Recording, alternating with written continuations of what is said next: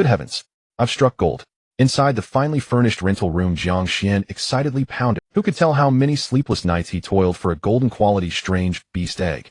Gazing at the commanding image of the ocean overlord on his computer screen, Jiang Xuan, overcome with excitement, reached for his phone to capture a photo to boast to his friends. No sooner had he risen than a swirling kaleidoscopic vortex burst before him, and his body, ungoverned, began to tumble into its depths. A searing sensation, as if his very soul were being wrenched apart, exploded in his mind, the pain nearly forcing a howl. Damn it, my Abyssal Sea Beast Leviathan. Before he succumbed to unconsciousness, that frantic thought was his last. His soul, like a leaf borne on the wind, drifted away toward a far-off horizon, guided by an unseen force, until he descended upon an endless expanse of ocean. As the strange voices gradually faded, Jiang Xuan slowly awoke atop a weathered wooden plank. Survival game. And what on earth is this black tide? Still groggy, he scooped up some water to wash his face. Refreshing. The cold sea water clung to his skin, jolting him awake. Wait, where did this water come from? Glancing down at the dark, fathomless sea, he appeared dazed, contemplating another short nap to regain clarity. Scaring oneself is rather pointless. 5 seconds later, upon reopening his eyes, his expression had turned blank. Before him stretched an endless pitch-black ocean beneath a sullen sky, where a few scattered birds seemed to be hunting over the water. Perhaps this was not so bad after all. He had no attachments. He sighed softly, and calm once again settled upon Jiang Xuan's face. Lowering his gaze, he discovered he was lying prone on a dilapidated wooden plank roughly 3 meters long and 2 meters wide. Suddenly, a burst of information materialized before him, startling Jiang Xuan. Before he could recover, a transparent screen appeared in his view. Dark characters began to materialize slowly, and the first page bore the information spoken moments earlier. The second page revealed a three-dimensional human figure overlaid with basic status information. After reviewing his personal attributes, Jiang Xuan found a measure of solace. Though his strength and speed were a bit lacking, his spirit remained comparatively robust. Then he turned to the third page, and with tentative curiosity, he was the first to open the inventory section. At the outset, his bag held only 10 slots with identical items stacking into one. A cursory glance revealed merely a fishing rod and a blue blueprint lying quietly within. The trading hall was completely empty, suggesting that no one had yet begun trading goods. Meanwhile, the communication channels were simply divided into world and regional segments. Eager to understand his current predicament, he first navigated into the world channel. Ha ha ha, I am the Pirate King. This vast ocean shall be mine to conquer. Born on the back of a Sea King type creature from the start. Holy cow, it just devoured an entire ship. Sea King type. What sort of ocean creature is that? Does it even prey on humans? I am Qin Shi Huang. Give me sustenance, and I shall crown you kings of another realm. I have billions in inheritance at stake. Transport me back immediately. Immediately. Watching a torrent of messages flood the world channel, Jiang Xuan's lips twitched as he swiftly switched to the regional channel. Are you kidding me? I just bought a new house and married anew, and before I could enjoy it, they've cast me upon this desert. What do you mean by that? I've toiled for 40 years like an ox and a horse, just finished paying off my mortgage. Who do you expect me to reason with? Guys, I started on a pirate ship. Can anyone tell me how to join them? Ahem, listen up. The immediate priority is to take care of your own affairs. Huh, you all have ships. I only have this solitary piece of driftwood beneath me, and I dare not move an inch. I'm starving. I should have had breakfast, now my stomach won't stop growling. Ha ha ha, who knew that an extra egg for breakfast would put me ahead of the rest? The regional chat channel scrolled a bit more slowly, yet it remained inundated with complaints about dire predicaments and fears of an unknown world. It seems everyone has indeed been thrown into this strange fate. Satisfied by this thought, Jiang Xuan called out, brothers, someone help me. I'm stranded on this island, and the encroaching black tide grows ever nearer. Haha, luckily I'm far from that menacing tide. Friend, you should hurry and chop wood to build a raft. I spawned on an uninhabited boat. I checked. The engine still functions, though at a modest pace of only 10 Black Sea miles per day. Damn it. This is unjust. Why do you have ships while I'm stuck with a deflated lifebuoy? Blast at Black Sea survival. Starting off, they placed me on driftwood, and in my nervousness, I tumbled into the water with a splash. At that, Jiang Xuan quietly laughed. No, rather, he silently mourned. The chat channel allowed only 5 messages per day and supported voice input. It appeared that the fellow had already met his demise in the sea. A familiar voice resounded once more, rekindling the survivor's thirst for life. The chat channel then erupted into a frenzy, its messages scrolling faster than before. Amit, by God, grant me an awe-inspiring talent.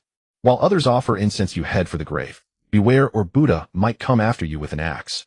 Ha ha ha, I have awakened the flame talent. Wait, no, what use is a flame talent upon the sea? I have awakened the water control talent. Children, behold your king. Damn it. While the water control talent reigns invincibly over the sea, why was I granted only pristine clarity of mind? Blast it. Give me a heat resistance talent already. What good is it if I'm nearly frozen? As messages raced across the display, Jiang Xuan casually flicked his sleeve. In a light-hearted manner, he showed not the least bit of alarm, for panic would serve him little purpose. Undoubtedly from the very start the starting lines had been drawn differently according to one's spawn point.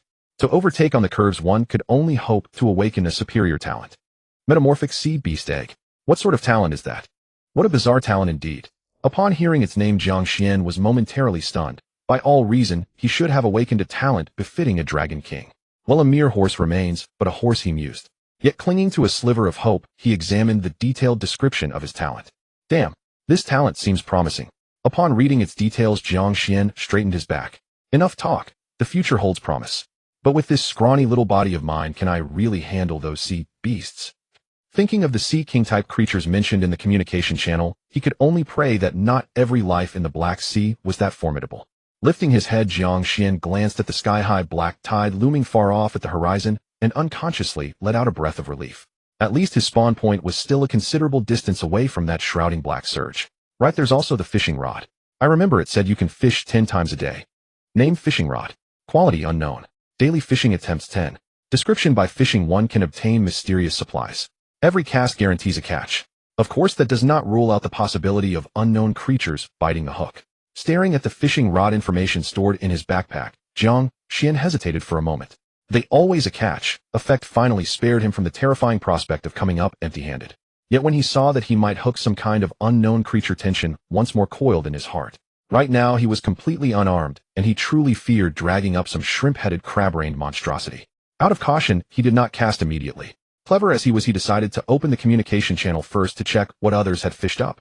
Damn it, I fished 3 times in a row and only got 20 units of wood. You're doing better than me. I cast 5 times. 2 pieces of driftwood, 2 scraps of torn cloth, and 1 shattered gold cup. And what use is gold to me out here anyway? Your luck's not great. I just did a single cast and got a driftwood chest with a bottle of mineral water and a pack of black bread inside. Comparisons will kill you. I burned through all 10 of my casts and only got rotten wood and ragged cloth. Not even a single fish. In more professional terms, one might say he had just stepped into the realm of a novice angler. While nothing had yet taken the baitless hook, he began checking the— Wait, why do you get a flintlock? I awakened gun mastery as well, but all I received was a wooden gun. Jiang Xuan skimmed through the messages on the regional channel, roughly browsing the information. Jiang Xuan soon noticed the key point: most people were fishing up materials, items, and small species of fish. It seems the danger level during the newbie phase isn't all that high, he murmured. Once he confirmed that the danger was not too great, he casually took the fishing rod out of his backpack. Yet when his gaze fell on the pitch-black rod before him, he found himself hesitating again. Wait, what about bait? You're telling me this doesn't require bait? Though he was no professional angler, he at least knew that fishing usually required bait. You can't just fish without feeding the poor things, can you? So he once again opened the communication channel. When in doubt, asked the netizens. Excuse me, does this fishing rod really not need bait? I didn't receive any bait with mine. Sea Beast's strictest father, this rod should be a special item. It doesn't require bait. By the way, I'm impressed you could resist casting at least once right away. The reply came from a survivor with the ID full-level angler.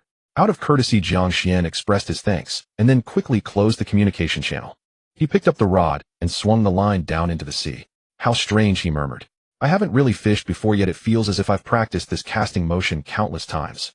In more professional terms, one might say he had just stepped into the realm of a novice angler. While nothing had yet taken the baitless hook, he began checking the lone remaining blue blueprint in his backpack. Name: Level 1 Wooden Boat Construction Blueprint. Required materials: 100 units of wood, 10 units of nails, 10 units of cloth. Engine 1. Description: hurry and build a wooden boat. Though its defensive abilities are weak, at least it can move forward. On a perilous sea, how could one possibly go without a place of shelter? Damn it. What I can manage, I should be able to fish that up. But where am I supposed to find an engine? After finishing the description, even his usually good temper couldn't stop him from cursing. He had never heard of anyone fishing up an engine before. Never in the past, not now, and certainly not in the future. Casting a glance at the motionless fishing rod, he reopened the communication channel. Brothers, it's hard to imagine, but I actually fished up an engine. The drop rate isn't bad. Mine came out on the 6th cast. Are you talking about the basic engine from the driftwood chest? Mine only dropped on the final cast, haha. It's so strange, such a big engine, yet it doesn't feel heavy at all. It's like this rod gives everything the same weight no matter what you reel in. Seriously, you're all fishing up engines while I burned through all 10 attempts and only got a few chunks of rotten wood and a sea fish that almost ate me. Bro, are you serious? It almost ate you. How big was it? Don't tell me you hooked a shark. No, You can't possibly imagine what it's like to almost get your head taken off by a 10-centimeter octopus. That thing has definitely drunk its fair share of nuclear waste. It looked unbelievably grotesque. Expressionless Jiang Xuan closed the communication channel, suddenly feeling as though the world had somehow changed, grown unfamiliar. Fine, he admitted he had underestimated the fishing rod's capabilities. Thinking about it, even if he fished up a heavy transport truck later, he doubted he would be surprised anymore. Oh hell, it feels like something's on the hook, he exclaimed. Just as Jiang Xuan was complaining, the rod began to quiver slightly. He grabbed at his 24 abdominal muscles, tightening in an instant as his arm lifted with a smooth motion. Thump! A sea fish adorned with beautiful shimmering patterns leapt gracefully from the water, soaring toward him in an almost romantic arc. Whoa, it's gorgeous! Gazing at the vibrant markings and the streamlined body of the fish, Jiang Xuan admitted that his uncooperative stomach had growled 3 times in a single second. Wait, that mouth doesn't look right. His line of sight shifted upward to the fish's lips, thick human-shaped lips, as the creature gazed at him with a disturbingly human, intoxicated expression. Jiang Xuan's entire body tensed, and he immediately twisted to the side, dodging the bizarre fish's attempted tongue kiss. The fish's lunge missed him, and instead slammed onto the cold, hard planks with a resounding thud. After a brief, futile struggle, the fish grew still. Then, as though conscious, it slowly turned its head, offering Jiang Xuan an air-kissed long French kiss from afar. Subu. For a full minute. This indescribably featured sea fish had held Jiang Xuan in petrified silence for a whole 60 seconds. Only heaven knew what he endured during that minute. From initial terror to confusion, a drifting sense of chaos, and finally, a blank, emotionless stare. Feeling utterly humiliated, Sanity 1. The repeating notification sounds finally jolted him awake from his nightmare. You damn thing. Die for me. Once he snapped out of it, Jiang Xuan's cheeks flushed with anger, his fury blazing. It was hard to accept that after more than 20 years of chastity, he had just been remotely molested by a fish for a full minute. Determined that this incident must never be exposed, Jiang Xuan immediately resolved to kill the fish and erase all traces. He picked up the fishing rod, then reluctantly put it back down before suddenly leaping up and stomping down with his foot. With a move akin to a giant elephant stomp, he formally declared the strange fish's time of death. Family members could now be informed. A minute later, he stared down at the heavy, unyielding lips, still protruding, stubbornly, tongue lolling from the lifeless mouth. A shudder of disgust ran through Jiang Xuan, and he used sea water to scrub the soles of his shoes. Name: deadly wet-kiss fish. Rank: black iron. Description: a common bizarre fish species in the Black Sea world. It possesses a human-like mouth and a long tongue lined with venom glands. You certainly do not wish to be touched by its French kiss. The toxins secreted by its tongue are enough to paralyze an ordinary person's entire body and strip them of any ability to resist. Note: once the head is removed, the remaining parts are edible. My God, how grotesque. After reading the entry, Jiang Xuan once again hurriedly used seawater to wipe his shoes. Who knew whether that fish, Junior, had managed to lick his shoes earlier? You have slain the sea beast, deadly wet-kiss fish, and obtained 1 mutated sea beast egg. Just as Jiang Xuan was debating whether or not to treat the fish as food, a chime suddenly echoed within his mind. Holy, my talent just activated. I never expected my talent to be so remarkable. A single sea fish could actually bring me an aberrant sea. In just 5 seconds, I envisioned myself reaching the pinnacle of life. Name: aberrant sea beast egg. Quality: black iron. Remaining hatching time: 4 hours. Description: an unknown aberrant sea beast egg. What hatches depends entirely on chance. Well, it seems I can't identify its type for now. Oh, we'll just have to wait until it hatches. I glanced at the deadly wet-kiss fish beside me, still sticking out its tongue. Jiang Xuan suppressed his discomfort and stowed it in his backpack. I hope nothing similar hatches from it. Concerned about his talent, Jiang Xuan slightly adjusted his mood and continued casting his second line. During the waiting time, Jiang Xuan didn't waste a moment and happily browsed the communication channel. There were so many people chatting inside. Everyone, look. I've caught a special fish species. P.S. a colorful fish with a thick mouth resembling a human's. Dude, that's a bit disgusting. This looks too abstract, though I could accept it if you remove the fish head. Damn it, the original poster is poisoning from afar. I just lost 2 points of rationality. Wait, I have a strange idea. Stop your weird thoughts, poster. They'll be blunt. It's not allowed. It's human. On the contrary, I didn't expect to face the world's malice as soon as I opened the communication channel. Jiang Xuan rolled his eyes and started typing. Gambler, I've encountered this fish before. I suggest you use your identification skill to check it out. Gambler is the poster's ID. With the thought of being fellow compatriots on Blue Star, Jiang Xuan kindly reminded, Gambler, take a gamble. Life is short, why not give it a try?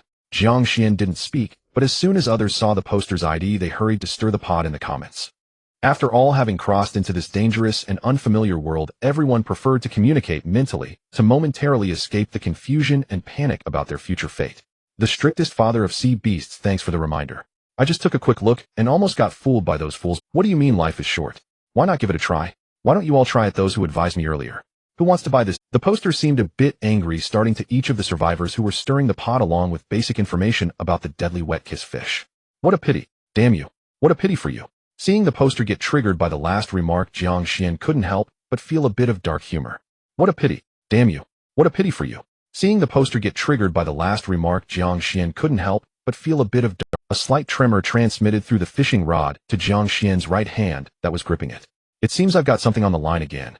With the caution from previous experiences still fresh in my mind, Jiang Xuan took a few steps back before yanking the fishing rod. Received small floating wood automatically decomposed into 5 units of wood. Is this it? Looking at the lump of floating wood that had been pulled up soaked in seawater, Jiang Xuan sighed in disappointment, but also felt relieved. Scaring myself. After storing the 5 units of wood in the system backpack, his backpack space was now occupied by 4 slots. Continue. Skillfully casting the fishing rod again, he stubbornly waited like a patient fisherman. 5 minutes later, medium-sized floating wood automatically decomposed into 10 units of wood. Continue. Shaking his head, he cast the fishing rod towards the sea again. If I keep catching floating wood, at least I'll accumulate enough materials to build a wooden boat. Thinking that he would soon have his own wooden boat, Jiang Xuan couldn't help but smile. Since I can't be the main character, cosplaying as a pirate king seems pretty good too. Ultimately, planks are just planks, though. Jiang Xuan was very satisfied with the results. He just wanted to say, "I'm progressing, and what about you, plank?"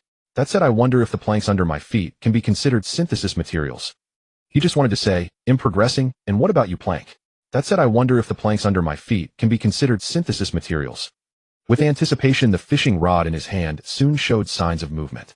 Oh, seems like I'm getting something good. Oh, Amitba, may God bless me, hoping for something useful to come in. After a sincere prayer, Jiang Xuan exerted slight force, and a dark shadow was suddenly pulled out from the pitch-black seawater. Bang! The sound of a heavy object falling made him feel the plank beneath his feet sink slightly for a moment. Alright, if it sank for one more second, my little heart would have jumped out. Fortunately, the plank holds up. The desolate sea breeze blew, tousling his hair. After many minutes, he finally realized how crucial it was to have a plank that never sank despite the weight. Name: old wooden box. Description: the most basic supply box in the Black Sea world. Opening it may yield surprising discoveries. Note: certain items have double drop rates during the novice period. It's actually a wooden box. Oh, let's go, my favorite blind box opening. Carefully examining the old wooden box entangled with water plants, Jiang Xuan directly used the fishing rod to lift the wooden lid off. As the box opened, several palm-sized glass beads rolled into view at the bottom of the box. Glass. Taking out a translucent glass ball at random, Jiang Xuan directly activated the identification skill. Name: 500 milliliters mineral water. Description: surprised, unexpected. Does it evoke the excitement of encountering an old friend in a foreign land? It's also very convenient to use. We just press the button at the lower right corner. The sense of surprise faded quickly. Jiang Xuan pressed the protruding button at the lower right corner of the glass. Sure enough, a flash of white light passed, and the glass ball in his hand vanished, revealing a 500 milliliters bottle of mineral water in front of him. After searching for the production date, he found no markings, only a note stating that it was drinkable. He twisted the cap open and took a tentative sip, a long-lost feeling of comfort flooding his heart. It's even sweeter than regular mineral water. After drinking a third of it, Jiang Xuan reluctantly placed the remaining mineral water into his backpack. Not knowing if he would be able to obtain more water sources later, he aimed to minimize freshwater consumption. As having had the first experience, he confidently reached into the wooden box and retrieved 2 more glass balls. Item: black bread. Description: a loaf of black bread the length of a forearm. If you eat sparingly, it will. Item: black bread. Description: a loaf of black bread the length of a forearm. If you eat sparingly, it will provide enough food for you for 2 days, of course, provided you are not a big eater. Item: black sea primary engine. Quality: exquisite. Description: generates power from seawater, energy saving and pollution free. Congratulations, you are one step closer to having your own large ship. Of course, you can also use it in other suitable places. Alright, he admitted it, an engine can really be fished up. Seeing is believing, hearing is deceiving. The moment a meter-wide engine appeared before Jiang Xuan, he was completely convinced.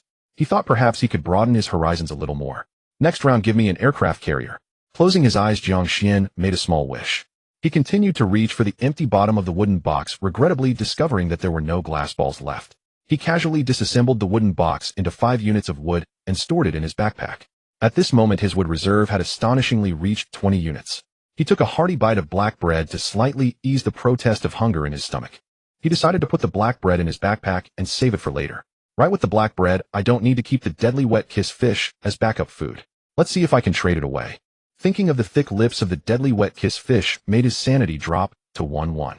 He opened the trading panel, and without hesitation listed the deadly wet kiss fish. After all, it was the first day, and there weren't many trading orders in the trading hall. He wasn't worried about his order being deadly wet kiss fish 1, seeking to trade for 20 units of iron nails or 40 units of wood. Although he didn't know the exact value of the deadly wet kiss fish. But adhering to the terrifying dominance of food in the early stages, he still marked a relatively high price for the fish. Sure enough, shortly after he listed it, someone commented below, "What? A broken fish is asking for 40 units of wood. I worked hard for half a day just to fish out 50 units of wood. The poster must be crazy. I wouldn't eat that broken fish even if I starved. I think this fish is not bad if you remove its head. It's just that I haven't caught that much wood yet. The poster must be out of their mind. I suggest they share a French kiss with this fish to regain their sanity." Sometimes the comments represented Jiang Xuan's frustration. Looking at the few malicious comments below, he wished he could grab a sea fish and coldly slap it across their faces. It seemed that only half a day had passed, and everyone's demand for food wasn't so urgent yet.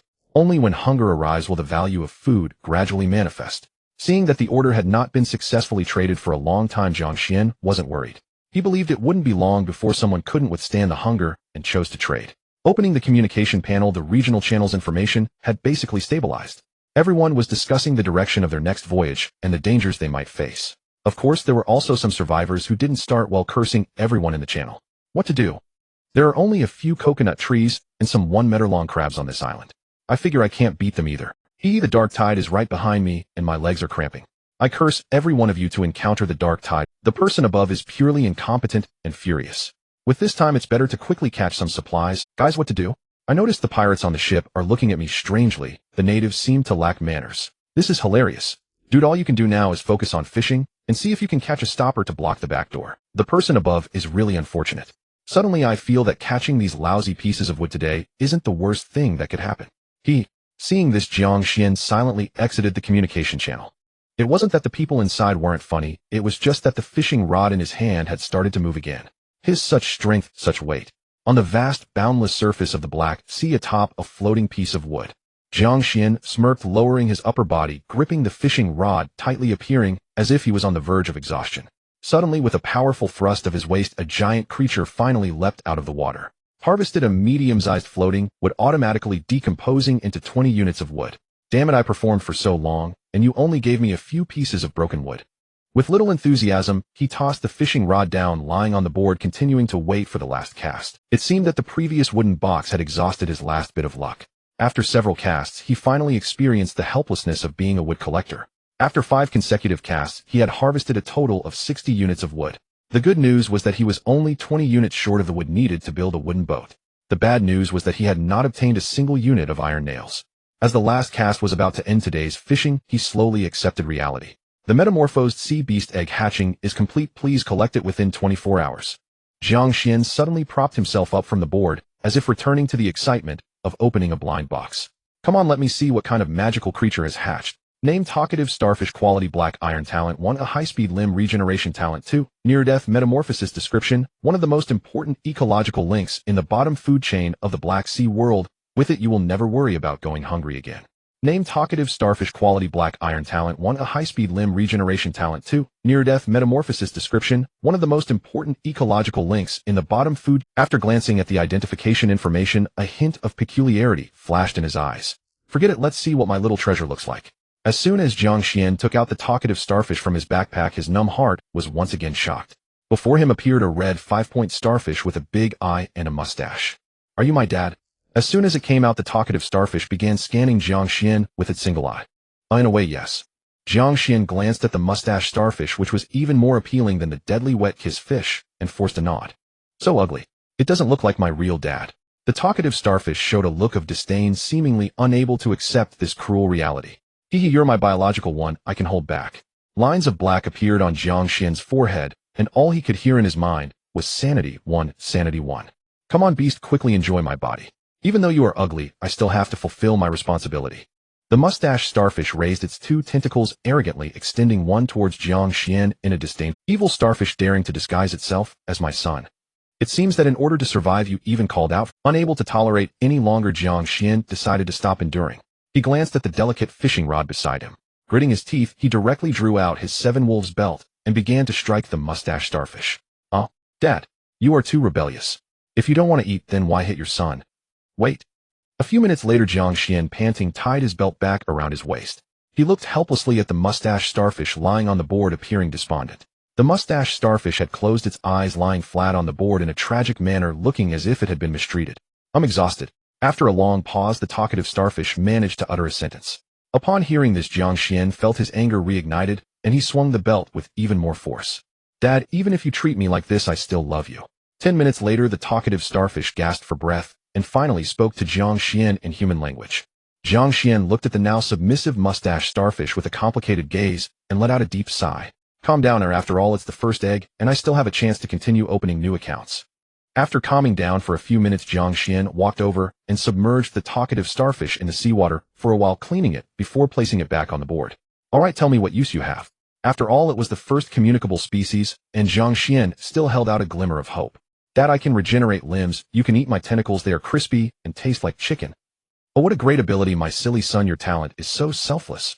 Jiang Xuan displayed an expression of reluctance, gently holding the talkative starfish, casually breaking off one of its tentacles and directly placing it in the trading hall. Edible starfish tentacle trade for 30 units of wood or 10 units of iron nails. It must be said, although the talkative starfish talked too much, it was indeed robust. With a length of half a meter, any single tentacle was about 20 centimeters long. It could compete with black bread in terms of satiation. No, Dad, be gentle. Leave one, otherwise I won't be able to move, Dad. As Jiang Xuan showed no hesitation in breaking off more of its tentacles, the talkative starfish hurriedly retreated while screaming in despair. Oh, can't move. Isn't that a good thing? Jiang Xuan rolled his eyes at the talkative creature. He had seen through it. He couldn't act directly, as it would easily enjoy it. Out of the last shred of conscience, he ultimately left the talkative starfish with 2 tentacles for support. Dad, be a little gentler next time. Although I can regenerate, this isn't very friendly at all. Seeing Jiang Xuan finally stop, the talkative starfish wiggled its mustache and shamelessly leaned close to Jiang Xuan. Dad, let's continue fishing, I'm hungry too. The talkative starfish pouted its elegant mustache and looked at the fishing rod beside it with eager eyes. Wait, did you just say you were hungry too? Jiang Xuan looked incredulously at the half-meter-long figure of the chatty sea star. Cough cough, Dad, don't misunderstand, I don't eat much. It's mainly because I'm tempted. I can capture the mayfly creatures in the seawater to absorb energy. Seeing Jiang Xuan's mischievous gaze, the chatty sea star quickly asserted that it wasn't just a waste that consumed food. Oh, just sit there. I can still cast a line today, or whether we catch something depends on luck. Despite saying that, he still took down the deadly wet kiss fish from the trading hall. Although the sea star had a foul mouth, it was undeniably valuable to Jiang Xuan. Moreover, it alleviated his need for companionship to some extent. In this boundless sea, loneliness would eventually consume every soul that lost its companions. Quick, Dad, the fishing rod is moving. I think it's a fat long-kiss fish. Seeing the tremor in the fishing rod, the chatty sea star excitedly jumped in front of the rod, urging Jiang Xuan to reel it in. Jiang Xuan shook his head, glanced at the mustachioed sea star sticking to his feet, and casually pulled up the fishing rod. It seems like a box. Could this little thing really bring me some luck? 121, put in some effort. Eldest son, you can't be this weak. You must be lacking exercise usually. On the vast black sea, Jiang Xuan lay sideways on the wooden board, yawning, while instructing the mustachioed sea star, which was pulling the fishing rod with 2 tentacles. Dad, what nonsense are you talking? I'm just a sea star. The chatty sea star felt quite wronged, initially sensing that its father wasn't a good person. Well, it was now clear that its intuition wasn't wrong. It believed that any creature with a shred of conscience wouldn't make a sea star with only 2 tentacles do hard labor. Fortunately, at least it was a black iron sea beast, so it had basic strength. The chatty sea star clamped the fishing rod with its 2 short legs and trembled with force from its waist. With splashes of seawater, a black box covered in seaweed landed on the wooden board. Dad, look, I've pulled up the... Seeing that it had finally succeeded, the chatty sea star immediately called out excitedly to Jiang Xuan. Good job, eldest son, I didn't spoil you for nothing. Seeing that the labor it had trained was starting to show results, Jiang Xuan felt awake. Watching another supply box land on the wooden board, he rubbed his hands together excitedly. You haven't really spoiled me, but hitting me does hurt a lot. Hearing Jiang Xuan trying to take credit, the chatty sea star muttered quietly to itself. Ignoring the silly sea star, Jiang Xuan directly activated his identification skill on the black iron box. Clearly in his eyes there was only the black box, while the chatty sea star was completely overlooked. Name: Cursed Black Iron Treasure Chest. Type: Cursed. Item description: A cursed black iron treasure chest. Open it, and you'll gain surprises, but you might also receive shocks. Looking at the ambiguous description before him, Jiang Xuan seemed to be doused with cold water, frowning. Surprises are possible, but so are shocks. After closely examining the appearance of the black iron treasure chest, he noticed that something was indeed off. Tentacles of unknown creatures were protruding from the chest covered in seaweed. Although there was no movement, it still elicited a sense of discomfort. Unknown creature's tentacle discovered sanity 1. Observing unknown creature's tentacle sanity 1. Hearing the familiar sounds by his ear, Jiang Xuan hurriedly averted his gaze, contemplating how to deal with this treasure chest. As he turned his eyes, he suddenly noticed the chatty sea star mumbling beside the treasure chest. "Come on, eldest son, open it, and I'll reward you with fish tonight." As if finding a solution, Jiang Xuan immediately revealed a kind smile to the chatty sea star, gently encouraging it to approach and open the black iron treasure chest. Really, Dad? Then I want a whole fish." Hearing Jiang Xuan mention fish, the chatty sea star quickly ceased its complaints. Excitedly running to Jiang Xuan's side, it affectionately rubbed against him. "Good boy, eldest son, go ahead and open it, and we'll have fish for dinner tonight." Seeing the eldest son fall for it, Jiang Xuan's smile grew more genuine. "All right, Dad'll do it right now." Just as the chatty sea star was about to approach, it suddenly noticed the purple-black tentacle covered in seaweed, its eyes widening in shock. "Cough, cough, Dad, I think it doesn't matter whether I eat the fish or not. What's important is having family by my side. Even drinking seawater makes me quite happy." Looking at the seemingly wriggling, evil tentacle, the chatty sea star immediately changed its attitude, acting as if it could survive on a little seawater. "Eldest son, if you don't eat fish, then tonight we'll have sea star porridge instead." Jiang Xuan maintained his smile, patting the chatty sea star's head with a nonchalant expression. "Dad, you know I lost my mom when I was young." Jiang Xuan, damn it. Seeing the chatty sea star dragging its feet, Jiang Xuan's patience finally wore thin. With one kick, he sent it right in front of the black iron treasure chest. "Quick, grab it tight, eldest son. You have regeneration, what are you afraid of?" Seeing Jiang Xuan's determined demeanor, the chatty sea star finally resigned itself. "Dad, in my next life, I'll be your father." With a sudden loud shout, the chatty sea star bravely kicked towards the black iron treasure chest. Jiang Xuan also became serious at this moment, preparing to gather his strength. Although his chief son wasn't very normal, he was still his first egg, and he would certainly save it. Bang! The chatty sea star's 2 tentacles directly kicked the upper part of the treasure chest, which successfully opened at that moment. However, Jiang Xuan frowned. Because black smoke was rapidly billowing out from the chest, within the black mist a silver light flashed by. "Dad, save me." A scream echoed from the black mist as one of the chatty sea star's tentacles was suddenly severed by the silver light. I'm going to die. Dad, in my next life you have to be my son." The chatty sea star covered its smooth wound with its remaining tentacle, looking as if it were about to die. Jiang Xuan's forehead was filled with black lines, wishing he could sew its mouth shut. "Shut up. You only lost a tentacle." After chiding, Jiang Xuan directly activated his identification skill on the tentacle wielding a sword. Name: Cursed Chest Monster, level Black Iron. Description: its body is an octopus, which has gradually merged with the cursed treasure chest after hiding inside for years, becoming the guardian of the treasure chest. Looking at the purple-black tentacles wielding a sword and several rotten bones, Jiang Xuan felt his sanity rapidly declining. He scanned the surroundings, trying to find a suitable weapon. The wooden board was very clean. Aside from a sea star lying on the ground pretending to be dead, there was only a fishing rod left. "Damn it, I'm still lacking a weapon. The fishing rod is the most important thing, which can't be easily damaged." His mind raced as he began to think of a way to kill the opponent. After all, the opponent wielded a silver sword with pretty good accuracy. "That's right, I still have this." Seeing more tentacles extending from the treasure chest, Jiang Xuan suddenly thought of a plan. "Before that, I need to disrupt its defenses first." Once he made up his mind, Jiang Xuan immediately took out 10 units of wood from his backpack. Without saying a word, he picked up the wood on the ground and hurled it into the black mist. The chest monster instinctively swung its silver sword, cutting the oncoming planks. Its other tentacles quickly swung to try to block the planks coming from other directions, preventing the shattered planks from harming its vulnerable body inside the chest. "Ugly monster, I'll treat you to fish." Seeing the opponent's tentacles used to block the falling wood, Jiang Xuan quickly took out the deadly wet kiss fish from his backpack and threw it into the treasure chest. Hiss! As the deadly wet kiss fish crashed into the chest monster's fragile interior, like a stone, a series of hissing cries suddenly emanated from within the chest. Seeing this, Jiang Xuan quickly retreated to the edge of the board. "Now you've been caught." Noticing that the tentacles outside the chest suddenly shrank, Jiang Xuan knew his plan had worked.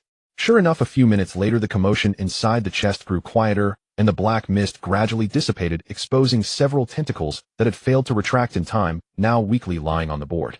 The tentacle that had been holding the silver sword suddenly softened, and the sword slipped from its grip. Jiang Xuan waited a moment longer, and seeing that there was no more movement from the chest, he hurried over to pick up the silver sword.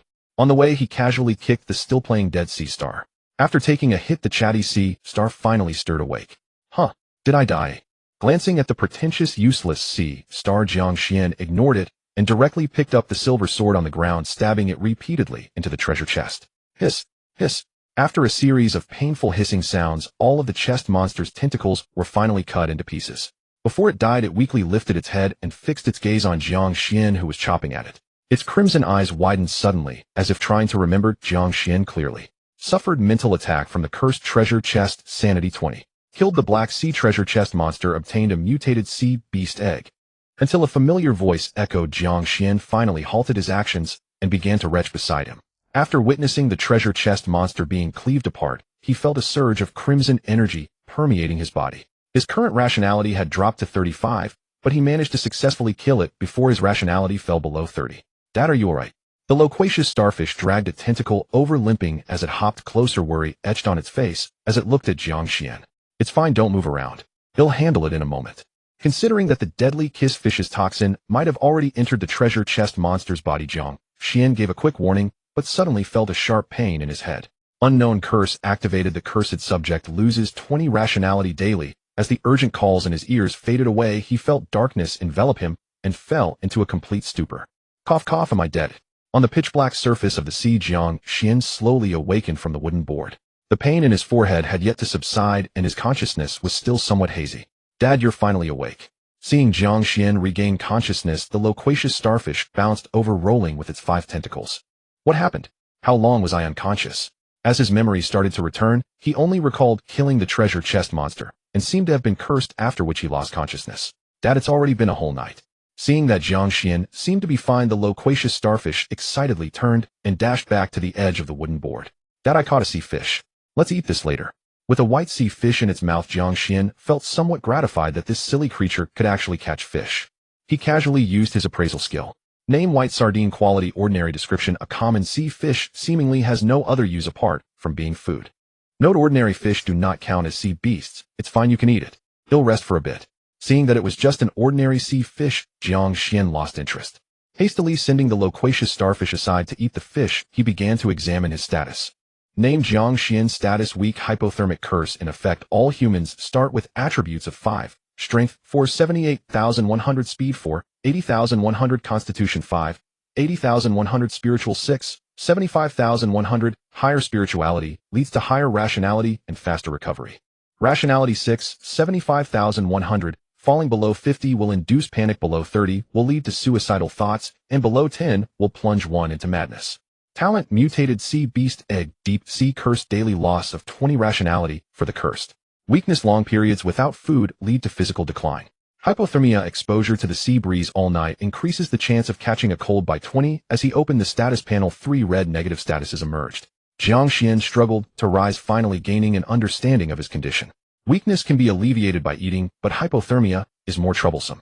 It seems I need to hurry and build a wooden boat. Wrapping himself in a thin, drafty garment, Jiang Xuan felt that if he endured more of the sea breeze, he would catch a cold. He reached into his bag and pulled out black bread, taking a few hearty bites. With the food alleviating his hunger, he felt a bit more spirited. Dad, I've collected all the wooden planks. After finishing the fish, the loquacious starfish clearly looked much more energetic, having likely not eaten much while keeping watch over him last night. Not bad, I won't cut your tentacles today. To his surprise, this fellow even knew to retrieve the wood he had thrown away, making Jiang Xuan secretly nod in approval. Really, Dad? Hearing that Jiang Xuan wouldn't cut its tentacles, the loquacious starfish was deeply moved, its eyes shimmering with moisture. He'll cut them tomorrow. Jiang Xuan encouragingly patted its head, and he had to admit it felt quite nice. The loquacious starfish's tentacles were still quite flexible, as he had just observed. On the trading panel, several of those tentacles showed successful trades. Many private messages were asking if he had any chicken-flavored tentacles left for sale, clearly not having had enough. Alright, Dad. Hearing that there was only a day's worth of complete tentacle usage rights, the loquacious starfish lowered its head and silently walked to the side. Of course, Jiang Xuan also noticed its furtive glances towards him, likely pretending to be this way to soften. There's no choice, at the start of survival, he'll have to endure with Dad for a while longer. Once Dad thrives, I won't neglect you. Seeing the loquacious starfish's mood somewhat downcast, Jiang Xuan continued to paint a bright future for it. He was now only short of 10 units of iron nails and 10 units of cloth. By the way, let's check the treasure chest. I must gather the materials for the wooden boat. It began busily collecting scattered wood along the surface of the sea. Combined with the 30 units of wood sold from the loquacious starfish's tentacles, the materials for building the wooden boat were sufficient. He was now only short of 10 units of iron nails and 10 units of cloth. By the way, let's check the treasure chest. I must gather the materials for the wooden boat today. He glanced at the black iron chest which lay lonesomely on the wooden board alongside the silver sword that had a bit of shredded flesh on it. It seemed that the eldest son had been obedient and not touched these items. Name silver light sword quality fine trait sharp description. Once a knight's side sword, it lay dormant at the bottom of the sea for hundreds of years after its owner perished in the Black Sea until it encountered a sea octopus. A fine quality silver light sword, its trait is sharp. Looking at the details on the information, Jiang Xuan picked up the silver light sword, which should count as his first weapon. It's a pity I can't deal with the curse for now. Glancing at the broken limbs remaining on the black iron chest, Jiang Xuan carefully tossed the toxic flesh into the sea with the silver light sword. 10 minutes later, looking at the now clean black iron chest, Jiang Xuan finally discovered the glass orbs hidden at the very bottom. 4 glass orbs, 2 white and 2 blue, lay quietly at the bottom of the chest. Following the approach of opening a blind box by checking the first layer, he first appraised the 2 white glass orbs. Name iron barbecue grill quality ordinary description. Who can resist the temptation of a barbecue feast on the sea? Of course, the precondition is that you have fire and charcoal. Name lighter quality ordinary description. An essential item for survival in the wild, the most basic resource for survivors. With it you can say goodbye to cold and raw food. The 2 white glass orbs produced 1 iron barbecue grill and 1 lighter. Jiang Xuan nodded. The lighter came just in time for him. After all, even if the wooden boat was built without a source of fire, he would still face the danger of hypothermia in the cold Black Sea. Next were the 2 blue glass orbs, and after 2 rounds of unboxing, he had gained some experience. Name magical wooden bed quality fine description. A practice piece by the legendary craftsman Master Hao during his youth.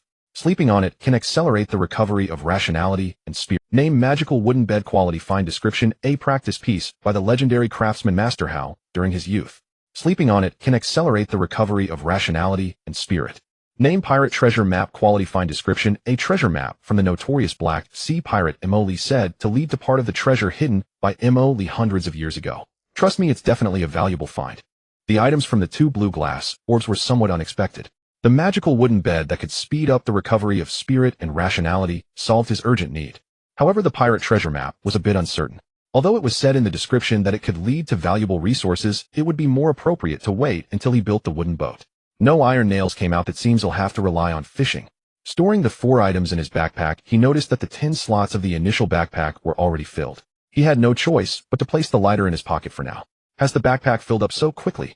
Jiang Xuan thought just right to organize all the resources he currently possessed. 120 units of wood blueprints for a blue wooden boat, 1 engine, 300 milliliters of mineral water, remaining half a piece of black bread, 2 starfish tentacles, a magical wooden bed, a pirate treasure map, 1 mutated sea beast egg, 1 iron barbecue grill, 1 lighter, and 1 silver sword. This was all the resource reserves he had accumulated so far. Apart from the lighter and the silver sword used as a weapon, it perfectly occupied 10 slots. It seems I need to look for items to upgrade the backpack when the opportunity arises. Now is only the 2nd day in the Black Sea world. With the increase in fishing attempts, 10 backpack slots would definitely be insufficient. He glanced at the Black Sea survival log and finally saw several repeated reminder messages. The mutated sea beast egg has hatched. Please take it out within 24 hours. Has the hatching been completed? Jiang Xuan was slightly taken aback, almost forgetting the 2nd mutated sea beast egg he had obtained by defeating the treasure chest monster. Take it out. Glancing at the mustachioed sea star playing by the edge of the board, Jiang Xuan felt a wave of unease in his heart.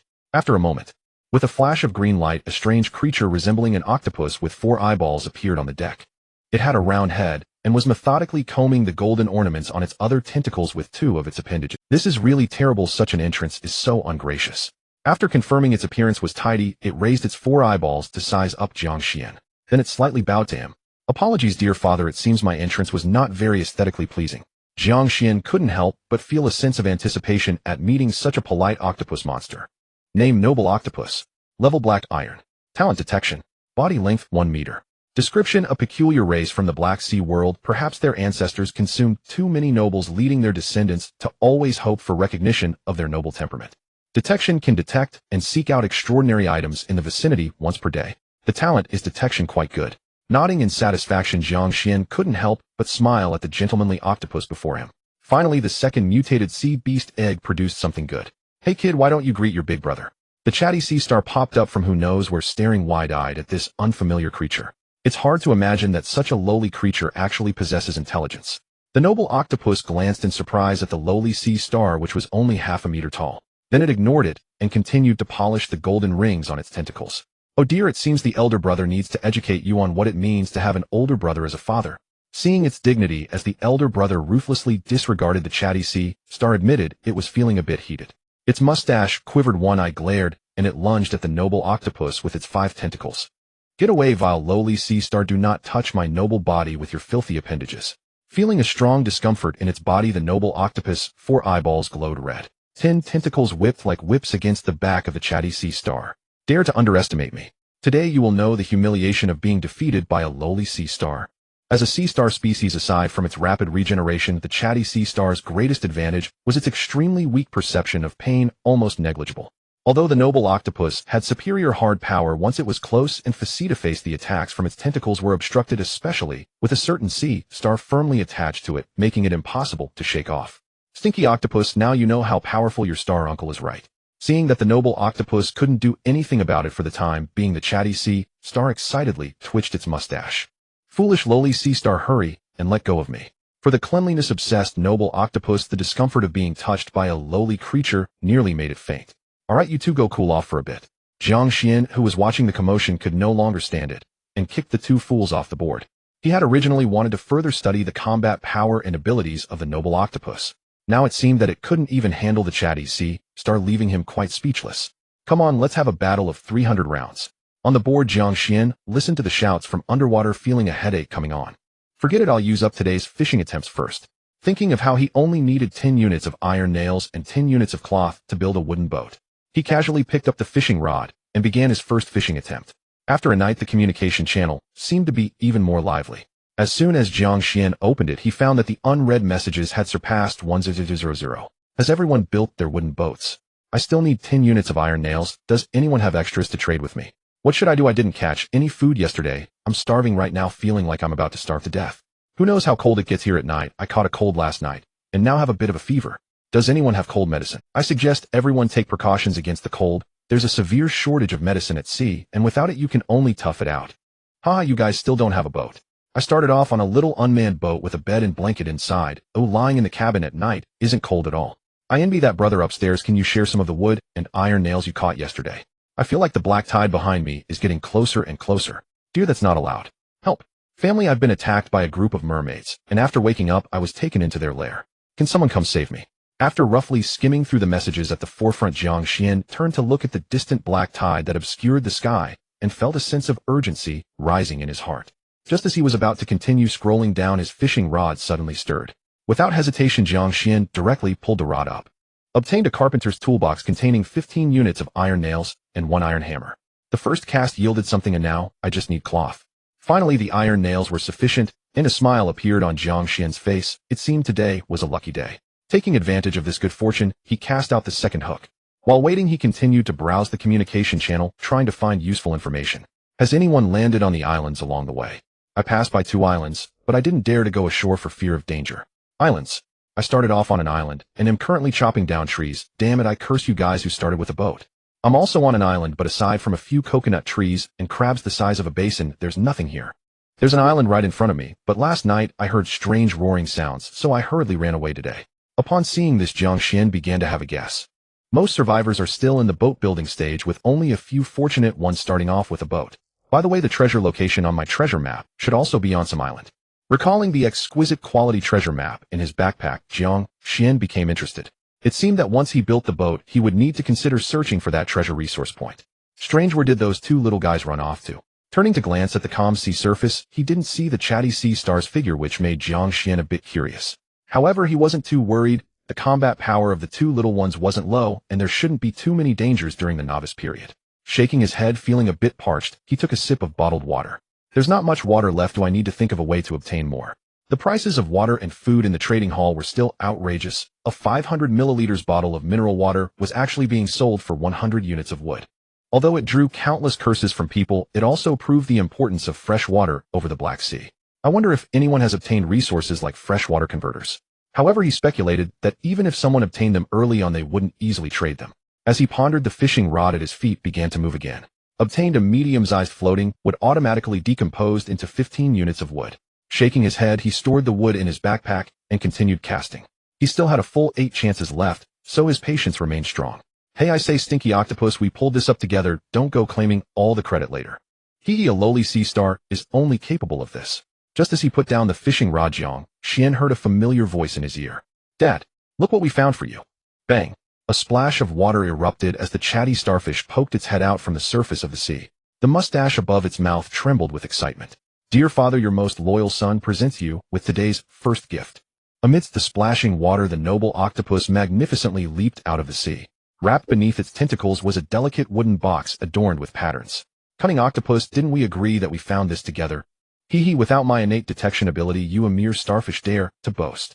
Seeing the two little ones about to argue again, Jiang Xuan helplessly waved his hand. "Father, while exploring the sea with the lowly starfish, just now my talent activated automatically. There should be something nice inside." Upon hearing Jiang Xuan speak, the noble octopus gentlemanly tidied up its slightly messy tentacles and respectfully lifted the exquisite redwood box with 4 of its limbs. "Umph, smug little creature." Ignoring the chatty starfish's taunts, the noble octopus slowly placed the wooden box in front of Jiang Xuan. "Not bad, you two deserve credit for this." Surprised by the unexpected delight, Jiang Xuan found the two little ones increasingly pleasing to the eye. "Come, eldest son, come and open it." Turning his head to wave at the chatty starfish, Jiang Xuan displayed a kind smile. "Ahem, Dad, actually, it was the silly octopus who found it first. Why don't we let it open it? You're being a bit too talkative, huh?" Noticing the starfish's reluctance to step forward, Jiang Xuan frowned and instinctively touched the 7 wolves at his waist. "You're being a bit too talkative, huh?" Noticing the starfish's reluctance to step forward, Jiang Xuan frowned and instinctively touched the 7 wolves at his waist. Only then did the chatty starfish dejectedly approach, looking as if it were saying, "Why is it always me? Lowly starfish is indeed a lowly starfish, just a coward." The noble octopus, watching the spectacle, slowly extended a tentacle to rub the exquisite ornament on the box, not forgetting to taunt. "Humph, that is how father values me. Who is truly father's legitimate eldest son is obvious." Stung by the noble octopus' words, the chatty starfish immediately started to retort, fearing nothing more than being looked down upon by the silly octopus. Name: the lost treasure chest. Quality: unknown. Description: a commingafage gift from the extraordinary, which Feely prepared by her uncle Count Phil. The identification skill showed no signs of danger, but since it involved extraordinary items, he could only let the most resilient chatty starfish among the 3 present test it first. "Dad, there seems to be a beautiful comb inside." Upon opening the redwood box, the chatty starfish waved excitedly at Jiang Xuan, as if urging him to come and see. Name: emerald glass comb. Quality: excellent. Item tier: ordinary, fine, excellent, superior, epic, legendary, mythical, supreme. Effect: a comb imbued with extraordinary power. Using it to comb your hair 3 times a day will slightly enhance your vitality. Description: Dear Feely, my most beloved little princess, this item carries my longing for you, a carefully prepared commingafage gift from your deeply caring uncle. Enhancement of vitality. Is it mental or physical? Jiang Xuan picked up this exceptionally beautiful lady's glass comb, noticing how it sparkled brilliantly in the sunlight. Cautiously placing the emerald glass comb into his pocket, Jiang Xuan continued to gaze at the other 2 items within the box. As for the trivial words in the description, he let out a sigh, thinking they were quite extravagant, before directly ignoring them. Name: Truth Necklace. Quality: excellent. Attribute: bonus, Constitution 2. Effect: after wearing it, you will gain the ability to recognize lies. Any beings below extraordinary level in front of you will involuntarily speak the truth. Description: my beloved little princess Feely, wear this as my protection, filtering out those insincere noble sons with slick tongues. Well, here is another beautifully designed lady's necklace. After reviewing the effect, Jiang Xuan casually put the necklace around his neck. He then turned and affectionately patted the head of the chatty starfish. "Eldest son, how many fish did you eat last night?" Seeing his father suddenly so gentle, the chatty starfish felt a bad premonition. Just as it was about to say it only ate 1, the words on its lips completely contradicted itself. "I absolutely cannot tell, Dad, that last night I caught 5 fish with my recovering tentacles and only had 1 left because I was too full to eat more." Seeing its mouth starting to uncontrollably babble, the chatty starfish hurriedly covered its mouth. "I knew it. Why didn't I hear you clamoring for fish today? Turns out you stuffed yourself last night." Gently stroking the chatty starfish's head, Jiang Xuan's hand unconsciously applied more pressure. Feeling the increasing pressure on its head, the chatty starfish was immediately drenched in cold sweat. It didn't expect its mouth to be so honest. "Dad, I love you." In a desperate bid for survival, the chatty starfish quickly uttered its life-saving truth. Forget it, no more lying next time." Originally intending to give the chatty starfish a light reprimand, he wasn't that serious. Moreover, the eldest son being able to catch fish on his own should make him happy. "Dear father, I have the utmost respect for you." Seeing Jiang Xuan turn his gaze, the noble octopus quickly expressed its stance. Although it didn't know the exact effect of the previous necklace, its cleverness told it that expressing its respect for father at this time was certainly the correct move. "Ahem, what is this? I just want to see my 2 proud sons." Seeing the two looking as if they were facing a formidable enemy, Jiang Xuan felt a bit disinterested. One must say, whether busy or free, scaring his silly son was also a good way to relieve boredom. He shifted his gaze to the last item. Name: Ring of Resistance. Quality: excellent. Attribute: bonus strength 2. Effect: when worn, a layer of defensive barrier will form on the boat's surface, automatically triggering in case of danger, capable of repelling attackers. Description: Dear Feely, even when I am not by your side, I will not allow any man with ulterior motives to approach within 3 meters of you. They shall never catch a whiff of your alluring virgin scent. The last item, called the Ring of Resistance, was a small and exquisite lady's bracelet embedded with a precious magical emerald.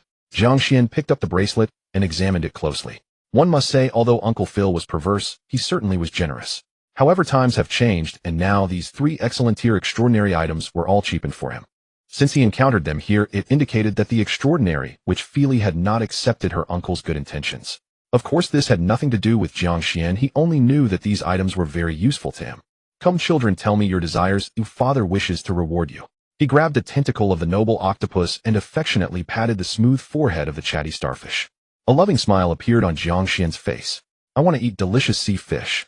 Dear father, I hope you can find me a proper outfit. After all, I am a noble, and being improperly dressed is quite embarrassing. Seeing the two little ones both voice their requests, Jiang Xuan began to ponder seriously. After all, these were 3 extraordinary items, and their effects were significant. As their father, he couldn't show no response. Sea fish is easy to obtain. There is still black bread and 2 starfish tentacles in the backpack. As for the proper clothing, considering that his 2 sons often go into the water, the clothes they received should have basic waterproof functions. Alright, I understand your wishes. Tonight we will eat sea fish. However, little noble, your clothing material requirements shouldn't be low, so I will need some time. Jiang Xuan took the tentacles of the 2 little ones, his eyes filled only with a father's immense expectations for his 2 promising sons. Father, thank you for your understanding. I have ample patience to wait. The noble octopus extended its tentacle onto its chest and bowed deeply to Jiang Xuan. Hooray, we can continue eating sea fish today. The talkative starfish bounced back and forth on the wooden board without a care in the world. Seeing the 2 little ones display happy expressions, Jiang Xuan couldn't help but smile. Perhaps their bond had been deeply intertwined from the moment he awakened his talent. After dismantling the box carrying 3 extraordinary items, Jiang Xuan's backpack capacity was already displayed as full. He took out the blueprint for a blue-quality wooden ship from his backpack. Detected that shipbuilding qualifications are met. Do you want to consume 10 units of iron nails, 100 units of wood, and 10 units of cloth to build the wooden ship? Confirm usage. As the blueprint transformed into a beam of blue light and vanished, 2 options appeared before Jiang Xuan. 1. Build a regular wooden ship requiring 100 units of wood, 10 units of iron nails, and 10 units of cloth. 2. Combine the shipbuilding materials with the unsinkable wooden plank beneath him to build an unsinkable small wooden ship. As expected, the wooden plank beneath me can indeed be used as upgrade material. Jiang Xuan nodded and decisively chose the second option. Suddenly, everything spun around, and as the solid wooden plank beneath his feet disappeared, he found himself inside a wooden cabin resembling a cargo hold. Seeing the 2 little ones beside him looking equally confused, Jiang Xuan activated his identification skill. Name: unsinkable wooden ship. Type: special ship. Level 1, sailing speed 15, Black Sea speed, with sails downwind, speed increases by 0.5. Black Sea speed, size 8 meters long, 5 meters wide, included structures: wooden deck, cloth sails, wooden cabin, captain's command room, crew's resting room. 1. Special effect: a wooden ship infused with magical materials. The unique effect is that you will never have to work. Description: indeed, just as you imagine, even if attacked and the ship is damaged, it will still leave you with a special type of ship. Jiang Xuan surveyed the 4-meter-wide, 5-meter-long cabin, processing the information from the identification. In other words, although most of the hull is made of ordinary wood because it incorporates the unsinkable plank beneath, therefore even if it gets destroyed, there will still be a piece left for him to stand on in the Black Sea. Dad, this is amazing. Did we just run into a wooden ship? This is magic. Father must be a magician. The talkative starfish and the noble octopus were momentarily astonished. After confirming that there was no danger around, they excitedly began to explore their surroundings. He first inspected the cabin, finding the red wood and purple fine iron he had placed on the previous wooden board in the center. It seemed this cabin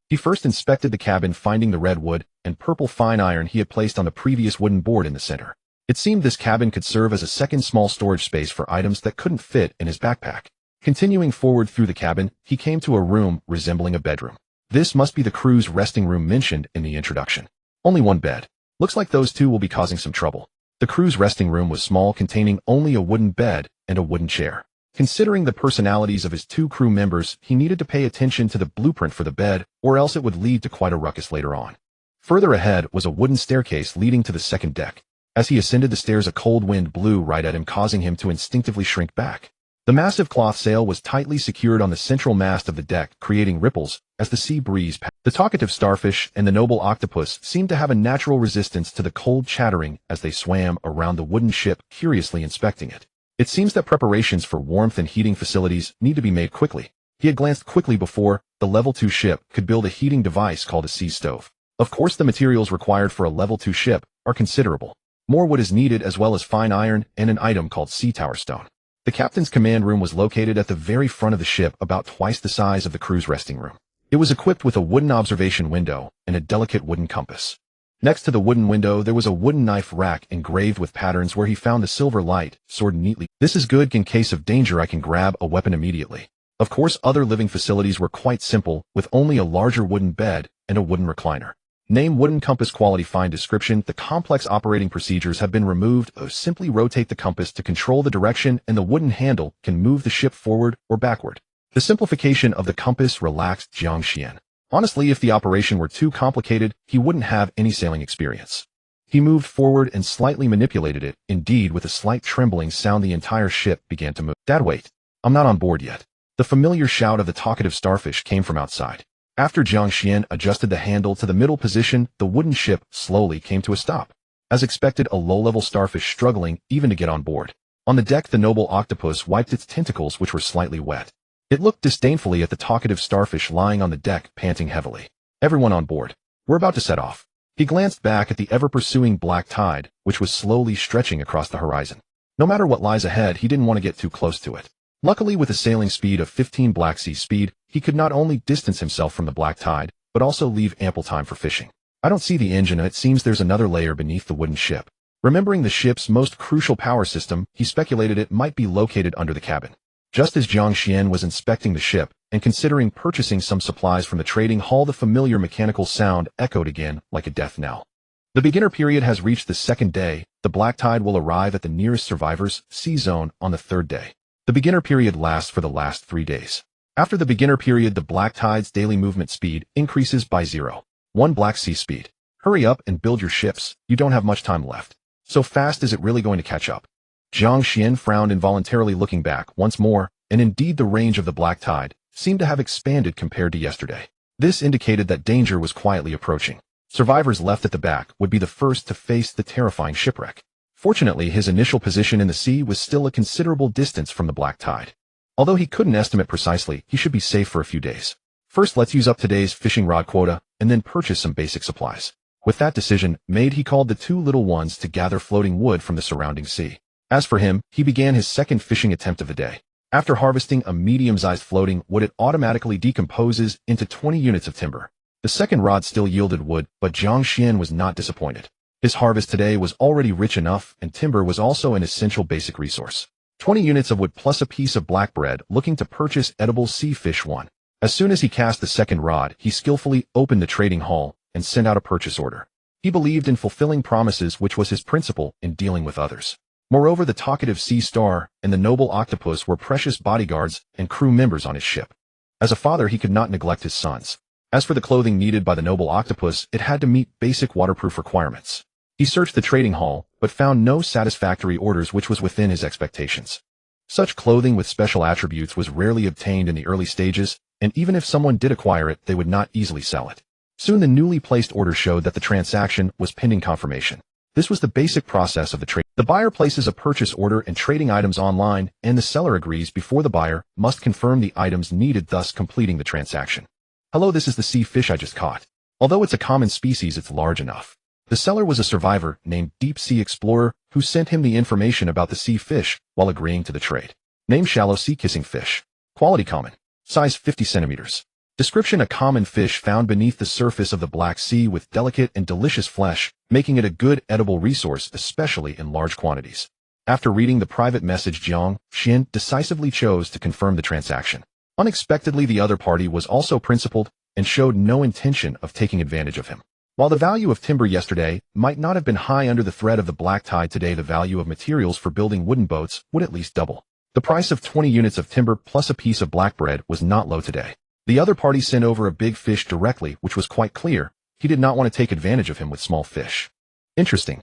He nodded, remembered the other party's ID, and directly agreed to the friend's application. In the early stages of survival, few people would stick to their principles. If given the chance in the future, he preferred to trade with such individuals. Of course, he also speculated that the other party must have caught more than one sea fish, otherwise they wouldn't be so generous. I've used up my fishing attempts for today and need 30 units of timber. If you have extra wood, I would like to exchange it for a sea fish of similar size. Indeed, after agreeing to the friend request, the other party straightforwardly explained their situation. Looking at the private message sent by the other party, Jiang Xuan hesitated slightly before replying that they could trade in the evening. The reason for agreeing was simple. He still had 8 fishing attempts left today, and the 2 little ones could also gather some timber, so there was no pressure in exchanging for another fish. In the early stages of survival, food was still hard currency. He guessed that the other party must be anxious to build a wooden boat, which was why they messaged him. Switching to the communication channel, a tense atmosphere began to spread. What should I do? I should be one of the closest to the black tide, but am still lacking many materials. Is there any kind-hearted person willing to help? I would be very grateful. Who isn't in the same situation? I still need 20 units of wood and 5 units of iron nails. I can trade a piece of compressed biscuit. Why did I start on this deserted island with nothing to eat? I exchanged all the timber I caught for food. Sob. Is there anyone who can save me? I accidentally got bitten by a sea snake with a silver ring. What should I do in this situation? Well, as we all know, sea snakes are highly venomous. I suggest this brother upstairs take advantage of having a place to dig a hole and lie down. Get lost. I don't want to die. I'm starving. I'm starving. I'm starving. Damn this life. My life is determined by me, not by heaven. Anyway, my small board can't outrun the black tide, so tonight I'm going to slide in the opposite direction. Damn, big brother is brave. I can only wish you luck. Rest in peace to the deceased. Rest in peace, one. Rest in peace, one. Upon seeing this, Jiang Xuan couldn't help but feel a bit emotional. Indeed, humans at the top of the food chain still have the courage to face disaster, even in dire straits. Perhaps he will find peace in the end more than anyone else. He muttered to himself, then got up and walked to the fishing rod, continuing today's fishing. Everyone has the right to choose their destiny. His choice is to survive. In this boundless, danger-filled black sea, completely sailing to the world's end. The sunlight gradually became dazzling, pouring out its final warmth onto the entire sea. Obtained a small to medium-sized floating wood, automatically decomposing into 10 units of timber. After 6 consecutive casts, he acquired 60 units of timber and 10 units of fabric. Only 2 casts left. He sighed softly. He wondered if this was the reality for most survivors. Fishing primarily yielded timber and some fabric. Dad, we're back. Father, can this rough work be handed over to this lowly sea star? As a noble, I might not be quite suited for it. Listening to the noble octopus complaints, Jiang Xuan nodded. All right, you come and fish for me. If the next 2 casts yield good items, I won't let you go out to gather timber tomorrow. As the captain, he naturally had to consider the basic needs of his crew, but the premise was that the crew had to have special value. Obviously, the noble octopus was a valuable crew member. Jiang Xuan was very satisfied with its talent, and today it had brought him considerable gains. Dad, I also want to fish. How about letting me try too? Seeing that his dad seemed to be in a good mood today, he actually agreed to the stinky octopus request. The talkative sea star also took the opportunity to make its own request. Well, I am very fair. Let's do this. Each of you gets 1 rod, and whoever catches something good can take a day off. Considering his eldest son, the sea star, who was also a crew member, Jiang Xuan did not want to show favoritism. Let their luck decide who will do the heavy labor tomorrow. Great, Dad. Stinky octopus, he'll go first. Do as you wish, as showing restraint is a basic courtesy of the nobility. Seeing that the 2 little ones had decided on the order of the cast, Jiang Xuan suddenly became interested. He wanted to see how their luck compared to his own. Dad, watch closely. Your most proud son is casting. After 5 minutes. Obtained a pair of cotton socks.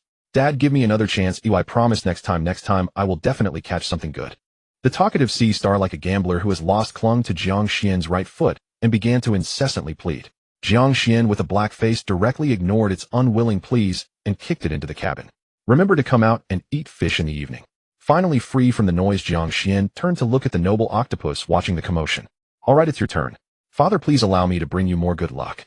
Compared to the talkative sea star's earlier enthusiasm, the noble octopus seemed much calmer. Seeing its noble gentleman demeanor, Jiang Xuan felt a glimmer of hope rise in his heart. Perhaps it really... Glancing at the noble octopus casually throwing the fishing line and standing on the deck to rest, Jiang Xuan secretly nodded. 10 minutes later. Obtained a rotten leg bone, which could not be used as a material for recycling. Father, please let me explain. Perhaps we might have used up all our luck today. Feeling the oppressive aura behind him, beads of cold sweat began to appear on the noble octopus forehead.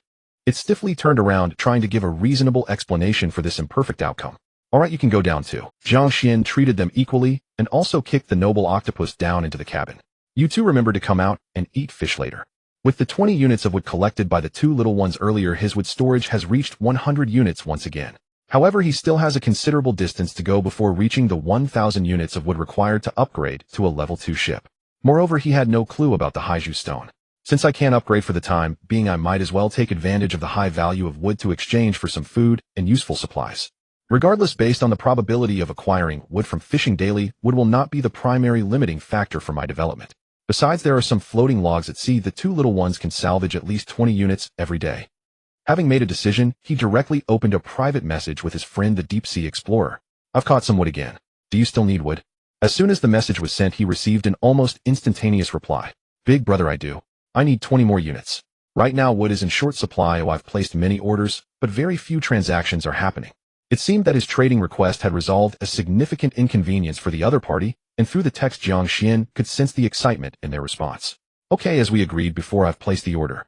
Purchase 20 units of wood for 1 sea fish. Friends can freely trade goods or give gifts, and orders between them will not be displayed in the trading hall. Thank you, big brother. If you want sea fish in the future, do remember to find me. As a seasoned fisherman, my fishing skills are quite good. The other party hurriedly listed the sea fish for order.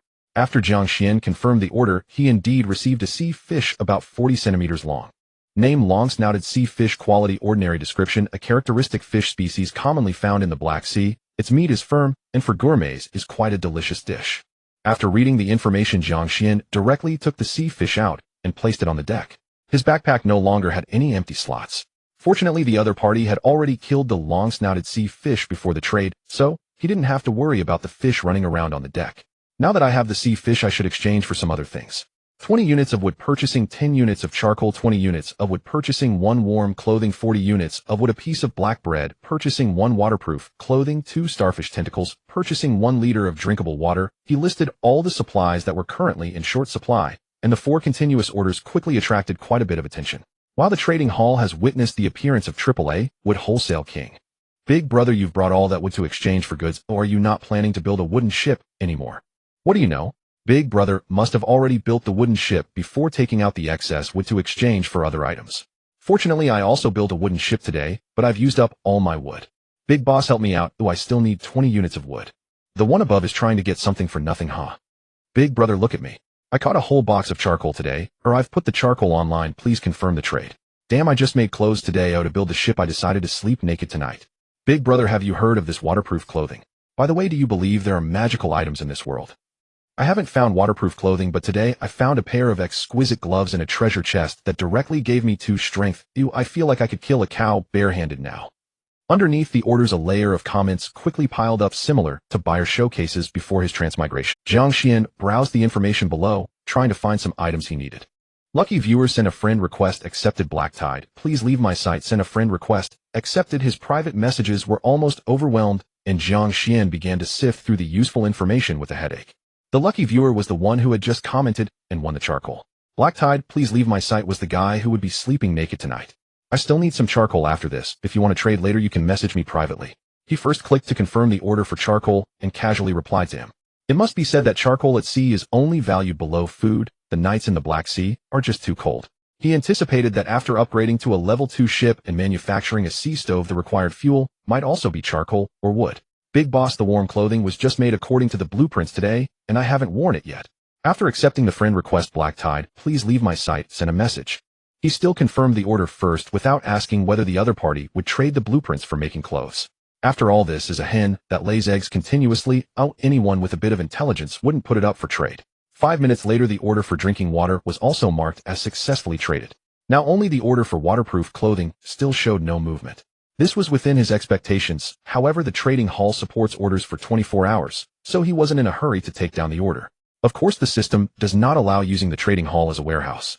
After 24 hours, the items in the orders will be forcibly removed, and they can only be relisted after another 24 hours. Multiple relistings of the same type of item will be treated as malicious storage, forcibly removed, and half of the materials will be charged as item preservation fees. Multiple relistings of the same type of item will be treated as malicious storage. 1 liter of mineral water, 1 liter, a magical wooden bed, a pirate treasure map, an iron barbecue rack, 15 units of iron nails, 1 iron hammer head, 2 units of century-old redwood, and 1 unit of purple fine iron. These are all the items in his current backpack. He intentionally left the last slot empty, planning to use it as a fixed space for collecting wood in the future. Night fell hurriedly, and the moonlight cast shimmering silver waves upon the calm Black Sea. If it weren't for the dangers of the black tide and sea beasts, it would be quite similar to the sea surface before my transmigration. He sighed lightly, glancing at the 2 bright moons above him, and began skillfully preparing the 2 sea fish. Having lived alone for many years before his transmigration, cooking is a fundamental survival skill, and he was naturally adept at it. After collecting some scattered wood left on the deck, he placed the iron barbecue rack on the deck, took out the lighter, and facing away from the sea wind, ignited a piece of wood, and placed it beneath the barbecue rack. As the wood caught fire, Jiang Xuan took out 2 units of charcoal and placed them next to the ignited wood. 10 minutes later, a fragrant aroma of fish began to waft across the deck, and Jiang Xuan heard some movement coming from the cabin. "You two, are you awake? It's time to come out for dinner."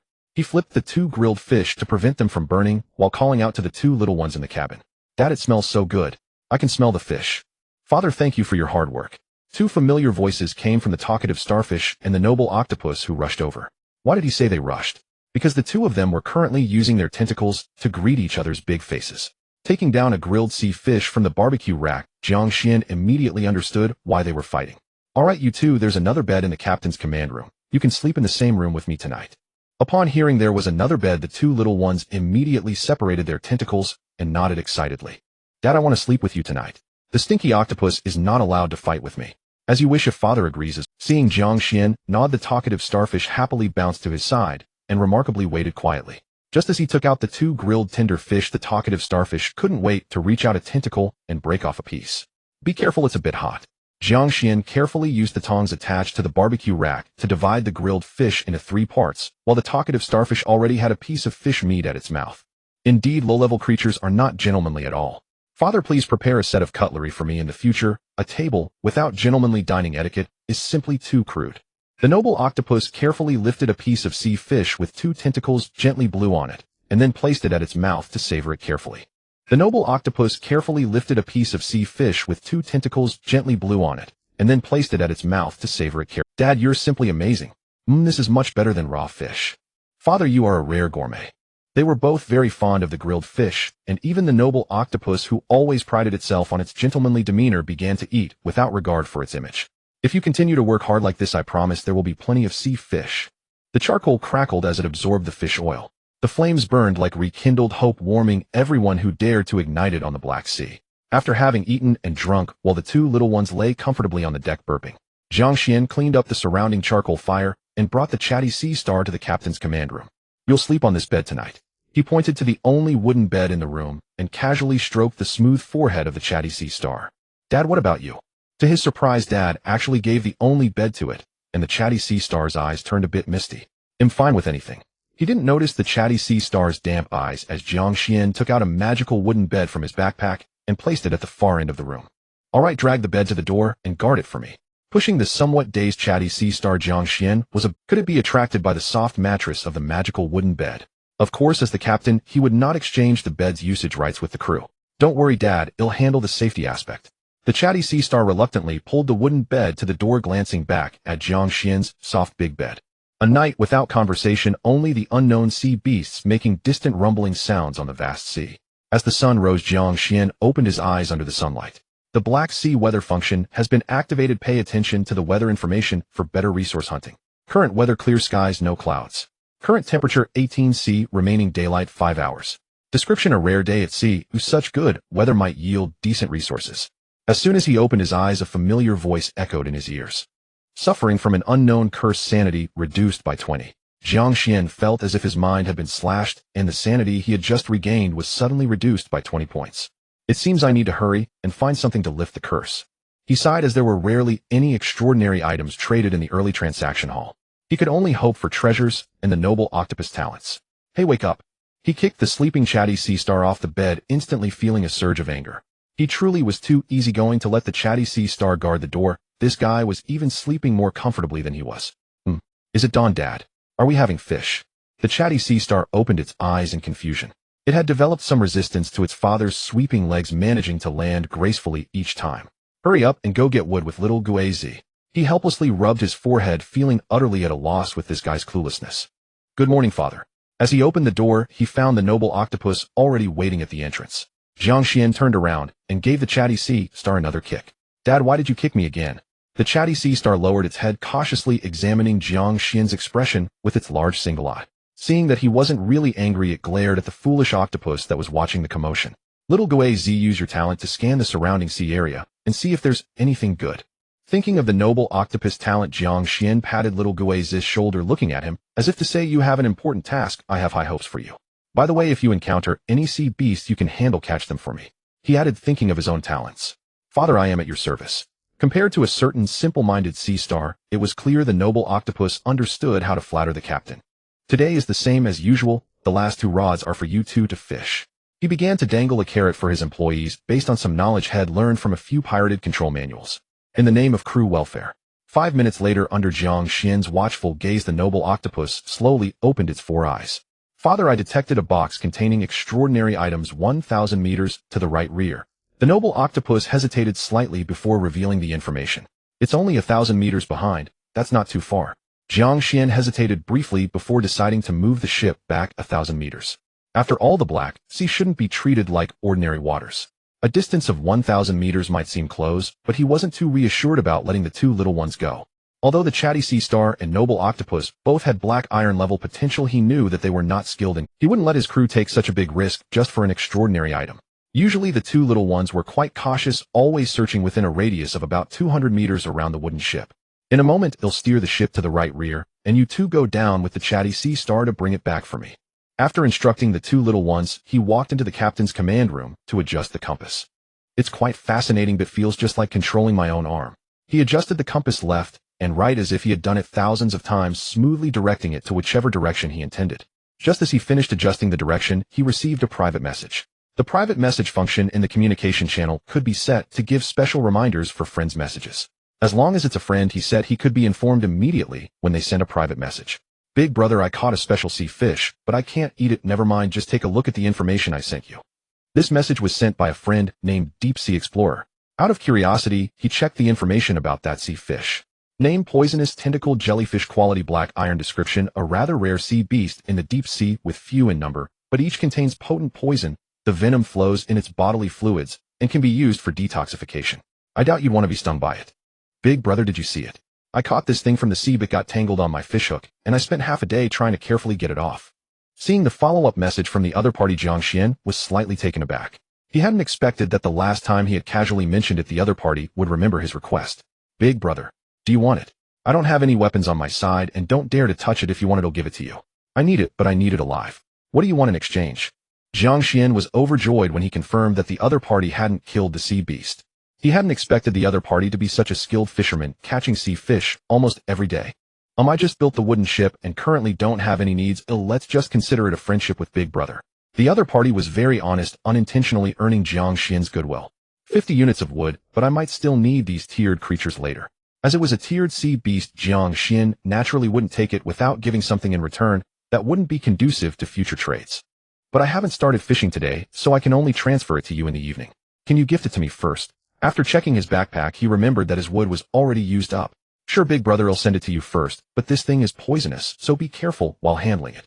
The other party seemed eager to get rid of this hot potato. "Sure, Big Brother, I'll send it to you first, but this thing is poisonous, so be careful while handling it." The other party, in less than a minute, Jiang Xuan discovered that a poisonous tentacle jellyfish's information had appeared in the empty slots of his backpack. Sure enough, living creatures can also be stored in the backpack through trade or gifting. Note: provided the creature has lost its ability to resist or is unconscious. After closing the communication channel, he went directly to the deck, opened the black iron box where the previous treasure chest monster had resided, and planned to place the poisonous tentacle jellyfish inside. Bang! A deep green jellyfish-like sea beast fell into the black iron box. Jiang Xuan curiously examined this deep green poisonous tentacle jellyfish, as it was his first time seeing a green jellyfish. At the bottom of the box, a jellyfish-like creature resembling jelly weakly stretched out its tentacles. It seemed to have been crushed by a heavy object before as half of its body was flattened. "Hurry up, I need to deal with this quickly." Seeing the creature looking like it could die at any moment, Jiang Xuan hurried back to the captain's command room to retrieve his silver sword, finally managing to send it off before the poisonous tentacle jellyfish died. Killed poisonous tentacle jellyfish, gained mutated sea beast egg. One hearing the familiar voice, Jiang Xuan couldn't help but feel excited. Besides, the chatty sea star its second draw had yielded a noble octopus capable of detecting extraordinary items. So he had high expectations for his third egg. Remaining incubation time 9 hours. Looks like he'll have to wait until evening. Looking at the countdown displayed in his backpack, Jiang Xuan turned and rinsed the silver sword in the sea. Out of caution, after cleaning the silver sword, he pushed the previous black iron box into the sea. It was out of caution after cleaning the silver sword, he pushed the previous black iron box into the sea. It was certainly not because he was worried that a certain mindless sea star would accidentally bump into it. After finishing the cleanup, just as he planned to start fishing, he heard the chatty sea star's voice. Dad, what is this thing? After glancing at the statue of the goddess wrapped in the tentacles of a noble octopus, Jiang Xuan directly activated his appraisal skill. Name: statue of the goddess of luck. Quality: unknown. Description: the fortunate one under the gaze of the goddess of luck. Place it on your ship, and you will gain a continuous luck bonus. It is a transcendent item of luck, and the described luck bonus seems to be a passive skill. Fish: hurry up and fish. After reading the introduction, he couldn't wait to start fishing. Obtained medium-sized floating would automatically decomposed into 20 units of wood.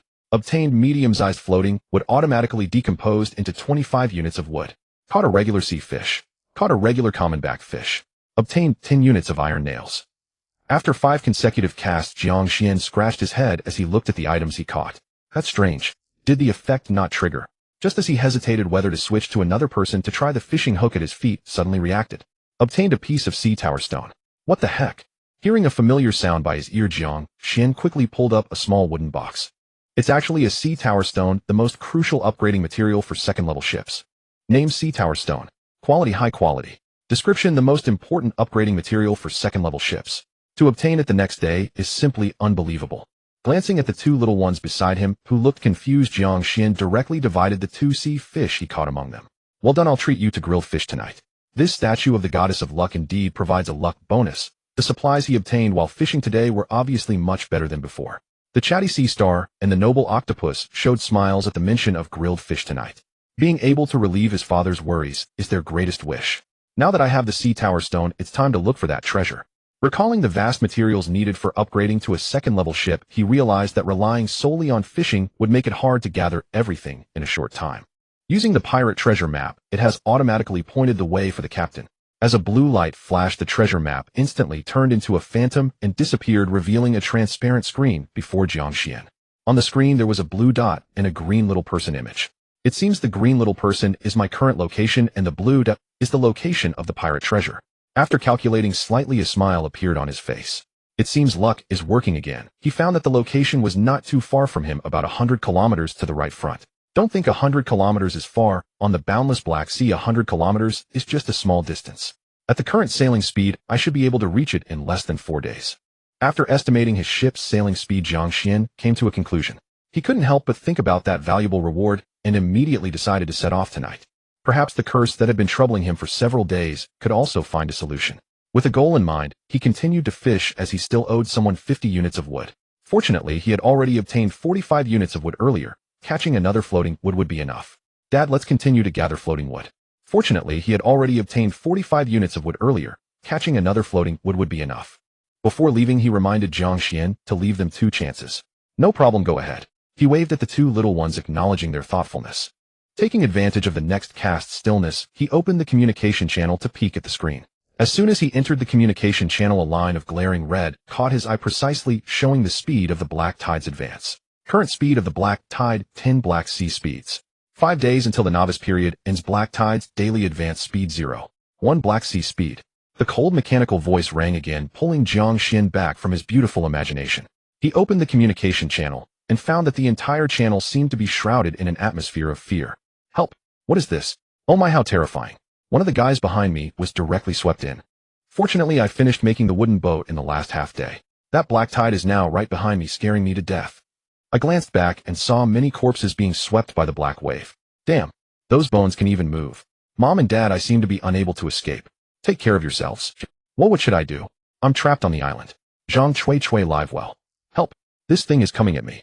What is this? There are so many. I don't want to die here, boo-hoo. Hey guys upstairs, are you okay? Are there any brothers who survived the Black Tide? To this point, there were basically no replies below, only an occasional warning to stay away from the Black Tide. It seems that survivors have begun to confront the black tide.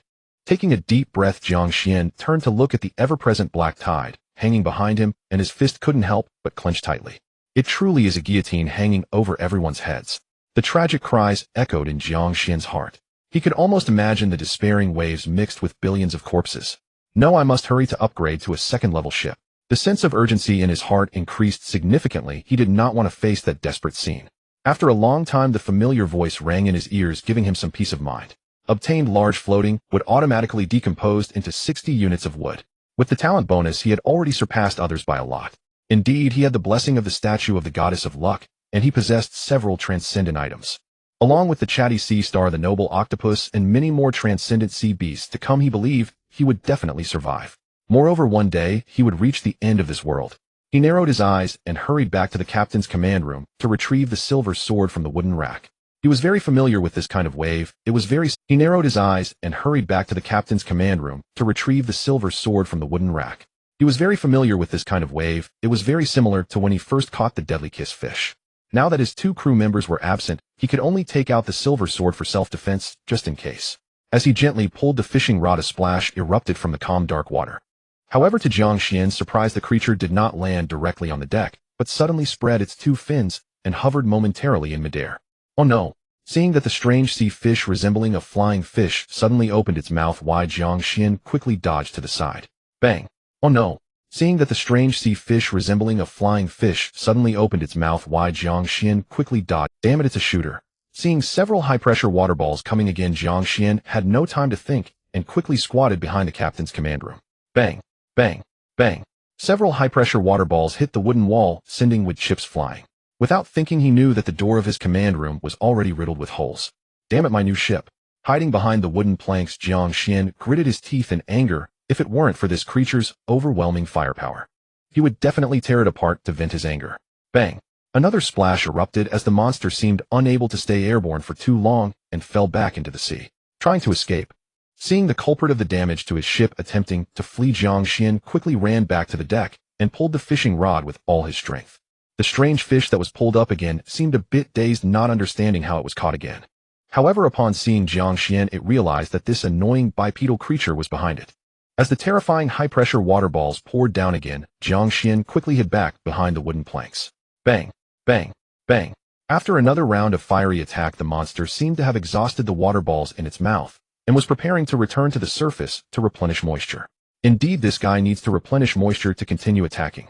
Seeing that his judgment was correct, Jiang Xuan quickly ran back to the deck and pulled the fishing rod hard before the monster returned to the surface. Come back up.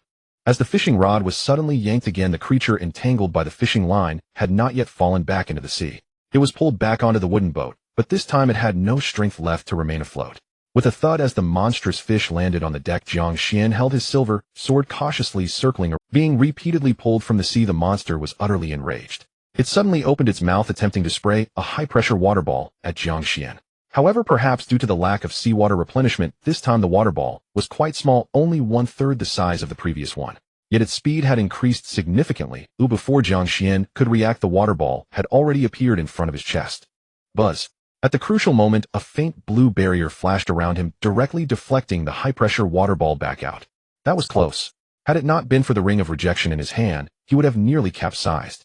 Seeing that the monstrous fish still had energy, Jiang Xuan continued to harass it, constantly draining the moisture from its body. 5 minutes later, watching the monster fish rolling back and forth on the deck, without being able to condense another water ball, a wicked smile appeared on Jiang Xuan's face. Little thing, you're running low on water, aren't you? Come, uncle will make a floral incision on you. Before he finished speaking, the silver sword had already plunged into the body of the monster fish. Swish. As the vibrations traveled up his arm, Jiang Xuan's expression remained unchanged as he repeatedly pulled out the blade and continued to stab the creature. Killed the black sea mackerel, obtained mutated sea beast egg X. 1 minute later, Jiang Xuan, feeling somewhat exhausted, gripped the silver sword in his hand and plopped down onto the deck. Fortunately, the monster fish had already been sliced into fish strips. Phew, this dogged thing can take a beating. Glancing at the chaotic wooden deck, Jiang Xuan, feeling unsatisfied, gave the monster fish a few more strikes. Name: black sea mackerel. Type: flying fish. Quality: black iron. Talent: high-pressure water cannon. Description: a shallow sea beast species that can briefly leap out of the water to condense high-pressure water cannon attacks against enemies. It is a well-known mid-range shooter among black iron sea beasts, and it is also edible. To Jiang Xuan's slight disappointment, it turned out to be only black iron. However, this also made him realize that quality does not determine battle power. Among black iron sea beasts, some species are adept at combat, while others like the noble octopus possess supportive talents. But what about this deck?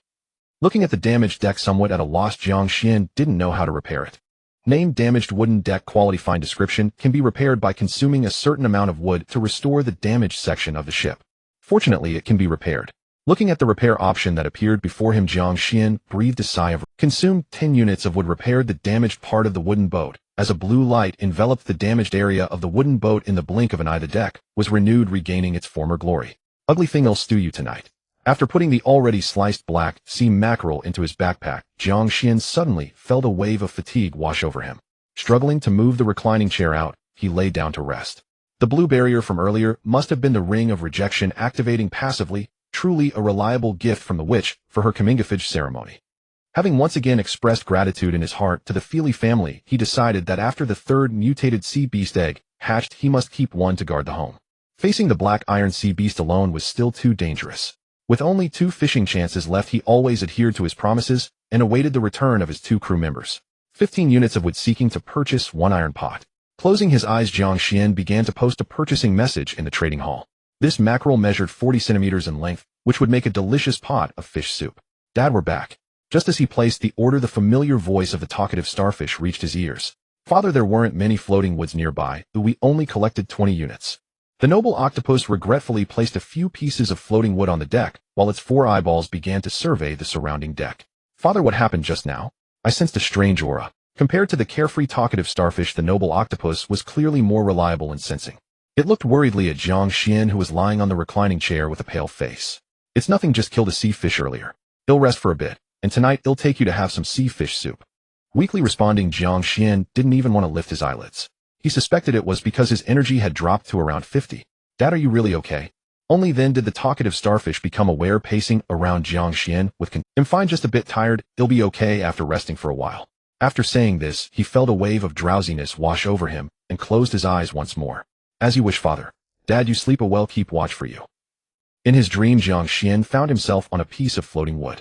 Behind him, the roaring black tide surged from all around, and from within the towering waves, countless pale bone claws stretched out from the sea. The icy seawater soaked his hair. He felt something grabbing his foot constantly, trying to pull him down to drown him. He struggled desperately, continuously calling out to the talkative starfish and the noble octopus. But his voice did not create a ripple in the face of the roaring black tide.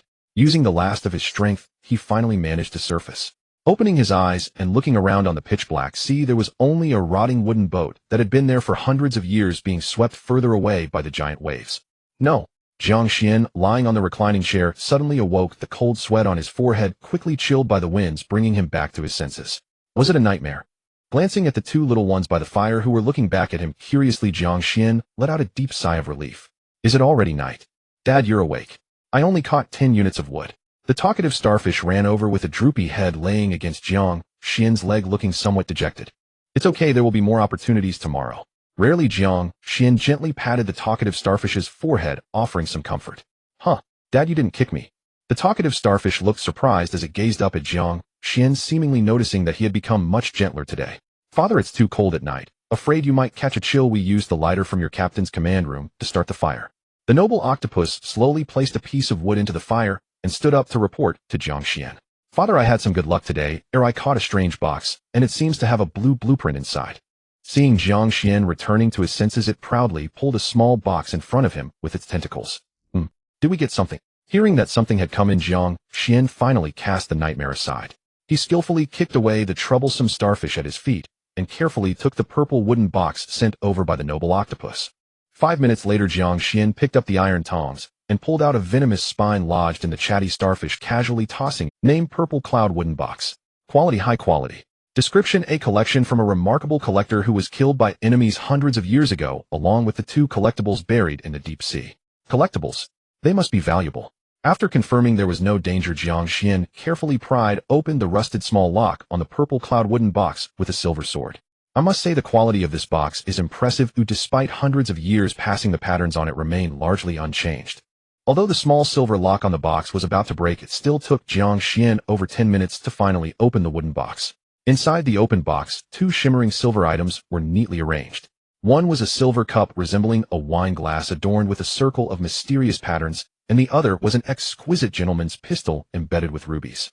He couldn't help but pick up the gentleman's pistol, carefully examining the intricate patterns on it. Name: Rose Pistol. Quality: high quality. Magazine capacity: 7 refreshes at dawn. Effect: any creature or object hit by the rose pistol will be forcibly transformed into a rose within 2 seconds, significantly reducing its defense in rose form, with the duration varying based on the creature's extraordinary resistance and size. Description: an extraordinary pistol that Count Kerr sought after at a high price, intercepted by the infamous Black Sea pirate Mo Lee, and ultimately fell into the hands of a collector at sea, becoming a fine collectible. Not bad, it's indeed an extraordinary pistol. Such a beautifully crafted pistol with extraordinary properties is truly a masterpiece of art and creation. He fondled the exquisite patterns, casting his gaze towards the 2 small creatures beside him, who smiled politely. After hesitating for a moment, he ultimately dismissed the thought of testing it on the 2 crew members. He tucked the pistol into his waistband and looked at the other silver cup-shaped collectible. Name: Holy Water Silver Cup. Quality: high quality. Effect: fill the silver cup with fresh water, and after 12 hours, it will transform into holy water that restrains evil, capable of damaging evil or phantom-type creatures, and normal consumption can heal injuries and accelerate wound recovery. Description: a replica of a sacred artifact once dedicated to the Holy Light Church, stolen by rebels and went missing afterwards. A holy water transformer that restrains evil. Gently rubbing the raised mysterious patterns with his finger, Jiang Xuan momentarily struggled to decide where to use it. After all, evil creatures are rare, and for now it could only serve as a healing potion. Forget it, I'll put it in the captain's command room first. He filled the silver cup with fresh water, planning to sell the transformed holy water after 12 hours. The mutated sea beast egg has hatched. Please collect it within 24 hours. Just as he intended to turn around and address the 2 small creatures, a familiar prompt echoed in his mind. You 2 have a new companion, he murmured as a purple light appeared above the deck.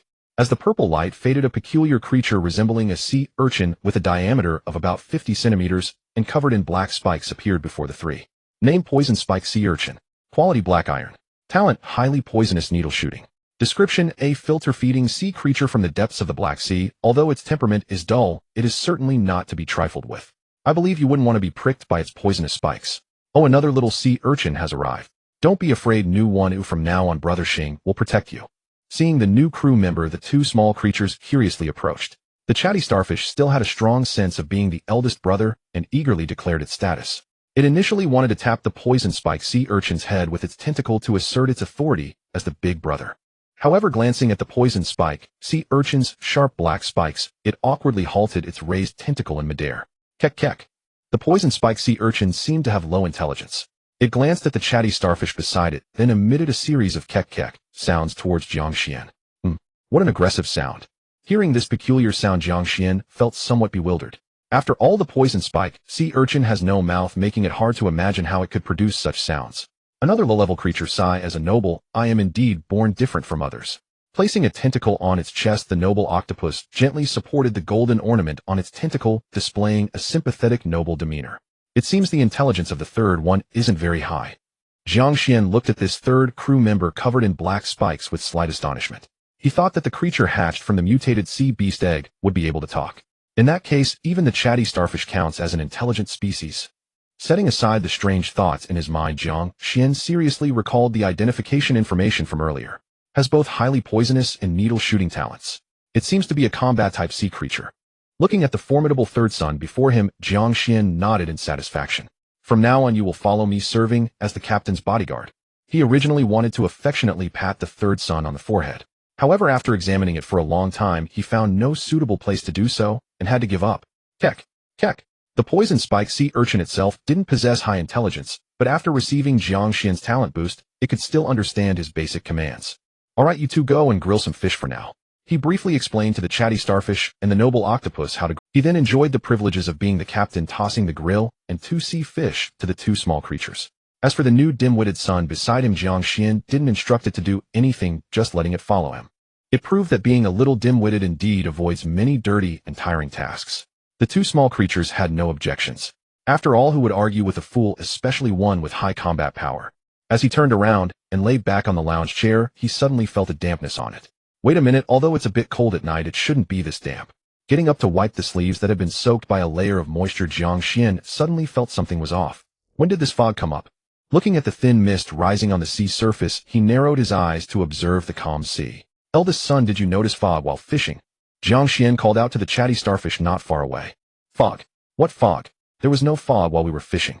The chatty starfish rubbed its forehead, looking at its father with some confusion. Father, it seems fog has begun to form on the sea.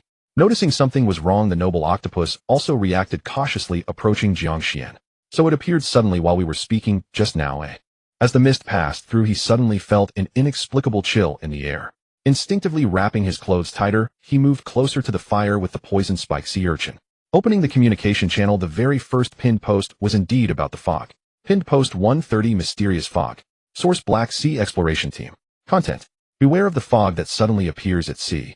According to our team's observations, survivors in different locations have all encountered this fog, indicating it is a strange, widespread phenomenon.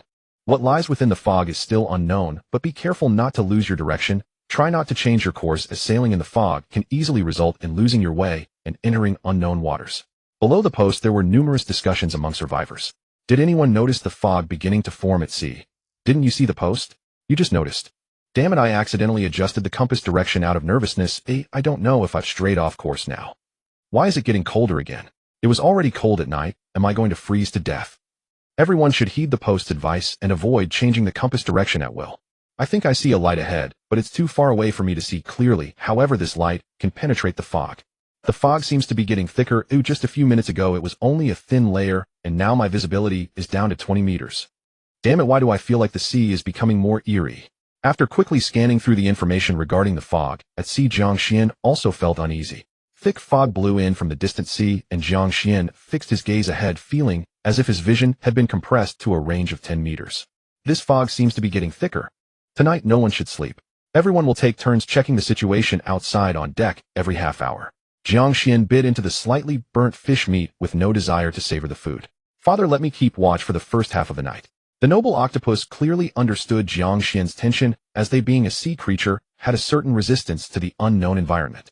Old man, why don't you just sleep in the cabin? The talkative starfish had also quieted down, looking at Jiang Xuan with a hint of concern. Yes, we will all rest in the cabin tonight. Compared to the captain's command room above deck, which was completely shrouded in fog, the cabin below felt much safer. Do not extinguish the fire. Remember to add wood every 30 minutes. As the only source of light in the fog, the fire must be kept burning. An inexplicable wave of drowsiness struck, and Jiang Xuan suddenly felt his eyelids growing unusually heavy. Damn it, this cursed spell. The excessive tension caused Jiang Xuan's already reduced rationality to become even more blurred. Father, you can sleep peacefully. I will act as your eyes with the lowly starfish. The noble octopus remained quite reliable, noticing Jiang Xuan's discomfort and signaling the talkative starfish to help him back to the crew's resting area. Old man, you should get some sleep. The stinky octopus and I will keep watch for you. The talkative starfish, sensing the situation wasn't right, uttered a rare, comforting phrase to Jiang Xuan. I'm counting on you too. Don't let the fire go out. I've placed a lot of wood in the cabin. Wake me up if anything happens. As drowsiness overcame him, Jiang Xuan's head grew heavier. After a brief moment of instruction, he lay down on the wooden bed and fell into a deep sleep. Rest assured, old man, we will protect you. Muttering to himself, the talkative starfish turned to look at the toxic sea urchin blocking the door. Newcomer, remember to protect the old man. Hey, don't stab me. You're so stupid. I'll go out first, and then you block the door. The talkative starfish squeezed out from beside the door frame, almost getting stabbed by the toxic sea urchin, its face displaying a helpless expression. Truly an idiot. Fine, you stay here. Jia. Seeing the other party's spines expand into a defensive posture, the talkative starfish quickly jumped away. What a cursed thing, even attacking my elder brother. However, glancing at the toxic sea urchin that had completely blocked the door, the talkative starfish sighed in relief. It turned and picked up a piece of wood, moving toward the mist. The mist was omnipresent, infiltrating everywhere. At this time, the cabin was completely submerged, with only a faint glow of fire persistently burning under the fog. Meanwhile, the communication channel was in chaos, and silent terror loomed over the entire sea area. Everyone with a lighter tried to ignite the wood to ensure there is a light source around. Stay close to the fire in the fog to maintain visibility. Damn it, I'm entangled by tentacles. How did this thing get onto my ship? Something just flashed past here. Why do I feel like something is crawling up from the sea? Help me. Something is biting my leg. I can't move at all. Is anyone up there still alive? Any information about the monsters? In the mist, tens of thousands of survivors began to come under attack. Tentacles, unknown sea beasts, and even humanoid creatures continued to ascend the ships under the cover of the fog, devouring flesh and blood. Fear spread across this sea area, where only faint glimmers of fire still burned defiantly against the enveloping mist. At this moment Jiang Xuan, lost in sleep, was not faring any better. A blood-red curse mark was slowly emerging on his chest. He was drenched in sweat, seemingly struggling desperately against something. The toxic sea urchin at the door seemed unaware of Jiang Xuan's distress. It instinctively expanded its body, its spines erect, guarding the door with all its might. Black Sea weather forecast: today's weather: dense fog, with continuously decreasing visibility. Remaining nighttime 3 hours. Description: the Coral Sea area has been invaded by unknown fog. You do not attempt to change the ship's direction, as you do not know where you will end up. Jiang Xuan found himself on an unknown small island surrounded by a thick white fog that prevented him from clearly seeing his location. He did not know when he appeared here. He could only move toward the light at the edge of the island. Eldest son, where have you all gone? Little Gui, are you there? Attempting to call out again, Jiang Xuan felt his sanity rapidly diminishing. He did not know if he could walk out of this fog alive. Come on, we are all waiting for you, hurry up. A mysterious voice echoed again. This was the 12th time he had heard that. Since he arrived here, this voice had been calling out to him. At first he was able to maintain his judgment, but as the calls grew increasingly urgent, his sanity had already dropped to a breaking point. Come on, hurry up. We have been waiting for you for a long time. Father. Just as Jiang Xuan was about to succumb to madness, a strange, yet familiar voice suddenly rang in his ear. A pair of decayed, flesh-ridden tentacles suddenly emerged from the mist, piercing through his chest. In his terrified gaze they pulled out his still-beating heart. Jia! Jia! Suddenly the sound of Jia! Jia! Rang out. With a violent crash and a piercing scream, Jiang Xuan abruptly opened his eyes. The number of deaths in the area has reached 1/5. The Black Sea Gacha machine will go online tonight. Please build ships as soon as possible. Name: unknown fog. Description: the unknown fog contains a certain unknown power. Creatures trapped within it will have their fear amplified, and if they possess negative states, the effects will be doubled. Cursed by the unknown. Sanity 40. Current sanity remaining 55. Chi. The sound of spikes piercing flesh continuously echoed, waking Jiang Xuan from his stupor. He quickly picked up the rose pistol beside him and cautiously approached the door. He found that the mist had completely surrounded the entire cabin. The mist seemed very chaotic, the sounds of shouting mixed with Jia, Jia. Angry cries rang in Jiang Xuan's ears. Then the noise softened, leaving only those familiar scoldings. Damn it, stupid sea urchin, you can't tell friend from foe. Jia, Jia, are you okay? This thing is already dead. I checked quickly if father is in danger. Arriving at the door, a mass of deep green filthy blood was splattered everywhere, and the pitch-black spines pierced through the wooden cabin like arrows. Eldest son, is that you? Forcing himself to calm down, Jiang Xuan grasped the rose pistol and quietly probed. It's me, father, hurry, take me over. A somewhat weak voice from the talkative starfish came through the mist. Father, you're okay, that's such a relief. The familiar voice grew closer, and the noble octopus tentacle cautiously dragged the talkative starfish who had been stabbed by the spines into Jiang Xuan's sight. What happened? How did you get hurt? Seeing the talkative starfish's pale face, clearly on the verge of collapse, Jiang Xuan's expression changed drastically. Father, it's a long story. First take a look at this. After saying this, the noble octopus led Jiang Xuan into the cabin. 5 minutes later, Jiang Xuan picked up the iron tongs and pulled out a venomous spine lodged in the chatty starfish, casually tossing it into the still-burning fire. This is how it happened. We haven't slept at all, as we kept our father's instructions in mind and stayed by the fire. Last night, after you rested, about 2 hours passed, and the mist completely enveloped the cabin. 10 minutes ago, something came in from who knows where and was killed by the creature guarding your door. Then we heard the commotion and rushed over to check. The clumsy starfish ran too fast and was accidentally injured by this creature. At this point, it pointed at a certain black sea urchin beside it, which was silent. Jiang Xuan felt a pang of annoyance as he looked at the nearly bald venomous sea urchin and sighed. He couldn't blame his third foolish son, after all it had protected him and kept watch over him all night. Thankfully, the venomous sea urchin could secrete a liquid to neutralize the poison, which saved the chatty starfish's life. Gazing at the unconscious chatty starfish and the noble octopus beside him along with the silently guarding venomous sea urchin, Jiang Xuan felt a warm sensation rising in his heart. If it weren't for them last night, he might have died. He shifted his gaze to a peculiar creature by the fire which had been turned into a porcupine and directly activated the identification. Note: the corpse is inedible, but can be used in the Black Sea Gacha machine for a chance to win a prize. Upon reading this, Jiang Xuan felt a surge of anger. There was no doubt he was considered the only. Note: the corpse is inedible, but can be used in the Black Sea Gacha machine for a chance to win a prize. Upon reading this, Jiang Xuan felt a surge of anger. There was no doubt he was considered the only weak creature on the wooden ship. Wait, Black Sea Gacha machine. What is that? Remembering the voice that echoed in his mind when he had just awakened, Jiang Xuan hurriedly checked the few pieces of information he had overlooked this morning. The number of deaths in the area has reached 1/5. The Black Sea Gacha machine will go online tonight. Please build boats as soon as possible. Upon reading this, Jiang Xuan's heart jolted. He remembered that there were 100 people in the area, and 1/5 meant 200. After all, this was only the 4th day. It must be the appearance of this mist that caused a large number of survivors to die. He believed that the purely novice sea beasts wouldn't cause such heavy casualties. Remaining incubation time for the mutated sea beast egg 3 hours. Opening his backpack and looking at the sea beast egg that was about to hatch, he felt a slight sense of reassurance. Don't touch the corpse of this creature. Looking at the corpse that had been turned into a porcupine, its body eroded by venom and turned a dark greenish color, Jiang Xuan specifically warned. By the way, Father, this morning when I last walked onto the gangplank, I discovered a lighthouse appeared outside. Seeing that Jiang Xuan's spirits were somewhat lifted, the noble octopus then began to recount the morning's findings in an orderly manner.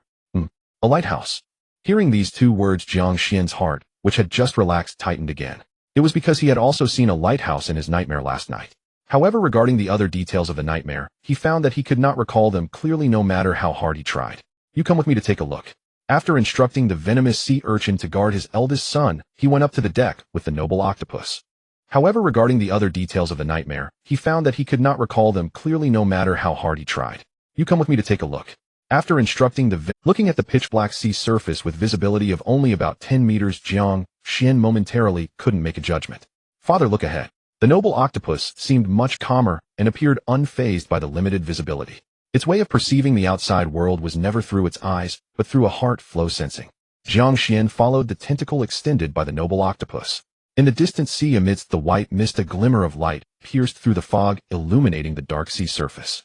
How is that possible? He stared intently at the huge lighthouse that was hidden in the mist, only revealing a faint outline, and fell into a prolonged silence. Father, are you still feeling unwell? Seeing that Jiang Xuan had not regained his senses for a long time, the noble octopus asked with concern. It's nothing, just follow me. Without saying much, he forced himself to calm down, and then turned towards the captain's command. His expression was emotionless as he gently turned the compass to the right and patiently waited. 10 minutes later, he walked back onto the deck. Haha, just as I thought. Look, it seems we are being watched. Following Jiang Xuan's pointed direction, the noble octopus expression changed dramatically. Incredible, the lighthouse is actually right in front of us. 10 minutes ago, Jiang Xuan had personally altered the ship's course, and he had seen it with his own eyes.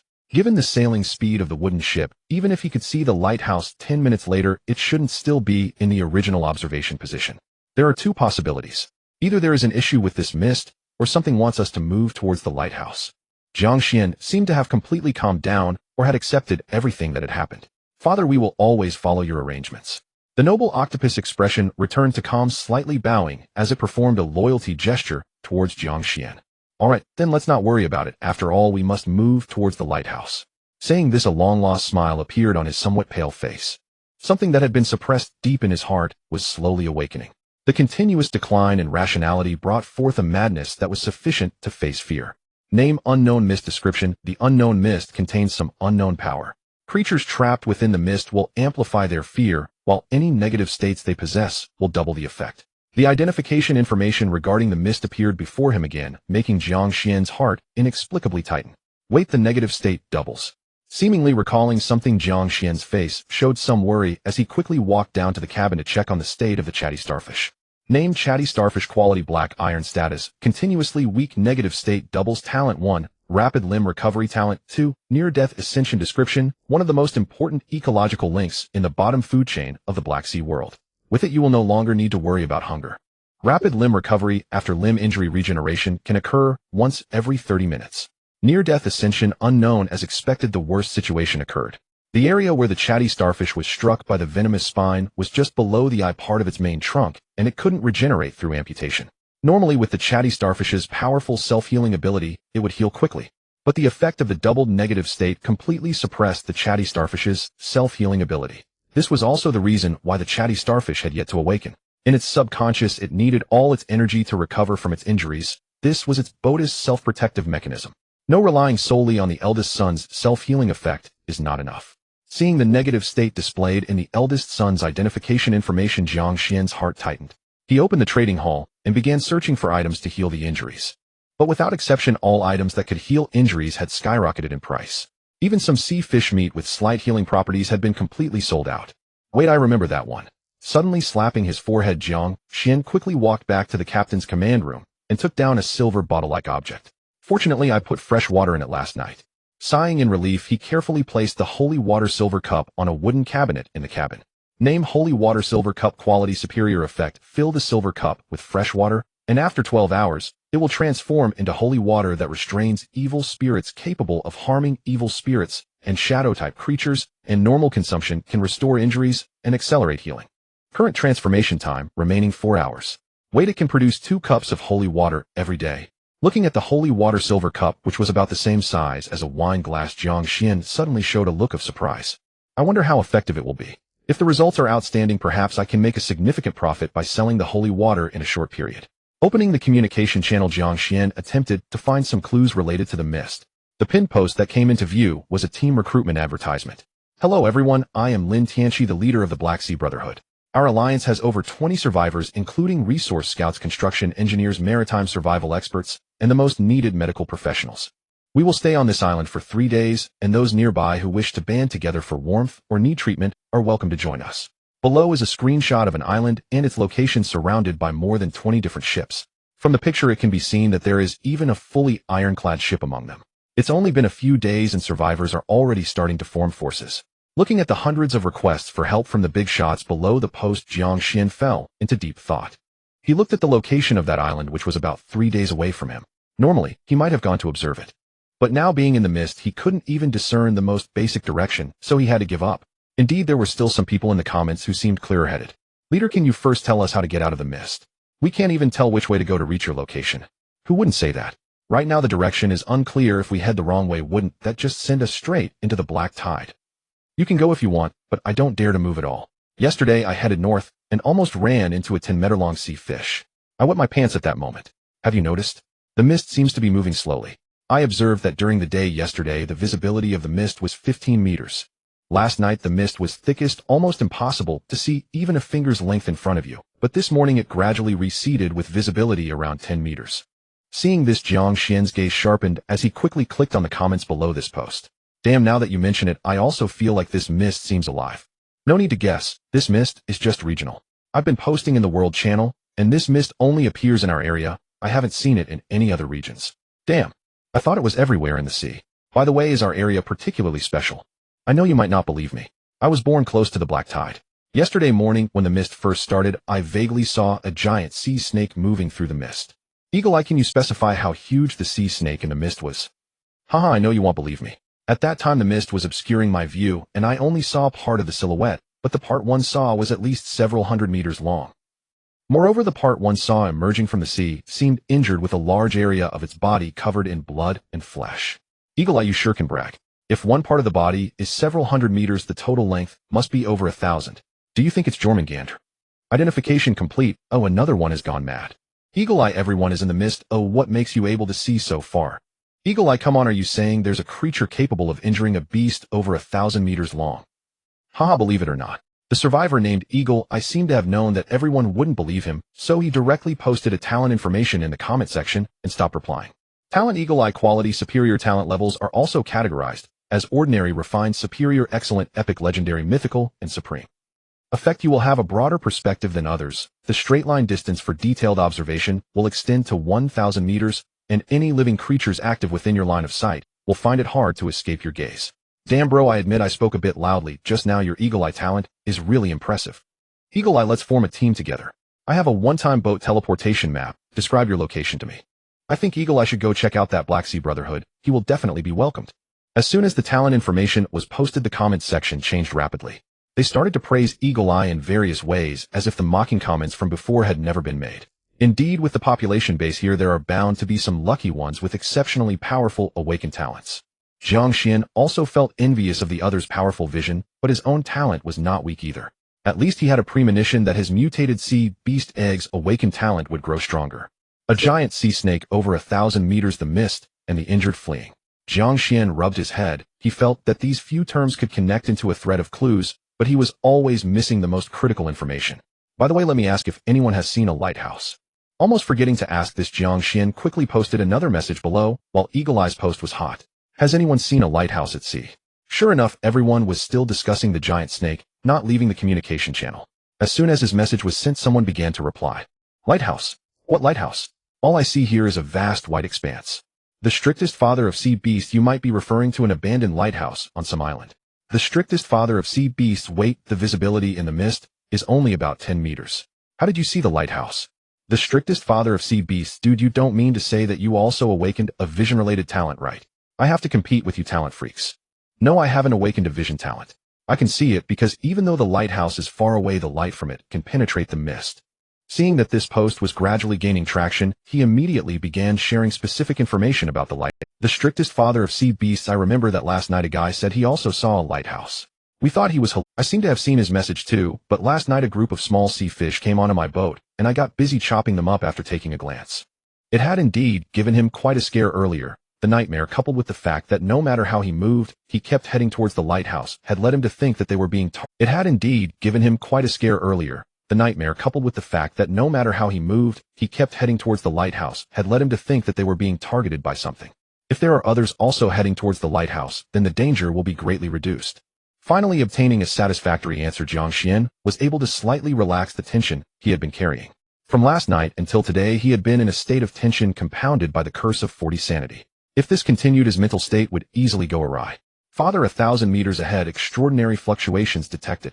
Just as Jiang Xuan continued browsing the communication channel, the familiar voice of the noble octopus reached his ears. He almost forgot that the noble octopus could detect extraordinary items in the surrounding sea once a day. About 1,000 meters right. Hearing the noble octopus notification, Jiang Xuan was momentarily at a loss. Now with the chatterbox starfish in a coma and the venomous sea urchin's stingers reduced by more than half, their combat strength was greatly diminished. The only one left to search the sea was the not-so-powerful noble octopus. Father, there's no need to worry too much about me. The mist doesn't affect me significantly, and my talent allows me to sense any creatures around that might pose a threat to me. Seeing Jiang Xuan's hesitation, the noble octopus immediately stated that as the second crew member, it had the duty to contribute to the team. Alright, although the monsters appearing now don't pose a significant threat to you, we still need to be cautious. Seeing the noble octopus' determined demeanor, Jiang Xuan sighed and agreed to its request. He understood the noble octopus' thoughts. The venomous sea urchin had suffered greatly in combat to protect him, and the chatterbox starfish was also injured and unconscious for the same reason. This made the noble octopus, which had always prided itself on being a superior creature, doubt its own worth. It felt that it had failed to fulfill its responsibility of protecting its father. To make up for its shortcomings, it needed to create more value quickly to feel better about itself. Glancing at the still comatose chatterbox starfish, the noble octopus smiled faintly at Jiang Xuan before diving into the cold, dark sea. It seems you both have your own way of getting along. Seeing the concern that flickered on the noble octopus face, Jiang Xuan couldn't help but smile slightly. Although the chatterbox starfish and the noble octopus appeared to be at odds on the surface, a unique bond had already formed between them. This might also be the reason it was eager to dive. It was trying to find extraordinary items to save its old friend. Eldest son, don't worry, Dad won't let you go easily. Jiang Xuan patted the still closed eyes of the chatterbox starfish, directing his gaze towards the holy water silver cup in the corner. Remaining transformation time, 20 minutes. Keck. Keck. The venomous sea urchin seemed to sense the noble octopus departure. It slowly moved its remaining stingers and walked straight to the ship's entrance, using its body to block the entrance again. It seems the stingers can regenerate slowly. Observing the small stingers gradually growing back on the venomous sea urchin, Jiang Xuan speculated that the stingers it shot would recover over time. Now that the chatterbox starfish was still in danger, Jiang Xuan decided to let the venomous sea urchin guard them both and dared not continue fishing on the deck. Soon as a silver glow flashed from the holy water silver cup, the fresh water inside had transformed into holy water. Has the transformation been completed? Jiang Xuan quickly walked to the corner of the cabin and took the silver cup filled with silver holy water. He was unsure of the exact dosage, but seeing the increasingly pale chatterbox starfish, Jiang Xuan gritted his teeth and poured all of it into the starfish's mouth. Forget it, it should be fine to drink it all. 10 minutes later, watching the chatterbox starfish gradually return to its orange color, Jiang Xuan clearly noticed its mustache twitching slightly. But seeing the increasingly pale chatterbox starfish, Jiang Xuan gritted his teeth and poured all of it into the starfish's mouth. Haha, you're awake, eldest son. How does your body feel? Seeing that the wounds on the chatterbox starfish were healing rapidly, a smile appeared on Jiang Xuan's face. I feel warm all over, hee hee, Dad, I feel strong again. With its negative status completely negated, and its powerful recovery ability restored, the chatterbox starfish's tentacles began to sway joyfully. Hearing the commotion below, the venomous sea urchin, which was blocking the ship's entrance, turned around and looked at the revitalized chatterbox starfish. Keck. Keck. Jiang Xuan understood. The venomous sea urchin was laughing.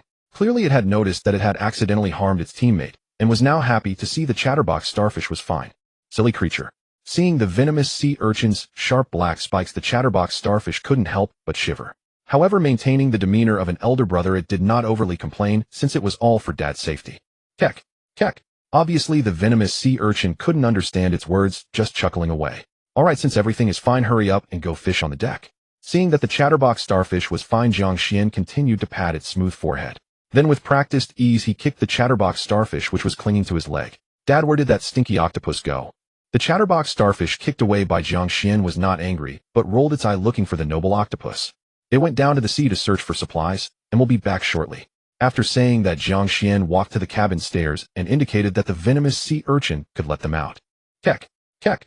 Seeing Jiang Xuan's signal, the venomous sea urchin gradually shrank, its inflated body slowly making way. Finally, I can fish. I wonder how my luck will be today. As he stepped onto the deck again, he noticed the surrounding mist was slowly receding. Is it finally over? Glancing at the mysterious lighthouse gradually fading into the mist, Jiang Xuan still felt somewhat dreamy. Could it be that this lighthouse is guiding us out of the mist? A strange thought suddenly emerged in his mind, and Jiang Xuan couldn't pinpoint what kind of existence the lighthouse really was. Forget it, it doesn't matter, let's fish first. While fishing, he opened the communication channel and started browsing through the messages. Thank heavens, this thick fog is finally clearing up. I'm starving, I haven't eaten for a day and a night. The fog is so thick that I didn't dare to fish at all.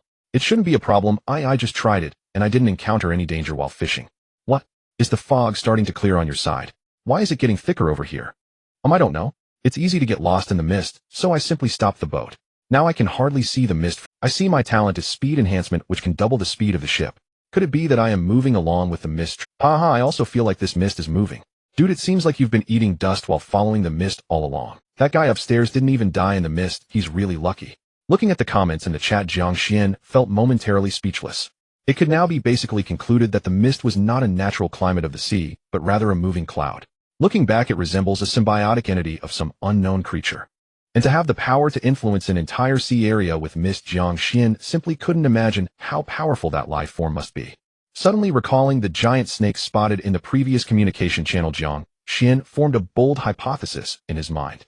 If the mist is produced subconsciously by some creature, and it seems to be moving away from the black tide, the outcome is self-evident. The powerful life within the mist is also avoiding the black tide. And the deaths of nearly 20,000 people were merely the unconscious collateral damage of this unknown creature's escape. Thinking of this, Jiang Xuan felt a shiver run through him. The closer he got to the truth, the more he felt the insignificance of humanity. In the boundless dark sea, humanity seemed far too insignificant now. This also confirmed the initial rules of the Black Sea, which stated that being caught by the black tide meant certain death. Even such a powerful supernatural creature could not contend with the black tide, leaving them only one path to survive: never be caught by the black tide. Just as Jiang Xuan was worried about humanity's fate, that terrifying yet familiar voice echoed once more. The Oneidae beginner protection period will end, at which time the speed of the black tide will rapidly increase to 10 Black Sea speeds per day. Attention! After the beginner protection period ends, the black tide will increase its speed by 0.1 Black Sea speeds per day. The Black Sea Gotcha machine will be deployed tonight at 8 p.m. Please reserve adequate space on the ship. The black tide's velocity is about to accelerate. Jiang Xuan furrowed his brow. Starting tomorrow, its speed would increase by 0.1 Black Sea unit per day. This meant that unless he upgraded his vessel and enhanced its sailing speed, soon it would not be long before the black tide overtook them. At that thought, he immediately activated his identification skill on the wooden boat. Named the Unsinkable Wooden Vessel Type, Special Vessel Rank, Tier in Speed 15 Black Sea units increases by 0.5 when sails are unfurled with favorable winds. Dimensions: 8 meters in length, 5 meters in width. Structures included wooden deck, canvas sail, timber, hull, cabin, captain's command chamber, 1 crew rest chamber. Special effect: a magically reinforced wooden vessel. Its sole immutable property is that it will never sink. Immaterials required for upgrade: 100 units of timber, 200 units of steel, 1 sealoom stone. Well now, resources are still woefully insufficient. Jiang Xuan shook his head with quiet resignation, glancing at the mere 105 units of timber remaining in his inventory. Fishing alone would take far too long to gather enough timber. Fortunately, he had several steadfast, tireless. Eldest son, how is your recovery coming along? As if recalling the proper use of his crew, he raised a hand and beckoned toward the talkative starfish, who was idly scanning the deck from every angle. Excellent. The mist is lifting. Go below and gather some driftwood for me. Seeing his eldest son fully recovered, Jiang Xuan promptly exercised. Excellent. The mist is lifting. Go below and gather some driftwood for me. Seeing his eldest son fully recovered, Jiang Xuan promptly exercised his captain's prerogative. Understood, father. But don't forget to save us 2 fishing rods today. Glancing at the silent, ever-vigilant sea urchin stationed nearby, the starfish somersaulted cleanly off the deck into the water. The venomous sea urchin, the strongest combatant aboard, had already assumed the role of captain's personal guard. With the recent perils still vivid in memory, Jiang Xuan naturally kept it close at hand. No problem, you're free to go. He nodded out after all this had been their prior agreement. Even as he spoke, another fish tugged at his line. Gained medium driftwood automatically refined into 20 units of timber. As he hauled in the line, Jiang Xuan calmly cast again without hesitation. His first cast yielded modest fortune. Only 20 units of timber, barely enough to merit notice. An aberrant sea beast egg has hatched. Retrieve the hatchling within 24 hours. Just as he gazed blankly into the inky expanse of the sea, the familiar chime sounded once more in his ear. It's hatched already. Wonder what talents this new companion possesses. First he straightened his robes with solemn care, then bowed deeply toward all 4 cardinal directions. There was no telling which quarter governed the sea, so he honored them all. Remarkable. Entrance with special effects.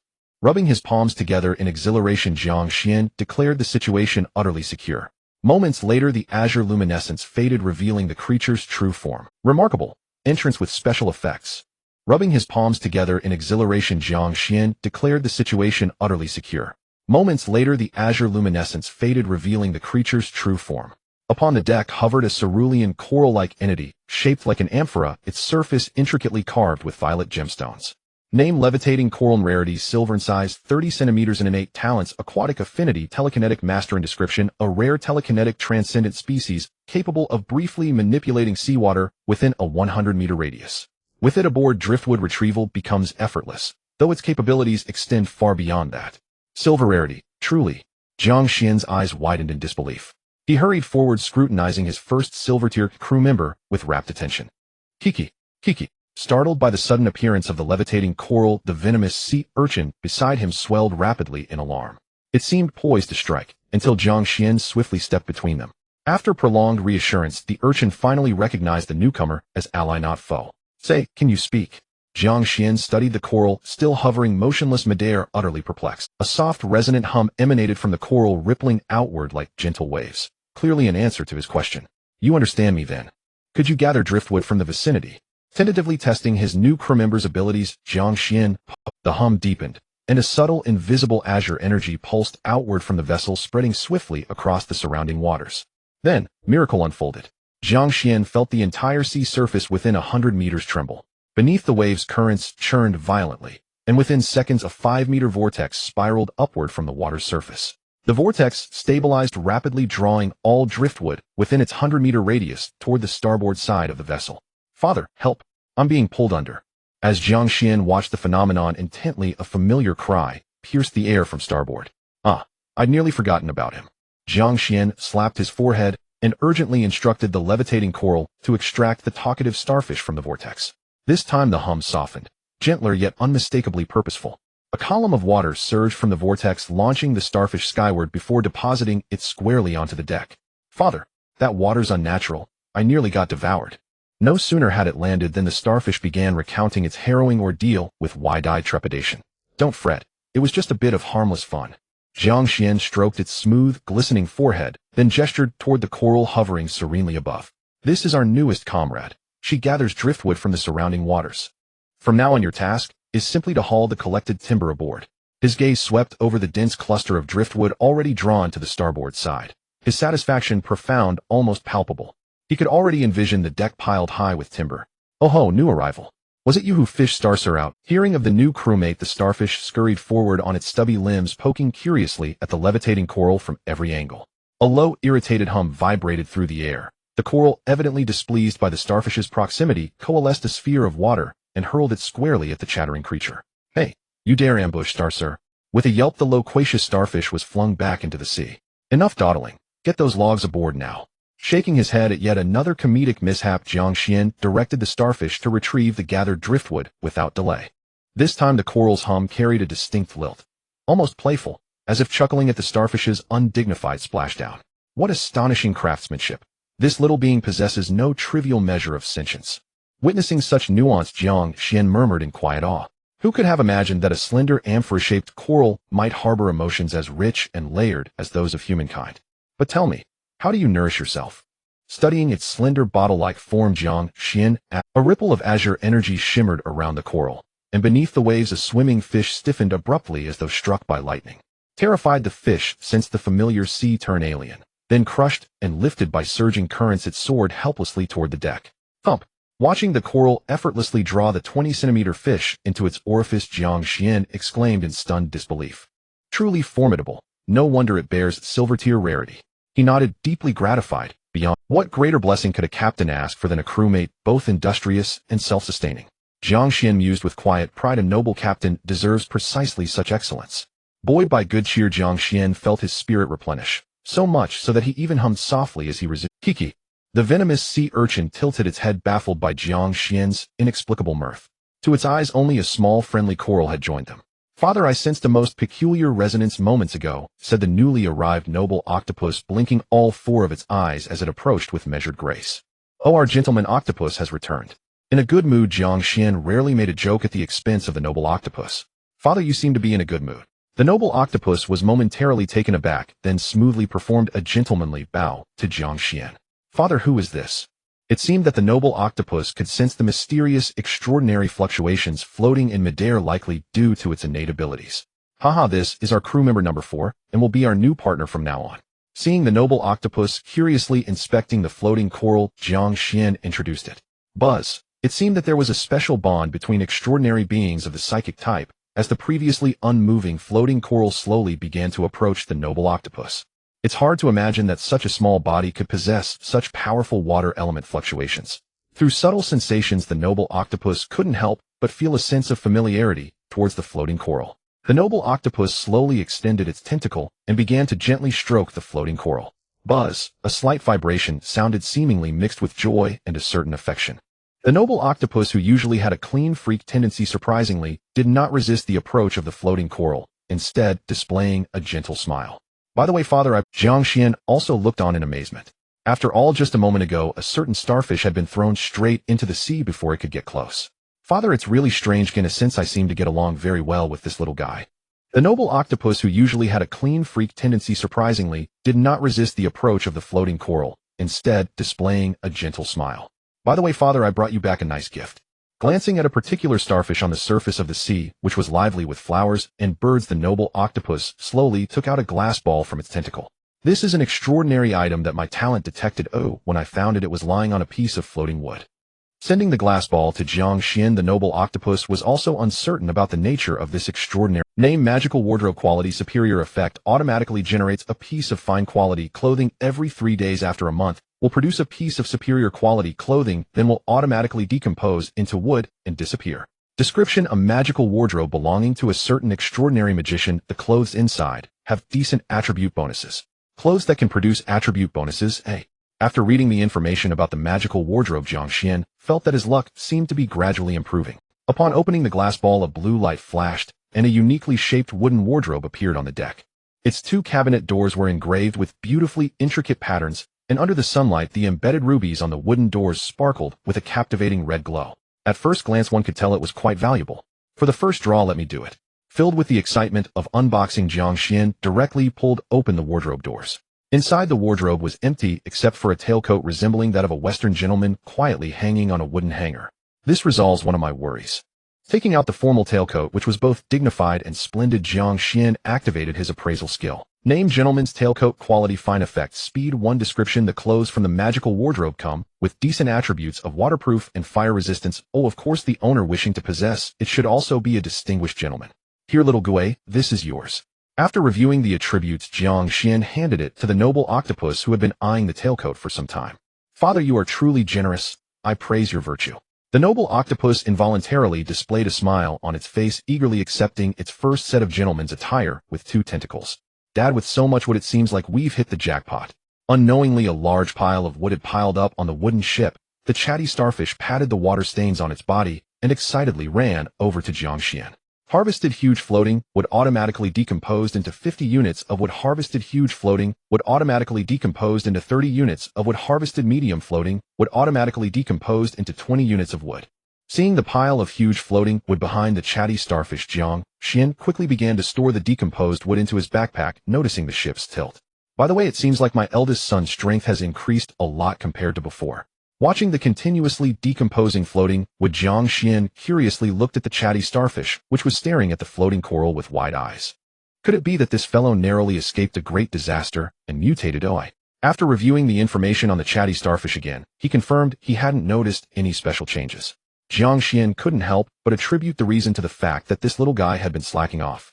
Ignoring the four little ones who were still mumbling to each other, Jiang Xuan pulled up the fishing rod that had already floated up. Harvested 10 units of iron automatically stored in the backpack. After recasting the fishing rod that had just been pulled up, Jiang Xuan began checking the information of the steel. Name: black iron steel. Quality: fine. Traits: hard. Description: fine quality steel, the best choice for upgrading to a level 2 ship. It seems today you are favored by the goddess of luck. To Jiang Xuan's surprise, it was fine quality steel, and he nodded in satisfaction. After all, upgrading to a level 2 ship only required regular quality steel. However, he wondered if upgrading to a level 2 ship with black iron steel would bring about new traits. Taking advantage of the fishing rod that had just been cast and was still quiet, Jiang Xuan began to organize his current supplies. He opened his backpack where only 2 of the 10 slots remained. It contained 355 units of wood, 600 milliliters of mineral water, 1 lighter, an iron barbecue grill, 15 units of iron nails, 1 iron hammer, 1 sea tower stone, and 10 units of black iron steel. In terms of weapons, aside from the rose pistol he carried, he also had the silver sword located in the captain's command room. As for extraordinary items, his collection had far surpassed others. Magical wooden bed, truth necklace, ring of resistance, emerald comb, holy water, silver cup, magical wardrobe. One could say that in terms of extraordinary item reserves, he was already ahead of most survivors. Each of these extraordinary items could easily be exchanged for valuable resources. Of course, he wouldn't easily. By the way, there's a monster corpse in the cabin. Remembering the monster corpse that had been blown to pieces like a beehive in the cabin, Jiang Xuan couldn't help but look forward to the Black Sea gacha machine that was about to arrive tonight. Food is not an issue with the floating coral around. Capturing ordinary sea fish should not be a problem. After calculating all his resources, he found that the most lacking resource was still water. Whether it was the daily intake of freshwater or the conversion amount of freshwater needed for the holy water silver cup, it was undeniable that the shortage of freshwater resources remained a significant problem. I wonder if anyone has acquired items like freshwater purifiers. Jiang Xuan was now very envious of such basic survival resources at sea. Since it was currently difficult to obtain through fishing, he could only hope for the resource island marked on the upcoming pirate treasure map. It should be arriving soon. As his thoughts flowed, the blue coordinates slowly magnified, gradually revealing the outline of a small island in his mind. Faster than expected. Glancing at the distant island with its faint outline, the pinpoint in his mind shone. At the current speed of progress, it would take about 2 days to reach the destination. Unconsciously, the sky began to darken. The next few casts were also fortunate, as he not only harvested some black iron steel and wood, but also caught 2 decent items. Name: magic compressed biscuit, quality fine, quantity 12 pieces, effect consuming 1, can sustain energy expenditure for a day. Description: one of the initial studies of mysticism in the realm of food, its appearance signifies that mysticism is gradually entering everyone's lives. Name: ice-breaking drill, blueprint, quality high quality, effect collecting materials, can craft an ice-breaking drill for ships, which can be placed at the bow to attack other vessels, doubling the damage to ice layers. Description: before the advent of cannons and other ranged attack methods, its emergence will be a nightmare for other ships and ordinary sea beasts. It seems that as the distance traveled increased, the items obtained while fishing also became more valuable.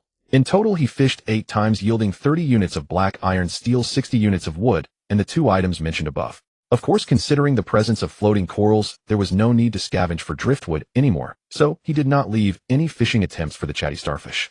Putting both items into his backpack filled the 10 slots once again.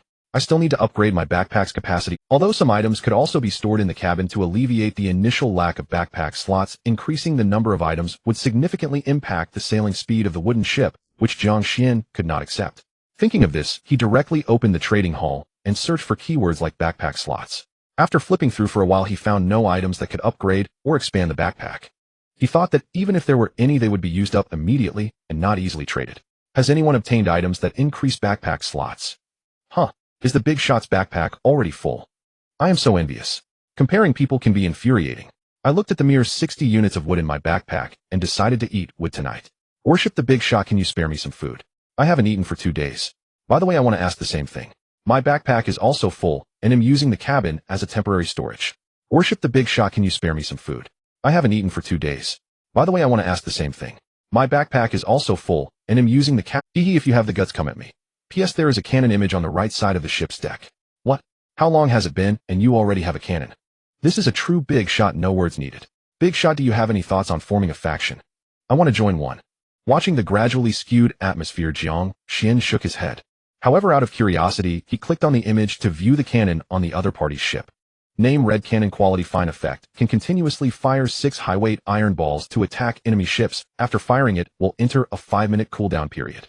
Description: no need to doubt its power, it rightfully earns the title of wooden ship killer.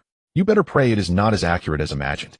It seems that there are indeed some lucky ones who have reached the forefront of ship upgrades. After reading the information about the red cannon, Jiang Xuan felt quite tempted, but after some consideration, he still believed that at this stage it could only serve as a strategic deterrent. The reason is simple: the red cannon does not fire gunpowder, but solid iron balls. Who knows how many units of steel are needed for each shot? I believe that after a few shots the captain could directly declare bankruptcy. Of course, as a strategic deterrent, it already holds significant value. The Black Sea Gotcha machine will arrive at the ship in 5 seconds, please prepare. As the familiar voice sounded, the entire channel was once again flooded with information, completely drowning Jiang Xuan's post. 5, 4, 3. As the countdown ended, a blue stream of light appeared from midair and landed directly on the deck in Jiang Xuan's astonished gaze. Is it already 8 in the evening? Looking at the pitch-black night, Jiang Xuan suddenly felt a sense of confusion about the loss of his perception of time. Forget it, let's check out this Black Sea Gotcha machine first. Casting aside his suddenly rising emotions, Jiang Xuan hurriedly walked to the Black Sea Gotcha machine. The black unknown shell encased the entire machine, appearing even more mysterious under the moonlight. On the top cover there were some features of marine creatures, including starfish tentacles, sea snake skulls, jellyfish images, and so on, as if it were a collection of various marine life. At the bottom was an area resembling an octopus mouth for input, with a giant mouth wide open, as if it were an abyss that devours everything. Name: Black Sea Gotcha machine, quality unknown, type Black Sea creation, effect 1. Input: sea beast or demon corpses to exchange for gotcha attempts, obtaining items through participation in the gotcha. Effect 2. Must feed at least 1 item or creature daily as an offering, otherwise it will transform into a living being that devours all living things on the ship. Description: a mysterious gotcha machine formed by an unknown power. Theoretically, it can give you anything you desire, of course, provided you keep it well fed. What? This can turn into a living being that eats people, eh? After reading the description, Jiang Xuan immediately took a few steps back, unsure if tonight counted as the first night. Seeing an item with both positive and negative effects for the first time, Jiang Xuan felt that the dark abyssal mouth looked even more terrifying. Out of caution, he did not immediately throw in the demon's corpse, but opened the communication channel instead. Wow. Did everyone see the information on this Black Sea Gotcha machine? Damn, isn't this just looking for trouble for myself? Survival in the Black Sea, what the hell?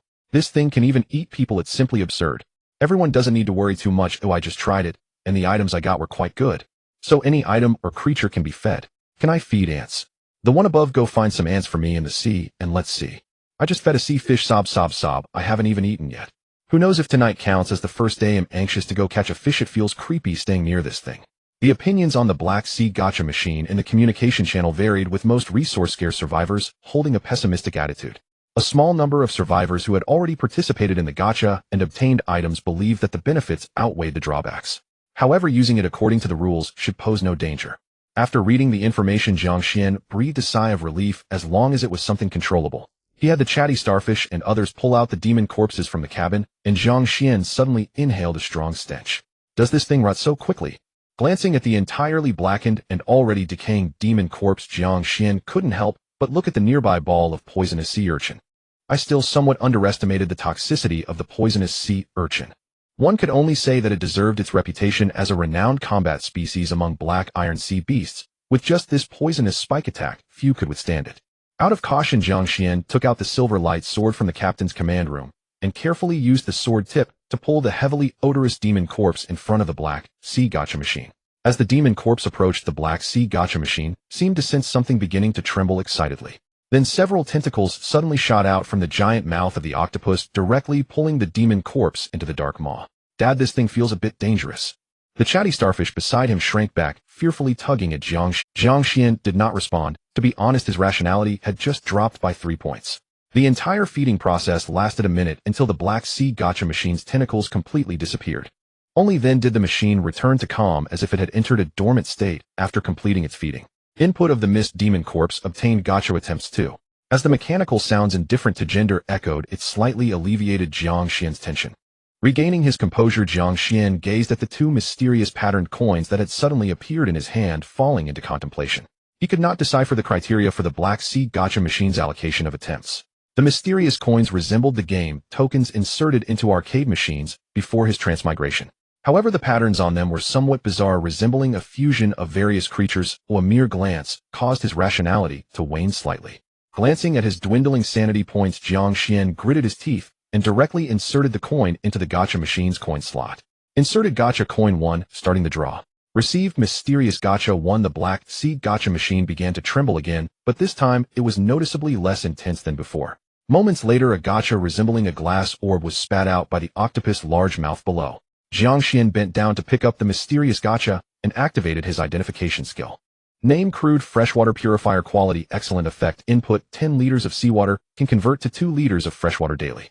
Description: a unique mysterious gacha from the Black Sea Gacha machine capable of producing everything you desire. It's actually a freshwater purifier. Jiang Xuan stared intently at the reddish-brown gacha in his hand, filled with ecstatic joy. To his surprise, the first gacha yielded the freshwater purifier he had long yearned for, prompting him to reassess the value of the Black Sea Gacha machine. Just one more to go. Without hesitation, he inserted the remaining gacha coin into the Black Sea Gacha machine. Inserted gacha coin 1, starting the draw. Received mysterious gacha 1. Watching the now tranquil gacha machine, Jiang Xuan casually took the second gacha into his hand and activated identification again. Name: resilient targeting rope. Quality: excellent. Trait: resilience 2. Effect: by shaking the rope, it can automatically target enemies after being thrown, ensnaring the target's head upon impact. Rubbing his chin, which had begun to sprout fine stubble, Jiang Xuan's mind suddenly conjured an image of himself dressed as a pirate, wearing a pirate hat and shaking a rope that can automatically target enemies. Its prerequisite for use is to be shaken first. Rubbing his chin, which had begun to sprout fine stubble, Jiang Xuan's mind suddenly conjured an image of himself dressed as a pirate, wearing a pirate hat and shaking a rope in his hand. But it's only of excellent quality, though I suppose it can only deal with low-tier creatures. Considering the quality of the resilient targeting rope, Jiang Xuan subconsciously categorized it alongside the Silverlight sword. Overall, the items produced by the Black Sea Gacha machine were indeed worth more than their cost. If not for its effect of converting, this would undoubtedly be the most valuable item on the entire ship at this stage. It needs to consume items or living creatures daily. To be safe, he directly took out a unit of wood from his backpack and placed it in the octopus large mouth beneath the Black Sea Gacha machine. With a tremor, several tentacles extended, one of which snatched the wood inside, while the remaining tentacles becked. Damn it, it's still not full. Continuing to pull out wood until he gathered 10 units, only then did the wood slowly retreat back into the depths of the octopus mouth. Fortunately, it only needs 10 units of wood daily to be satisfied. Seeing the Black Sea Gacha machine completely silent, he finally breathed a sigh of relief. Old man, what's the deal with this guy? I feel like it's uglier than a stinky octopus. The loquacious starfish, who had been silently observing, could no longer contain himself and stepped forward to curiously inspect the carvings on the Black Sea Gacha machine. Father, I think it's necessary to recycle and reuse that lowly starfish. Buzzing, the noble octopus in a splendid tailcoat cast a disdainful glance at the irritating starfish and offered Jiang Xuan his valuable opinion. The floating coral on its shoulder emitted a buzzing sound, seemingly in agreement with the noble octopus proposal. This thing is somewhat dangerous. Remember to remind me daily to feed it 10 units of wood. With a serious expression, he instructed the 4 little ones, and then Jiang Xuan took them back to the cabin. Upon entering the crew lounge, Jiang Xuan smashed the gacha containing the freshwater purifier onto the ground. With a flash of light, a simple freshwater purifier resembling a water dispenser appeared in the room. Jiang Xuan studied it and found that he only needed to place seawater into the inlet at the top, and after pressing the switch, he could obtain precious freshwater resources from the outlet at the bottom. Of course, he could only obtain 2 liters of freshwater daily, but it was enough to sustain his daily freshwater consumption. Notably, the conversion speed was somewhat slow, requiring 8 hours. Moreover, after the conversion was complete, there would be a cooling period before it could be used again the next day. Father, the bonfire has been lit. It's cold in the cabin. Come and warm up by the fire. In the darkness, the noble octopus emerged from the doorway with a faint glow from the fire seeping in from the lounge. He'll be there shortly. Instructing the loquacious starfish to use the tray on the freshwater purifier to fetch 10 liters of seawater, Jiang Xuan also felt a chill. The weather seems to be getting colder. Wrapping his clothes tighter, he opened the Black Sea weather report to find that the temperature tonight had plummeted to 8°C. Following the faint glow, Jiang Xuan followed the noble octopus to the bonfire. The previous fire pit still bore traces of char, remnants of the flames from last night. The initial wooden boat seemed resistant to the weak flames, serving as a protection during the novice period. Otherwise, without sufficient safeguards, he wouldn't dare to let the noble octopus start a fire on the wooden boat. Of course, someone must constantly control the wood being added, otherwise it could easily lead to a fire. The warm glow illuminated his somewhat haggard face, and he realized he had already been in this world for 5 days. These 5 days had been spent in constant fear. If not for the awakened talent granting him these companions, he would likely have met the same fate as the 20,000 compatriots who had sunk into the Black Sea. The weak flames continued to burn with the moisture in the wood evaporating and crackling occasionally. He glanced at the drowsy, loquacious starfish beside him, the floating coral resting on the noble octopus' shoulder, and the noble octopus occasionally adding wood to the bonfire, and the poisonous sea urchin still blocking the cabin entrance, occasionally turning its head to observe everyone. A long-lost sense of safety gradually arose within him. At the very least, he was fortunate. Compared to this endless, lonely Black Sea, he was never alone. The night continued to fade in the bonfire along with countless, unwilling souls that perished.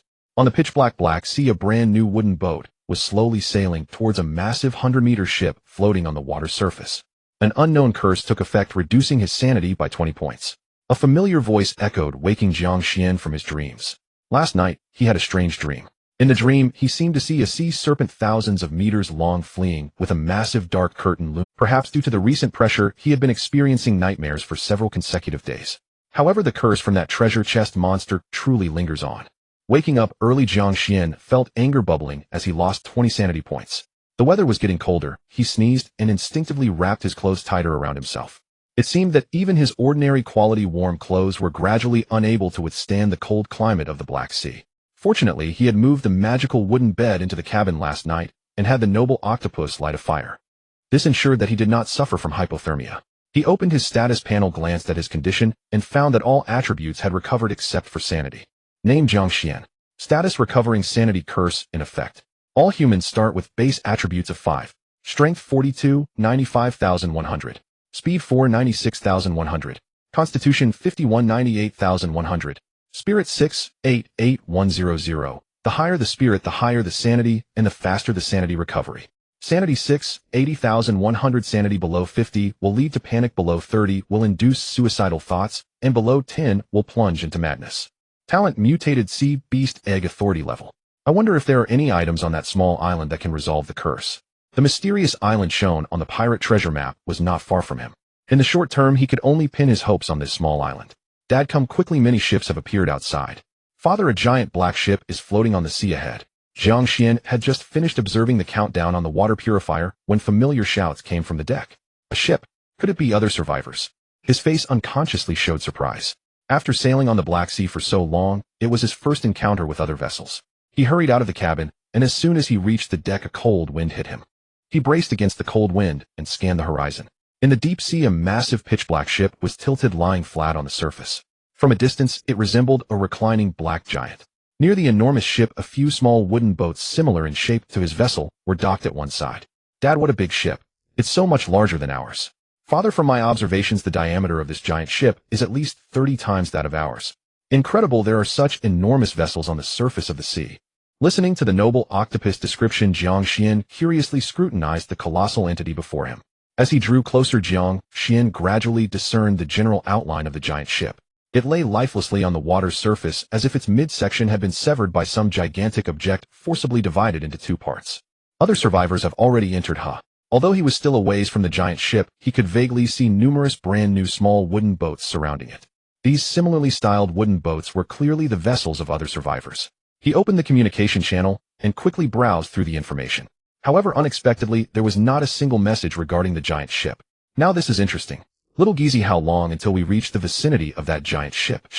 Jiang Xuan turned to look at the noble octopus. He knew its talent could not only explore extraordinary items, but also significantly enhance its perception.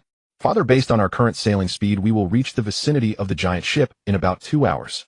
The noble octopus seemed to anticipate Jiang Xuan's question and made its judgment calmly. Full speed ahead. Since everyone is tacitly keeping quiet, it suggests there must be plenty of good items inside. Little geezy, use your talent to see if there are any extraordinary items lying around. Seeing that they still had some time before reaching the giant ship, he immediately instructed the noble octopus to use its talent. Father, there seemed to be several extraordinary items, all concentrated in the direction of the black ship. A few minutes later, the noble octopus opened its 4 eyes, seeming somewhat surprised. All right, I understand. Jiang Xuan was browsing through the supplies for warmth on the trading channel, responding without turning his head. In recent days, he had clearly sensed that the sea surface seemed to be cooling rapidly. Today, even under the uninterrupted sunlight, the temperature was only 10. He dreaded to think how low the temperature would drop at night. According to the introduction of the second-tier ship, the most important structure was the sea furnace, and considering the recent cold, he had to prepare in advance. 50 units of wood seeking to purchase 1 insulated blanket. 40 units of wood seeking to purchase a set of warm clothes. 40 units of wood seeking to purchase 1 thermos. 40 units of wood seeking to purchase heating pads or other insulation devices. Without hesitation, he placed 4 orders in the trading channel, ignoring the rapidly scrolling messages, and directly picked up the fishing rod to start fishing. Little Bottle, gather the surrounding driftwood together. Eldest son, I'll let the ship stay for 5 minutes. You and everyone else pick up the driftwood for me. As he methodically instructed the small ones to start working, he returned to the captain's command room and temporarily stopped the wooden ship. Little Black's poisonous spines seemed to have grown out. Glancing at the quietly curled-up poisonous sea urchin in the corner of the deck, Jiang Xuan nodded to himself. Little Bottle and Little Black were names he had given to the floating coral and poisonous sea urchin yesterday to facilitate the command of the 2 new crew members. Bang! Bang! Just then Jiang Xuan heard a series of heavy objects colliding against the railing. Always restless in the early morning, he glanced at the black sea gumball machine, making noise beside him, and casually tossed 10 units of wood to this annoying fellow who had been shouting for food since early morning. After finishing these tasks, Jiang Xuan quietly lay back in the lounge chair, watching the talkative starfish and noble octopus tumble off the ship. Buzz! With strange vibrations echoing in the air, the surrounding sea surface also began to tremble. A small vortex 4 meters in diameter appeared on the right side of the wooden ship, continuously gathering and attracting the surrounding driftwood. What a miraculous power! Is this the extraordinary power? Jiang Xuan gazed at the floating coral in midair with envy. I just wonder how many survivors can awaken similar extraordinary abilities. Watching the giant ship drawing closer in the distance, Jiang Xuan gradually narrowed his eyes. Meanwhile, within a cabin of the massive ship that Jiang Xuan was observing, several towering beings resembling fishmen were gathered. Elder Batul, our homeland has been invaded, and our kin are dying. Let's go to war and fight these greedy invaders to the death. Deep within the dilapidated cabin, an intelligent being covered in blue scales resembling a fishman was swinging a sharp trident with a face full of fury. Hell, you are too impulsive. If it weren't for your reckless attack on these foreign races, our existence would not have been exposed so quickly. Elder Batul, are you asking me to just watch them rampantly invade our territory and take away our resources for survival? The tall fishman seemed quite displeased with the elder's words, gripping the massive sea fork tightly and thrusting it forcefully into the cabin. Lord Hell, please do not be rude in front of Elder Batul. 2 fishermen slightly shorter than Hell glared at their disrespectful kin in front of the elder. Hell, I have long said that for the beings that once lived on this massive ship, we were also invaders. That was in the past. Now we are the true masters here. Elder Batul, just watch, I will kill them all. The robust fishman abruptly pulled the gigantic sea fork out of the cabin, casting a disappointed glance at the cowardly kin in the room. He did not know when it had begun, but his kin, who had lived in comfort for hundreds of years, had completely lost the bloodthirst of their sea beast lineage. After Hell left, Elder Batul let out a long sigh. Alas, merciful sea god, my fishman tribe has been driven out of the deep sea for hundreds of years. Please bless my kin to safely overcome this crisis once again. Elder Batul closed his eyes, pressed his hands together, and began to chant something, while a radiant blue light emanated from his chest, and a deep blue orb shone brightly. The sea god has shown his spirit. The surrounding guards knelt on the ground, revealing excited expressions. Elder Batul sighed secretly, only he knew that the sea god had not descended for hundreds of years. Now all that remained for the Fishman tribe were these ancient treasures from the past. Location No. 008. The Black Sea Brotherhood is calling for gathering. Location No. 008. The Black Sea Brotherhood is calling for gathering. Location No. 008. The Black Sea Brotherhood is calling for gathering. Just as Jiang Xuan had stowed the retrieved driftwood into his backpack, he noticed a prominent pinned post appearing at the top of the regional communication channel. Such pinned posts had only appeared twice before, the first time when the Black Sea Brotherhood was established, and the second time was now. It seems there are still many unknown objects that can connect with the Black Sea system. The Black Sea Brotherhood guarantees that all items obtained during the search will belong to individuals who are aligned. Location No. 008. Specific coordinates have been published. Location No. 008 has discovered mysterious resource points containing above quality items and a large quantity of iron resources, now calling nearby kin to explore together. The Black Sea Brotherhood guarantees that all items obtained during the search will belong to individuals who our alliance will not maliciously seize them. Note resource point No. 008 is a huge black ship. There are traces of other black sea creatures inside. Our alliance strongly recommends gathering with members of our alliance to explore together. For consecutive pinned posts hung at the very top of the regional channel, directly attracting the attention of nearly all survivors in the area. Wow. I thought the Black Sea system had changed again, or it turns out it was the big shots pinned posts. Impressive Black Sea Brotherhood. How did you post such pinned posts? Resource point no?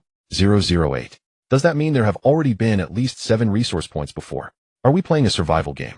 Big shots, please take me with you. I am very close to location no. 008 and can get there in less than an hour. Haha, I am already here, just preparing to join the Black Sea Brotherhood. Kin nearby, hurry over. There are already more than 30 brothers here.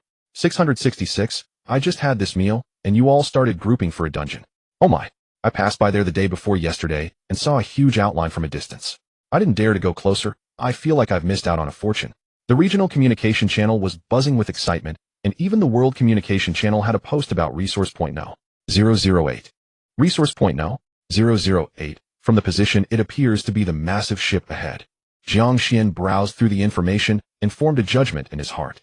He did not expect that the number of people gathered there was even greater than he had imagined, likely attracting most nearby survivors. The traces of other Black Sea creatures must be the beings occupying the massive ship. Calculating the few calls for gathering made by the Black Sea Brotherhood, he roughly understood the situation on the ship. It was certainly because the marine beasts on the ship were difficult to deal with that the Black Sea Brotherhood had to launch a gathering post actively exposing the coordinates here.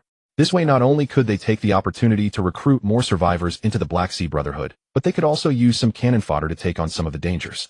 Thinking of this, Jiang Xuan couldn't help but admire the clever scheme of the Black Sea Brotherhood. However, it was evident that the effect was quite significant. At the very least, even Jiang Xuan would not miss such a rare resource point. I have 235 units of wood left. With the wood collected by my sons later, I should be able to reach 500 units. Perhaps this trip will allow me to gather all the materials needed to upgrade to a level 2 ship. Looking at the 200 units of iron required for the level 2 ship upgrade, Jiang Xuan finally made up his mind. He stowed the rose pistol inside his clothes and picked up the silver sword from the captain's command room. Undoubtedly, he also wanted a share of this massive ship adventure. Dad, we are here. It's hard to imagine how the strength of the low-tier starfish has increased so much. As familiar voices came, Jiang Xuan turned around.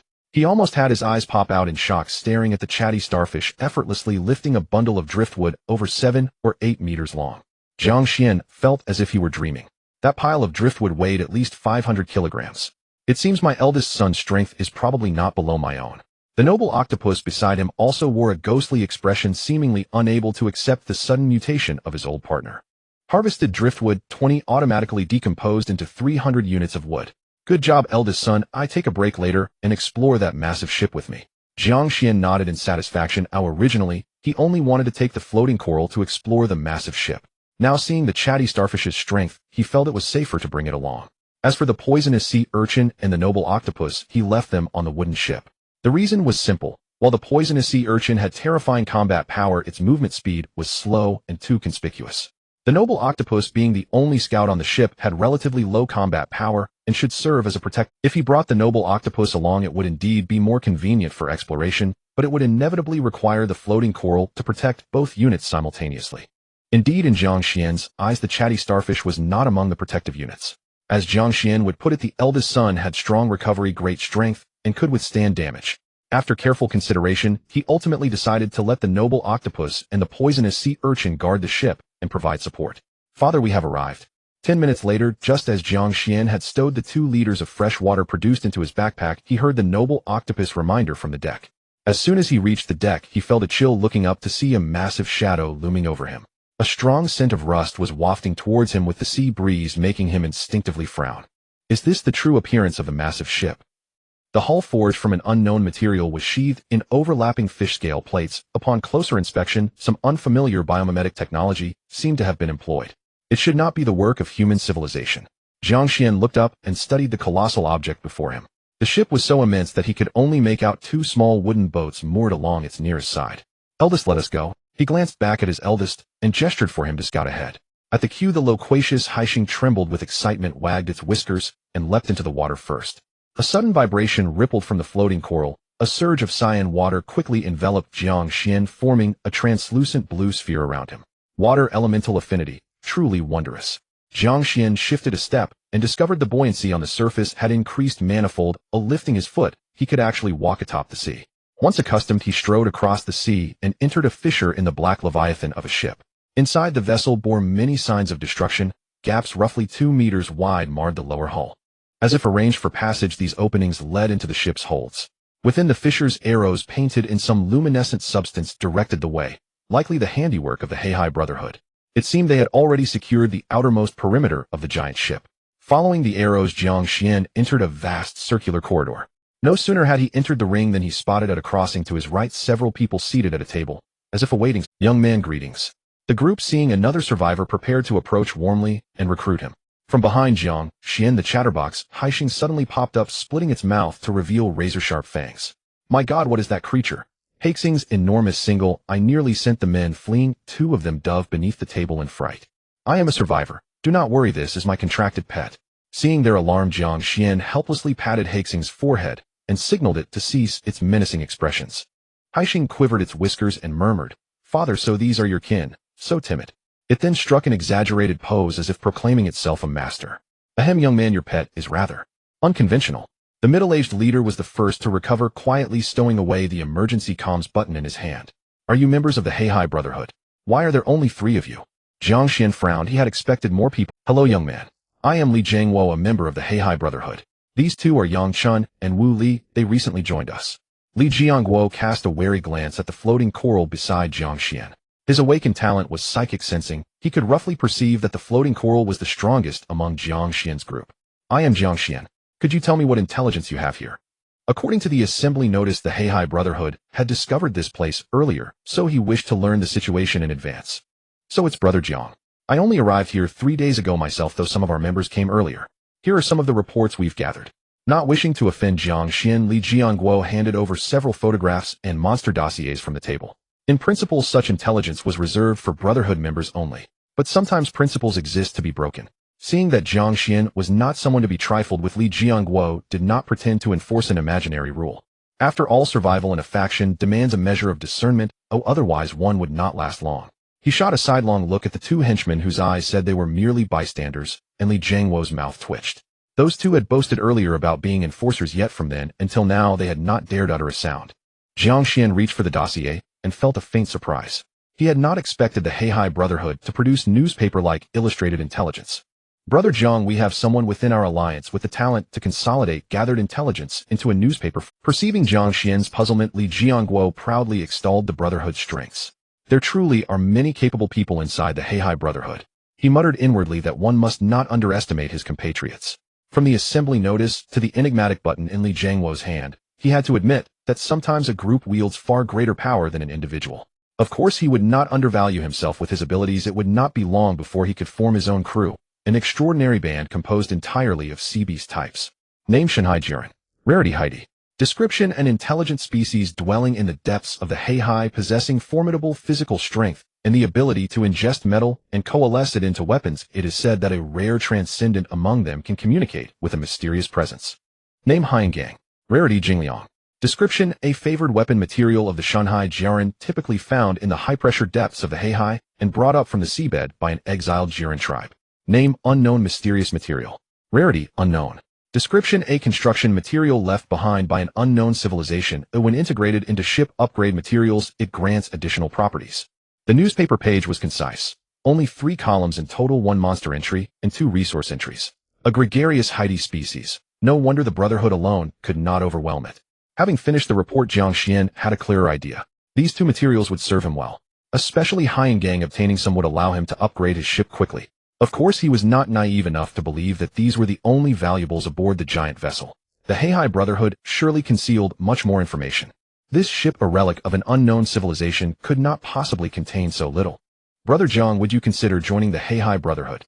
Our membership has surpassed 500. Many of our people are now stationed across these waters. Seeing Jiang Xuan finish the materials, Li Jiangguo measured him and began to outline the Brotherhood's presence. Our Brotherhood is very relaxed. Contribute 100 units of timber or 20 units of steel per month as dues, and you may join.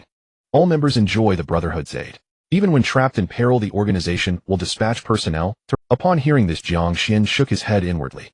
Although he could afford such monthly contributions, the Brotherhood's promised aid seemed of little practical value to him now. Perhaps when the organization grew stronger and its systems more refined, it might prove useful. For the moment, he did not believe their assurances of rescue.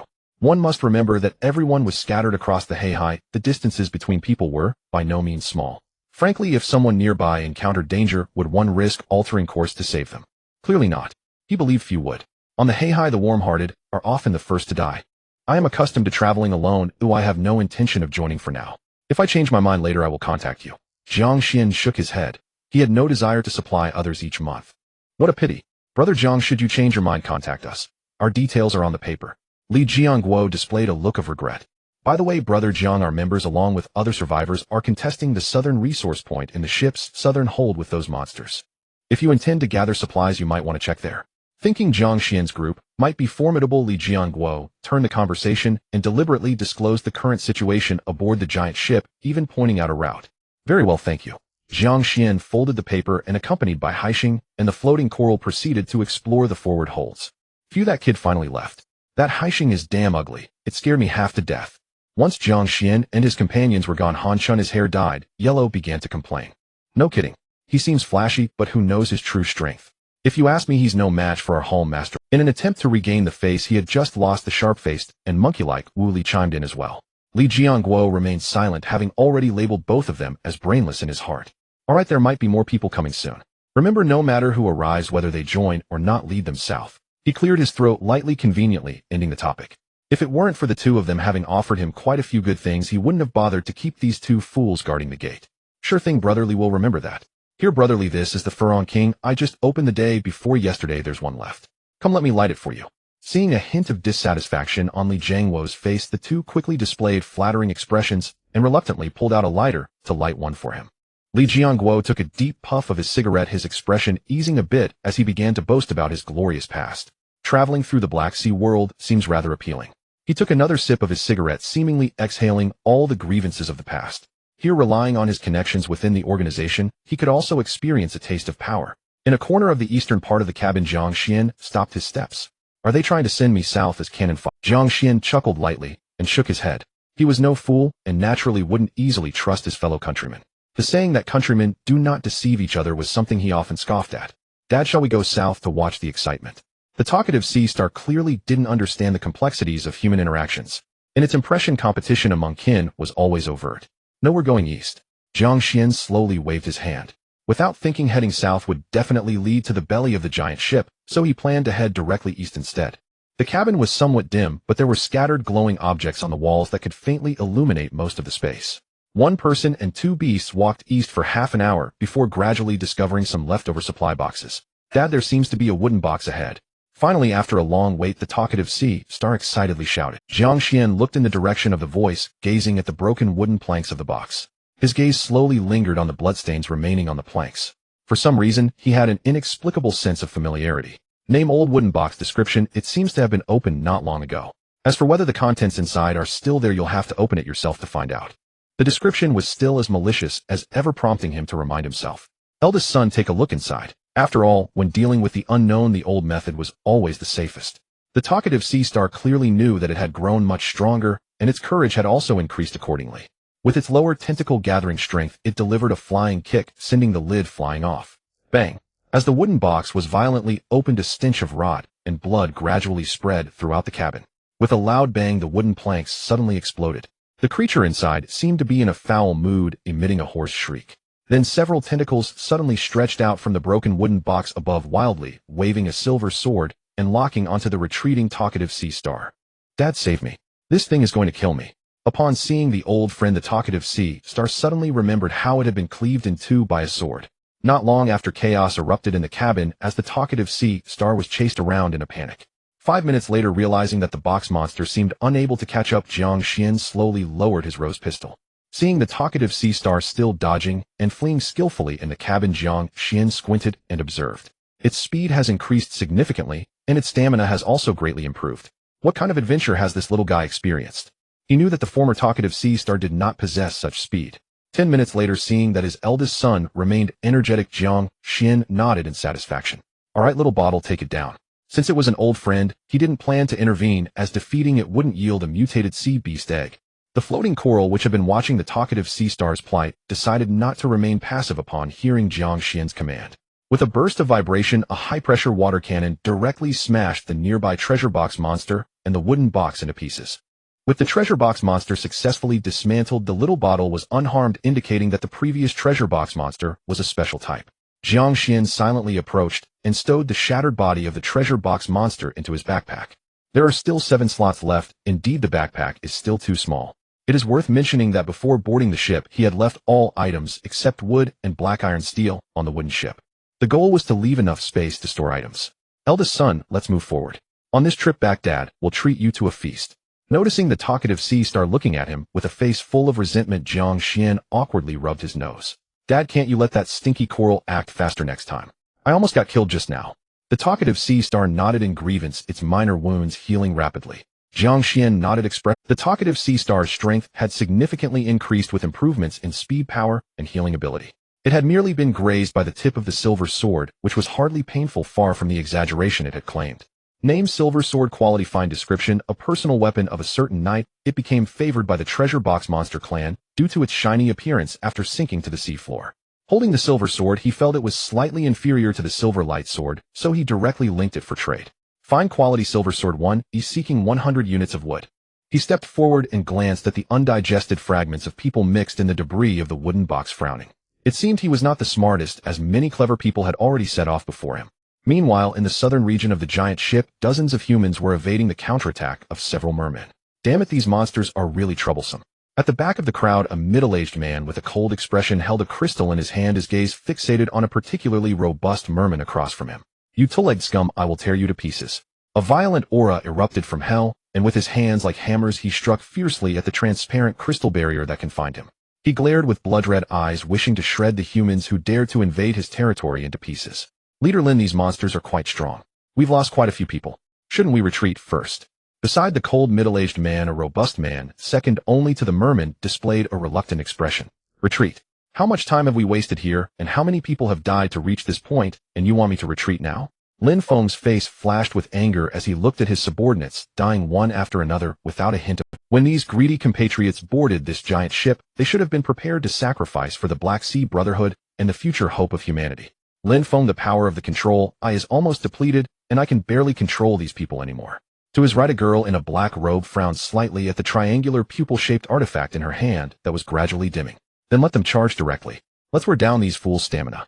Our reinforcements are still arriving. As long as we can hold on, we can definitely secure the 2 supply compartments inside. He expressionlessly gave the order, and then focused all his efforts on controlling the crystal in front of him to keep the tall merman on the opposite side firmly under control. The battles in the central area were extremely brutal, with almost every few minutes seeing survivors having their talents exhausted and being torn to shreds. Then several hidden gunners from the Black Sea Brotherhood would gradually pick off the exhausted mermen. Suddenly, intense gunfire erupted throughout the cabin. Gunfire. Jiang Xuan, who was exploring the eastern cabin, stopped his actions. He casually stowed 10 units of unknown materials into his backpack and listened intently to the sporadic gunshots. Have some people already acquired firearms? Indeed, the Black Sea Brotherhood has come prepared. Not bothering to take a look at the commotion to reap the benefits, he continued moving eastward. At this stage, the deterrent effect of firearms was still significant. Uncertain whether he could withstand bullets, he dared not gamble on whether the resistance bracelet's defense could withstand the bullet's penetration. Placing the silver light sword back in his backpack, he took out the rose pistol from his waist, feeling a bit more secure. Just as Jiang Xuan was lost in thought, the talkative sea star seemed to have discovered something. Dad, be careful. There seems to be a big guy up ahead. The talkative starfish at the front revealed a serious expression, quietly retreating from the cabin ahead. In its haste, it accidentally stepped on Jiang Xuan's foot. Jiang Xuan gave it a kick in silence, and then leaned forward to observe the situation inside the cabin. This cabin was larger than the previous ones explored, filled with scattered mechanical materials and exposed wires resembling connectors. In the center of the cabin was a massive white mech crushed beneath a pile of steel.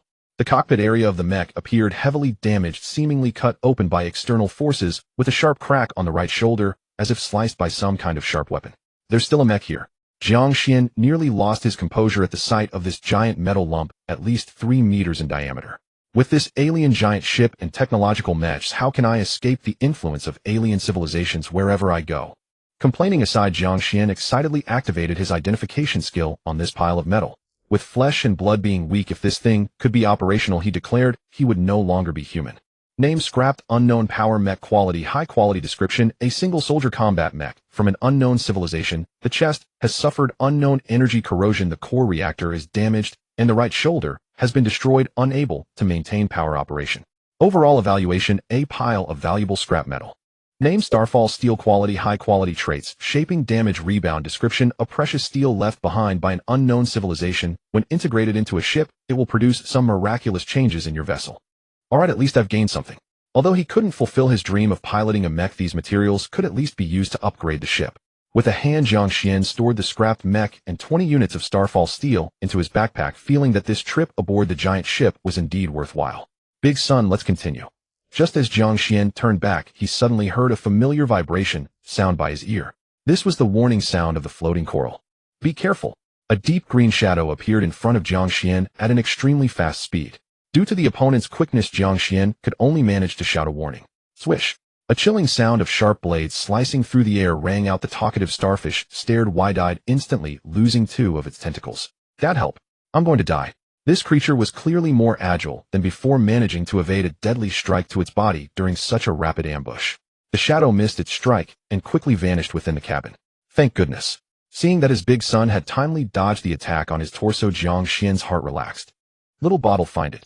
Jiang Xuan was alarmed that his big son had almost been sliced in half, and he directly ordered the floating coral to initiate an area attack. Buzz. The floating coral, following the command, floated upwards, emitting an invisible wave that spread out. The surrounding humidity was increasing at an astonishing rate, with water droplets quickly seeping from the cabin walls, enveloping the entire cabin. Jiang Xuan gripped his rose handgun tightly, his eyes scanning the cabin rapidly, hoping to locate the opponent's position using his identification skill. Buzz. When the humidity reached a limit, as if sensing something, the floating coral suddenly shot out a high-pressure water cannon in a particular direction. Sizzle. Everything happened in the blink of an eye. As Jiang Xuan felt the water vapor rush past his ears, he heard a mournful scream. Then from a shadow at the cabin entrance, a bloodstain appeared, revealing the assailant's true appearance. Before him stood a creature with a pitch-black hard shell resembling an inverted cone, with a massive scythe occupying half of its body on one side. However, at that moment, the shell on its right side had already been torn apart, green blood dripping onto the cabin. Name Scythe Shadow Stabber juvenile quality black iron talent shadow cloak high speed slashing description the most notorious assassin of the shallow sea region. It always hides patiently in the shadows, waiting for prey to arrive. With a strong territorial awareness, any creature that intrudes into its territory will face its onslaught. Bang! Seeing the opponent finally reveal itself, Jiang Xuan merely used his identification skill to scan it before immediately firing his rose handgun. Everything happened too quickly. As the Scythe Shadow Stabber was struck by the water cannon, a red bullet shot toward it. Instinctively, it attempted to move its body, but the injury on its right side ultimately slowed its speed. The red bullet penetrated its body, and a miraculous scene unfolded. Jiang Xuan saw the shadowy monster before him suddenly enveloped in red. In less than a second, it was forcibly transformed into a giant rose flower measuring 30 centimeters. The flower's center was exceptionally bright, droplets of water vapor falling from its petals. Though splendid, it seemed out of place with the surrounding environment. Little bottle, don't attack. Jiang Xuan swiftly intercepted the floating coral, which was about to deliver a finishing blow. He quickly retrieved his silver sword from his backpack. The sharp blade did not hesitate due to the rose's beautiful appearance, and directly sliced the blood-red rose in half. Kill Scythe Shadow Stabber obtained, Mutated Sea Beast Egg X1. The rose rapidly wilted, and as the petals fell quickly, it reverted back to the severed body of the Scythe Shadow Stabber. Green blood flowed everywhere, and Jiang Xuan disdainfully glanced at his bloodstained boots before turning to kick the starfish lying on the ground, pretending to be dead. And he conveniently wiped the sole of his shoe. Stop pretending to be dead, let's continue to the next room. He shot a fierce glare at the cunning one-eyed starfish. Dad, is it all settled? The talkative starfish finally stirred awake, its severed tentacles quivering as a thin tentacle rapidly formed. Jiang Xuan didn't respond, instead observing the mutated sea beast egg with patterns that had appeared in his backpack. With 2 hours left in the day, he knew his exploration time was limited. If the juvenile is this powerful, how formidable would the adult be? Muttering a complaint just as he was about to move forward, he suddenly noticed something resembling a button on the right side of the cabin. It seemed that this button had been blocked by the mech earlier. After storing the mech in his backpack, he had suddenly been attacked, which caused him to miss it earlier. Big son, go and press it. Acting with caution, he firmly exercised his authority as a father. Alright, Dad. The talkative starfish initially tried to appear pitiful, but seeing Jiang Xuan completely ignore it, it also resignedly lowered its head. As the button was pressed, the surrounding cabin trembled. In the next moment, a hidden door behind the wall slowly opened. Name emergency supply cabin no. 13 quality none description. Clearly this is an emergency supply cabin that was never put into use. It seems there are some good things inside. Looking at the vague description, Jiang Xuan chose to ignore it and directly kicked the starfish, which was slowly retreating into the cabin. Dad, there's a dead creature inside along with several shiny things. Moments later, the excited voice of the talkative starfish came from inside.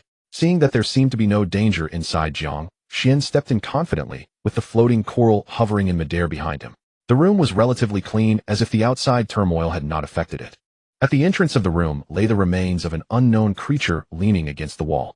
Name Sierra Clan skeleton description, a pitiful creature long since deceased. By lineage you'd have to call it great-great-grandfather. Sierra Clan, what kind of race is that? Looking at the unknown skeletal remains with several tentacle-like bones, Jiang Xuan was momentarily at a loss. Indigenous, or alien life. Scanning the remaining value on the skeleton, he finally found a peculiar ring-shaped ornament on a part resembling soft bone.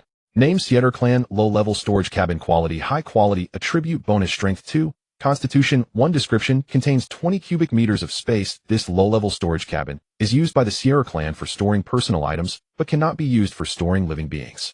Jiang Xuan picked up the low-level storage cabin and casually wiped it with the nearby tentacle, revealing a subtle expression on his face. Could this be considered an otherworldly version of a storage bag? But how exactly do I use this? Jiang Xuan looked at the uniquely shaped ring in his hand, unsure of how to— Never mind, I'll study it further when I get back. He casually placed the ring into his pocket and began to survey his surroundings. Aside from the corpses at the door being somewhat jarring, the style of the supply cabin was quite uniform, with shelves lined with items resembling silver capsules. Name Hill Clan intermediate storage box. Quality excellent. Description contains spatial compression technology capable of storing items up to 10 times their original size. Pressing the button on the top of the storage box allows you to store items. Seeing this, Jiang Xuan understood that these rows of silver capsules were indeed storage boxes. He casually picked up a silver capsule from the right side and indeed found a button on top. After pressing the button, a jade green crystal appeared on the counter. Jiang Xuan picked up the green crystal with some confusion, feeling a bit excited inside. Anything that could serve as a backup supply surely wasn't a common item. Name low-level energy crystal. Description can be used to power mecha or other Hill Clan technological items. Contains 10 energy points, can be exchanged for capsule coins at the Black Sea gacha machine. Upon seeing this, Jiang Xuan felt a bit regretful. It wasn't that the item was bad, but rather that he had nothing to use it with. Keeping it was less useful than letting the gacha machine consume it for a few pulls. However, there were at least 100 silver capsules here. Even if they were all this kind of crystal, he would still be quite fortunate. He pressed the button on the silver capsule again, and with a flash of light, the green crystal was successfully stored. We really hit the jackpot this time, son. Jiang Xuan excitedly kicked the chatty sea star beside him, his smile not fading since. Really? Dad, that means we can trade for a ton of fish, right? The chatty sea star was still as greedy as ever, his mind filled with thoughts of roasted crispy fish. Son, have some ambition. When we get back, I'll arrange a full fish feast for you. Ignoring the drooling sea star beside him, Jiang Xuan continued moving forward along the shelf. Reaching the front of the shelf, he discovered an exceptionally exquisite silver capsule on a sleek tech cabinet. Name Hill Clan Advanced Storage Box. Description contains spatial compression technology suitable for storing rare supplies. I believe the contents within will not disappoint you. After reading the introduction, Jiang Xuan didn't hesitate and directly pressed the button on top of the storage box. A rush of cold air was expelled, and 3 syringe-like items appeared before him. Name V-Type Mental Potion. Effect instantly increases mental attributes by 5 points upon use. Description: a precious mental potion. Its effect can rival that of extraordinary alchemist's potions. Name V-Type Strength Potion. Effect increases strength attributes by 5 points upon use. Description: want to gain strength. Take it. This is your shortcut to extraordinary power. Name C-Type Talent Potion. Effect randomly generates a clever talent upon use. Description: no need to look further. Without a doubt, this is the most precious item in this backup warehouse. Although it's only clever in some respects, it can be seen as seizing the authority of the gods. It's a talent potion. Jiang Xuan's eyes widened in disbelief. He never expected to obtain such a thing. Grab it all. Jiang Xuan directly stuffed all the silver capsules from the shelf into his backpack. Dad, it seems there's a note. Just as Jiang Xuan was unable to hide his excitement, the chatty sea star beside him suddenly pointed at a silver transparent box on a counter, with its tentacle a curious expression on its face. Jiang Xuan then realized he had overlooked this item, but it wasn't his fault. The transparent paper was simply too inconspicuous. Name Notebook of Ling No. 33. Description: the last words of a pitiful fellow at the entrance, but you probably won't understand it now. It's advised to check it after obtaining a universal language device. Looking at the abstract characters that resembled ghostly drawings, Jiang Xuan simply stowed the notebook into his backpack. At this point his backpack was just about full. So soon it's filled up, the backpack slots just aren't enough.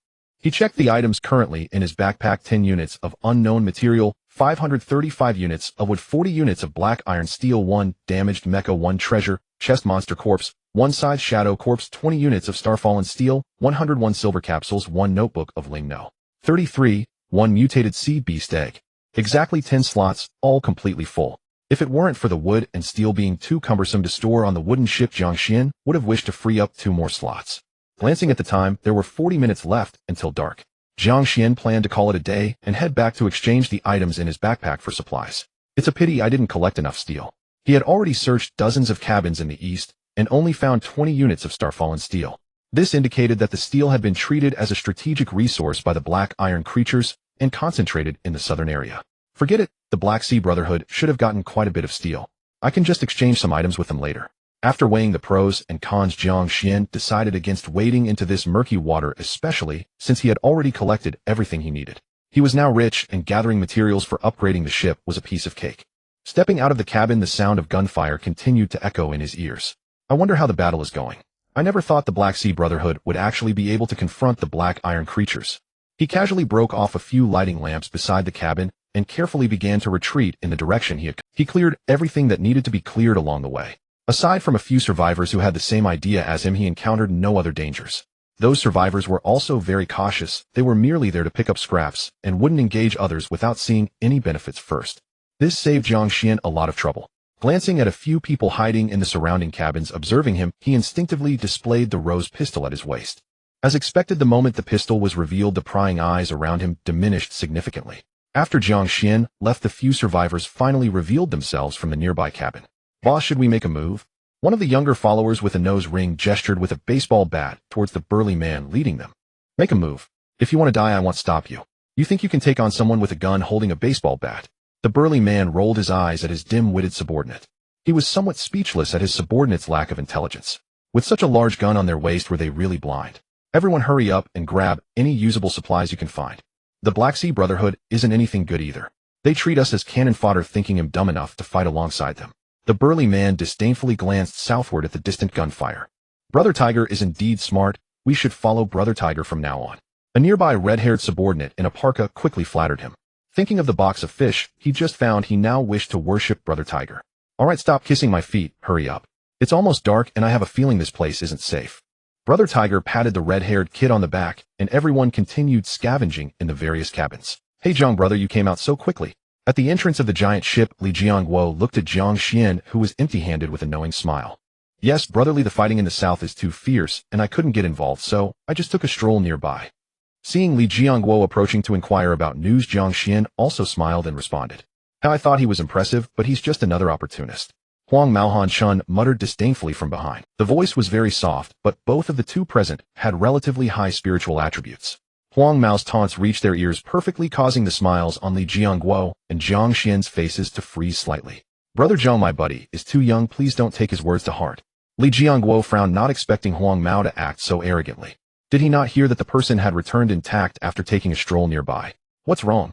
Do you look down on my old man?" Before Li Jiangguo could finish, the garrulous Hai Xing, with his mustache, became furious. Seeing his father's expression turn sour, he directly kicked towards Huang Mao. Being a sea beast, he naturally felt no sympathy for outsiders. Bang! A loud crash echoed, and Li Jiangguo only heard a scream as a shadow flew out beside him. Turning his head, he saw Huang Mao lying at the back of the cabin, his eyes rolled back, unconscious. "I'm sorry, brotherly, my child is too young and doesn't know better. Please don't hold it against him." Jiang Xuan pretended to kick the garrulous Hai Xing, who was whistling beside him, then turned to smile at Li Jiangguo. "Damn it, brotherly, we've stirred up a tough opponent. That dead Huang Mao the fool almost got me killed." Seeing Jiang Xuan's smiling eyes, Li Jiangguo instantly broke out in a cold sweat. "Brother Jiang, look, this is the cigarette I got the day before yesterday. Please have one." Just as Li Jiangguo, "Brother Jiang, look, this is the cigarette I got the day before yesterday. Please have one." Just as Li Jiangguo secretly took out the emergency distress signal, he suddenly noticed the gun on Jiang Xuan's waist. His expression changed drastically, and he immediately took out a lighter with a smile to light one for Jiang Xuan. It seems brotherly has quite a few good things. Cigarettes are indeed a scarce item. Not wanting to offend a friendly-faced Jiang Xuan did not show displeasure to Li Jiangguo. After all, he did not want to fall out with the Black Iron Brotherhood directly, as he might need to trade steel with them later. No, since Brother Jiang likes it, this box of cigarettes is yours to smoke. Seeing Jiang Xuan's attitude softened, Li Jiangguo wiped the cold sweat from his forehead. Dad, what is this? Can I try it? Seeing Jiang Xuan puffing out smoke beside him, the garrulous Haixing couldn't help but become curious. Do you want to smoke too? Glancing at his eldest son's big mouth beneath his mustache, Jiang Xuan was slightly taken aback. Can Haixing also smoke? Here, little brother, let me light it for you. The observant Li Jiangguo immediately took out another one from his waist and carefully lit it for the garrulous Haixing. Not bad, you have good insight. In the future, remember, my name Brother Xing will look after you. The garrulous Haixing nodded in satisfaction and jumped up to pat Li Jiangguo's shoulder to show the big brother's appreciation. Get out of here, don't cause me trouble. Seeing the mustached Haixing smoking like a big shot, of black line appeared on Jiang Xuan's forehead, and he kicked him aside. Brotherly, let's add each other as friends. We have a transaction to do with your brotherhood in the future. Seemingly pleased by the previous cigarette, Jiang Xuan's attitude also softened as he initiated a friend request to Li Jiangguo. It is our honor for Brother Jiang to do business with our brotherhood. Li Jiangguo revealed a sincere smile. It was much better to be friends with someone like Jiang Xuan than to be enemies. Based on his experience in dealing with people, there was no need to provoke a formidable enemy over a little shrimp just entering the brotherhood. Then, brotherly, you go ahead, it's getting dark and we need to head back. Having done what he needed to, Jiang Xuan did not linger. He gently patted the floating coral which had been fixated on Li Jiangguo and the others and walked out of the cabin with the garrulous Haixing. Damn it, brotherly, who is that powerful figure? I almost wet my pants. As soon as Jiang Xuan left, Wu Li beside him revealed a look of surviving a disaster, a strange stench wafting from beneath him. That thing floating in midair had locked onto him, leaving him with no thoughts of resistance. The malice emanating from it was utterly unmasked, as if it were about that thing floating in midair had locked onto him, leaving him with no thoughts of resistance. The malice emanating from it was utterly unmasked, as if it were about to devour him at any moment. In comparison, that mustached Haixing felt somewhat more approachable. I wonder how Brother Lin and the others are doing. Ooh, I feel so insecure here. Thinking of this, a worried expression appeared on his face. After all, Lin Feng was already a formidable figure in their Black Sea Brotherhood. If Lin Feng couldn't take this place, their Black Sea Brotherhood would also have to retreat in defeat. Throughout it all, the two of them had not glanced at Huang Mao even once. In the face of the major matters concerning the fleet, of fool who almost got them killed didn't seem that important anymore. Dad, that kid is completely done for. I didn't hold back just now. As soon as they exited the cabin, the garrulous Haixing muttered quietly. He had been too angry just now to consider holding back. Eldest son, you need to be more composed. Didn't you see your dad wasn't even angry? Of course, since it's done, let's go home and eat fish. Jiang Xuan patted the garrulous Haixing's large forehead, not imposing human moral standards on his son. After all, he was just a sea beast, not a human. Dad, you're not angry. I saw your face turn green just now. The garrulous Haixing muttered quietly, only to be kicked into the sea by Jiang Xuan. Let's go, little bottle, it's time to go home. Turning back for one last glance at the massive black ship behind him, Jiang Xuan waved at the floating coral in midair. Buzz the floating coral understood, and a water ball enveloped Jiang Xuan, slowly lifting him towards the surface of the sea. What the heck? This can fly. Your abilities have developed so quickly. Looking at the sea surface just 30 centimeters below his feet, Jiang Xuan also showed a shocked expression.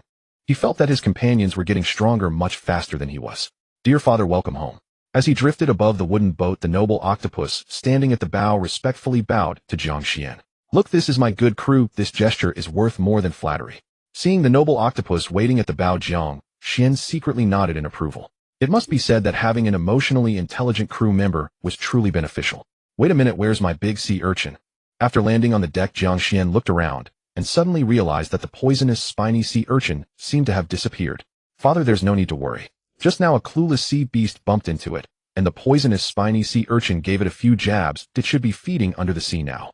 Father, there's no need to worry. Just now a clueless sea beast bumped into it, and the poisonous, spiny sea urchin gave it a few jabs. It should be feeding. Hearing that his third crew member could actually eat meat, Jiang Xuan was greatly astonished. He felt that the science he had learned before was drifting further away from him.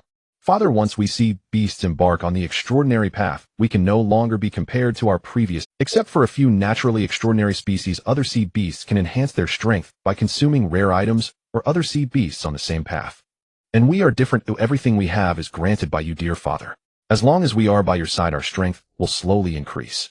Seeing that Jiang Xuan seemed a bit confused, the noble octopus patiently began to explain. Wait, did you just say the word extraordinary? Aren't you all extraordinary yet? The word extraordinary piqued Jiang Xuan's interest. He had thought that the sea beasts hatched from the mutated sea beast eggs were all extraordinary.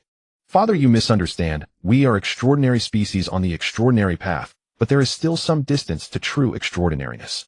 However, the little bottle behind you should be close to transforming into the extraordinary. Shifting his gaze to the floating coral beside him, the noble octopus, four eyes couldn't help but show a hint. So that's how it is. I thought awakening a talent meant being extraordinary. After the explanation from the noble octopus, Jiang Xuan finally understood the true value of being extraordinary. Unexpectedly, even the floating coral, a silver-grade species, merely grazed the threshold of the extraordinary. Father, I think the urgent matter now is to get away from here. That ship seems to be sinking. What is about to sink? Just as Jiang Xuan pondered, the noble octopus beside him suddenly looked seriously towards the sea behind them. Somewhat confused, Jiang Xuan followed the other's gaze and looked up. Above him, a massive shadow was leaning down. The gigantic ship, towering hundreds of meters high, tilted downward like a fallen giant, seemingly intent on burying everything beneath it into the depths of the sea. Get into the cabin. Without time to think further, Jiang Xuan quickly shouted and rushed into the captain's command room. He swiftly pulled the compass to the left and commanded the ship to move forward at full speed. Father, be careful. Just as Jiang Xuan thought they could escape the shadow of the giant ship, a massive section of the ship suddenly disintegrated and crashed down. Buzz. At the critical moment, the floating coral trembled violently, and the surrounding sea boiled completely. A massive wave surged from the right side of the wooden ship, violently pushing it to the left, narrowly avoiding the impact of the falling cabin. My resource point. Coming back to his senses, Jiang Xuan stared blankly at the enormous object slowly sinking into the sea in the twilight. Dad, are you okay? The talkative starfish stood up from the deck, having almost been thrown off when the entire ship suddenly lurched to the left. I'm fine. You all gather the scattered materials around. We will continue moving forward shortly. Calming down, Jiang Xuan began directing a few small ones to dive for salvage. Although he didn't know what had happened on the giant ship, it was clear that this resource point now, 008, had completely vanished. All he could do now was have the small ones collect the materials floating on the water's surface. Although he didn't know what had happened on the giant ship, it was clear that this resource point now, 008, had completely vanished. All he could do now was have the small ones. Where have you all gone? Why does it feel like this cursed weather is getting colder? Who wouldn't say so? Upgrading to a level 2 ship can build a sea furnace, but 1,000 units of wood is just too much. Is anyone at resource point now? 008. How's the situation there? Don't mention it. I almost died in there. The Black Sea Brotherhood had no clue what they were doing, causing the whole resource point to sink. Brothers ahead, could you elaborate on what happened? We want to know too. I don't know, I was just picking up trash on the outskirts when the entire cabin suddenly emitted blue light. I felt the cabin rock violently, and being as clever as I am, I jumped into the sea to escape. Damn it, the Black Sea Brotherhood almost got me killed. Everyone don't trust that rotten brotherhood anymore. They used some strange item to force us, the survivors, to act as cannon fodder to explore the resource point. Wow, brother, how did you survive that? Be careful, if the gang might come after you. Please do not damage my reputation in public, otherwise I will pursue the matter to the end. Damn. Black Sea Brotherhood, you better kill me. I won't let this go. Jiang Xuan felt somewhat speechless, realizing the Black Sea Brotherhood truly acted as expected. Fortunately, he did not follow most survivors to explore the south with the Black Sea Brotherhood. But what could have happened to sink the entire giant ship? The communication channel was filled with curses. Many survivors seemed to have fallen victim to the Black Sea Brotherhood's treachery, currently venting their anger. Opening a private chat, he sent a message to Li Jiangwo asking if he had made it out. After a long wait with no response, Jiang Xuan could only give up. It was a pity, he still wanted to trade for a batch of steel from the Black Sea Brotherhood. Forget it, with so many resources now I don't have to worry about not finding someone to trade with, it's just a matter of a few days delay. Putting the sinking of the giant ship aside, it was time for the enjoyable box opening segment. Thinking of the 101 silver capsules in his backpack, Jiang Xuan's face couldn't hide his joy. Half an hour later, he sorted through all the materials obtained from this giant ship journey. 101 silver capsules, including 1 medium-sized storage box and 100 beginner storage boxes. Here we can assume 2 attribute-enhancing potions have been used as the author originally intended to use them later, but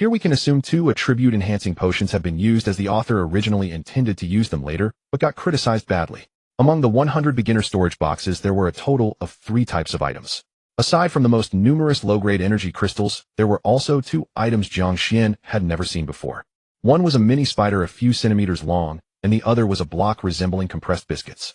Name repair device. 2nd generation spider type, quality superior effect, can repair most mechanical items. Description: with it, any metal ship will be hard to damage. Of course the premise is to feed them well, or they might secretly eat your ship. So does this mean it can be used to attack other ships? Looking at the system's description of the spider type repair device, a sudden thought popped into Jiang Xuan's mind. Name energy block quality exquisite description strategic reserve resource containing 10 units of high energy matter. Just one block can satisfy all your energy consumption for a day, and long-term use can slightly enhance physical attributes. From the 100 silver capsules, he obtained a total of 70 low-grade energy crystals, 20 spider-type ship repair devices, and 10 boxes of 55 edible energy blocks. This was the main harvest of Jiang Xuan's journey. After comprehensive consideration, he decided to keep the energy blocks and spider repair devices while using all the others, including low-grade energy crystals for gacha. He also planned to exchange the damaged mechas for gacha coins. After all, even if he repaired them, they wouldn't have energy drives.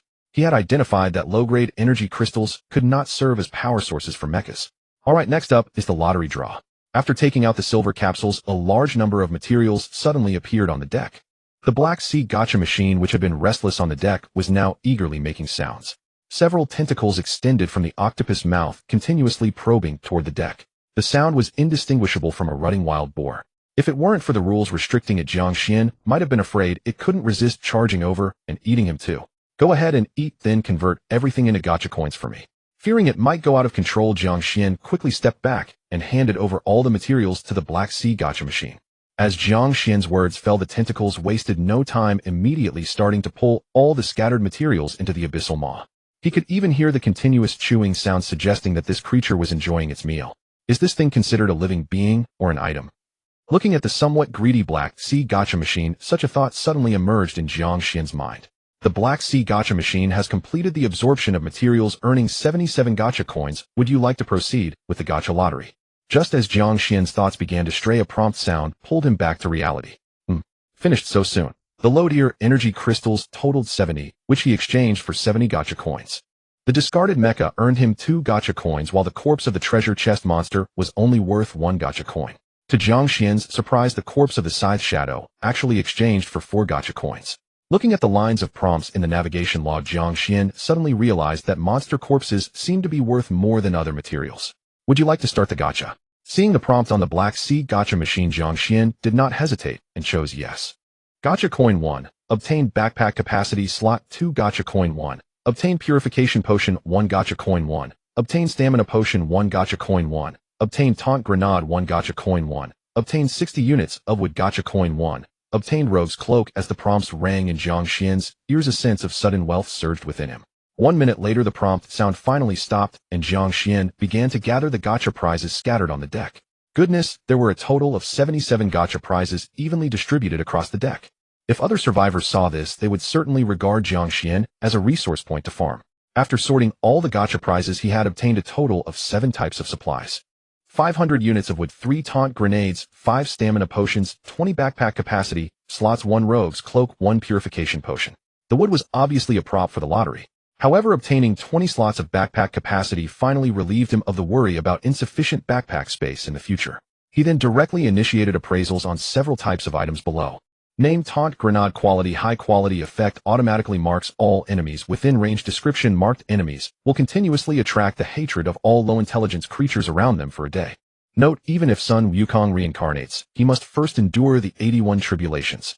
Holding a smiling taunt grenade in his hand, Jiang Xuan nodded in satisfaction. This thing, if used well, might yield extraordinary results. Name stamina potion quality high quality effect restores 20 stamina. Description: a practice work by the extraordinary, which failure just 1 bottle can fully restore your stamina. One must say you two have quite the affinity. Name purification potion quality high quality effect removes low tier curses. Description: a proud creation of the Holy Maiden of the Dawn Church. This illustrious daughter of destiny dreams of pursuing the legendary extraordinary witch's research on mysticism. Seeing this, Jiang Xuan couldn't help but feel curious. The extraordinary witch Fei Lia seemed to be quite famous in the Black Sea world, and he had already obtained several extraordinary items related to her. However, the appearance of the purification potion solved a long-standing problem for him. With this, he no longer had to lose 20 sanity points every day. He tilted his head and poured the purification potion into his mouth, feeling his cells awaken as a refreshing coolness swept through his mind, restoring his sanity directly to 100 points. This is a good item. He didn't expect this purification potion not only to remove curses, but also to restore sanity directly to 100 points. This Holy Maiden of Dawn seems to have something special. After putting the 3 potions into his backpack, he turned his attention to the last item. Name Rogue's Cloak Quality High Quality Attribute Bonus Stealth 1 Speed 1 Defense 1 Description Wearing it can slightly enhance physical defense protecting against damage from blades and swords of below high quality. Wearing it you are not far from being a qualified assassin. The protective suit resembled a black cloak. However, when he held it in his hand, Jiang Xuan discovered that beneath the cloak was a tight black bodysuit. This looks quite stylish and has additional characteristics. Gently stroking the fabric of the clothing, he found the material to be very tough, yet lightweight, seemingly designed specifically for stealth. With this, my self-defense capability has significantly increased. Eagerly running to the captain's command room, Jiang Xuan changed into the rogue's cloak and felt as if his body was more agile than before. Moreover, when he draped the cloak over himself, it seemed to merge with the night, making it difficult for enemies to spot him in the darkness unless they looked closely. Most importantly, it provided immunity to attacks from blades and swords below high quality, making it the dream garment for awakening assassin-type talents. As he lowered the cloak, Jiang Xuan stepped out of the darkness. He could already imagine that in the future when he went out he would wear the black cloak hiding in the shadows with the rose pistol carrying him through. With the combat power of his several sons, he wondered who could withstand such a combination of attacks. The talkative sea star appeared behind Jiang Xuan like a ghost, curiously looking at Jiang Xuan, who was smiling to himself. It noticed that since the last time he fainted he hadn't smiled this happily. Cough, my eldest son is back. Jiang Xuan patted the talkative sea star's forehead, feeling quite good. Unconsciously, he found its mustache more and more pleasing. Father, all the driftwood and scattered items within 100 meters are here. The noble octopus wiped off the water stains on its body, then extended its tentacle to point at a pile of materials at the stern of the ship. 150 units of wood, 20 units of black iron steel. Not bad, everyone has been performing well recently, and as the captain, I am very pleased. Therefore, I, the captain, have decided that tonight we will feast with plenty of sea fish. Jiang Xuan waved his hand, announcing the crew's welfare for the end of the month. Dad, long live. Hearing that there would be plenty of sea fish, the talkative sea star's eye sparkled, feeling that its father was the god of grilled fish. Seeing the few little ones excitedly run to the cabin to start a fire, Jiang Xuan felt a surge of pride. He opened the trading hall and placed several orders. 30 units of wood, purchasing 5 units of cooking oil, 30 units of wood, purchasing 5 units of seasonings, 80 units of wood, purchasing 5 sea fish, rarely with wood exceeding 1,000 units. Jiang Xuan indulged a little. He purchased cooking oil and seasonings to try out. The silver sword he had previously listed in the trading hall also showed a successful transaction, and now his wood reserves had reached an astonishing 1175 units. After deducting the 140 units of wood spent, it would not impede his progress in upgrading the ship. The 3 links quickly succeeded in transactions, and it seems that the rapid increase in the black tide has greatly heightened the demand for wood among survivors. Of course, he wasn't particularly worried. The journey on the giant ship had made him quite wealthy. He figured as long as he gathered enough steel tomorrow, he would be able to upgrade to a level 2 ship. Just as he was about to head down to the cabin to grill fish, he finally received a response to the private message he sent to Li Jiangguo earlier. Brother Jiang, sorry there was an issue earlier, and I just got out. The reply came 5 minutes ago. After pondering for a moment, Jiang Xuan directly replied, Li Gu, could you please let me know what exactly happened on the giant ship? The message sent out did not receive an immediate reply, likely because the other party was considering how to respond. 5 minutes later, the other party sent another private message. To be honest, Brother Jiang, we received incorrect intelligence. This time, we didn't expect that there was an old fellow among that group of mermaids. I heard our hall master say that when the old mermaid saw that the situation was not good, she directly took out a blue bead, and they suddenly felt a flash in front of their eyes, and all the mermaids disappeared. Not long after, the entire giant ship sank. I can swim too, and since I was close to the exit, I managed to escape back to the wooden boat. Li Jiangguo spoke with a sigh, as it seemed that the Black Sea Brotherhood had lost quite a number of people this time. After hearing Li Jiangguo's account, Jiang Xuan's expression was complex. Indeed, the races that could survive on the Black Sea all had their own trump cards. Li Gu, does your Black Sea Brotherhood have a lot of steel on hand? I have something I want to sell. After replying, Jiang Xuan directly sent the appraisal information of an energy cube. Whoa, this is a good item. Brother Jiang, please wait a moment. He'll talk to our responsible hall master and let her negotiate. Jiang Xuan was not kept waiting for long. Soon a friend request came through. The ID of the sender was Senior Warehouse Manager. As for how Jiang Xuan managed to spot her among hundreds of friend requests, it was because almost all members of the Black Sea Brotherhood had their names tagged with Black Sea Brotherhood. Hello, I am Lin Xingro, the hall master responsible for material transactions in the Black Sea Brotherhood. I've looked at your items. What do you wish to exchange with us? The other party seemed very interested in the energy cubes, but spoke cautiously, likely afraid of coming off too greedy. I only need steel. You should have acquired quite a bit of steel this time, right? Without further probing, Jiang Xuan stated his needs directly. Are you upgrading to a level 2 ship so quickly? How about 100 units of steel for 2 boxes of energy cubes? The other party was initially surprised, but then provided a somewhat matching offer. No, at most 1 box plus 5 bulk energy cubes. Jiang Xuan shook his head at the other party's offer. 2 boxes of 5x5 energy cubes could sustain one person for at least 50 days of food consumption, so exchanging for 100 units seemed not too bad. But that was under the assumption the other party's steel reserves were not abundant. During the giant ship expedition, the Black Sea Brotherhood had no shortage of steel. He wouldn't be foolish enough to make a direct exchange without bargaining after only a few good days. Deal. The unexpected response left Jiang Xuan slightly taken aback. Oh, did he cut it too low? Jiang Xuan instantly regretted the reduced amount, whereas Lin Qingru smiled. The Black Sea Brotherhood had dedicated material storage warehouses. Excluding previous accumulations, this time's steel intake alone would not be less than 5,000 units. Moreover, many members had perished at supply points, and the supplies on their ships would secretly be funneled into the guild by the Black Sea Brotherhood. Of course, this was only known to their management. In short, to put it simply, the Black Sea Brotherhood was indeed rolling in riches lately. Well, I need 150 units. Seeing the other party's wealth, Jiang Xuan directly put up 40 energy cubes. Friend transactions were divided into 2 types: personal exchanges, which were gifts and not protected by the system. The other type was linked transactions, similar to lobby trades, where items had to be placed in the system first, and both parties had to confirm before the transaction could succeed. He opted for a linked transaction as it was prudent for a first deal. Transaction successful. Received 150 units of black iron steel. Hello, the transaction has completed. Please consider us first next time. After all, there are not many organizations of our scale.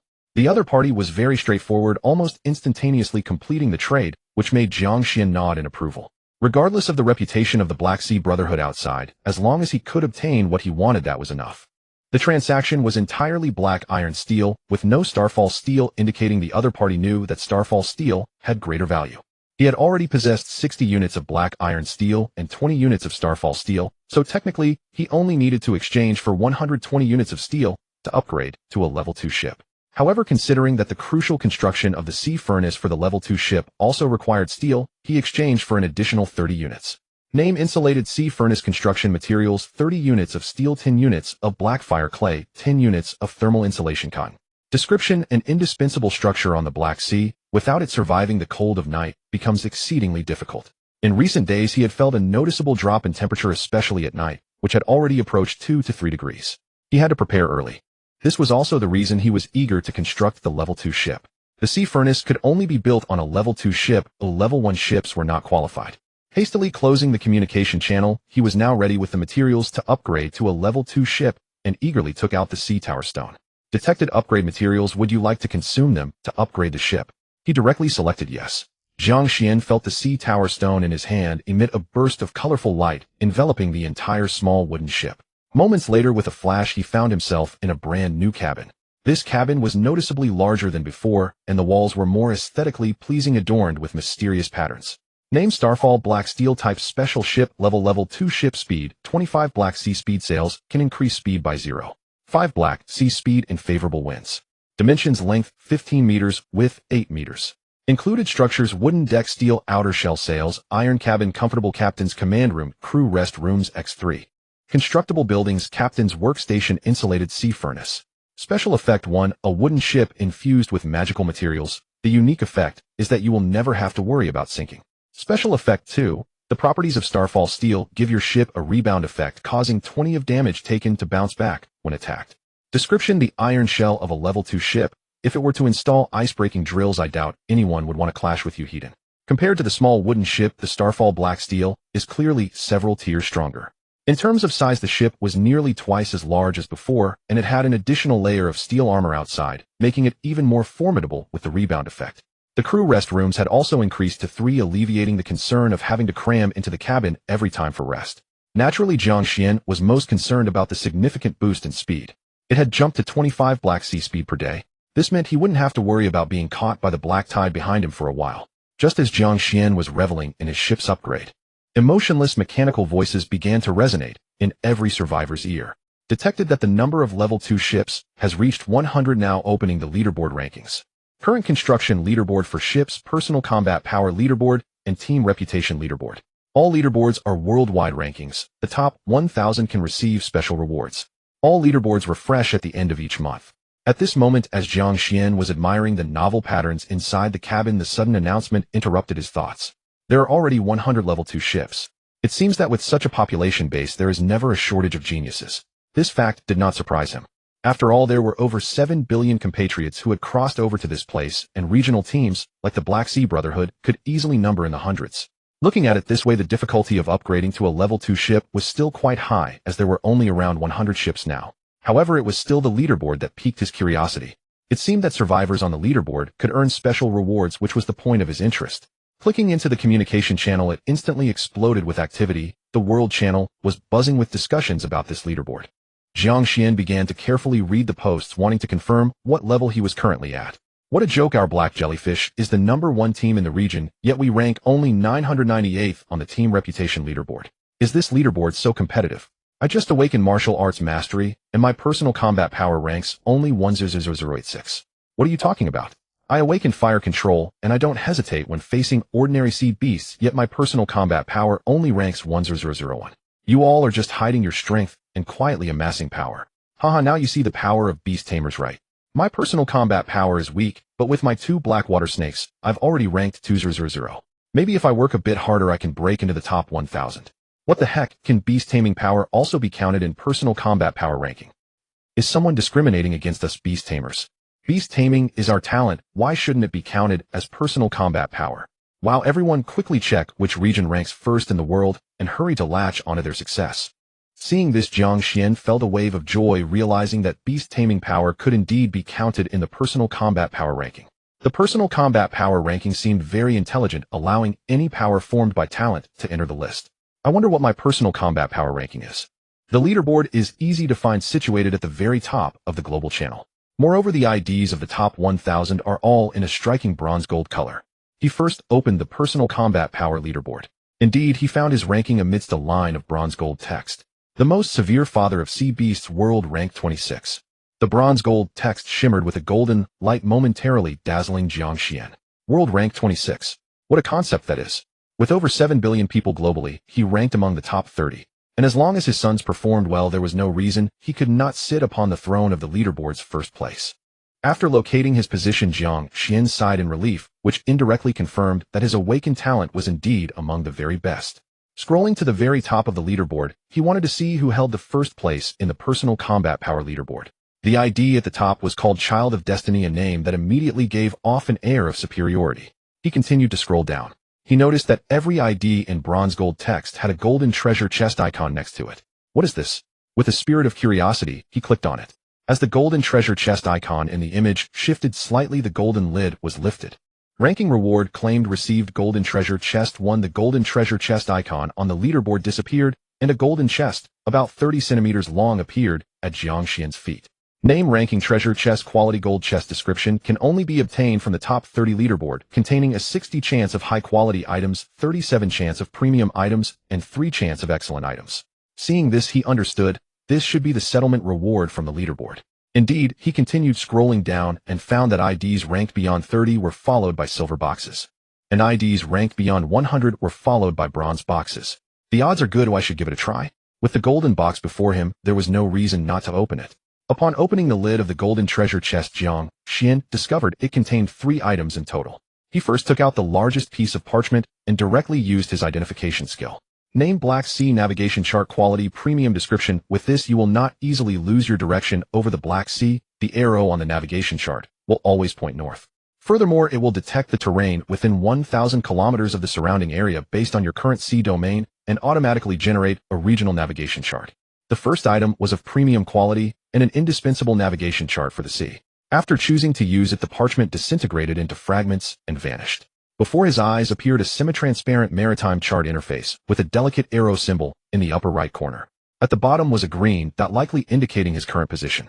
At the northernmost edge of the map was a white area marked with ice season indications. The island displayed on the previous pirate chart was directly ahead, the closest island to him. Estimating the distance, it should take less than 2 days to reach. After putting away the navigation chart, Jiang Xuan turned his attention to the remaining 2 items. Name: magical gun holster, quality premium. Description: the magical gun holster of the extraordinary magician Dylan. With it, no matter the situation, it will always appear in the most suitable place for you to grab. Note: with this, no one can draw a gun faster than you. Congratulations, you have become the fastest gunslinger of the Black Sea. Before him was a beautifully designed gun holster adorned with a spade symbol. As Jiang Xuan took out the rose handgun, he found the holster seemed to come to life, slipping onto the rose handgun. Simultaneously, he had a vague feeling that as long as he thought of drawing the gun, now he could easily do so. He tried several different poses and found that no matter how he changed, the holster would always appear in the best position for him to draw the gun. Even if he tucked the holster at his waist and lay down on the ground, as long as he thought of drawing the gun, the holster would directly flash into his right hand with the handgun. Even if he tucked the holster at his waist and lay down on the ground, as long as he thought of drawing the gun, the holster would directly flash into his right hand. Name small sacred spring quality. Excellent description. Can be placed within the ship's cabin, generating 10 liters of miraculous spring water every day at dawn, which can heal minor injuries. Indeed, the grand finale is a building type item of excellent quality. Moreover, it can be placed directly in the ship's cabin without the need for materials to construct a finished product. With 10 liters of miraculous spring water daily, Jiang Xuan felt that his good days had finally arrived. Considering the characteristics of the sacred water silver cup, he couldn't imagine how powerful the effect of the combined sacred water would be. Furthermore, with such a large quantity, he might consider selling it for other resources. Overall, his luck was surprisingly good. He couldn't help but wonder if it was due to the lucky goddess statue aboard the ship. Among the 3 items, there were 2 premium and 1 excellent, and most importantly, he could use all of them. He first placed the item storing the small sacred spring into his backpack, planning to place it later at dawn. That way he could obtain the first batch of miraculous spring water right away. Having claimed the personal ranking rewards, he then switched the leaderboard to the team reputation leaderboard. As expected, after searching through the bronze gold text for a long time, he did not find his ID. Jiang Xuan couldn't help but shake his head. He had thought his crew members could help him snag some rewards. The team reputation leaderboard requires a minimum of 5 members. In other words, lone wolves cannot be ranked. This is to some extent a protective measure for fleets. After all, if beast tamers could rank with hundreds of beasts in the late game, other survivors would be reduced to clowns. Moreover, there might be survivors awakened with undead-type talents in the late game who could compete with the undead calamities on the team leaderboard. After scrolling for a while, Jiang Xuan finally found a name he recognized. The D41 Black Sea Brotherhood ranked 308th. Old Hay only ranks 308. That's looking at the fact that his region's currently strongest team only ranks over 300 on the global channel Jiang. Indeed, there are always people stronger than you and skies beyond the skies. However, upon reflection, considering the scale of 7 billion survivors and limiting 100 people per region, there would already be 700 teams if each region had just 1. Moreover, the team leaderboard requires 5 or more members to participate, so the number of teams is as numerous as the stars. For the Black Sea Brotherhood to rank 308th is already quite impressive. 308th place is a bronze team resource box. It seems the Black Sea Brotherhood has obtained quite a few good items this time. The team reputation leaderboard, like the personal combat power leaderboard, offers golden team resource boxes for the top 30. The 30 to 100 range receives silver team resource boxes, and beyond 100 bronze team resource boxes.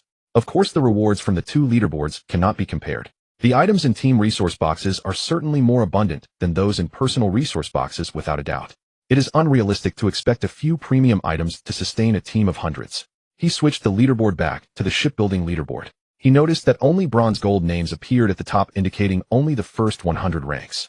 As of now, there are only 100 level 2 ships, and the shipbuilding leaderboard requires at least level 2 ships to participate. Level 1 ships are not qualified to rank since there are fewer than 1,000 people, making his name easy to find. Looking from the top down, Jiang Xuan finally found his ID in the 99th position. ID 00038 Starfall Black Steel ranks 99th.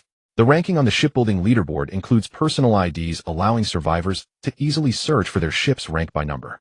Of course, everything has 2 sides. The presence of personal IDs in the global channel will inevitably attract the covetous eyes of certain individuals. It is essential to know that the shipbuilding leaderboard is the most inflated of the 3. The materials for building ships may be related to the resource richness of one's birthplace or personal luck. In contrast, easier targets with weaker combat power on the plunder leaderboard are often the preferred targets for survivors taking the pirate route. Indeed, every detail in the Black Sea world is not without purpose. It encourages survivors to internally filter out the weak. However, what surprised Jiang Xuan was that the top spot on the shipbuilding leaderboard was still held by the survivor with the ID Child of Destiny. Achieving first place on both leaderboards undoubtedly indicated that the opponent's talent should not be underestimated. He clicked to open the silver treasure chest behind the ID, and with a flash of silver light, an exquisite silver treasure chest appeared before Jiang Xuan. He received 500 units of wood and 100 units of ordinary steel. The rewards were 2 types of basic materials, both of significant quantity. However, Jiang Xuan did not intend to use these 2 materials for subsequent ship upgrades. Through 2 rounds of upgrades, he had discovered that the ship's characteristics varied based on the materials added during the upgrade. This meant that to consistently rank high on the leaderboard, one must use more precious materials to construct ships. Moreover, ships upgraded with special materials were significantly stronger than ordinary ones. As it stood, his own Starfall Black Steel had two characteristics surpassing the attributes of the vast majority of survivors' ships. However, because the upgrade time was a crucial factor in the leaderboard rankings, Jiang Xuan's position was not high. Once the secondary ships became widespread, the characteristics and strength of the ships would be reassessed. Nevertheless, it was not to say that the rewards from the silver treasure chest were useless. Although Jiang Xuan did not plan to use them for ship upgrades, he could trade a large amount of basic resources with others to obtain more needed materials. Just like his previous trade with the Black Sea Brotherhood. After scanning through the leaderboard from top to bottom and confirming there were no familiar IDs, Jiang Xuan took out a syringe containing a red liquid from his backpack. Named C-Type Talent Potion. Effect: using it can randomly generate a Clevel talent. Clevel corresponds to the excellence quality talents in the Hill Civilization. Description: no need to look further. Without a doubt, this is the most precious item in this reserve chamber. Although it is only Clevel to some extent, it can be considered as stealing the authority of the gods. It is hard to imagine that a race capable of creating talent potions would not escape the fate of extinction in the Black Sea world. Is there truly a divine presence in this world? His current strength was too weak, and he knew too little. However, he believed that one day the truth of this world would gradually unveil before him. Nonetheless, these matters felt somewhat distant to him. Right now, he was most concerned about the effects of the Clevel talent potion. Looking at the talent potion enveloped in red liquid in his hand, Jiang Xuan did not hesitate and directly injected the potion into his arm. As the red liquid gradually entered his body, he felt all the cells in his body begin to awaken. In a daze, a new power slowly began to awaken from the depths of his being. Using the Clevel talent potion, he awakened the Clevel talent cutting. Name: Jiang Xuan. Status: healthy. Strength 42, 90,100. Speed 41, 92,100. Constitution 5, 98,100. Defense 01. Stealth 01. Spirit 6, 98,100. The higher the spirit, the higher the reason. The recovery speed of reason is faster. Reason 6, 97,100. When reason drops below 50, one will fall into panic. Below 30, suicidal thoughts will arise. Below 10, one will completely descend into madness. Talent 1, Mutated Sea Beast Egg Authority Level. Talent 2, Cutting Excellence. The personal panel's attribute area now includes two new attributes: defense and stealth. Jiang Xuan speculated that it should be the effect of the thief's cloak he was wearing. The talent area gained an excellence quality cutting talent, which should be the new talent generated from the talent potion he just injected. Talent Cutting. Effect: can enhance items with both hands, adding a cutting characteristic to the item. Description: a good talent. Theoretically, you can enhance any non-living item, including the iron ship beneath your feet. It can actually enhance items. Jiang Xuan's gaze sharpened. He had initially thought he simply awakened a cutting attribute, but it turned out to be an enhancement-type talent. He took out the silver light sword from his backpack, and as the talent cutting took effect, he noticed a faint white airflow quickly enveloping the entire blade. He aimed the silver light sword at the empty silver treasure chest on the ground, and as the tip of the sword made contact with the surface of the silver treasure chest, a flash of fire erupted from the collision between the sword blade and the treasure chest. Upon closer inspection, he found a cutting mark about 2 centimeters long left on the top of the silver treasure chest. The power seems quite impressive. 5 minutes later, Jiang Xuan looked at the already battered silver treasure chest, a satisfied expression on his face. The cutting talent can act on objects touched by the palm, increasing their cutting attribute. In terms of power, it can at least cut through silver iron. However, it seems that the cutting talent requires consumption of his mental energy. In 5 minutes, his mental energy dropped from 98 points to 50 points, indicating it was quite draining. Moreover, he discovered that the consumption of mental energy varied depending on the size of the enhanced object. For instance, he could maintain the enhancement on the silver light sword for about 10 minutes, but only about 5 minutes if he enhanced a 3-meter-long iron plate. Of course, if the hardness of the cut object is too high, the durability of the item he is holding will also decrease. He had checked with his appraisal skill, and the silver light sword had lost a third of its durability after cutting the silver treasure chest. The vast majority of weapons have durability, which was another new discovery for him. Dad, hurry out. We caught. The excited voice of the chatty starfish came from the deck, interrupting Jiang Xuan's thoughts. He had previously instructed a few small ones to help him finish today's fishing quota before the ship upgrade. After all, today's experiences were quite rich, and he had no time to fish. As soon as he stepped out of the cabin, he noticed that the space on the deck had significantly increased, especially since an iron railing had been added around the edges. At this moment, the chatty starfish and its companions were gathered at the bow, sifting through a pile of things. Father, you are here. This is our harvest for today. The noble octopus respectfully performed a gentleman's bow towards Jiang Xuan. After experiencing the magical effects of 2 ship upgrades, it had been completely impressed by its father's abilities. Jiang Xuan nodded in satisfaction, and then turned his gaze to the pile of scattered items in the corner. Harvest floating wood 3, automatically decomposed into 50 units of wood. Obtained compressed biscuits 2. Obtained toilet paper 5 rolls. Obtained rusty iron nails 2 units. Obtained fine sailor suit 1. He stored all the items in his backpack, secretly nodding in his heart. The appearance of toilet paper was indeed a relief for his urgent needs. With the self-contained crew restroom on the secondary ship, having toilet paper would make things much more convenient. Dad, look. Am I handsome? Upon seeing Jiang Xuan, the chatty starfish hurriedly tossed aside the fishing rod and strutted over with an exaggerated gait. Jiang Xuan took a closer look at his eldest son and found that it was wearing a huge pair of sunglasses that covered its entire single eye. Where did you get those sunglasses? Looking at his eldest son acting goofy, curiosity sparked in Jiang Xuan's eyes. I must say the moment his eldest son wore those sunglasses, his attractiveness level increased by at least 2 points. So how do I look, Dad? Handsome, right? The chatty starfish excitedly struck a cool pose, and with the giant sunglasses on its face and the twirling mustache on its mouth, it undoubtedly gave off a vibe of a social star. You could say that it was only a wig and a rock outfit away from being an international superstar. Shaking off the increasingly skewed perception, he directly activated the appraisal skill on the sunglasses. Name: technological battle power glasses. Quality: fine. Effect: battle power assessment. Description: sorry, you are just a weakling with a battle power of 5, while my battle power index is 50. 800000. After reading the identification information, Jiang Xuan felt a sense of familiarity with the description.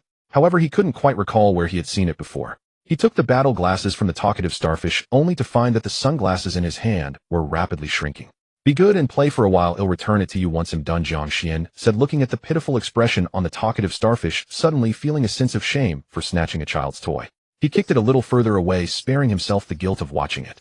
Holding the battle glasses, he discovered that they had transformed into a size suitable for a human within seconds. Oh, quite intelligent, Jiang Xuan remarked, a bit curious as he placed them on his head, and then turned his gaze towards the noble octopus who was stifling laughter nearby. A transparent text appeared before his eyes. Target: unknown octopus species, battle index 46, ability unknown. Shifting his gaze back to the talkative starfish who wore a mournful expression, Jiang Xuan cleared his throat to change the subject. Target: low-level starfish, battle index 66, ability unknown. So that's how it is. Realizing the function of the sunglasses, Jiang Xuan excitedly continued to focus on Xiao He and Xiao Ping. Target: dangerous sea urchin, battle index 108. Xiao He seems to have quite a high battle index. A warning triangle appeared before Jiang Xuan, seemingly reminding him to distance himself from the target. While he liked this quiet and reliable crew member.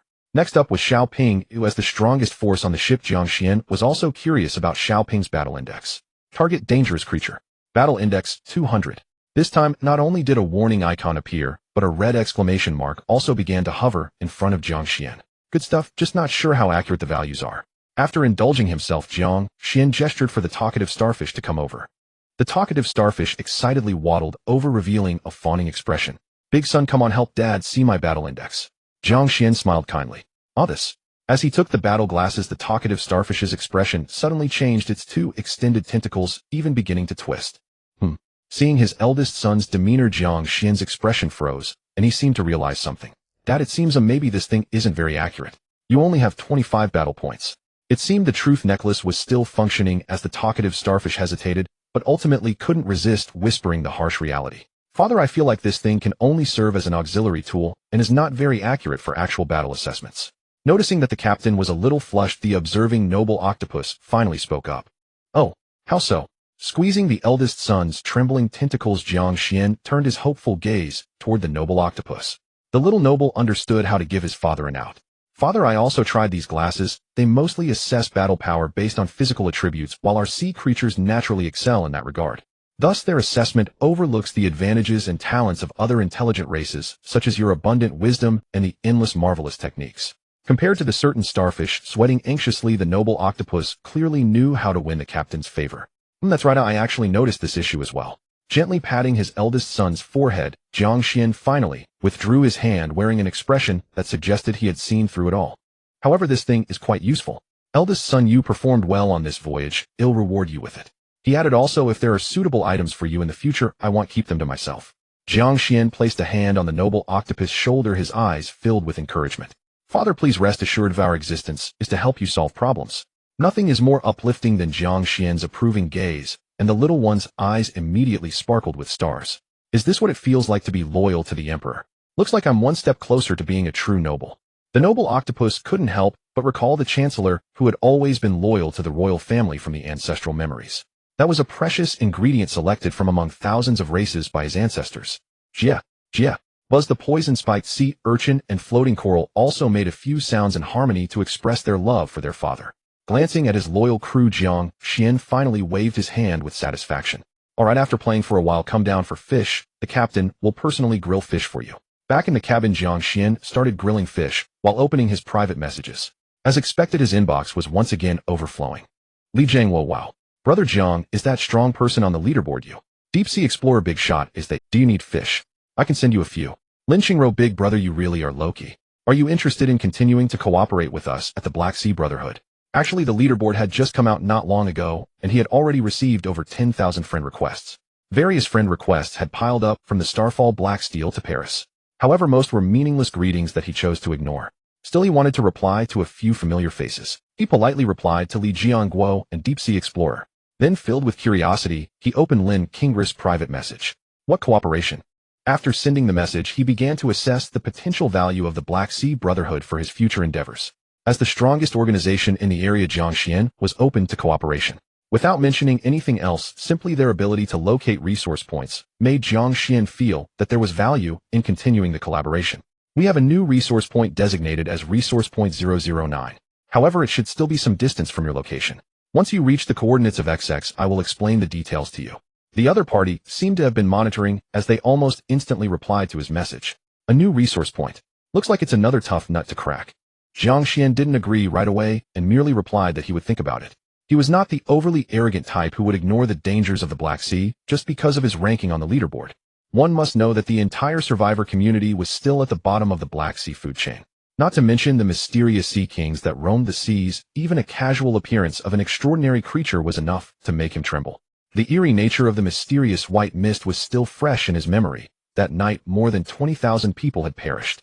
Thus, he remained cautious about the invitation from the Black Sea Brotherhood. Future collaborations would have to be based on his assessments to ensure that he would not be used as a pawn by the Black Sea Brotherhood. No problem, will contact you then. The other party seemed already prepared for such a response. Forget it, that sea area is still some distance away. Now fully equipped, let's first explore that mysterious treasure location tomorrow. Looking at the treasure location directly in front of him on the nautical map, Jiang Xuan couldn't help but feel excited. Perhaps the materials needed for building the sea furnace could be found on this small island. By the way, I almost forgot about the holy spring. Looking at the flames igniting in the cabin, Jiang Xuan suddenly remembered that the small holy spring could refresh its miraculous water every day at dawn. He hurriedly took out the small holy spring from his backpack, and after selecting a spot, placed it directly. As a flash of emerald green light flickered, a small spring adorned with a statue appeared in the cabin. Surrounding the base of the holy spring were a circle of white crystals, and in the center the mysterious statue held a translucent green gem. As soon as it was placed, clear spring water flowed from the crystal, appearing even more enchanting against the backdrop of the flames. He gently cupped some spring water in his hand and activated his appraisal skill. Name: miraculous spring water. Quality: superior. Description: a mysterious spring water with healing effects capable of absorbing moisture from the air and automatically condensing, released every dawn. Looking at the small holy spring radiating waves of fluorescence, Jiang Xuan nodded in satisfaction. This spring water would become a golden goose, a scarce healing resource at sea. He took a sip from a previously emptied mineral water bottle and tasted it. It's quite sweet. The spring water was exceptionally sweet, with a refreshing mountain spring flavor. Turning to comfort a few curious little ones, Jiang Xuan began to consider the uses of the miraculous spring water. Firstly, it could refresh 10 liters each day, and he could keep 2 liters as a healing resource. As for the remaining 8 liters, he could use them to exchange for items or pour them into the holy water silver cup for higher grade spring water. However, considering the time conversion ratio, he decided to use them for exchange for now.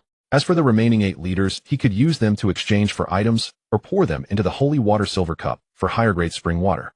However, considering the time conversion ratio, 2 liters of miraculous spring water for purchase of superior or valuable items. He consecutively posted 4 orders accompanied by the data description of the miraculous spring water. 2 liters of miraculous spring water for purchase of superior or valuable items. He consecutively posted 4 orders accompanied by the data description of the miraculous. The trading hall features a big shot ranked 26th on the combat power list. Everyone come and see, the big shot is selling spring water. What else is there to say? I'll buy it all. Don't just mention spring water, I'll take the foot bath water too. To the one above, I have some calluses. Would you like to take them with you? Get lost. Ever since the emergence of the 3 leaderboards, every time he spoke, the survivors in his area began to act mischievously. However, thinking from their perspective, he could understand. Being from the same area, they might be hoping to leave a good impression, thinking they might cling to the big shot later. Only 8 liters, everyone hurried to buy. As more people gathered, he seized the opportunity to stoke the fire. He created a celebrity effect. Sure enough, as soon as he spoke, his private messages flooded in, mostly from big shots seeking to join him. Many claimed to have blueprints, but most were just trying to deceive him for friend positions. Big shot, I have a blueprint. Can I exchange it for an order with you? Soon he spotted a survivor, genuinely interested in trading from his private messages with the IDD for Collector Master. What type of blueprint is it? Could you share the contents of the blueprint first? His spring water was very limited, and he didn't want to waste it on low-value blueprints. Okay, big shot, take a look, I've sent it to you. The other party seemed a bit excited by Jiang Xuan's reply, sending the contents of the blueprint within less than 2 seconds.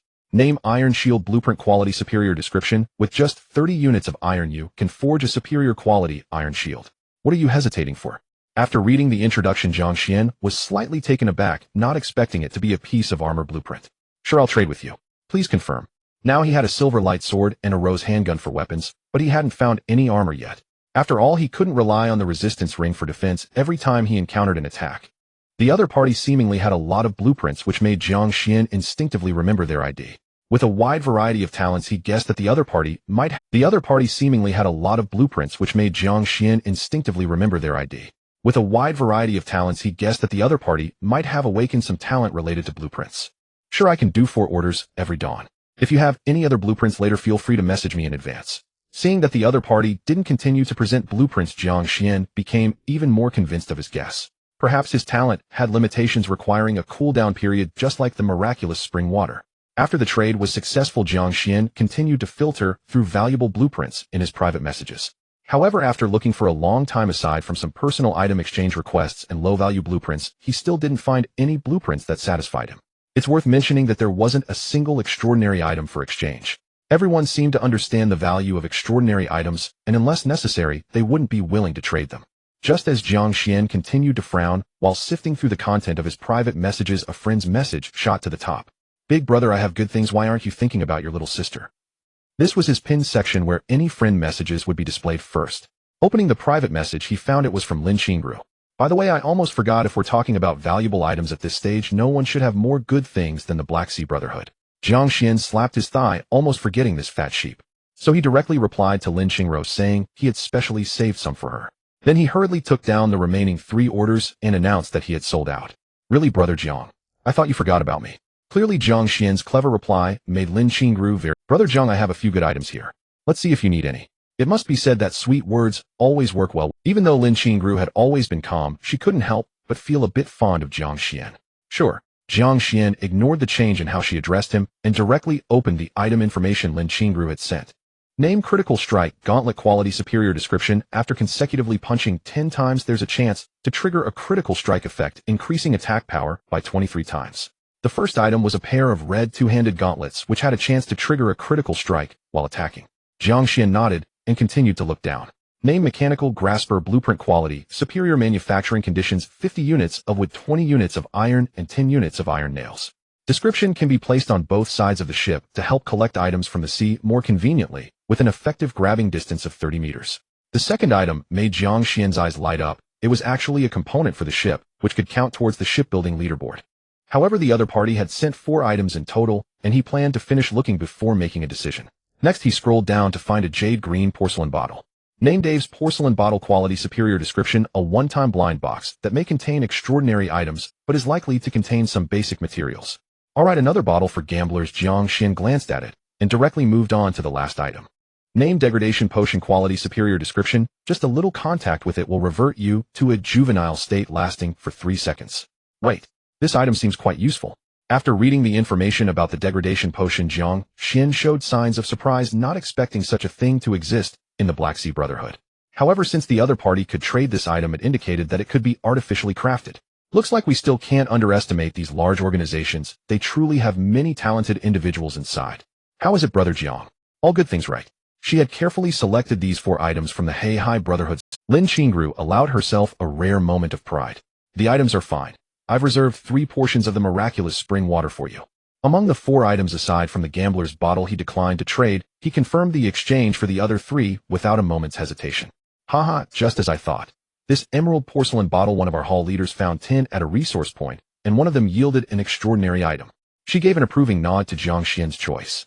Lin Qingru was efficient and soon finalized the deal with him. She felt no regret about the regression potion. It had been crafted by a gifted awakened alchemist within the He. Although made using a formula obtained through the Brotherhood, the potion's creator still commanded great prestige within the organization.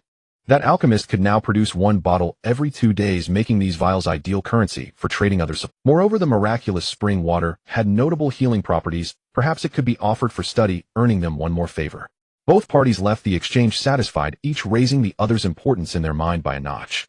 Jiang Xuan was pleased to have another generous acquaintance. His spring water replenished daily anyway. After the trade, he produced the regression potion and examined it closely. If used correctly, this thing could be a trump card. Whether human or sea beast juveniles suffer a drastic reduction in attributes and innate bonuses. I only wonder how effective this potion is against sea beasts. Glancing at his eldest son sleeping nearby, he suppressed the urge to experiment.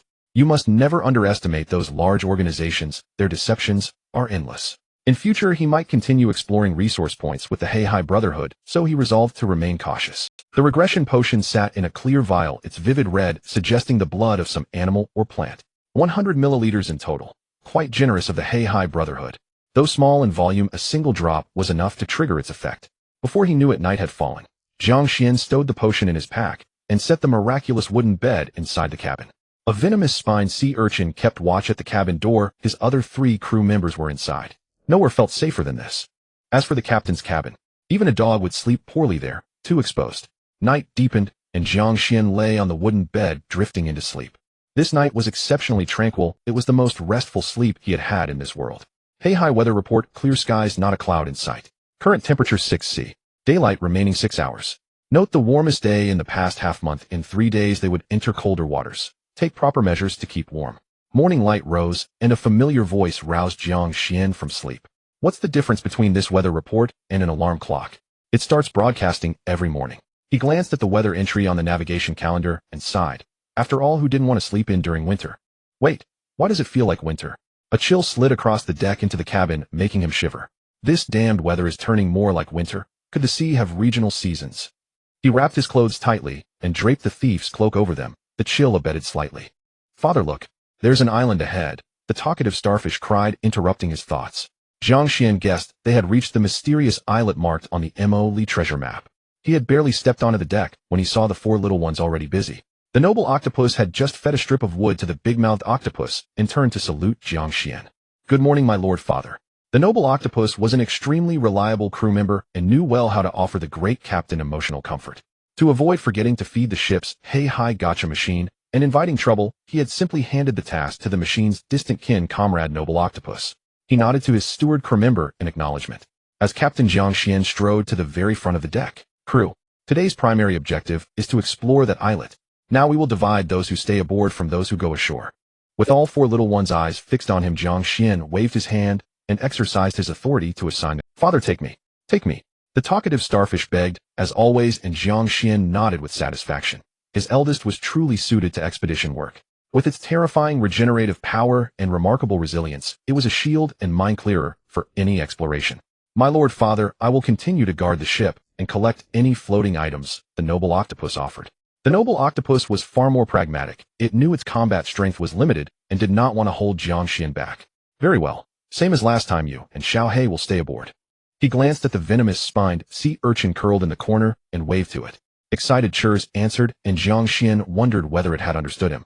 Given Xiao He's current prowess, holding the ship was more than sufficient.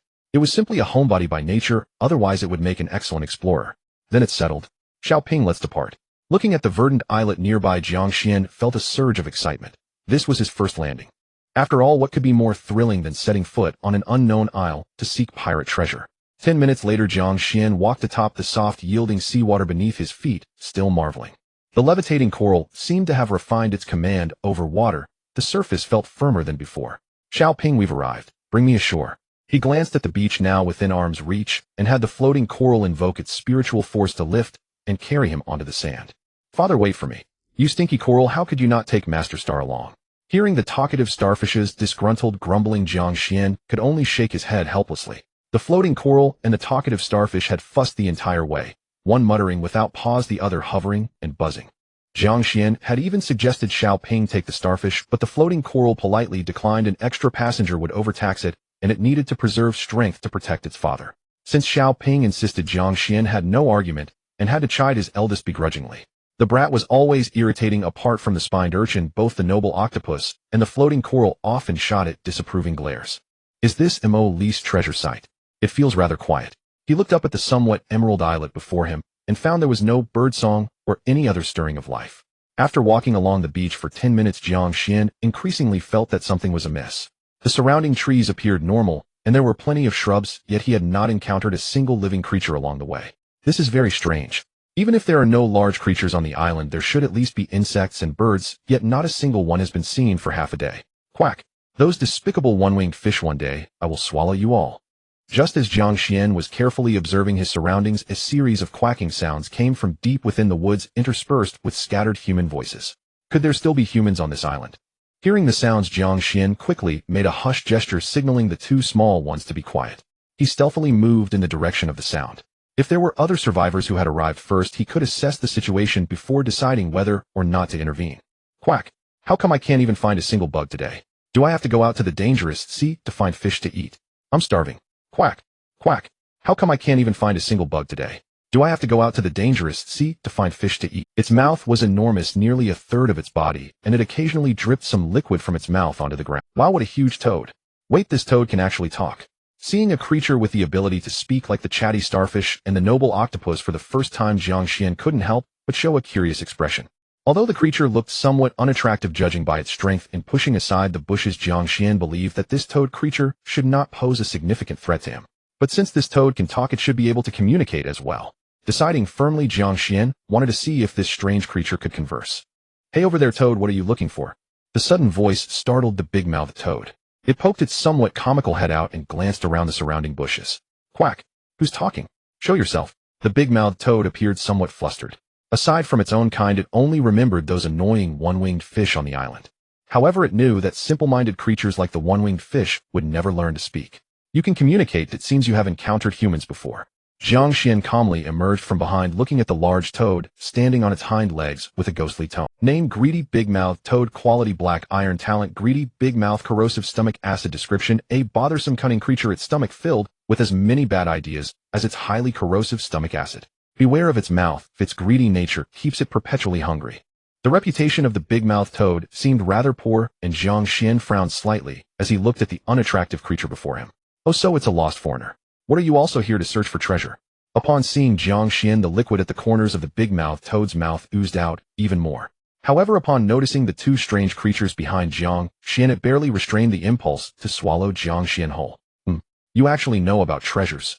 Jiang Xuan was taken aback for a moment upon hearing the mention of treasure. Wait, is there more than one treasure map? Are there others who have come here before? In a brief moment, an image of a one-eyed bearded pirate flashed through Jiang Xuan's mind, grinning widely as he waved a treasure map. As if to mock him, saying, "Hey kid, you didn't think my treasure map was the only one, did you? I know more than that. You foreign folks are all obsessed with the treasure here, aren't you? So how about this? I can guide you, but you must agree to one condition." Seeing Jiang Xuan fall into silence, the big-mouthed toad immediately grinned, revealing its ugly smile. Old man, it seems this guy's combat power is only 35 points. The talkative starfish beside Jiang Xuan secretly poked his thigh and whispered. Jiang Xuan, upon hearing this, also revealed a sly smile. If you know anything, I think you'd best say it now. Looking at the toad's insistence on agreeing to its condition, first Jiang Xuan's smile deepened. He enjoyed dealing with those who tried to show off in front of him. Quack! Foreigner, what do you want? The big-mouthed toad's expression changed, realizing that the large-eyed starfish beside it was approaching with ill intent. Quack! This shouldn't be happening. It instinctively took a few steps back, its thin cerebral cortex struggling to support any deep thinking. Usually these foolish foreigners should first agree to its requests, then follow it back to its lair, conveniently providing itself with a meal right. Quack! 10 minutes later. A series of miserable hoarse pleas for mercy shattered the silence. Quack! 10 minutes later. A series of miserable hoarse pleas for mercy shattered the silence of the woods. Wow, you have tough skin. Still dare to talk back to Master Starfish. Let's see if you dare to show off in front of the old man again. Excitedly switching to a thicker branch, the talkative starfish did not hesitate to strike the big-mouthed toad tied to the tree. Grandpa, quack! Stop hitting me! Stop hitting me! Quack! I've confessed! I've confessed! After being beaten for 10 minutes, the big-mouthed toad finally shed tears of regret. If it weren't for unbearable hunger, it would never have ended up in the hands of these people. Moreover, this was not what it had imagined. On the island aside from one-winged fish, there were hardly any creatures that posed a threat. Before the one-winged fish formed a group, they were undoubtedly the dominant species on this island. It had seen many foreign treasure seekers, most of whom ended up in its and its kin's bellies. Unexpectedly, it had been a bit greedy, wanting to use the treasure to lure these guys into its belly, only to be ambushed by that one-eyed starfish. 10 minutes ago, right after that foreigner waved at it. This ugly starfish, wearing red boxing gloves and sunglasses, came in with no greetings and launched a series of combination punches followed by a Russian spin. 2 punches knocked it down. Moreover, the opponent seemed to favor striking its big belly, which not only left it hungry, but nearly caused it to regurgitate last night's leftovers. Actually, it wanted to surrender after the first punch, but that stinky starfish followed up with a punch to its mouth. It had considered escaping, but that foreigner seemed to have been prepared, pulling out a rope from somewhere. Before it could react, it was bound to a tree by that rope. All right, eldest son, stop. Let's hear what it has to say. Seeing that the big-mouthed toad was about to roll its eyes from the beating, Jiang Xuan finally reached out to stop the increasingly addicted talkative starfish. Old man, can't we hit it a bit more? I feel like this guy's skin is quite tough. The talkative starfish looked reluctantly at the makeshift belt in its hand, becoming increasingly engrossed. No wonder the old man likes to use a belt to whip it. It turns out that the feeling of whipping others is truly exhilarating. Grandpa, quack, stop hitting me. If you keep hitting me, I'm really going to die. Seeing that the other party was not planning to let it off easily, the big-mouthed toad quickly begged for mercy. Tears flowed profusely from its mouth. All right, if you had just done this earlier, look at you crying like a baby, hurry up and say something useful. Watching the other party weep uncontrollably, Jiang Xuan leaned back a little, fearing he might catch the foul smell from the toad. Damn it, standing there and blabbering, why don't you try getting hit by this tough starfish? The big-mouthed toad cursed inwardly, wishing it could swallow Jiang Xuan whole. However, seeing the evil starfish's fists, it ultimately yielded. Grandpa, quack, I know where the treasure is, but there's a group of one-winged fish over there, very fierce. Those who go there have all been eaten. Seeing that Jiang Xuan was very interested in the treasure, the big-mouthed toad's eyes rolled, and it quickly thought of a wicked plot. One-winged fish. You take me there to take a look, and if I get the treasure, I will let you go. Jiang Xuan's expression remained unchanged while he was secretly planning to turn this annoying creature into dried toad once he got the treasure. For some reason, he always felt that this creature was looking at him with an unusual gaze, almost indistinguishable from how it looked at food. Quack. Grandpa, just ahead, if we go further, that mountain is the nest of those single-winged fish. The ugly face of the big-mouthed toad bore a flattering smile as it pointed with its 2 rough, plump fingers towards a dark cave ahead. Is this the treasure location? Jiang Xuan looked at the pile of rubble at the cave entrance with a skeptical expression. It felt a bit too shabby for a treasure spot. The cave entrance wasn't very large, allowing only 2 people to pass through at a time. However, perhaps it was Jiang Xuan's illusion, but he could always smell a hint of rust in the air. Not bad, you go in and take a look first. Jiang Xuan nodded, then expressionlessly watched this creature, whose eyes were darting everywhere. Quack. No. Grandpa, those creatures are too fierce, they'll be eaten if I go in. Upon hearing that Jiang Xuan wanted it to scout, the big-mouthed toad immediately waved its hands in terror. What a joke. Its purpose was to trick Jiang Xuan into the cave to fight those tough and hard creatures until both sides were severely weakened. If it went in first, it could tell its old man that it wouldn't have to go home for dinner tonight. Stop talking nonsense. Just do as your old man says. The chatty starfish next to it showed no mercy to the toad. As the saying goes, a dead friend is better than a poor Taoist. It knew that if the dead toad didn't go in, it would be the first one to enter. Quack. Grandpa, spare me. The treasure is indeed in the cave, but those single-winged fish will kill me. Seeing the wicked starfish starting to push it with those damned boxing gloves, the big-mouthed toad hurriedly knelt on the ground and began to knock its head. It looked as if it would rather be beaten to death than go in. Go to hell. The talkative starfish glanced back at its old man's face. After realizing Jiang Xuan showed no reaction, it immediately kicked the big-mouthed toad inside. Quack. Don't kill me. A sound of rolling flesh came from the cave, followed by the big-mouthed toad's shriek. However, the sound came quickly and left just as fast. After a few seconds of tumult in the cave, there was no more noise. Cough, son, go in and check if the dead toad is really dead. A few minutes later, seeing that it had once again fallen silent inside, Jiang Xuan nudged the calm, chatty starfish beside him. Old man, how about we think this through? Finally being called out, the chatty starfish retracted its neck and instinctively began to slowly back away. Jiang Xuan was almost amused. Then with an expressionless kick, he sent the talkative starfish into the cave. However, he quickly followed suit. Since they had come this far, wouldn't it be a waste not to take a look? The cave was very dark and unusually quiet, and Jiang Xuan felt something was off. Eldest son, are you there? He took out a lighter, ignited a piece of wood, and placed it before him. The faint light illuminated the floating coral, casting a creepy feeling. Just as Jiang Xuan was searching for his eldest son's presence in the light of the flame, he suddenly felt a familiar slippery sensation on his leg.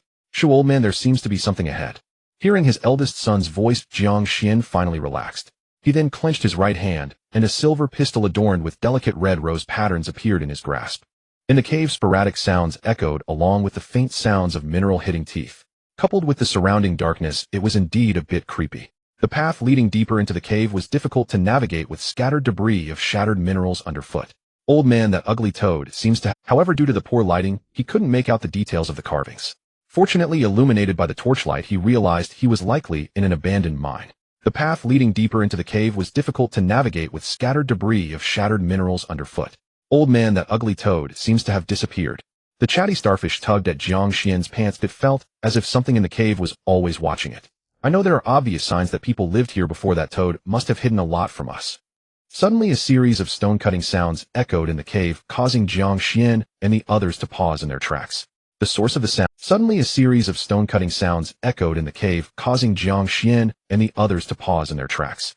The source of the sound was very close, seemingly coming from the cave ahead.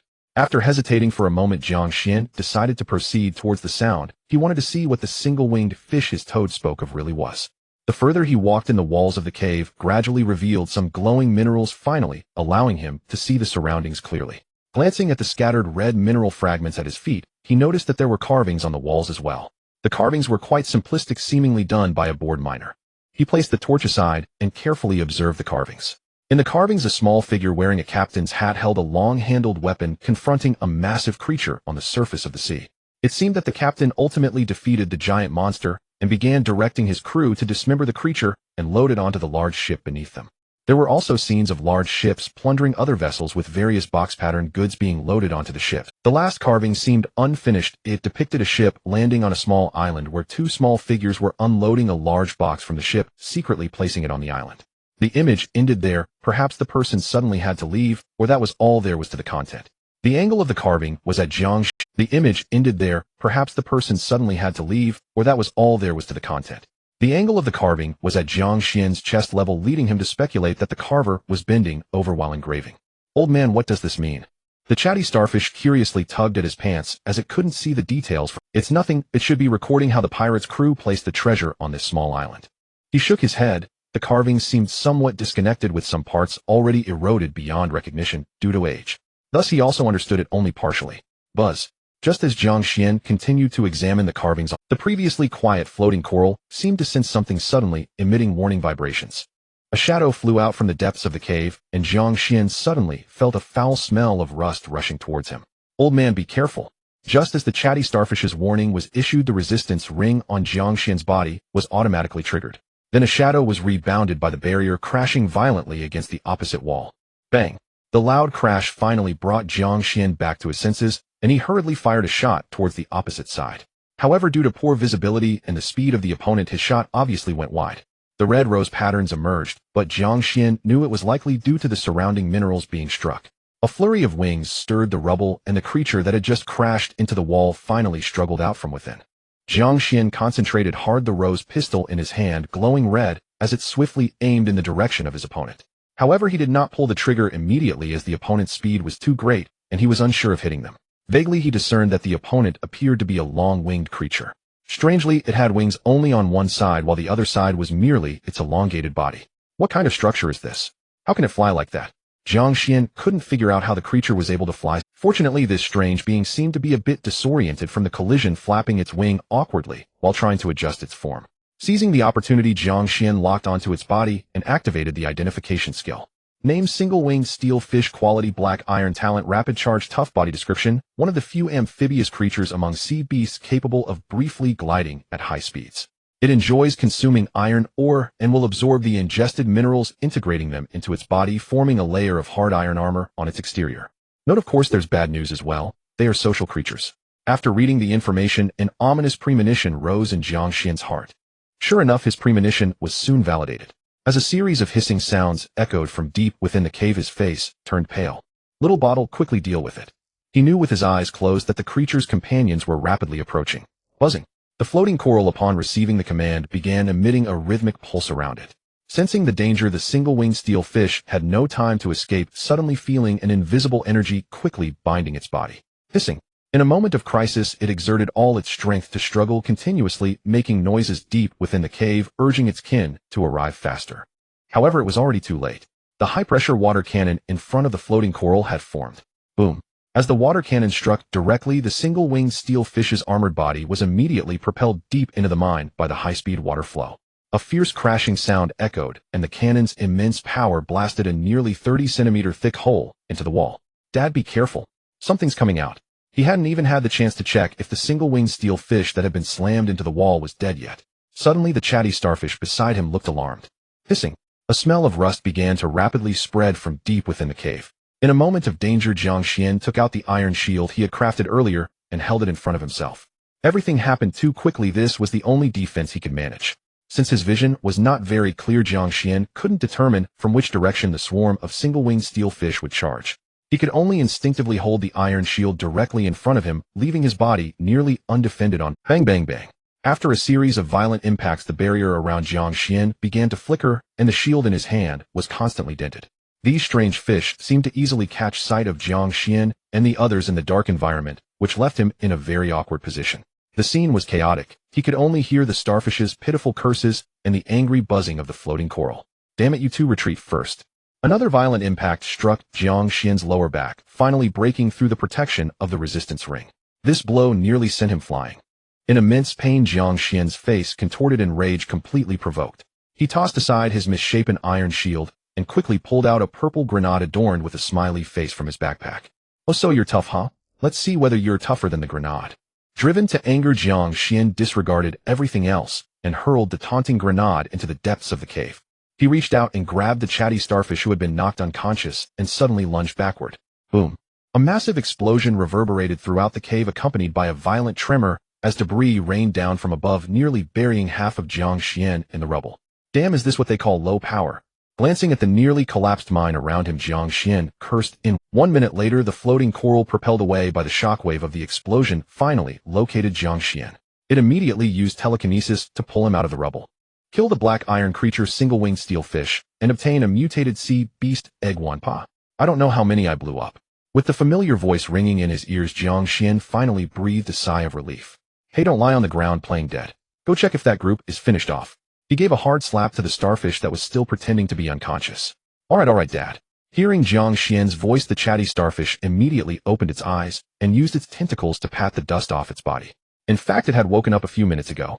However, it discovered that as long as it lay still, these creatures wouldn't attack, so it simply closed its eyes and lay still. Glancing at the chatty starfish, which was sneakily probing into the cave, Jiang Xuan rubbed his still sore lower back with annoyance. This damn thing is getting smarter.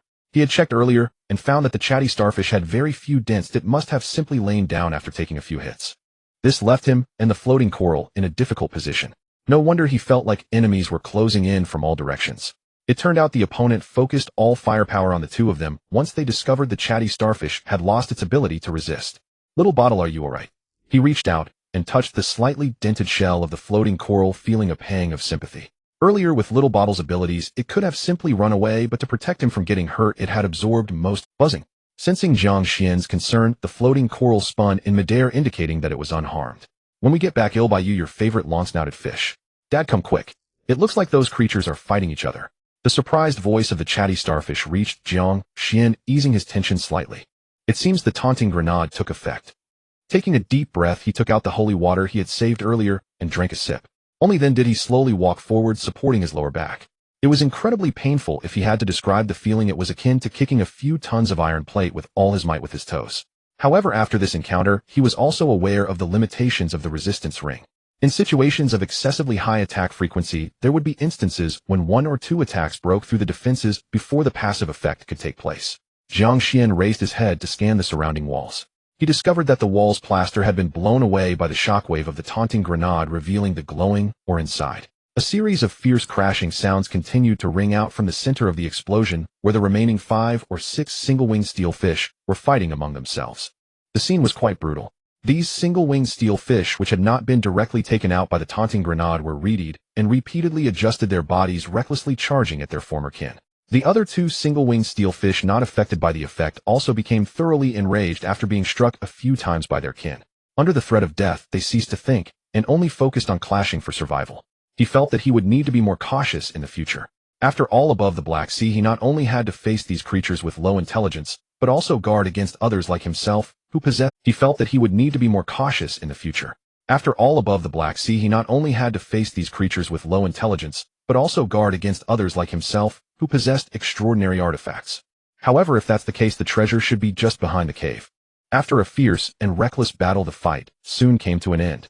The last surviving single-winged steel fish was shattered by the high-pressure water cannon of the floating coral.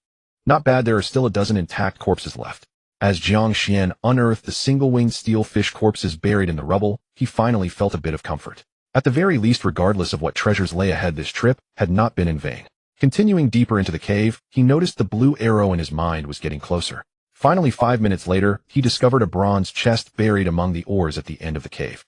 Name: bronze chest of ink power, quality unknown, description: you can only find out what's inside after opening it, but its guardian seems to have vanished into the river of time. Little bottle, clear the surrounding ores. Glancing at the bronze chest that had gradually fused with the ores over hundreds of years, Jiang Xuan could only instruct the floating coral to shatter the surrounding rocks. Buzz. Following the command, Little Bottle began to gather a high-pressure water ball in front of him.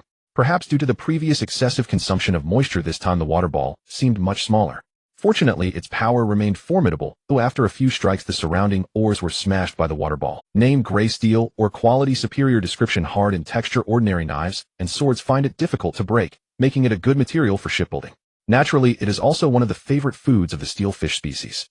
Superior quality iron ore can be exchanged for supplies.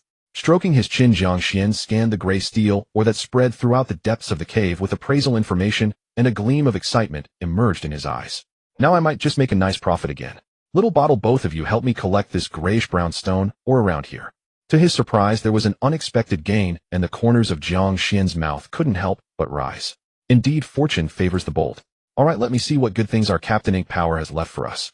Looking down at the bronze chest carved with mysterious patterns, Jiang Xuan took out the silver-light sword and began the lockpicking work. 10 minutes later, as the special lock on the bronze chest was finally cut by the silver-light sword, Jiang Xuan felt his hand nearly cramping. I'm exhausted. It seems I'll have to learn some lockpicking skills when I get the chance. This was still under the activation of his cutting talent. One must say the Ink Power was exceptionally skilled in securing their treasures. Fortunately, the effect of the holy water was still present. After resting for a moment, Jiang Xuan regained his state. Once the bronze chest opened, he cautiously poked inside with the silver-light sword, ensuring there was no danger before leaning in. Once bitten by a snake, he was wary of ropes for 10 years. He had developed the habit of conducting a danger check before opening any chest. He extended a lit stick into the treasure chest, and only then did Jiang Xuan see the items inside. There were a total of 4 items in the large bronze chest. At the very top was an ancient item resembling parchment. Picking up the parchment and taking a glance, Jiang Xuan finally understood the origin of this treasure. Name: parchment, quality superior, description: it records the origin of the bronze chest. This is one of the many treasures of Ink Power. Every time he visited a sea area, this whimsically sinister pirate would always leave behind some precious items as rewards for explorers. Rolling his eyes, Jiang Xuan had no interest in learning about a bearded man who handed out treasure maps everywhere. He lowered his head and continued to examine the 3 items below. Name: rose drain sword, quality feature: life drain, description: a long sword that can drain the life force of other beings through contact. During battle, the white roses entwined around the blade spontaneously feed the drained life force back to the user. This is also one of the pieces ordered by Count Kel, and collecting all 5 pieces will grant a mysterious blessing. Jiang Xuan's eyes lit up as he held the exquisite long sword carved with rose patterns. As translucent rose patterns rose on the blade, he noticed a delicate rose pattern appearing on the back of his hand. At the same time, the rose pistol at his waist also reacted. The red roses bloomed in midair, intertwining with the white rose's phantom, creating a spectacular sight. As expected of the Count, I approve of this sense of aesthetics. He couldn't help but swing the newly acquired rose drain sword a few times.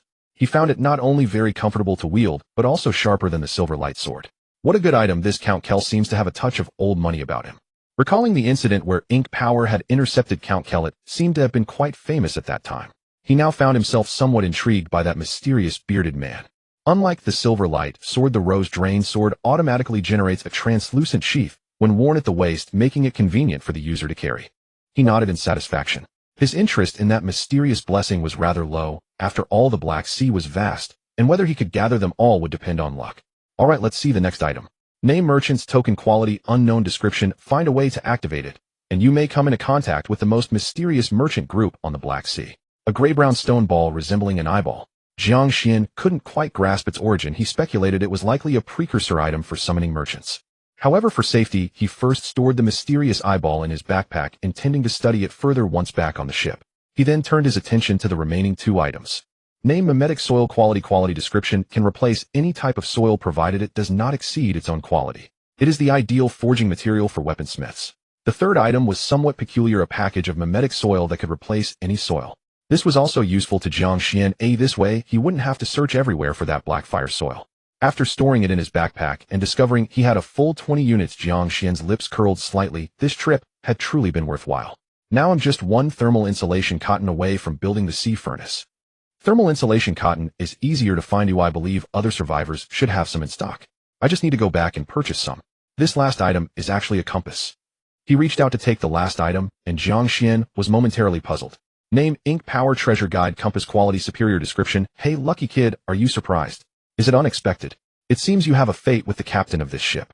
If so, I have hidden all the treasure locations on this compass. If you want them, come find me, ha ha ha. Alright, Jiang Xuan could imagine the arrogant face of that bearded man. However, he had to admit it was indeed some. Is it unexpected? It seems you have a fate with the captain of this ship. If so, I have hidden all the treasure. He cursed this whimsically sinister pirate fiercely. Jiang Xuan stowed away the compass, and immediately the next blue location appeared distantly on the navigation chart. Pretty smart, that's good. If it's on the way, I might as well check it out. After dismantling the bronze chest, he obtained 10 units of bronze. Perhaps it would be useful, so he stored it in his backpack. Dad, we've collected all the surrounding ores. An excited voice from the chatty sea star came from beside him. Earlier it and the floating coral had been sent out by Jiang Xuan to gather gray steel, and now they had finally collected a considerable amount. Brother Jiang, are you there? There's an urgent matter. Just as Jiang Xuan was happily storing the surrounding gray steel into his backpack, he suddenly received a message from Lin Qingru. Jiang Xuan narrowed his eyes toward the distant horizon. Or was it merely illusion? There, upon the placid sea, stood a faint I'm still at the XX coordinate. Is something happening on your side? He furrowed his brow slightly from his acquaintance with Lin Qingru. She was ordinarily a composed soul. Something significant must have occurred to unsettle her. As Jiang Xuan tried to divine her intent, Lin Qingru sent several more messages in quick succession. A cursory glance at the messages turned his face pale. He swiftly gathered the surrounding gray steel rocks into his backpack. Eldest son, let us go. He reached out and patted the garrulous starfish clutching a chunk of, or beside him. Huh. Father, aren't we going to look for that toad?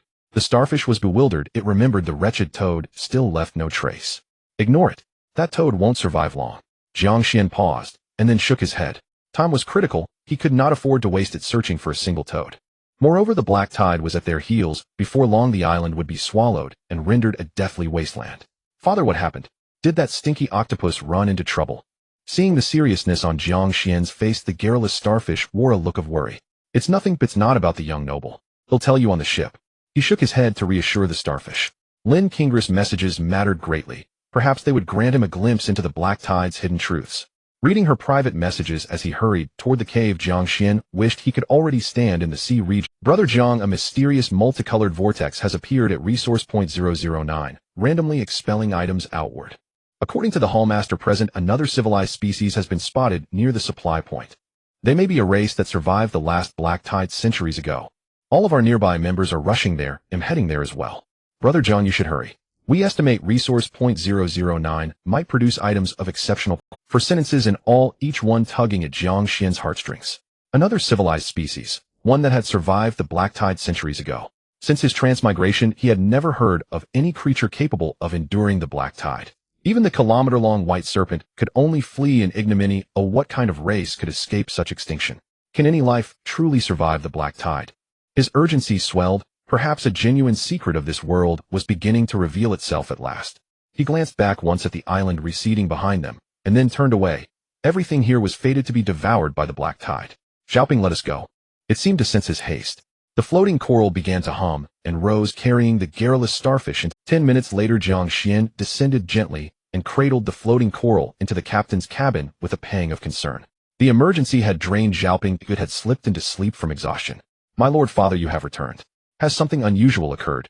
The noble octopus glanced anxiously at the unconscious floating coral, and then addressed Jiang Xuan with careful concern. Young noble, how far are we from the XX coordinate? Not long before he had taught the noble octopus how to read maritime coordinates and charts, and it had learned quickly. He had entrusted his rudimentary navigation chart to the creature, treating it as his deputy. My lord father, by our estimate, we have about 1 day remaining to arrive. The noble octopus considered for a moment and then nodded. That's rather slow, Jiang Xuan murmured, shaking his head. No one could have predicted that resource point 009 would suddenly disgorge so many things. At this point, he could only pray that time would be enough. Sure enough, when he opened the communications channel, a conspicuous pinned notice crowned the regional feed. Hey Hi Brotherhood recruitment notice. Content: I have discovered a mysterious vortex at resource point 009 that intermittently ejects items imbued with extraordinary power. I hereby invite all nearby players to explore together. I guarantee that all acquisitions are individual property and that no fee will be charged. Note this summons is issued directly by the leader and represents the trust of all our members. I vouch for the authenticity of this call. You all is for the sake of humanity. 3 identical pinned posts filled the top of the regional channel, a clear sign of how seriously the Hey Hi Brotherhood treated the matter. Many replies followed beneath the post. After all, this thread held the greatest heat. Are you kidding me? Would they remember us when there's treasure? How are they going to use us as cannon fodder again? Damn you, Hey Hi Brotherhood, here we go with this act once more. Wait everyone, this seems somewhat real. The Hey Hi Brotherhood is staking their entire membership's reputation. I feel it's worth a look. Those are extraordinary items. If I can secure a few, I might gather materials to upgrade to a level 2 ship. Whatever, fortune favors the bold. I'm going for it. I want to appear on the leaderboard. All for humanity, they say. Oh, quite the publicity. Bah, who knows if this is their usual ploy. I'm not. If you want go, neither will I. Don't stir the pot upstairs. Step by step. Anyway, I'm an old bull, I'll go taste the waters. The comments beneath the post were mixed. Given the Brotherhood's past misdeeds, a minority adopted a wait-and-see attitude and wished to avoid entanglement. Nonetheless, the majority still hurried toward resource point 009. Once the leaderboard appeared, some of the extraordinary rewards had been leaked. Everyone began to grasp the significance of these extraordinary items. At its root, however, lay humanity's most basic drives: the will to survive and the thirst to explore. These impulses drew survivors in the nearby seas like sharks, scenting blood, flocking in waves toward the coordinates. All for humanity. They certainly know how to spin a tale. Jiang Xuan shook his head. That might explain part of it, but he felt the Hey Hi Brotherhood was under pressure. Only when they could not claim everything alone would they expend every effort to rally all survivors. Jiang Xuan shook his head. That might explain part of it, but he felt the Hey Hi Brotherhood was under pressure. Only when they could not claim everything alone would they expend. I need a more concrete account of resource point 009. You know what I mean. I want your internal information. Jiang Xuan replied to Lin Qingro, his eyes narrowing. He did not understand why the Hey Hi Brotherhood had not publicly disclosed the presence of the other civilization. Yet that detail mattered little. What mattered was that the Brotherhood had not abandoned the resource point that signaled the danger remained within a range. After sending the message, the other party did not reply immediately, perhaps hesitating. Brother Jiang, here is our latest intelligence for your review, but please keep it confidential. 5 minutes later, Jiang Xuan finally received Lin Qingrou's reply. The opposing fleet appeared to have begun collaborating with other ranked fleets. The Black Sea Brotherhood's leader possesses remarkable strategic insight to integrate regional intelligence so swiftly. Jiang Xuan had heard of the Black Sea Press Agency, ranked 5th on the Fleet Alliance leaderboard, a fleet dedicated exclusively to gathering and disseminating intelligence across the Black Sea. Its leader was rumored to have awakened a talent linked to intelligence acquisition. Consequently, their Black Sea Gazette commanded steep prices. Opening the message, Jiang Xuan found that the sender had attached both resource point data and intelligence on alien civilizations. Resource point 009, in-name Vortex Heart, in quality, epic, and description, a relic left behind by the Vortex clan. The core artifact itself is the Vortex Heart. Once activated, it spontaneously generates white, blue, and green vortices. Depending on activation intensity, precious artifacts buried within the Vortex Heart erupt outward like geysers. Jiang Xuan paused slightly at this passage. He had not anticipated that the entire resource point was in fact an epic tier artifact, and most crucially that its contents appeared to be relics from another civilization centuries old. Unsurprisingly, the cache of rare artifacts within must be vast. Continuing downward, he read the introduction to the Vortex clan.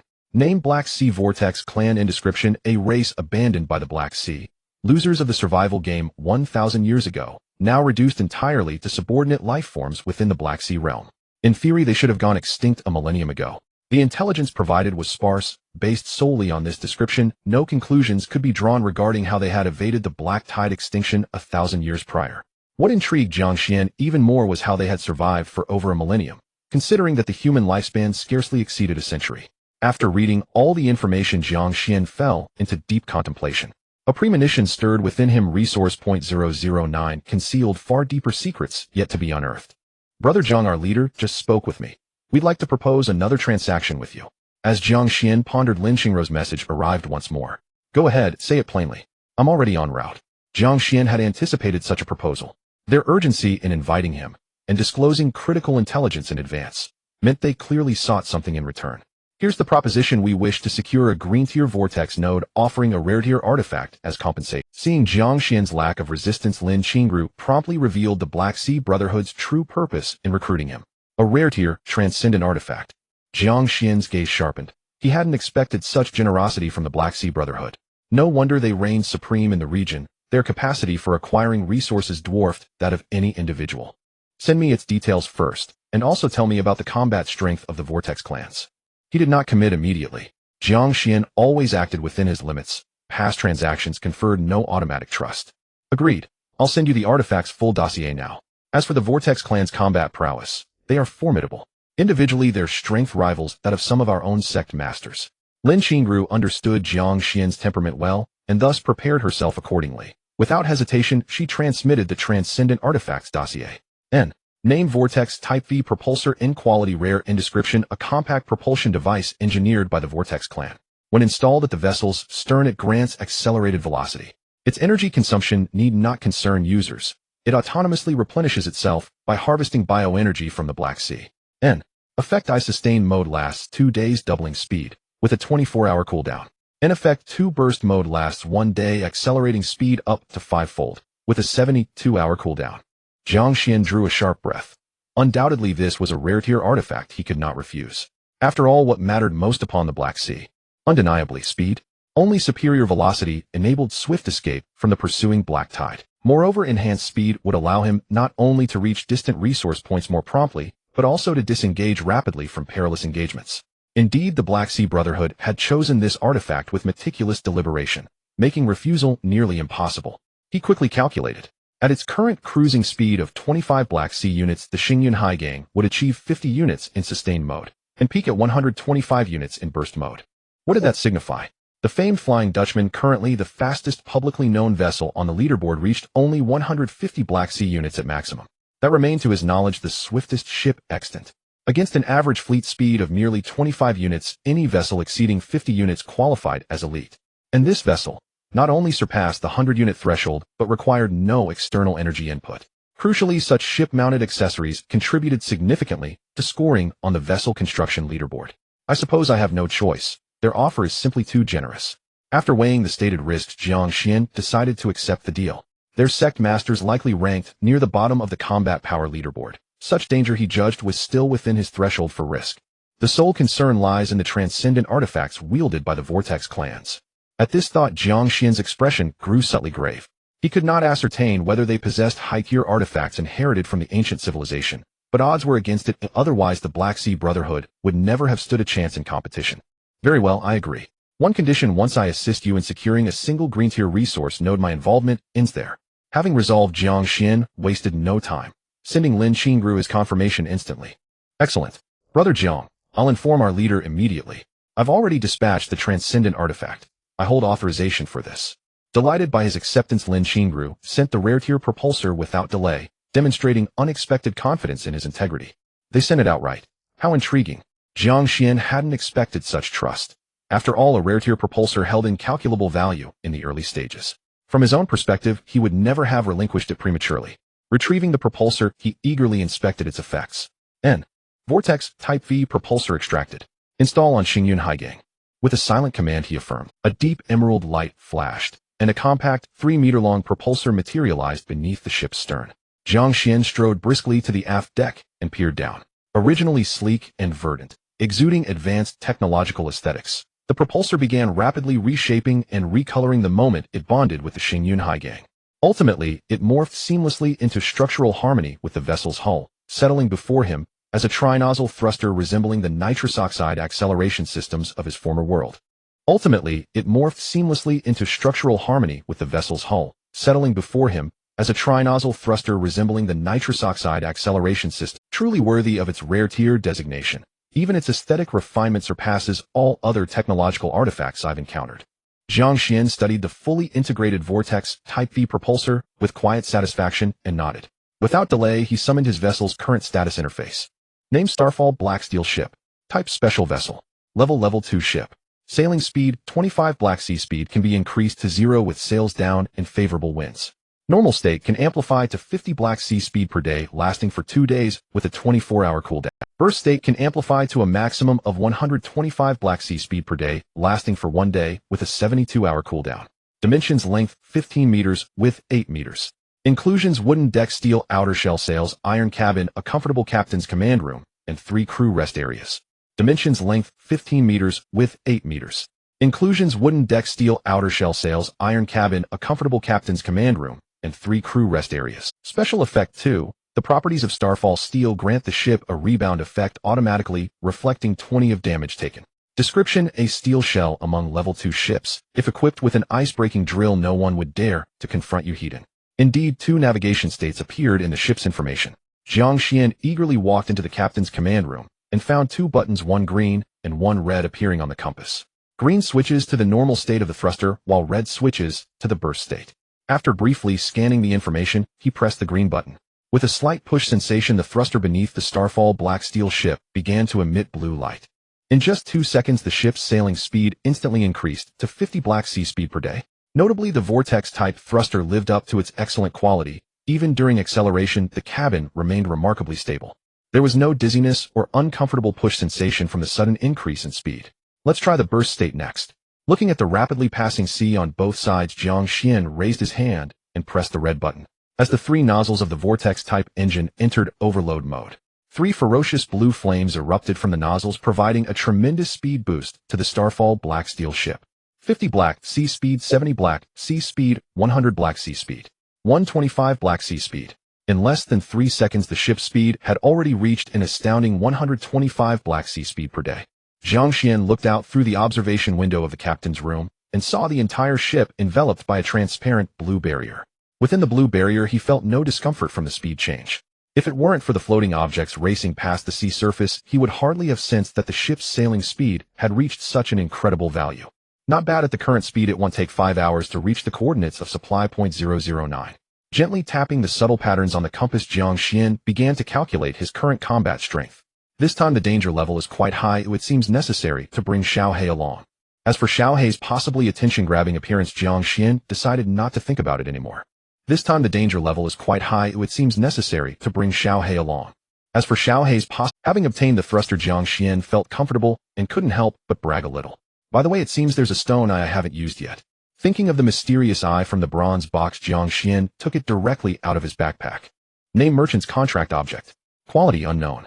Description: if you find a way to activate it, you might connect with the most mysterious merchant group on the Black Sea. Merchant group?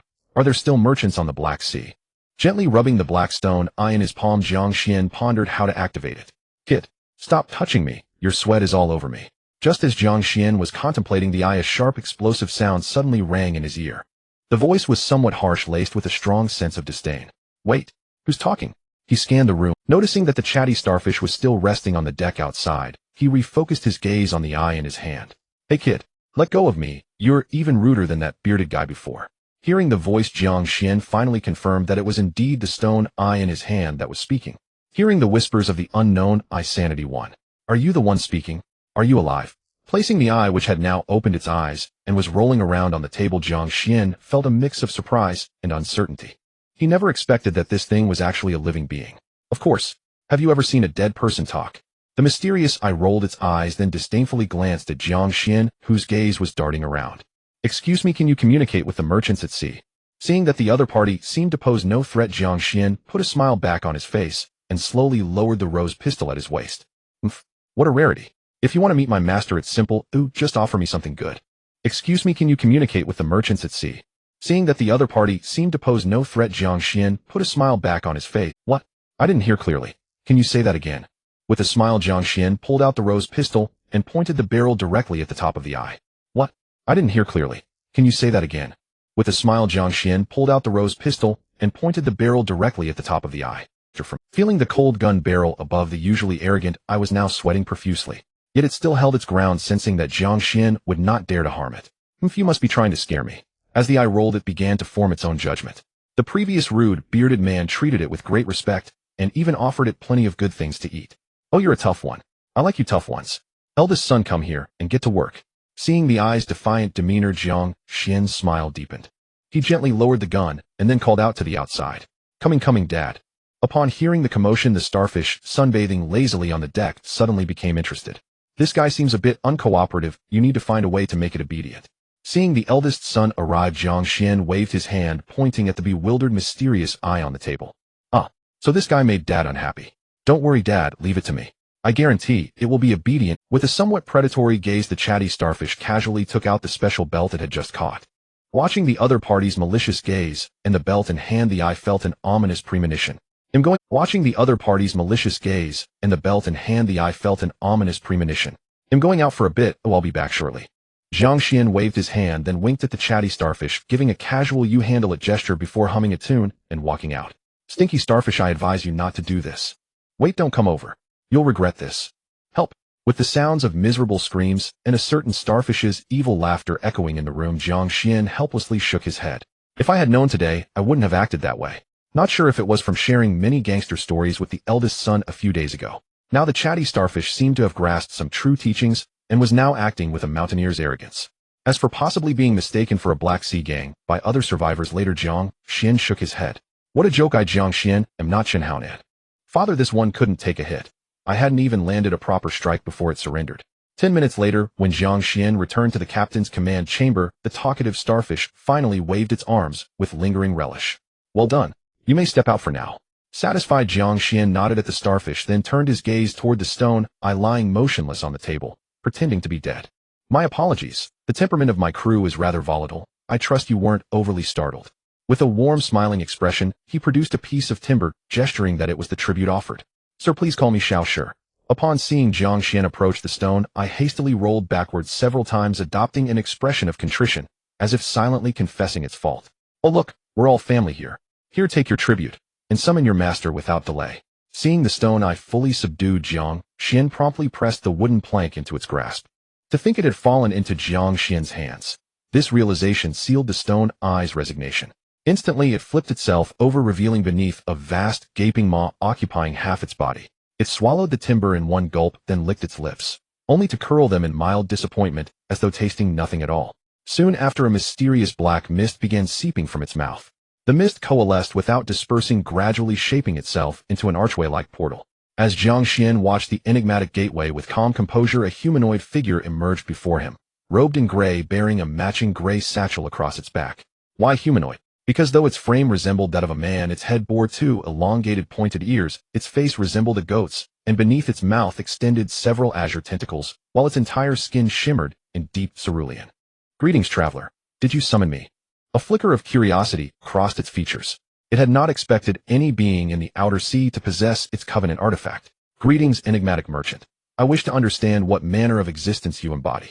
Realizing communication was possible, Jiang Xuan discreetly slid the rose-patterned pistol back into his waistband, exhaling inwardly in quiet relief. After all, upon the Black Sea, anything could transpire. He dared not lower his guard. Our nature. It has been ages since any creature posed such a question. A wistful smile softened its expression as though stirred by distant memory. We are wayfarers who bridge trade across the Black Sea. Within our realm lies anything you might desire, provided you can afford its price. By the way, I am Du Zhou. You may address me as Mr. Du. The mysterious merchant fixed his gaze upon Jiang Xuan, clearly intrigued. More precisely, his attention lingered on the rose-drinking sword at Jiang Xuan's hip and the rose-patterned pistol, both objects drawing keen appraisal. Fine weapons indeed, though their craftsmanship falls short. Were they part of a complete set, however, they'd rank among exceptional artifacts. Noticing Jiang Xuan's momentary pause, Mr. Du chuckled softly and lowered his satchel. Surveying Jiang Xuan's armaments, he concluded this voyage would not be in vain. Mr. Du, when you claim you offer everything one desires, does that include means of escape from the Black? After careful deliberation, Jiang Xuan voiced the question weighing most heavily upon his heart. The Black Tide. Ah, truly a terror. In theory, no living being escapes its grasp. Yet perhaps alternatives exist, for we ancient wanderers, having endured nearly a millennium, still walk this world. At the mention of the Black Tide, something stirred within him, though he withheld full disclosure. Then may I ask, how have you survived, Jiang Xuan's pulse quickened with suppressed excitement. That knowledge is not yet available. To acquire it, you must first offer something of commensurate value. Let us first conclude today's transaction. Mr.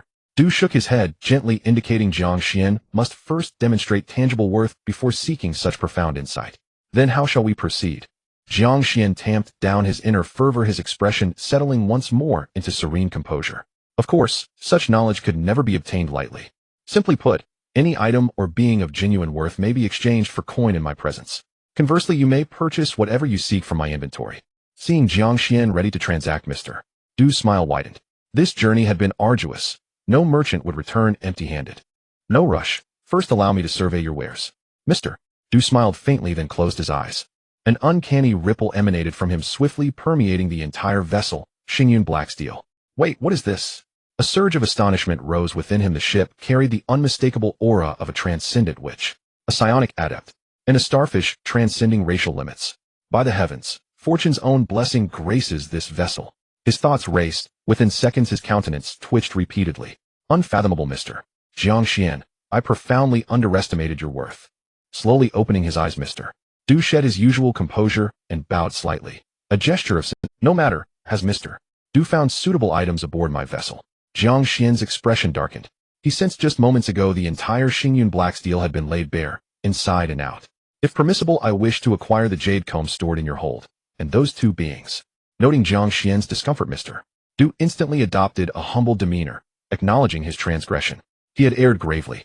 To encounter beings linked to a transcendent witch, even in these remote outer seas, was beyond expectation. As for the statue of the goddess of fortune, not even 10 lifetimes would embolden him to claim it. To express my sincere apology, I offer this additional artifact as recompense. Determined to retain Jiang Xuan as a valued patron, Mr. Du gritted his teeth and withdrew an exquisitely crafted necklace from his satchel. Name Siren Necklace. Rarity, exceptional effect, immunity to mental damage and illusions below exceptional tier, have damage from epic tier or lower mental assaults. Description: a birthday gift bestowed by the Siren King upon his 109th daughter, symbolizing royal lineage among the Siren clan. Wearing it earns the bearer the goodwill of the entire Siren race. A Siren necklace capable of shielding against all mental assaults below exceptional tier. Upon reading its description, Jiang Xuan's earlier displeasure dissolved rapidly, replaced by a genuine smile. Mr. Du, I suspect our future exchanges will be both frequent and fruitful, wouldn't you agree? He offered a measured, cordial smile. After all, such a generous, affluent merchant was precisely the kind he intended to cultivate. As you wish, maritime merchants stand ever at your service. Relieved to see Jiang Xuan's temper eased, Mr. Du restored his humble, deferential smile. Mr. Du, as captain, I regard my crew not as commodities, but as sentient beings deserving full autonomy and dignity.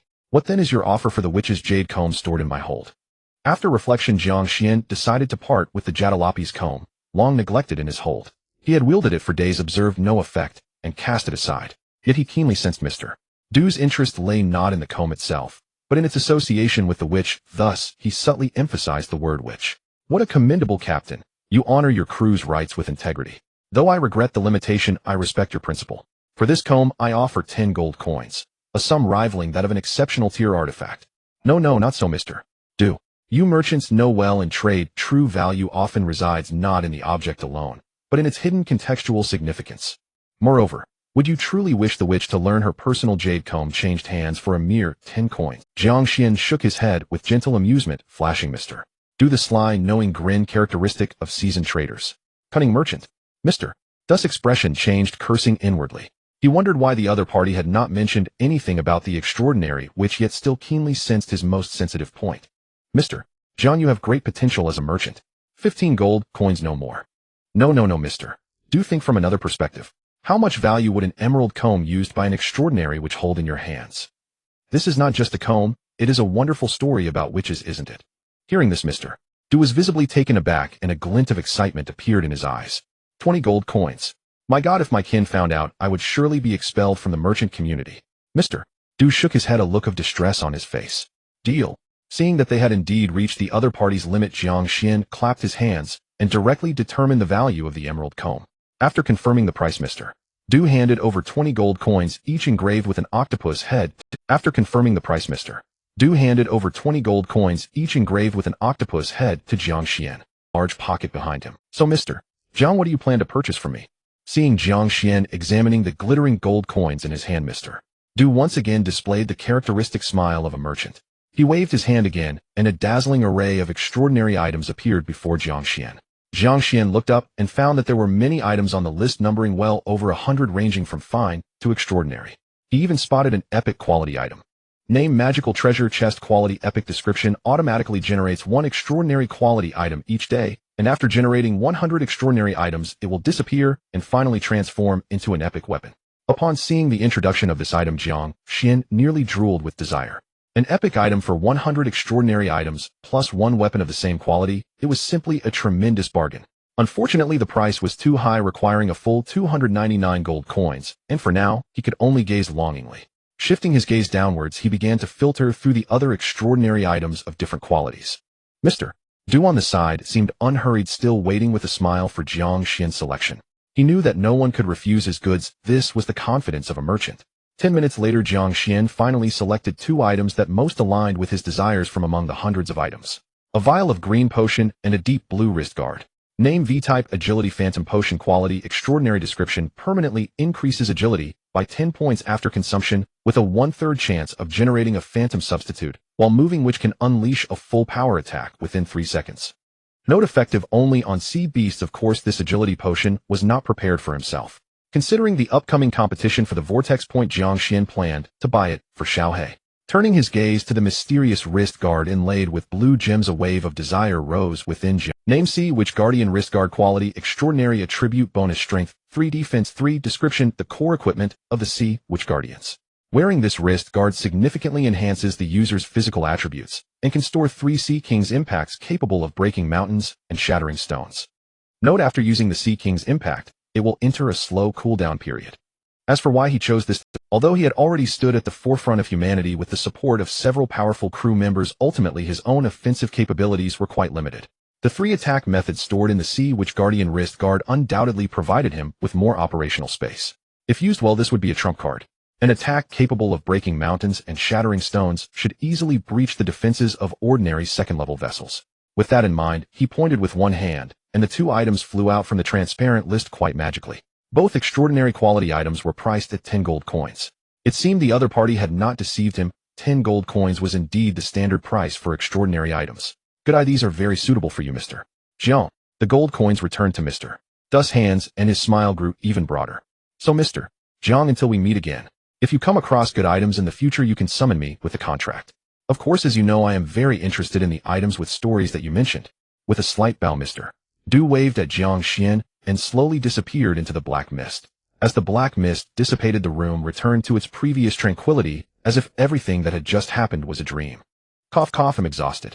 What on earth did you discuss with my master that took so long? The mysterious eye on the table suddenly stirred. It panted heavily, as if maintaining the black mist had consumed too much of its energy. Here, little stone, eat some iron, or to replenish your strength. Coming back to his senses, Jiang Xuan took out 10 units of iron and placed them before the mysterious eye. This was the only means to summon the maritime merchant. Currently, he could not let it die on him. There was no doubt that he had made a huge profit from the previous transaction. In his good mood, the mysterious eye's position in his heart also rose significantly.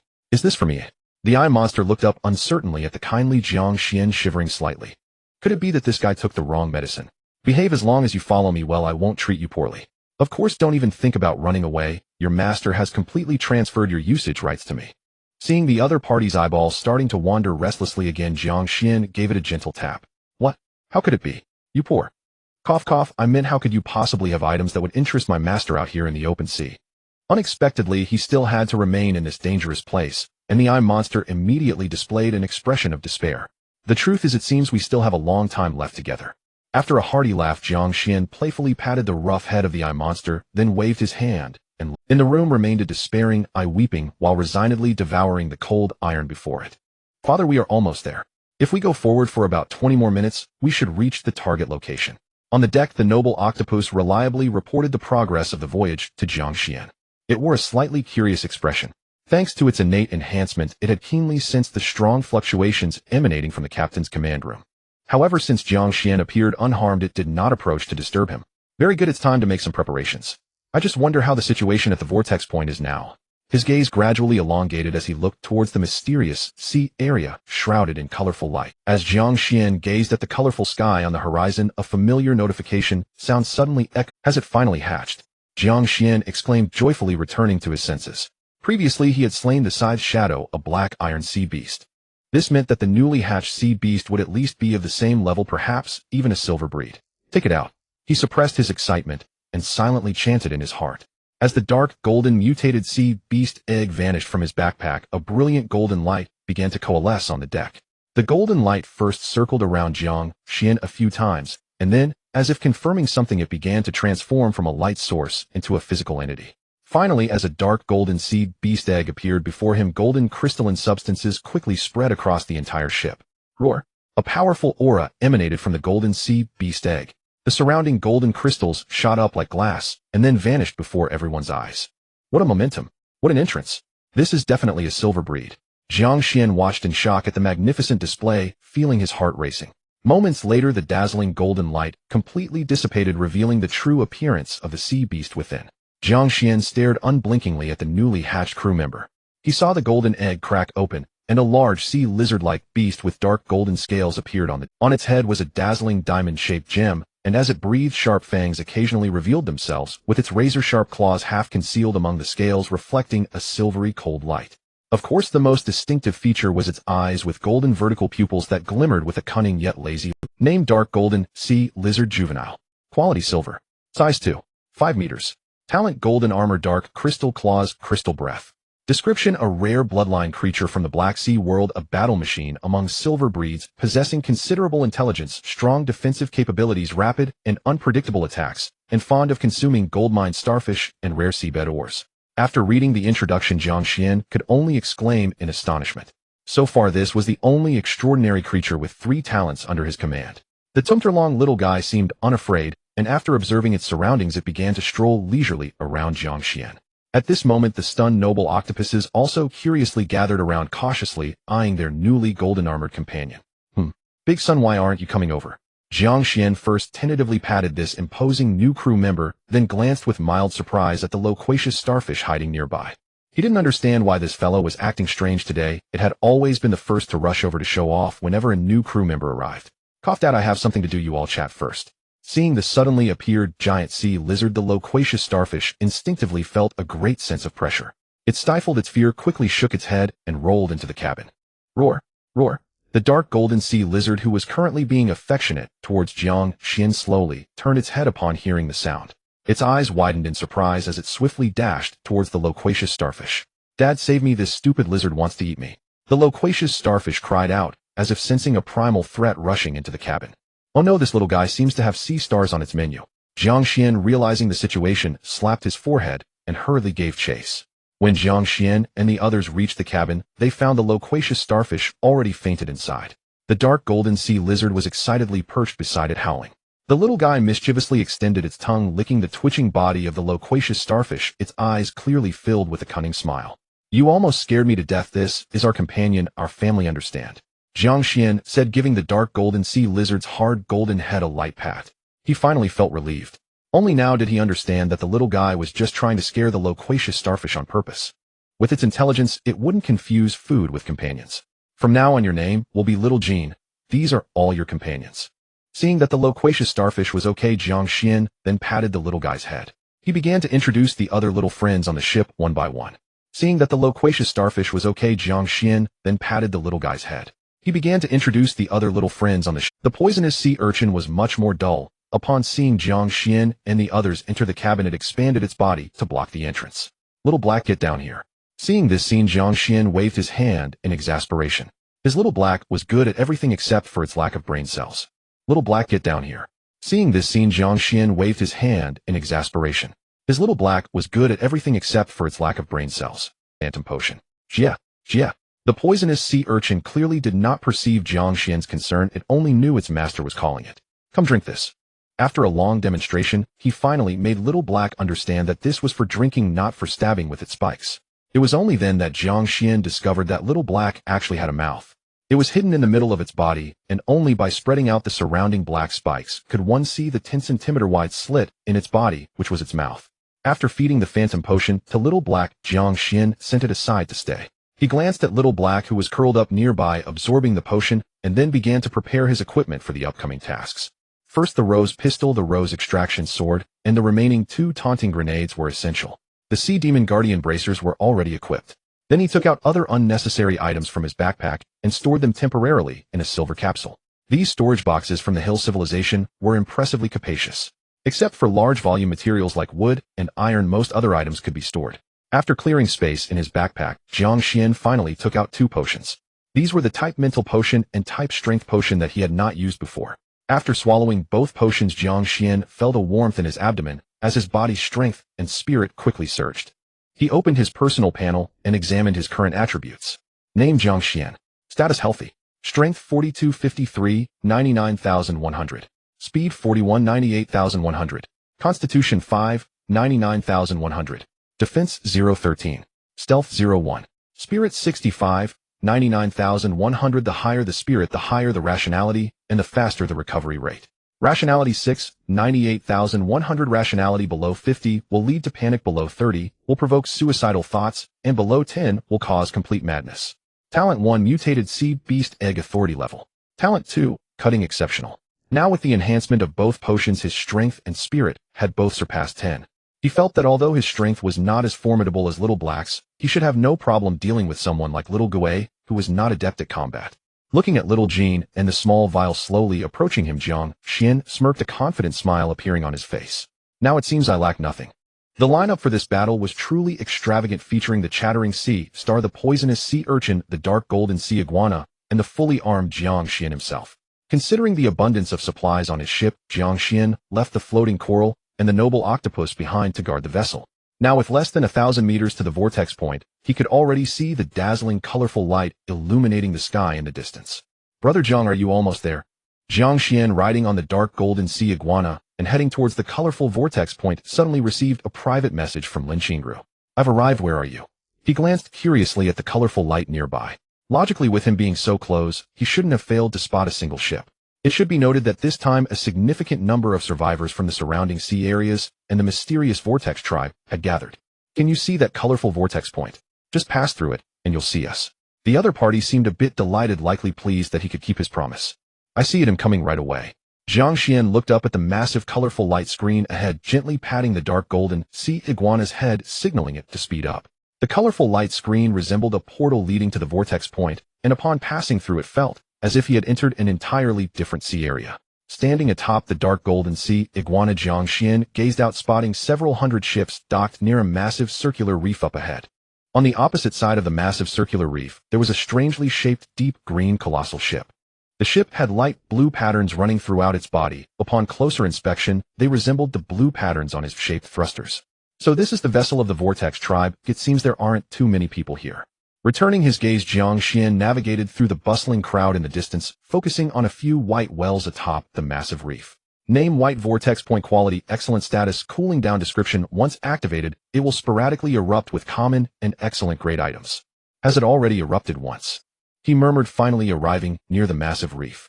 Roar. The dark golden sea iguana seemed quite curious about its surroundings, letting out an excited roar towards the people on the shore. Jiang Xuan patted it, signaling for it to be quiet, and then began to observe the current situation. The massive reef had a diameter of about 5,000 meters. He hadn't noticed its shape from afar, but upon approaching, he realized it resembled a gigantic disk. At this moment, the massive reef had already split into 3 formations. The one with the most people was a temporary alliance formed by all the survivors from the surrounding sea area, and Jiang Xuan roughly counted at least 300 individuals. At the forefront was a middle-aged man with red hair, currently staring warily at the dark golden sea iguana behind. Next to these people was a group dressed in identical outfits, bearing a black fist emblem, numbering around 100 individuals. The black fist had always been the symbol of the Black Sea Brotherhood, and Jiang Xuan knew they must be members of it. At the helm was a young man with a stern expression who was also sizing up the dark golden sea iguana. Behind him, his eyes gleaming with an inexplicable light. To the right of the young man, a tall woman in a beige trench coat was slowly approaching him with a smile. Opposite the two groups were a dozen tall figures, their upper bodies bare, with dark skin and strange appearances, emitting incomprehensible waves. It seemed they were negotiating with the Black Sea Brotherhood, using some kind of prop. As for why they were described as strange in appearance, it was because they not only averaged around 2 meters in height, but also lacked eyes and noses, with their faces dominated by a white vortex occupying 2/3 of their face and a mouth for vocalization. Their bodies bore some resemblance to humans, but some had tentacles for hands while others had fingers, suggesting a lack of uniformity in structure. Brother Jiang, is that you? Indeed, it's me. What's the current situation? Jiang Xuan nodded, noting that Lin Qingru was even more beautiful than he had imagined. Not only was she tall and striking, but her voice was also incredibly soft, and every gesture exuded a mature, alluring aura. However, given the current uncertainty, he had no intention of focusing too much on her beauty. The situation is not good. This group of Vortex tribe members has come prepared. Although they are not numerous, their abilities and combat levels far exceed those of humans. Shaking her head, gently, Lin Qingru's gaze lingered on Jiang Xuan's face for a few seconds before she handed him. This is a technological headset we obtained from the supply point up ahead. It can translate the languages of other races. You can listen to what they are saying. Lin Qingru removed the headset from her right ear and handed it to Jiang Xuan, her gaze inadvertently shifting to the massive golden sea beast 2 meters behind him. She hadn't expected Jiang Xuan to tame such a formidable-looking golden sea iguana. It was noteworthy that the mutated sea beast egg that hatched into the sea beast was protected by Jiang Xuan's innate abilities. Other survivors could only see a partial description of the little golden creature and could not view its innate abilities and qualities. Nodding, Jiang Xuan directly put the technological headset on his right ear. He had arrived relatively late and needed to urgently assess the combat capabilities of everyone present. Outsiders, the entire Vortex Point is a treasure left behind by our ancestors. You are here to seize what belongs to our tribe. One of the 2-meter-tall members of the Vortex tribe was stating something. Although the translated voice lacked emotional fluctuations, Jiang Xuan could sense the anger through the quivering vortex on its face. It seemed this Vortex tribe member hadn't anticipated that after activating the heart of the vortex, many survivors would arrive smelling the scent. As time passed, he could clearly feel that the number of outsiders was still increasing. The situation seemed increasingly unfavorable for them. If it weren't for the need to maintain the heart of the vortex's operation and wait for all vortex points to open, he wouldn't have been so accommodating. I have already stated that the treasures here are up for grabs based on our abilities. The cold-faced youth leading the Black Sea Brotherhood scoffed coldly, showing no courtesy towards these alien beings. If it weren't for the little dwarf hiding in the center of the vortex point, he would have wanted to take action long ago. After all, his innate ability was to collect monster corpses. Haha, Lung Qing, why waste words with him? I say we should quickly pack these things up and leave. Oh, I might even get a few more. A despicable race. Wriggling maggots. They should be eliminated. Strange voices echoed in his ears, as if the other party had fallen into some kind of malfunction, repeatedly uttering these phrases. Jiang Xuan frowned and removed the technological headset. You must be Brother Jiang, right? I am Lung Qing, the leader of the Black Sea Brotherhood. I hope Brother Jiang can assist us in securing a green vortex point as agreed. Seeing the other party revert to a repeating machine, Lung Qing finally turned his head slowly. He rarely displayed a stiff smile on his otherwise serious face. He was well aware of his own strength, which only ranked over 2,000, a far cry from Jiang Xuan's capabilities. Otherwise, the Black Sea Brotherhood wouldn't have spent a fortune to invite Jiang Xuan. No problem. How long until the other vortex points open? Jiang Xuan nodded, as it was a matter that had been agreed upon beforehand. Brother Jiang, it should be soon. The ones leading seem to be activating the vortex point over there. Only a few white vortex points were activated earlier, and both sides merely tested the waters. That's how we've maintained the situation thus far. Seeing Lung Qing's stiff smile, Lin Qingru rolled her eyes, wishing she had brought a more amiable leader. However, considering his innate abilities, he was one of the strongest individuals in this sea region. The president and vice president of their Black Sea Brotherhood had already entered the next sea area and couldn't rush back in time. That's why they decided to enlist Jiang Xuan's assistance.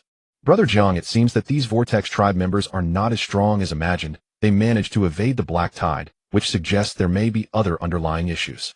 After reading the message, Jiang Xuan's expression turned curious. He scanned the many survivors present, and then secretly glanced towards a certain direction behind.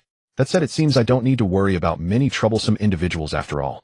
Just as Jiang Xuan pondered, the entire reef suddenly began to tremble. Soon dozens of blue vortices appeared on the reef, completely capturing everyone's attention. Look, the blue vortex points have opened. Everyone hurry, we are going to strike it rich. Haha, everyone move aside, I discovered this first. Despicable, I found it first. For a moment it seemed that everyone had fallen into chaos. The promised alliance vanished in the face of greed. With too many wolves and too little meat, everyone wanted to occupy a vortex point. Stop. Are you all crazy? With a great enemy before us, we should first eliminate these foreign races, and then the Black Sea Brotherhood will unify the division of spoils. Seeing everyone plunged into chaos, Lung Qing had no choice but to step forward and shout loudly. He could not understand why they had previously agreed to drive out the foreign races, but now it seemed like empty words. Get lost, who says the Black Sea Brotherhood gets to divide? Exactly, who here doesn't want a vortex point? Will the Black Sea Brotherhood share it with us? Kill. Whoever dares to rob me will be killed. Damn it. If you push me, get lost. Lung Qing's words did not have the desired effect. Instead, they only fueled the crowd's greed. As the situation escalated, some prepared survivors drew their weapons and unexpectedly ambushed their companion. Something's not right. Jiang Xuan's expression changed as he slowly took a few steps back. Looking at the crowd before him, their eyes bloodshot, as if they had lost their sanity. A chill surged within him. Turning to the location where the vortex race had just been, he found it completely empty. It seemed that the moment the blue vortex points opened, they had vanished from the reef. Brother John, something seems off. These people have gone mad. Lin Qingru, beside him, also reacted at this moment. She noticed that most members of the Black Sea Brotherhood were also starting to kill each other. Brother John, something seems off. These people have gone mad. Lin Qingru, beside him, also reacted at this moment. She noticed that most members of the Black Sea Brotherhood were also starting to kill each other. What exactly is going on? Why is it that Lin Qingru and I are fine, but the other survivors have all been affected? The scene is too chaotic. It seems these survivors had prepared for this vortex point for a long time. Among them were those armed with firearms. Now, however, they all pointed their guns at their companions, turning the entire reef into a hellish battlefield. Seeing Lung Qing and the others struggling, desperately surrounded by numerous survivors, Jiang Xuan made a decisive decision to rescue these few conscious individuals first. Xiao Jin, pull those people out. Fortunately, the dark golden sea iguana was also unaffected, which was why it hadn't fled immediately. Roar. Following the command, the dark golden sea iguana's golden pupils locked onto Lung Qing and the others, and then a dazzling golden light flashed across its body.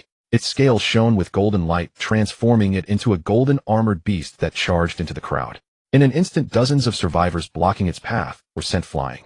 Among them there were axes and bullets hitting the dark golden sea iguana, but they were all rebounded by its golden scales. Almost no one could get close enough to inflict damage. Jiang Xuan nodded repeatedly at the display of power from Xiao Jin. He had not expected its golden armor to have such strong defensive capabilities. 5 minutes later, the bloodied Lung Qing and the others were finally retrieved by Xiao Jin. However, they were all in a pitiful state, covered in blood, with expressions of terror from having narrowly escaped death. Among them, Lung Qing's ability seemed to be the control of a tall merman. The blue merman was incredibly strong, wielding a giant harpoon, barely fending off the many attacking survivors. This is what spared them from being immediately hacked to bits. Damn, almost died in there. Captain Lung, Fatty and the others have gone mad. I saw Xiao Wu being chopped into a pulp by Fatty with my own eyes. Thank you, this time the Black Sea Brotherhood owes you a great favor. Lung Qing glanced nervously at the two surviving subordinates beside him, forcing a bitter smile. Then he showed Jiang Xuan a grateful look for having survived. They are fine. How could it be that they have some defensive items? Jiang Xuan observed Lung Qing and the others up and down, feeling a bit of suspicion. Did you notice any clues just now, eh? Jiang Xuan turned to ask Lung Qing. I don't know either. They suddenly went mad. It should be the work of that vortex race. Lung Qing shook his head with a grim expression, recalling how he had almost been killed by his own people. I got a quality extraordinary item. At that moment, a survivor with a severed arm raised the head of another survivor, laughing maniacally. It's all mine. It's all mine. Ha. Another survivor even hugged the surrounding dismembered limbs, completely oblivious to the axe embedded in his head. Such bizarre scenes continued to unfold. In just a few minutes, out of over 400 survivors, only about 30. They've gone mad, all gone mad. Lin Qingru's lips trembled, her face pale, instinctively taking a few steps back. Xiao Jin escorted them out. Unable to watch any longer, Jiang Xuan shook his head, knowing that these people were beyond saving. He waved at Xiao Jin, who no matter what, he could not let them continue to slaughter each other. Roar. The dark golden sea iguana's pupils flashed with golden light, then its claws gripped the ground tightly, as a powerful golden energy began to gather in its mouth. Boom. As a powerful golden crystallization beam was unleashed, half of the reef surface was instantly covered in golden crystals. The battling crowd, oblivious, was submerged by the golden crystallization beam, becoming grotesque golden statues. In their last moments, their faces still bore manic smiles. Brother Jiang, what should we do next? Lin Qingru's complexion was still somewhat pale, but she still managed to calm her. Seeing that a few people were relatively calm, Jiang Xuan nodded subtly. Being able to maintain basic rationality indicated that these individuals still had some usefulness. Lung Qing, what exactly did you do? At that moment, a bloodied figure crawled out from the pile of crystals. It was the red-haired, middle-aged man from before. Fool. Honkai, can't you see? We've all been played. Lung Qing shot a cold glance at the still-living Honkai. The Black Sea Brotherhood had suffered heavy losses this time as well. Damn it, I will kill all these scum. Honkai, regaining his wits, saw his pale red shadow dissipate gradually. It was this red shadow that had allowed him to survive Xiao Jin's breath. Brother Jiang, this is Honkai, ranked 1993 in the world, considered the strongest among this group of survivors. Seeing that Honkai was still alive, Lin Qingru quietly explained to Jiang Xuan. Jiang Xuan nodded, surviving Xiao Jin's crystallization breath showed he had some capabilities. Prepare yourselves, or we need to see what lies ahead. At this point, he also wanted to clarify the situation here, and he had yet to see the treasures within the vortex heart. Huh, are we not going to take this blue vortex point? One of Lung Qing's subordinates was slightly stunned upon hearing this. Logically, since most people were dead, shouldn't they wait for the vortex point to spit out treasures? Do you see any items spitting out from these vortex points? Hong Kai seemed very angry. All his subordinates had been wiped out. Originally, he had hoped to get rich from this and conveniently gather people to form a fleet, but unexpectedly, he ended up losing both the lady and the soldiers. Truly unfortunate. Hearing this, Lung Qing and the others came to a realization. Indeed, why hasn't a single item come out from this vortex point? They finally woke up. They had been fighting here for so long, yet they hadn't even seen a shadow of an extraordinary item. Let's go. I believe everything we wish to know lies ahead. Jiang Xuan's expression remained calm, and from the very beginning, he had been observing those from the vortex race, suspecting they had likely all escaped inside. No need to trouble yourselves, I was looking for you anyway. Just as Jiang Xuan's voice fell, a rather hoarse voice clearly echoed in everyone's ears. Who is speaking? No, I can't stay here any longer. The remaining trembling subordinate beside Lung Qing's face changed drastically as he began to frantically run away. Bastard! Zhang Duoming, come back here. Another youth wearing a full-body iron suit hurriedly tried to rush forward to stop him, but was blocked by Lung Qing. You can't run. I still have many things I want to discuss with you. As the voice rang out again, a shadow flashed before the fleeing youth suddenly froze, feeling his body become incredibly heavy. Swoosh! A sharp claw pierced through his chest, lifting his entire body by the giant paw of the Vortex clan. He watched helplessly as the giant claw crushed his heart completely. Cowardly race, you two will ultimately become failures like us. The Vortex clan member slowly placed the youth's corpse down, shaking his head slightly. Indeed, what happened just now was all you're doing. Hong Kai's eyes gleamed with ferocity, wishing to tear these dogs into pieces. It was us, pitiful race. Don't you know the price of being blinded by greed over the Black Sea? The Vortex clan member seemed in no hurry to act, instead revealing a hint of sympathy in his words. What do you want exactly? Hong Kai raked his disheveled hair, as he was not very bright to begin with, and was annoyed by the riddles. I need your souls. To be precise, my kin requires you to fill their shattered souls. The Vortex clan member calmly explained as he gently wiped his massive claw. Then why don't you just make your move? Jiang Xuan scrutinized this Vortex clan member and directly activated his identification skill. Name: soul-controlled puppet. Quality: unknown. Description: a puppet controlled by a soul talent, severely lacking its own soul, suffering from partial mutation due to the corruption of the Black Sea's will. You noticed, didn't you, new survivors? It cast a scrutinizing gaze towards the expressionless Jiang Xuan. In its eyes, Jiang Xuan was the only one worth its attention. Survivors. How do you know that? Upon hearing the term survivors, everyone was taken aback. The term was humanity's greatest secret, and logically they shouldn't know. How do I know? Because thousands of years ago we were also among the survivors. Don't be surprised. When the final destruction arrives, all truths will be revealed. Everything is the damned Black Sea, but has destroyed all civilizations and branded us, the surviving failures, with a mark of shame. Mentioning the Black Sea caused the others' emotions to suddenly spiral out of control, their entire body shaking uncontrollably. Was it fear or hatred? All right, time is almost up. You should be on your way. An elderly voice emanated, but this time it came from behind the Vortex point. A small-bodied Vortex clan member in a black robe slowly emerged from the Vortex point, followed by several other Vortex clan members who had become soul-controlled puppets. What should we do, Brother Jiang? The enemies seem to be overwhelming. Lung Qing, with a pale face, looked at the dozen Vortex clan members surrounding them and instinctively moved closer to Jiang Xuan. What should we do? Of course we kill them all. Seeing the main figure finally appear, Jiang Xuan relaxed, instead revealing a smile.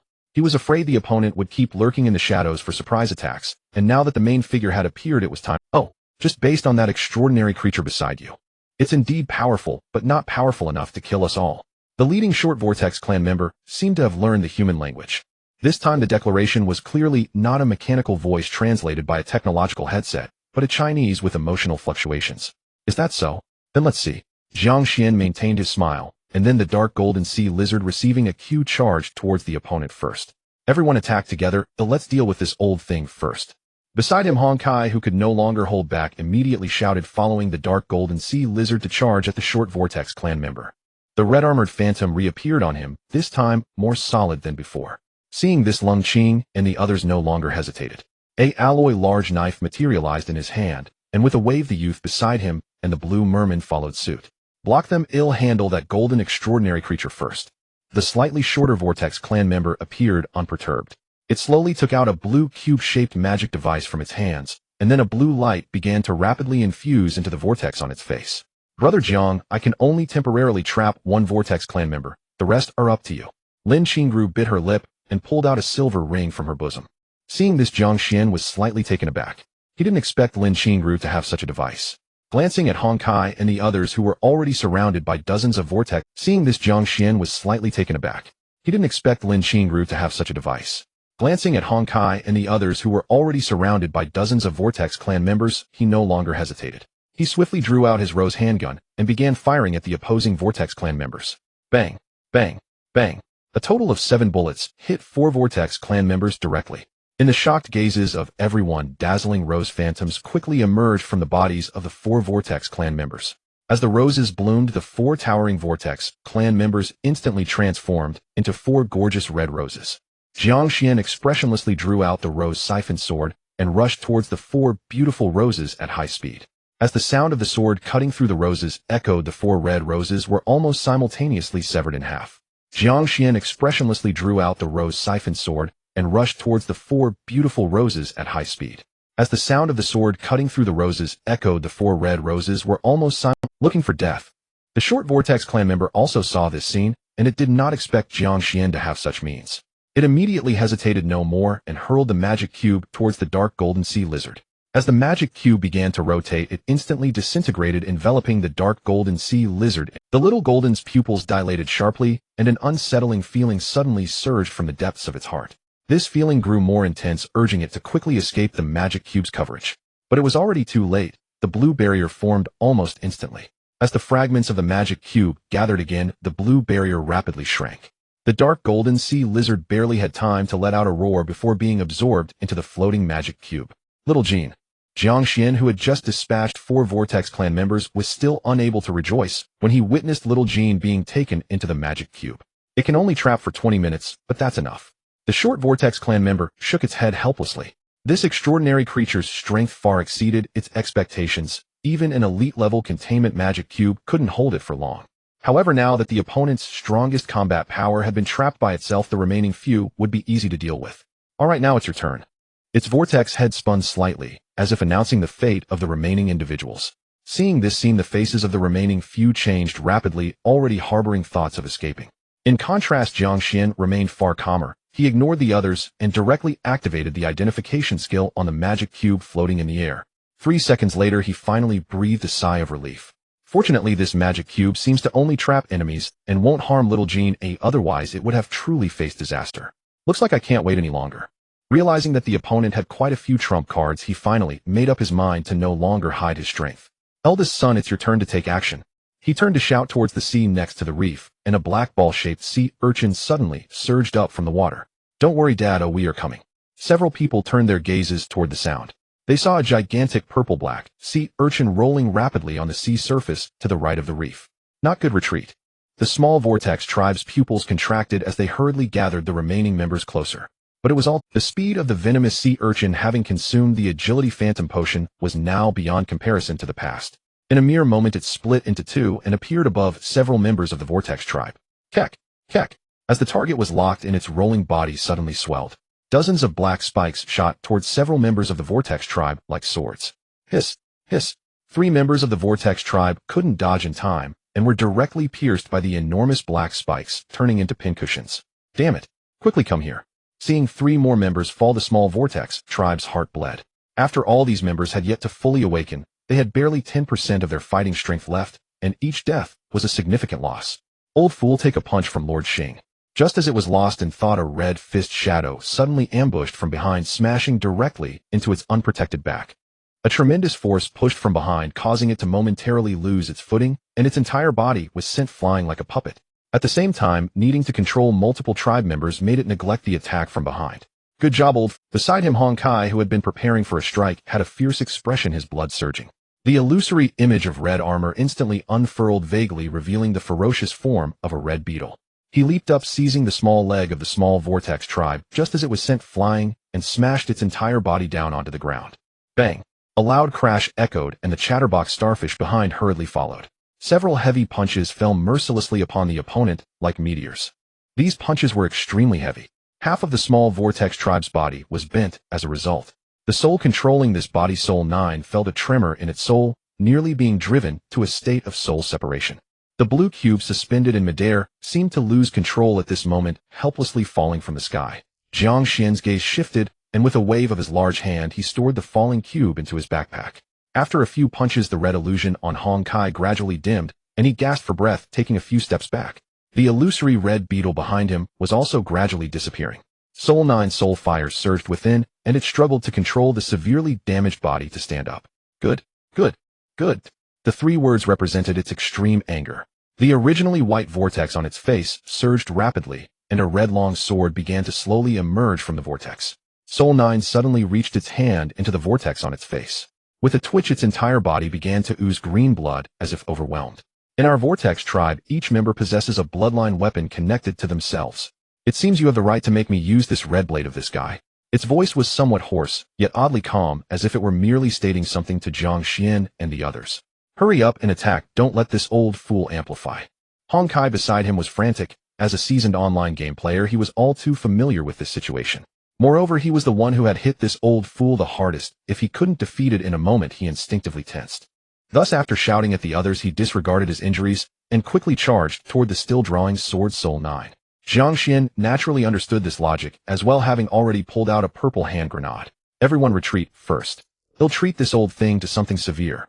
He shouted at Hong Kai, who was about to rush forward, then tossed the taunting hand grenade toward the small vortex tribe. Boom. With a massive explosion, a plume of purple smoke suddenly rose from the explosion point. Hong Kai, lying on the ground, raised his charred face, his expression revealing fear. If Jiang Xuan hadn't reminded him just now, he might have been buried with this old thing. Is it dead?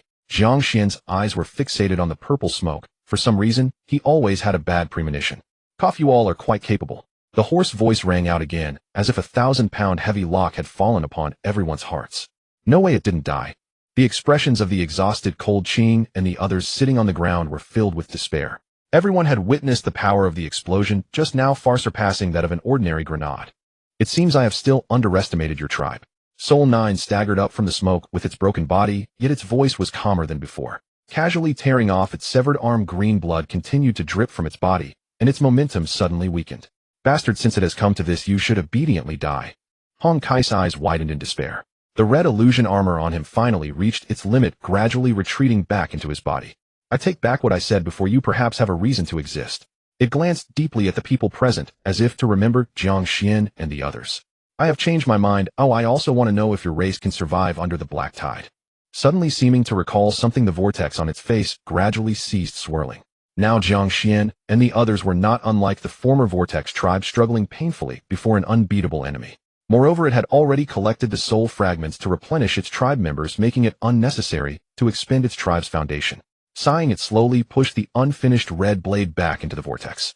This body of its kin had ultimately reached its limit. If it forcibly kept Jiang Xuan, its nearby tribe members would suffer tremendous losses. I hope you all can live on. Finally, turning its gaze to Jiang Xuan, it meaningfully grinned, then slowly pulling out a spiral silver white eye from its hand. Next time we meet, I will battle you with my true form. As its voice fell, a dazzling silver light suddenly appeared before Jiang Xuan and the others. Before they could react, their bodies were completely enveloped by the silver radiance.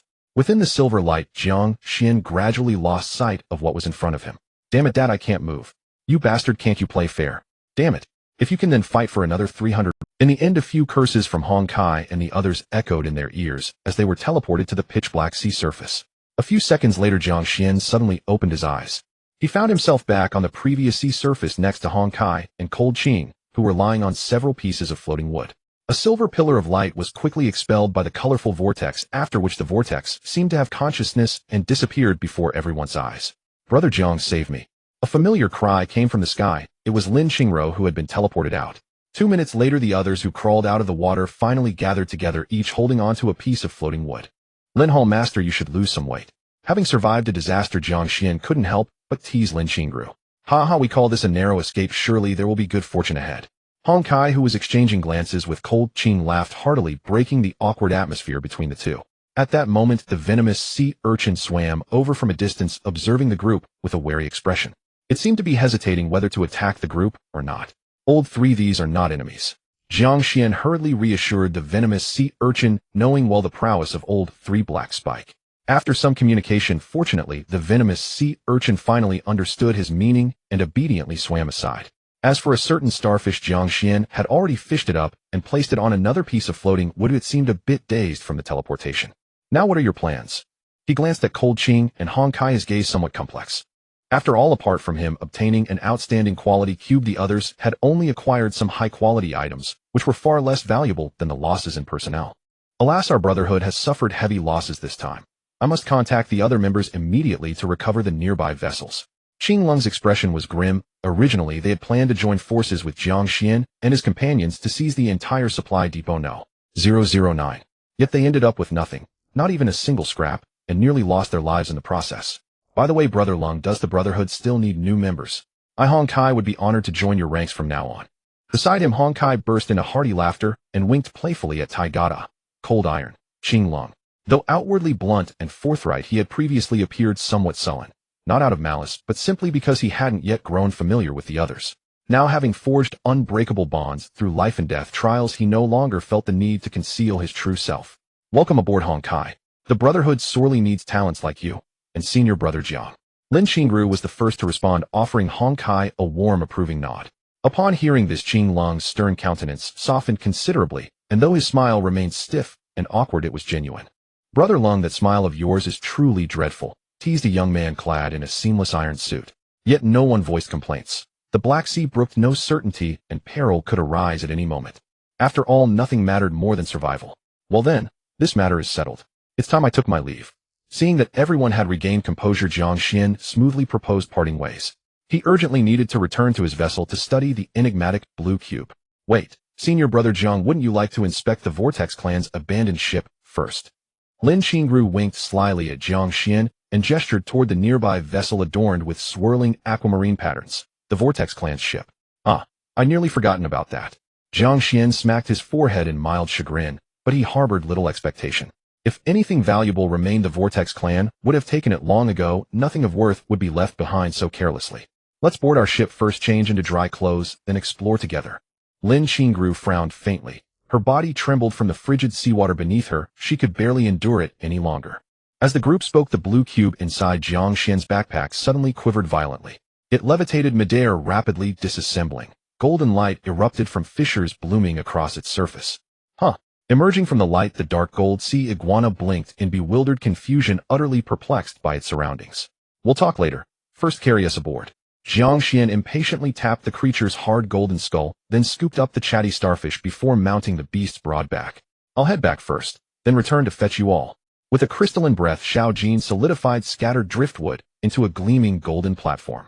Swiftly, the group scrambled onto its radiant surface. As Jiang Xuan receded into the distance, the others gazed upon the dark gold sea iguana's majestic form, eyes shimmering with undisguised envy. Who could resist such a resplendent, battle-ready leviathan? Half an hour later, Jiang Xuan and his companions, now freshly clothed, stood aboard the Vortex clan's derelict vessel. Senior brother Jiang's several major fleets have begun forming alliances on the rankings board, and the Black Sea Brotherhood has received an invitation. I heard from our president that the 100 Realm Alliance fleet, the second-ranked faction, is planning to establish the 100 Realm Coalition. Walking side by side along the vessel's eerie azure corridors, Lin Qingru shared whispered tidbits about recent fleet politics with Jiang Xuan. Qing Lung shook his head silently, yet said nothing. After all, Jiang Xuan had saved his life. Inwardly, he sighed. The president's younger sister seems determined to pledge her loyalty elsewhere. Ahead, Hong Kai strode confidently, slapping his junior's shoulder as he regaled him with tales of past glories. Their light-hearted banter stemmed from one stark realization: the entire hull had been stripped bare. Every item of value had already been removed by the Vortex clan, leaving the crew speechless. Clearly, abandonment had been their intention from the outset. Still, it wasn't entirely fruitless. The hull itself was forged from exceptionally durable material, making even this hollow shell valuable as salvage. This modest compensation somewhat offset the Brotherhood's losses. Jiang Xuan remained silent. He'd already claimed a rare-grade propulsion unit from the vessel. Seizing the entire ship seemed redundant. Better to grant the Brotherhood a favor. Thanks to Lin Qingru's earlier explanations, he'd gained insight into deeper political currents. As fleets grew ever larger, most survivors across the Black Sea would inevitably align themselves with a faction. Solitary survivors would find their access to resources dwindling rapidly. After all, even a tiger cannot withstand a pack of wolves, let alone lone survivors facing fleets numbering in the hundreds or thousands. Of course, exceptions existed. among the highest-ranked survivors. Take Jiang Xuan. Within his pack sat 2 unhatched Abyssal Sea Beast Eggs. Given time, his strength might well rival, or surpass, that of any fleet. They pressed onward, finally arriving at the vessel's command center.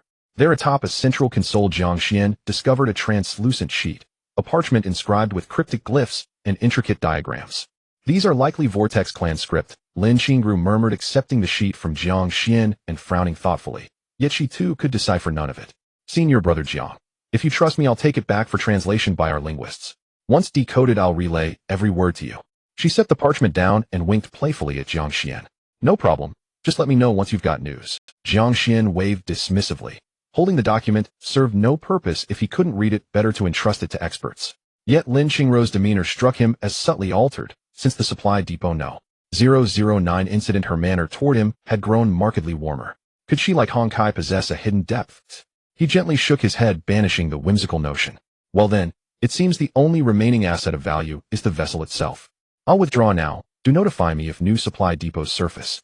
With a casual wave, he departed the hold, Xiao Jin dozing beside him, rousing only to follow. His thoughts lingered on the mysterious blue cube. At Jiang Xuan's sudden departure, Lin Qingru faltered, then swiftly composed herself, smiling warmly as she waved farewell. Senior brother Jiang, travel safely. May we meet again. Farewell, friends. Survive above all else. Senior brother Jiang, take care. Brother Jiang, goodbye. Don't forget old Hong Kai next time. Get lost. Laughter rang out as they watched Jiang Xuan ride Xiao Jin into the crimson glow of sunset. Hey sister, don't wait too long for love. Hong Kai teased Lin Qingru with characteristic bluntness, then dragged Qing Lung away to negotiate membership terms. Come on, surely I deserve a hall master position upon joining. None of that. We all start from the bottom. You too. Not me. I used to work for the president's company. He is the president. Ugh, backdoor entries. I despise you lot. Lin Qingru smiled softly at Hong Kai's indignant protests, fading behind her. Survive first. Should fate allow, we shall meet again.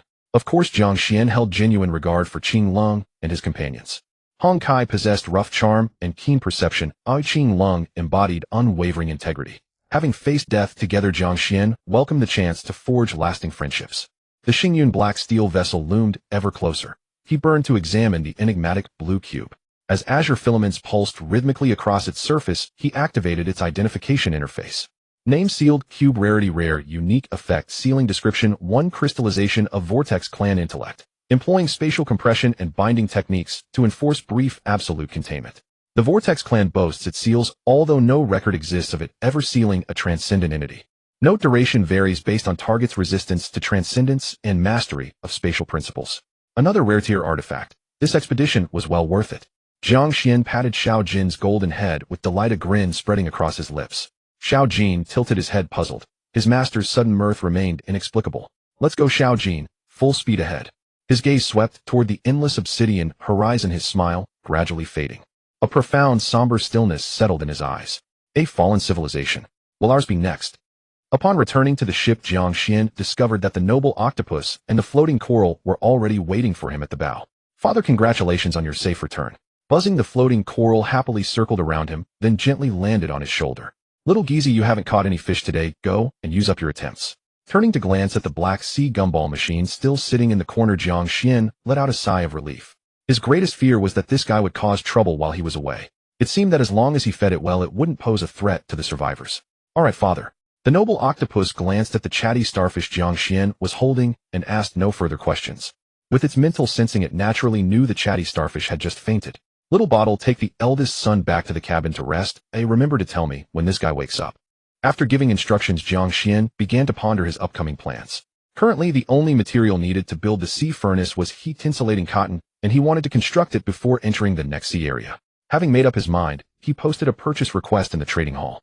100 units of wood or 50 units of ordinary steel, seeking 10 units of heat-insulating cotton. The reason for offering such a high price was that heat-insulating cotton was extremely rare at this stage. This item seemed to rarely be caught through fishing.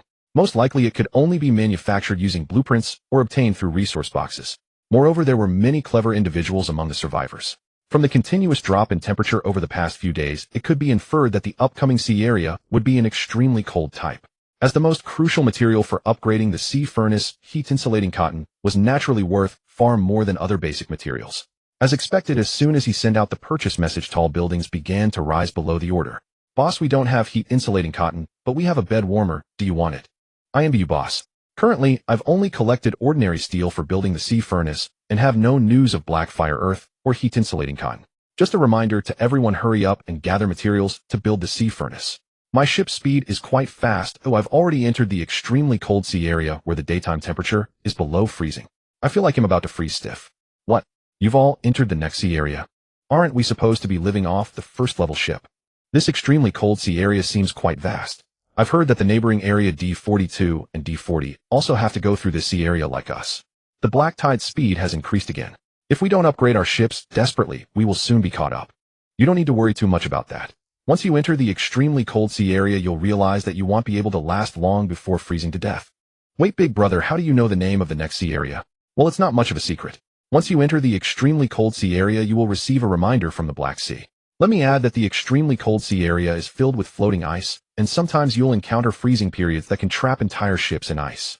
That's right, I'm currently stuck in the ice. The sea furnace requires charcoal and fire attribute materials. Is there a kind soul who could spare me some charcoal? I will exchange information about the extremely cold sea area with you. What are you saying, brothers? I have quite a bit of charcoal stored up, so act quickly if you want to buy it. You bastard, pricing it so high, are you a bloodsucker? Yo, you should bring out all the charcoal. We will remember you. Get lost, you little brat. Add another condition, no purchasing from those with little lives. What? Baka. Upon seeing this, Jiang Xuan curiously opened the other's price tag. 10 units of charcoal for 30 units of steel, or 100 units of wood. Damn, this is outrageous. Jiang Xuan's expression darkened. He hadn't expected that his fellow compatriots would be so ruthless to their own kind. He remembered that just a few days ago the price of charcoal was only around 20 to 30 units of wood. However, upon seeing the message about refusing purchases from those with little lives, he silently gave a thumbs up. However, I should understand the information about the extremely cold sea area as soon as possible. Before his order was successfully traded, he directly opened Lin Kingra's private message. He remembered that the other party had mentioned that the president of the Black Sea Brotherhood had already entered the extremely cold sea area. As for the comment about using charcoal to exchange for information, he ignored it. Although he still had some charcoal, it was always better to take advantage of free resources. He had enough pride for that. Master Lin, I wonder if you have any news about the extremely cold sea area. After sending the private message, Jiang Xuan continued to check the communication channel. Brother Jiang, I was just about to tell you this. Here are the materials I've organized, take a look. Lin Qingru seemed to be monitoring the communication channel as well, and she almost immediately replied to Jiang Xuan's private message. As expected, the information flows better among the large fleets. Seeing the other party start to send information about the extremely cold sea area, Jiang Xuan couldn't help but sigh. Oh, a fleet truly was a fleet. Brother Jiang, remember to keep this information confidential. Our president needs to use this information to trade with the fleet in the neighboring area. At the bottom of the materials, Lin Qingru specifically reminded him. Don't worry, I have always been very discreet. After giving a serious assurance, he began to browse the information about the extremely cold sea area. 5 minutes later, he summarized the 3 most useful pieces of information. First, during the daytime in the extremely cold sea area, the temperature is around -4 to 5 degrees, while at night it can drop directly to over -30 degrees. Without a sea furnace for warm survival is nearly impossible. Second, to successfully pass through the extremely cold sea area, it is necessary to build a sea furnace and also find a creature called the fire snake. The fire source crystal inside the fire snake can be placed into the sea furnace, generating a layer of heat around the ship, ensuring that the ship is unlikely to freeze on the sea surface. Third, the extremely cold sea area is teeming with ice snakes. These ice snakes are attracted by heat sources and continuously attack passing ships. To get rid of them, one must prepare ample wood and light enough bonfires on the ship. There were also some detailed messages about other warming measures which seemed to be summarized by Lin Qingru herself. After reading them, Jiang Xuan felt a bit more assured. It must be said that having more friends indeed saves a lot of trouble. Fire snakes and ice snakes. So these are the 2 types of sea beasts we will face next. Upon opening the information about the fire snakes and ice snakes, his expression changed. He realized that the dangers of the extremely cold sea area exceeded his expectations. The ice snake, fully named the ice snake, was the most numerous group in the extremely cold sea area. The most critical point was that these creatures carried extremely potent ice poison. Name: ice serpent. Quality: black iron. Talent: cursed tooth. Description: the most numerous sea beast species in the frigid ocean, said to have been born from the endless hatred of the ice witch. Their very existence is a curse. Note: do not get bitten by it, or you will suffer from the curse of extreme cold and ice. Its weaknesses are evident. It fears heat sources and high temperatures. After reading the information, Jiang Xuan couldn't help but frown. There is no doubt that witches exist in this world.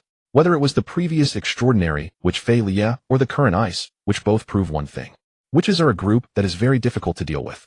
This is troublesome. It seems I need to prepare charcoal and heat sources in advance. He rubbed his forehead, realizing he had to stock up on charcoal in large quantities. However, compared to the intimidating ice serpent, its relative the fire serpent is clearly easier to deal with. Name: fire serpent. Quality: black iron. Talent: heat gathering, tough scales. Description: an anomaly among serpents. Unlike other cold-blooded snakes, its external temperature far exceeds that of other mammals. The heat source crystals it produces are excellent materials for alchemy, and they can also be used in the ship's furnace to generate thermal layers. One must admit that there exists a natural restraining relationship among creatures. The heat-gathering talent, although not highly aggressive, can effectively counter the ice serpent, which fears high temperatures. It seems that once the news is sold, the number of fire serpents will quickly decrease. After realizing the importance of the fire serpent, Jiang Xuan decided he could no longer wait. Next, he needed to hasten his journey towards the frigid ocean. Opening the nautical chart, Jiang Xuan zoomed in repeatedly, finally spotting a mysterious island named Fire Rock Island in the left front area of the ice-covered ocean. To think it is so close to the frigid ocean, what a coincidence. Upon carefully observing the habitat of the fire serpent, he felt as if some unknown existence had specially prepared it for them. Transaction successful. Obtained 10 units of thermal insulation cotton. Forget it, I should first construct the ship's furnace. He shook his head, putting aside the things he couldn't comprehend. He took out the materials needed to build the ship's furnace one by one from his backpack. Do you wish to consume 30 units of steel, 10 units of black fire soil, and 10 units of thermal insulation cotton to build the ship's furnace? Detected extraordinary material mimicry. Soil can replace black fire soil for the construction of the ship's boom. As Jiang Xuan silently recited, a loud rumble echoed from within the cabin of the Starfall black steel. Finally, he discovered a massive ship's furnace resembling a treasure bowl in the very center of the cabin. The newly constructed ship's furnace is about 3 meters long and 2 meters wide, and its overall shape is that of a gigantic furnace. On both sides of the furnace are structures resembling bronze tripods with mysterious patterns, and at the top is a large basin opening seemingly for placing fuel. Jiang Xuan reached out to touch the patterns on the furnace, surprised to find that the surface temperature of the furnace was even higher than his body temperature. Truly remarkable, it can continuously generate heat even without added fuel. Opening the introduction of the ship's furnace, he wanted to check the specific information about this impressive item. Name: ship's furnace. Quality: premium. Description: can continuously generate heat sources. Adding charcoal or any fire-type materials will allow it to burn rapidly, raising the temperature of the ship to a suitable level. Theoretically, as long as materials are added, it can burn indefinitely regardless of external conditions. Just as Jiang Xuan was browsing through the information about the ship's furnace, a voice from the deck came from the noble octopus. Father, come look, I caught an iron box. Hearing this, Jiang Xuan curiously walked up to the deck. He noticed that the temperature of the wooden planks beneath his feet seemed to have risen a bit, likely due to the ship's furnace continuously radiating heat. Father, I've run out of fishing attempts. Besides this iron box, there are only some wood and iron blocks. The noble octopus said, dragging out a black iron box behind it. Then, somewhat helpless, it pointed at a pile of clutter behind it. It seemed dissatisfied with this fishing trip. It's still quite good. Fishing can sometimes rely on luck. Jiang Xuan waved his hand, giving some consolation to his diligent first mate. He then focused his gaze on the black iron box. Name: Bart's private collection box. Quality: unknown. Description: the private collection box of Navigator Bart, containing treasures he has collected over many years.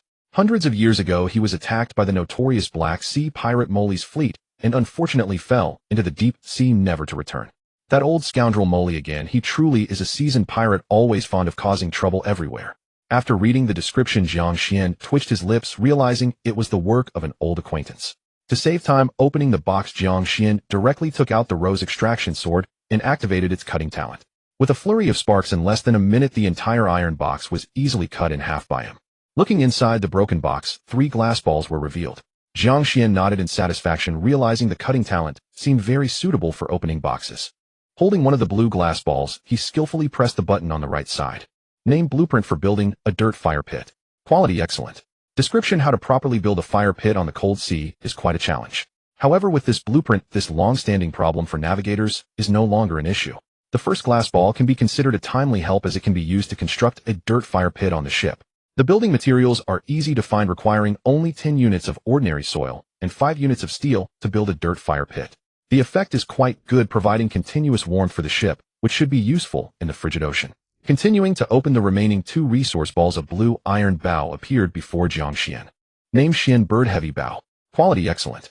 Description: Bart's exclusive weapon, originally intended to repel enemies, but due to betrayal by crew members, it was secretly hidden in the iron box during an encounter with Molly's fleet, forcing the expert archer Bart to jump into the deep sea, to escape. Name piercing arrow. Quality excellent. Quantity 10. Description custom-made piercing arrows by expert archer Bart capable of easily tearing through the defenses of iron ships. Back then Bart used this arrow to shoot and kill several pirates, which led to him being hunted by the notorious pirate Molly. Note with it you can take a life within 100 meters provided you are accurate enough. The 2 resource balls yielded a high-quality Xian bird heavy bow and 10 piercing arrows, which surprised Jiang Xuan. After all, it is the exclusive weapon of a legendary archer. Its power should be quite formidable. Holding the Xian bird heavy bow engraved with a blue bird pattern, Jiang Xuan's expression slightly changed. Wait, why is this bow so heavy? Lowering the heavy bow in his hands, Jiang Xuan couldn't help but gasp for breath. The bow landed on the deck with a thud, nearly smashing through it. He had intended to familiarize himself with the new weapon, but he found the weight of this heavy bow exceeded his expectations. At least 500 pounds.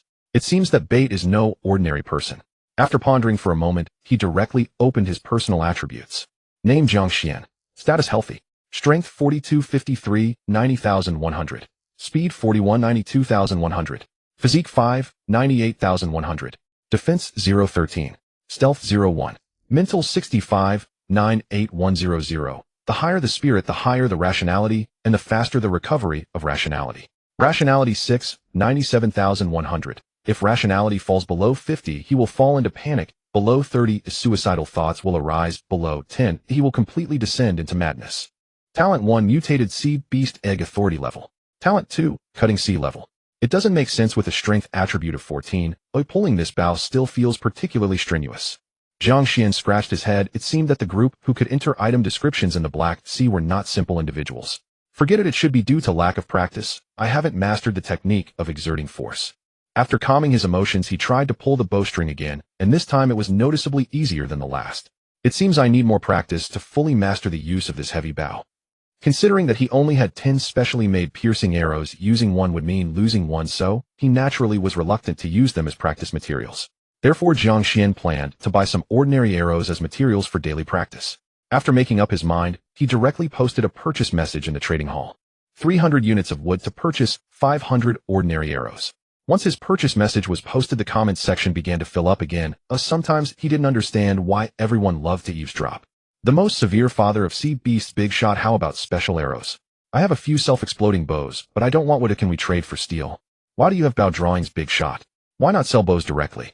I happen to need a medium to long-range weapon. Big shot, no arrows, but do you need someone to warm your bed? Asking for so many arrows at once, it seems the big shot wants to practice archery accuracy.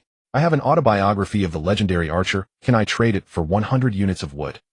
Is the person above trying to deceive again? I still have a copy of the Nine Sons True Art. How about we trade and see? By the way, have you ever drawn out any martial arts or spells? I'm curious as well. After all, it's an extraordinary world. Having spells seems quite reasonable. I haven't drawn any martial arts, but I did draw a skill book. Haha. There's a skill book. I'm so envious. Ahem, brother, how about I trade my Nine Sons True Art with you to see? You can eat SHD. The communication channel still had many talents. It seemed they spent their days either fishing or eavesdropping. Jiang Xuan scrolled back and forth through the screen below, filtering out the messages that were useful to him. However, it's worth mentioning that the survivor with the ID a small cup of water every day indeed drew a skill book, because he directly posted the information about the skill book in the comment section. Name sliding skill book. Quality excellent. Effect causes enemies to lose balance. Description: one of the 7 renowned skills in the world. Using it will automatically acquire the sliding skill. Its creator Richard once successfully slid past the 138th king of the Ruijin Empire, making this skill famous in one battle, but he also met with tragic fate for angering the emperor. Note: after acquiring this skill, a strong urge for challenging beyond one's level will unconsciously arise. What a remarkable skill, one of the 7 renowned skills in the world. Indeed, it has an extraordinary origin. After reading the information about the skill book, Jiang Xuan was at a loss for words. He could only say that he had underestimated the abstraction level of the natives of the Black Sea. However, the emergence of the skill book also proved that besides talents, humans could also gain extraordinary power by learning the skills of the Black Sea natives. The order for purchasing wooden arrows had not received any response, which puzzled Jiang Xuan. By right, there should be quite a few survivors obtaining arrows now. Big shot, I have 500 wooden arrows here, but can I trade for something else? Just as he mentioned the big shot, he indeed found a seller in his private messages. To his surprise, the other party's ID was also a small cup of water every day. What do you want to trade for? If I have it on my side, we can trade. Jiang Xuan clicked on the other party's avatar and found that the person was a relatively handsome young man. Do you have a skill book something like the one I drew? After reading the other party's reply, Jiang Xuan rolled his eyes. With just 500 wooden arrows, he thought he could trade for a skill book. Was the other party really foolish, or did he take Jiang Xuan for a fool? No, if you don't want to trade, I'll just find someone else. After replying expressionlessly, he suspected the other party. No, big shot, don't misunderstand. My goal is to collect world-renowned skills, so I'm just asking. I actually want to trade for some steel. Seeing Jiang Xuan a bit angry, the other party quickly explained as he couldn't afford to take the blame. If he angered Jiang Xuan, what if they met again later? Wouldn't he get sliced into several pieces in no time?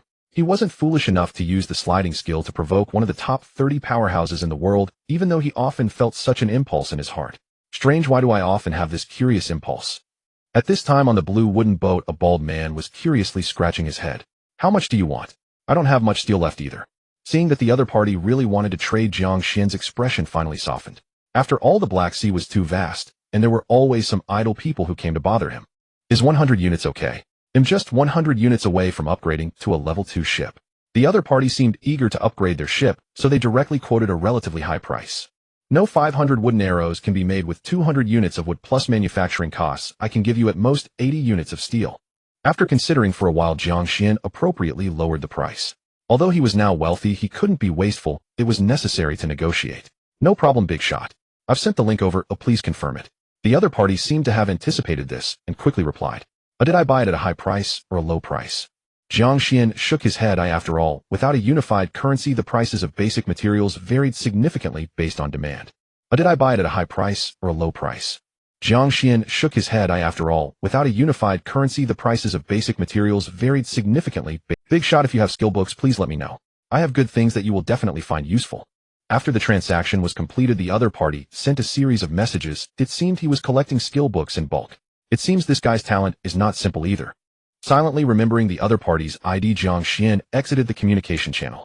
If he drew out similar skill books like sliding that were useless to him in the future, perhaps he could see what good things the other party mentioned were. It's a level 2 ship. Finally found one.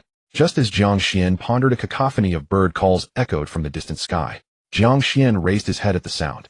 He saw a black crow covered in iron feathers swiftly flying. Hearing the noise, Jiang Xuan quickly walked to the deck, squinting his eyes to look into the distance. I think I heard a bird's call. The talkative sea star, who had been resting in the cabin, curiously walked over. There should be something coming our way. Jiang Xuan nodded, then took out the Xian bird heavy bow and walked to the bow of the ship. If the other party was hostile, he could test the power of his Xian bird heavy bow. Wait. Put down your weapon. I am not an enemy. The black iron crow, preparing to land, quickly flapped its wings and turned around to fly high in the sky after seeing Jiang Xuan aiming his bow and arrow at it. Wait. Rude survivor. It circled above the Xingyun black steel ship while expressing its dissatisfaction. A talking crow. Upon hearing the term survivor, Jiang Xuan felt a slight relief in his heart. It seemed to be a special beast-controlling talent of another survivor. However, he still did not lower his bow, as he had not yet grasped the other party's intentions. Wait. I am the Black Iron Crow of the Black Feather Legion, sent by my master to deliver a message to you. Glancing at the Xian bird heavy bow in Jiang Xuan's hand, which was emitting a greenish glow, the Black Iron Crow hesitated to land. Dad, should we go for it? I think we could have a feast tonight. The talkative sea star wearing sunglasses poked Jiang Xuan's pant leg, mischievously urging him to take action. Get out of here. This should be someone else's beast. I want to see what their purpose is first, Jiang Xuan said irritably, quickly scanning the team rankings. Dad, should we go for it? I think we could have a feast tonight. The talkative sea star wearing sunglasses poked Jiang Xuan's pant leg, ranked 18th. Oh, no wonder they dare to send a beast to deliver a message. Glancing up at the black crow still circling in the air, Jiang Xuan lowered his Xian bird heavy bow. If they just wanted to deliver a message, they could do so in the communication channel. Why send a beast all the way out here? With some confusion, he activated his identification skill on the black crow above him. Name: Black Iron Crow. Quality: Black Iron. Talent: cannot be viewed. Description: an intelligent summoned beast covered with sharp steel feathers on its wings, has strong defensive power and great stamina, can be used for long-distance messaging over the Black Sea. Come down and tell me your purpose. Jiang Xuan waved his hand to signal that he was unarmed after reading the identification information. The Black Iron Crow was quite intelligent, so he wasn't worried about it not understanding. Wait, you scared me. Wait, all of you are so guarded. Seeing Jiang Xuan lower his weapon, the Black Iron Crow finally landed on the bow of the ship, though it remained perched on the railing vigilantly, watching the orange sea star drooling at it. It felt that the way this guy was looking at it was not right. So annoying. Wait, are you the captain of this ship? I come from the Black Feather Legion. Wait, my master's name is Mou. He sent me to deliver a message to you. After glaring at the one-eyed sea star beside it, the black iron crow finally turned its gaze to Jiang Xuan. MOU, the one ranked ninth. Jiang Xuan was slightly surprised. He guessed that the other party had a notable background, and he didn't expect it to be a summoned beast of a top 10 survivor in the combat power rankings. Yes, that's my master. Seeing Jiang Xuan's surprised expression, the black iron crow proudly raised its head. It thoroughly enjoyed the glory brought by its master's strength. Alright, if you have something to say, hurry up. You're not here for a vacation, are you? First, he patted the talkative sea star on the head to remind it to maintain its image, then subtly signaled it to tell the few small ones in the cabin not to come out. After all, this crow had been secretly observing his ship from the beginning, and Jiang Xuan suspected that it was also gathering intelligence about him. The talkative sea star glanced reluctantly at the fat crow on the bow until it saw Jiang Xuan's stern gaze before unwillingly returning to the cabin. Wait. Intelligent sea star? Second-tier ship.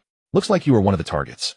Wait. This is my master's invitation letter and my master plans to unite all the ship groups in the top 100 of the rankings to form the 100 Alliance. Oh, what a grand endeavor. Jiang Xuan reached out to take a crumpled invitation letter from the crow's claw, glancing speechlessly at the self-satisfied black iron crow. He felt that this guy's intelligence was probably on par with that of his eldest son, not very bright at all. Black Feather Legion's invitation letter content. Hello, I am MOU, the leader of the Black Feather Legion. Receiving this invitation letter means you meet the requirements for joining our legion. Now please allow me to introduce my legion. Our legion aims to integrate the power of all strong individuals in the surrounding sea areas to jointly explore various resource zones in the Black Sea. All members who join the legion will receive a Black Feather token and can obtain information about the Black Sea collected by the Black Feather Legion free of charge. Of course, correspondingly, you will also have to bear the responsibilities of a Black Feather Legion member and accept summons from the legion from time to time. If you wish to join us, you can convey your name ID to the Black Iron Crow, and our crew will contact you proactively. At the bottom of the invitation letter is an introduction to the Black Feather token. This token is condensed from the talents of the strong members of our legion, possessing a one-time teleportation effect, allowing for positional teleportation as long as it is in the adjacent sea area. After reading the content of the invitation letter, Jiang Xuan nodded slightly. The Black Feather Legion was indeed better than the Black Sea Brotherhood in terms of treatment. At least they offered a free one-way positioning teleporter. However, this was more disadvantageous than advantageous for him. Although the Black Feather token is a good item, it is unrealistic for him to accept summons from the Legion at any time. What a pity. Our Black Feather Legion is destined to reach the peak of the Black Sea. If you don't join now, what a pity. Our Black Feather Legion is destined to reach the peak of the Black Sea. If you don't join now, you will surely regret it. Surprised by Jiang Xuan's rejection, the Black Iron Crow paused slightly. This was its fifth invitation letter, and Jiang Xuan was the first survivor to directly refuse. But it's up to you. Wait. I still have to continue delivering messages. This hard labor. Grumbling to itself, the Black Iron Crow quickly scanned the entire ship, and finding nothing of value, spread its wings and flew up high. This crow has ill intentions, its eyes are too shifty. Seeing this scene, Jiang Xuan became secretly vigilant. It seemed that the MOU Legion was not a simple organization. The Black Iron Crow, flying away from Jiang Xuan's ship, finally landed on the shoulder of a young man dressed in a black robe after flying over 20,000 meters. The young man then reached into his robe and took out a black iron ball, bringing it to the Black Iron Crow's beak. Wait, Master MOU, the other party is very vigilant and has also refused our invitation. Long New, what do you think? The young man calmly nodded, then turned his gaze to the sea. Jiang Xuan, ranked 26th, suspected to be a beast master, has at least 3 types of beasts under him and possesses no fewer than 5 extraordinary items with a combat power rating of 5 stars. From any perspective, this is not a suitable target. As soon as the young man finished speaking, a calm female voice emerged from beneath the surface of the water. As a wave of water rose from the surface, a stunning girl dressed in a blue robe emerged from the wave. Surprisingly, she had a pair of blue dragon horns growing from her forehead. Then let's change the target. The young man waved his hand nonchalantly. The Black Sea is vast. There will always be suitable targets for hunting. Dad, this foolish crow is clearly no good. It would have been better to capture it earlier and have an extra meal. Seeing that there was no movement on the deck, the talkative sea star and the others slowly walked out of the cabin. Father, you are wise. The opponent seems to possess an item that can teleport directly. Attacking them outright is indeed unwise. Compared to the mindless talkative sea star, the noble octopus was much calmer. In fact, when the Black Iron Crow was still some distance from the Starfall Black Steel ship, it had already alerted Jiang Xuan. This was also the reason Jiang Xuan had asked the little ones to stay in the cabin. He understood his comrades far too well. I just didn't expect that fixed-point teleportation would appear now, but there must be some limitations. From the description given by the opponent, he speculated that the Black Feather Order could only achieve one-way teleportation within nearby ocean areas, and it must come at a high cost. Otherwise that ability would be too overpowered. Alright everyone, let's gather the driftwood. We need to continue on our journey. Now the sea furnace had been successfully Next he aimed to collect the basic supplies before reaching the Arctic Ocean, and then exchange for a large amount of charcoal to prepare for warmth. Hybrid Sea Beast Egg 1 remaining hatching time 24 hours. Hybrid Sea Beast Egg 1 remaining hatching time 48 hours. Glancing at the 2 unhatched Hybrid Sea Beast eggs in his backpack, Jiang Xuan couldn't help but feel a sense of anticipation. Opening the nautical map, he focused his gaze on a vast white area to the north. What does the ice period shown on the nautical map mean? It seemed he remembered something, and his brow furrowed slightly. I hope it's not what I'm thinking. If the sea surface freezes, not only will the sailing speed be greatly reduced, but there is also the risk of being trapped on the ice. And the black tide behind him wouldn't wait for him to safely pass through the Arctic Ocean. Its speed was steadily increasing. I wonder how many people will die in that ocean this time. Thinking of this, a feeling of sympathy for the fallen rabbit arose in his heart. On the Black Sea, humanity was ultimately too weak. Father, all the surrounding wood has been collected. Just as Jiang Xuan was pondering, the noble octopus and the others also jumped onto the deck. With the little bottles, their time to gather driftwood was greatly reduced. Thank you for your hard work, everyone. Go back and rest for a while. In 2 hours we will arrive at Fire Rock Island. Father, all the surrounding wood has been collected. Just as Jiang Xuan was pondering, the noble octopus and the other, glancing at a certain sea star with its body exposed, he suddenly recalled that his magical wardrobe seemed capable of producing a second piece of clothing. Harvested medium driftwood 5, obtained 150 units of wood. Harvested small driftwood 10, obtained 200 units of wood. After finishing the collection of wood at the front of the ship, his backpack gained an additional 350 units of wood. His wood reserves now amounted to 1,200 units, which should be enough to exchange for charcoal. Opening the trading hall, he searched for the price of charcoal and nearly had his eyes pop out. What? 10 units of charcoal costs 50 units of wood? Isn't that robbery? He scrolled back and forth a few times. He noticed that within just 2 days the value of charcoal had skyrocketed, rising from the original price of 20 units of wood to 50 units. Moreover, there were even some who specifically ordered 30 units of steel, not even asking for wood. This is outrageous, these greedy bastards. Cursing inwardly, Jiang Xuan couldn't help but sigh. It seemed many people in the trading hall had keenly sensed the temperature changes in the next ocean region. No, I need to hurry and buy some. He knew that once the Black Sea Brotherhood's several fleets sold the news of the Arctic Ocean, the price of charcoal would rise even further. Buying later would be a huge loss. After thinking for a moment, Jiang Xuan exited the trading hall. He remembered that a survivor called Lucky seemed to have a lot of charcoal. Fortunately, Jiang Xuan didn't have many friends, and after a while of searching, he found the other party's ID.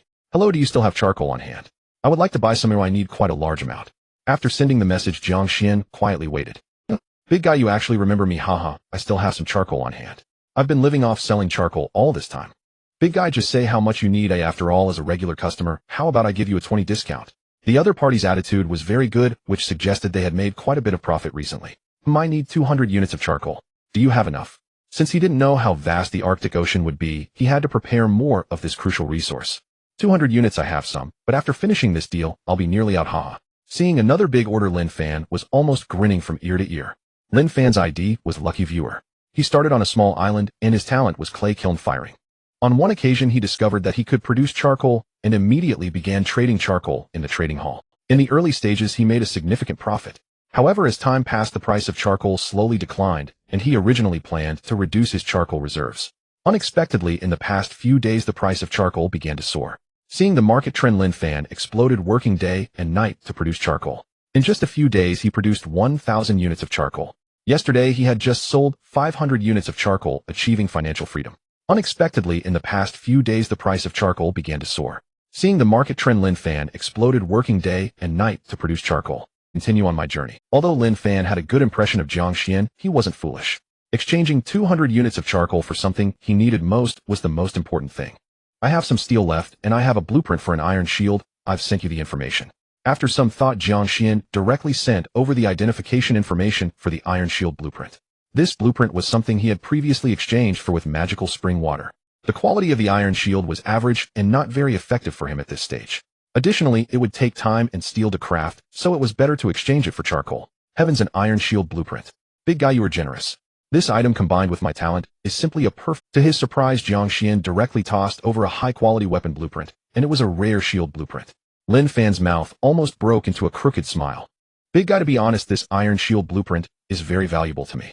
He'll convert it to 150 units of charcoal for you. Then for the remaining 50 units of charcoal, you can give me 50 units of steel. How does that sound? Looking at the message sent by the other party, Jiang Xuan calculated for a moment and agreed to the trade. Based on the current price of charcoal, he was indeed making a profit. Moreover, in a few days, as news of the Arctic Ocean emerges, the price of charcoal will surely rise further. No problem, please confirm. By the way, there are some things I can't say too much about, but let me remind you it's best to keep some charcoal on hand. The other party didn't take advantage of the soaring price of charcoal to squeeze him. Instead, they offered him a very reasonable price, and Jiang Xuan recognized this favor. Out of courtesy among friends, he kindly reminded the other party. Thank you for the reminder, big guy. He'll keep some for my... By the way, big guy, if you need charcoal later, come to me again, and I guarantee you the lowest price. Closing the communication panel, Jiang Xuan looked at the 200 units of charcoal added to his backpack and let out a sigh of relief. Now everything is ready, we just lack the fire source crystal. Warning, you are about to enter the extreme cold sea where cold waves frequently occur. Please prepare adequate heating structures. 2 hours later, a mechanical reminder suddenly echoed in Jiang Xuan's mind, pulling him back to reality from the communication channel. Cold wave, what is that? Jiang Xuan was slightly taken aback. It seemed this had not been mentioned in the Black Sea Brotherhood's materials. Could it be something that just started recently? He speculated that the Black Sea Brotherhood would not conceal such information, suggesting it must be a recent meteorological change. Opening the Black Sea weather forecast, he glanced over it roughly. Black Sea weather forecast: current weather decreased, sunlight sharp drop in temperature. Current temperature 10°C to 25°C, remaining daylight 6 hours. Description: you have entered the edge of the extreme cold sea. It is advised to prepare heating and insulation facilities. Although he had not fully entered the extreme cold sea, the temperature here had already dropped to around 10°C. Moreover, the Black Sea weather forecast indicated that the lowest temperature tonight could reach 25°C. Indeed, without a sea furnace, it would be nearly impossible to navigate this sea area. Looking at the White Sea region directly ahead on the navigation chart, Jiang Xuan shook his head slightly. It seemed this sea area was even more dangerous than he had imagined. No wonder fire source crystals are needed. Under the cold wave, even with a sea furnace, the vessels could become trapped in ice. In this extreme cold sea, if a survivor's ship becomes frozen, there will be no choice but death. Eldest son Xiao Jin, let's set off together. Looking at the tall brown mountain nearby, Jiang Xuan had already assigned tasks to the few small ones that stood ready. Don't worry, Dad. With me around, that so-called fire snake is just a little bug under Xing Ge's command. The talkative sea star was brimming with confidence. It cast a boastful glance at the furried octopus that remained silent, and after seeing no response, it reluctantly withdrew its gaze. Father, have a safe trip. I will take good care of the ship for you. Ignoring the gloating expressions of the talkative sea star, the noble octopus turned to Jiang Xuan and flashed a very reliable smile. All right, Xiao Ping Xiao He, be sure to protect your second brother well. Jiang Xuan nodded in satisfaction upon hearing this, and then turned to glance at the Black Sea capsule machine, which was chewing on a piece of wood. Upon noticing Jiang Xuan looking over it, quickly swallowed the wood in one gulp, and then began a staring contest with Jiang Xuan, as if to say, what are you looking at?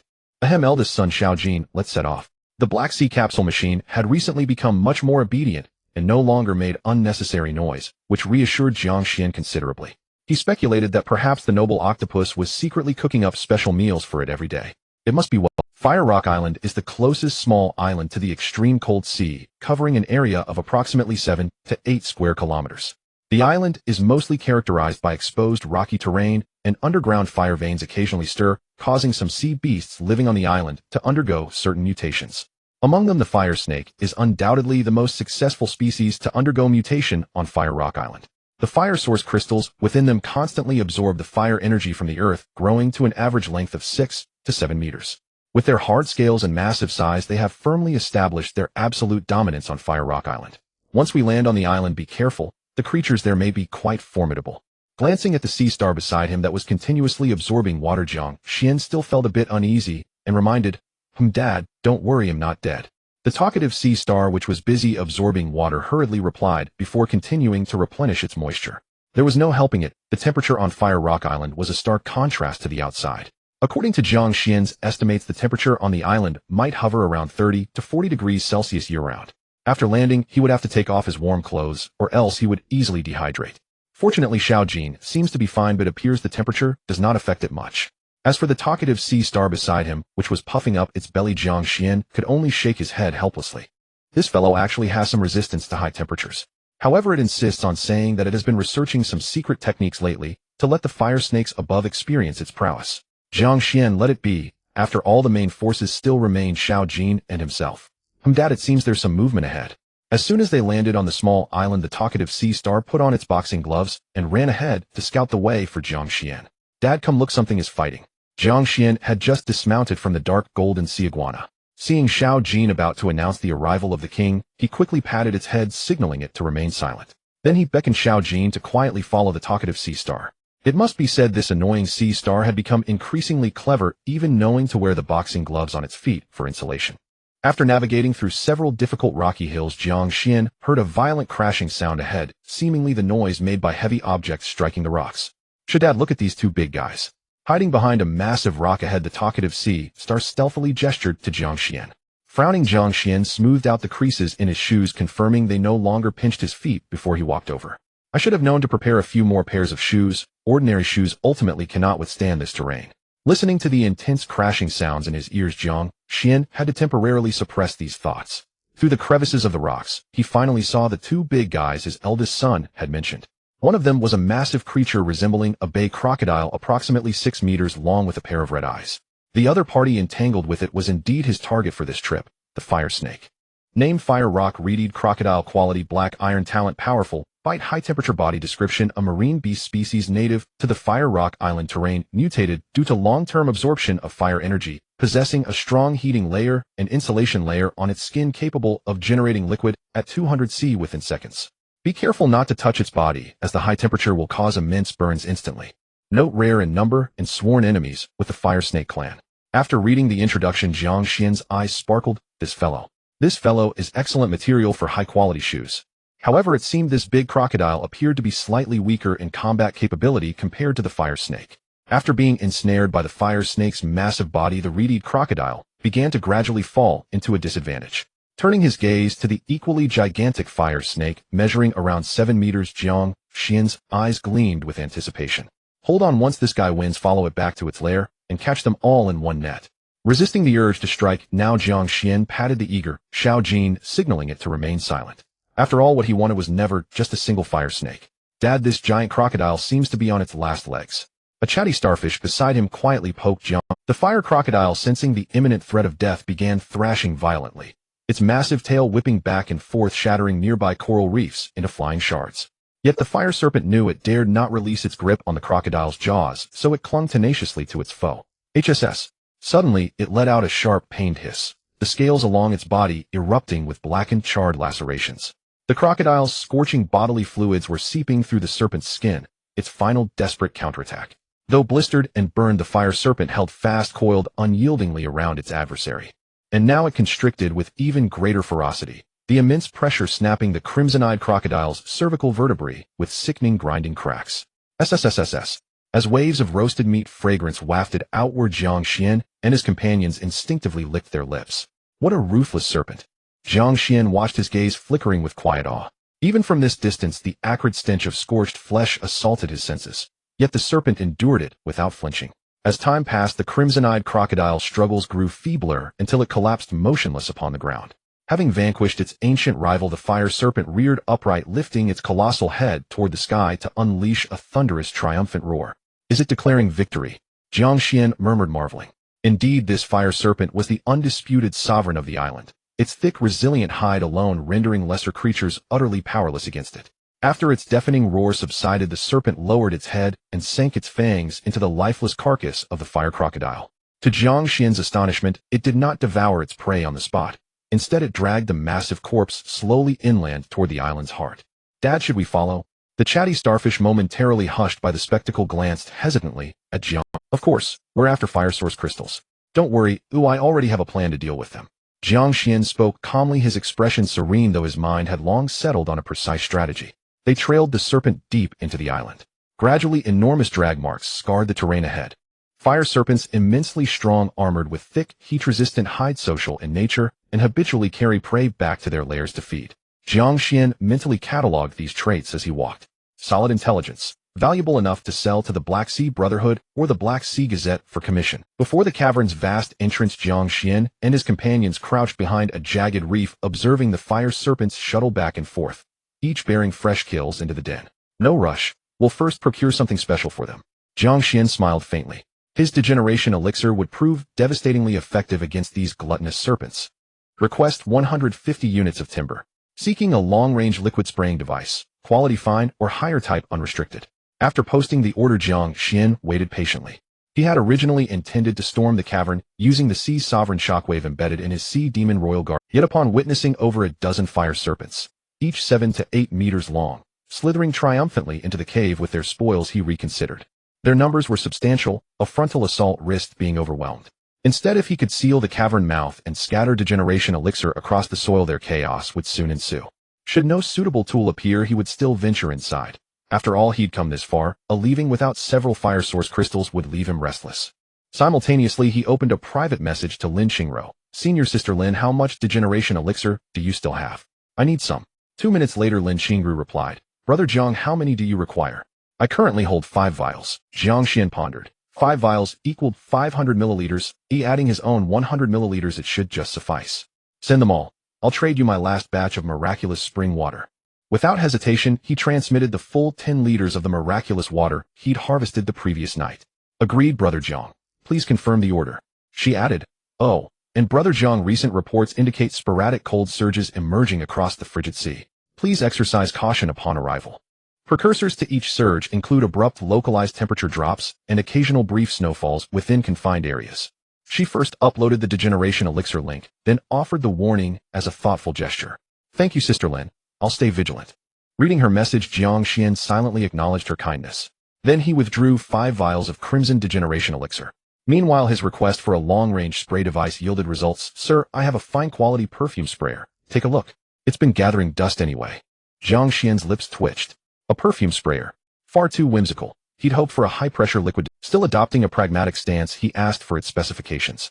Name fragrant perfume sprayer, quality fine, description, rest assured. It is no toy. Its effective range spans 20 meters, and its mist carries an irresistible floral aroma that strongly attracts sea beasts and other creatures to lick it.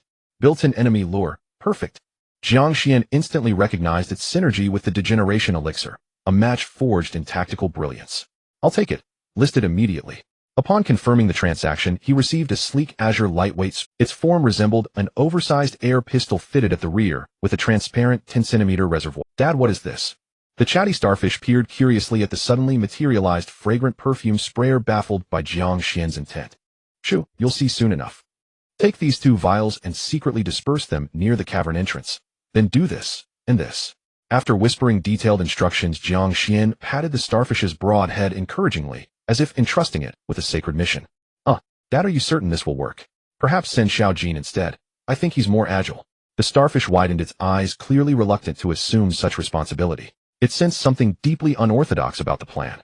Nearby, Xiao Jin regarded it with knowing intelligence, licking its tentacles while gleaming with eager anticipation. The bond has faded. Affection has cooled. Jiang Xuan sighed, feigning sorrow. His flawless strategy doubted by his eldest son, truly a wound to paternal devotion. Fine, Dad. Seeing Jiang Xuan poised to enact another theatrical lament, the starfish reluctantly acquiesced. Yes. Don't worry, big son. Dad guarantees your survival. Deep within a fire snake's lair on Fire Rock Island, dozens of massive fire snakes were gathered, devouring the prey piled inside the cave. As the island closest to the frigid sea, their heat-loving instincts compelled them to hunt extensively, providing sufficient energy for the fire source crystals within them. The heat emitted by the fire source crystals maintained the high-temperature environment of Fire Rock Island, preventing it from being disrupted by the currents of the frigid sea. This group of large creatures constantly radiated heat to the outside world. Hey, dumb snakes inside, listen up. It's your Master Xing here to treat you to a meal. Come on out, you better not keep me waiting. I'm feeling quite irritable. Outside the cave, a raucous clamoring disrupted the fire snakes' friendly gathering, leaving them momentarily stunned. On Fire Rock Island, aside from the increasingly rare reed crocodiles that posed some threat to them, no creatures had dared to appear near their cave entrance for quite some time. Provoked, the snake group immediately became agitated, and several leading fire snakes let out hisses, seemingly communicating with each other. Finally, 2 fire snakes, each about 7 meters long, received the instruction from the group and slowly slithered towards the cave entrance, flicking their red tongues. What trash snakes?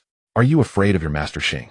Hiding inside and not coming out, Seeing that there was no movement from inside the cave, the initially anxious chatterbox Sea Star grew more confident with each insult, displaying the courage of a lone hero facing an army. It hopped excitedly to the cave entrance. Then its body suddenly contracted and a pungent liquid was sprayed onto the cave entrance. That feels good. It shook its body, then peered sneakily into the dark cave. Suddenly, it saw a pair of red vertical pupils glaring back at it from the pitch darkness. A massive fire snake was charging towards it at high speed. Oh no, Dad, quick. Save me. Seeing the main threat approach, the chatterbox sea star hurriedly scrambled out. Roar! The fire snake, disturbed during its meal, was furious and wished to devour this provocateur. However, a slightly sweet and greasy aroma wafted from the cave entrance, causing it to hesitate. The already dull-witted fire snake quickly abandoned the pursuit of the sea star and began searching for the source of the enticing scent. After all, it hadn't eaten enough just now. Seconds later, it seemed to have found the source of the smell. It extended its tongue and tentatively licked the red liquid at the cave's entrance. Moi. It seems a bit sweet. Uncertain, it brought its snake head closer and licked again. Not satisfied, it took another lick. Wait, why did I come out? After a few licks, the fire snake finally realized that it hadn't come out just to taste the sweet syrup. Roar! Its brethren were quickly approaching from behind, forcing it to resist the temptation of the syrup.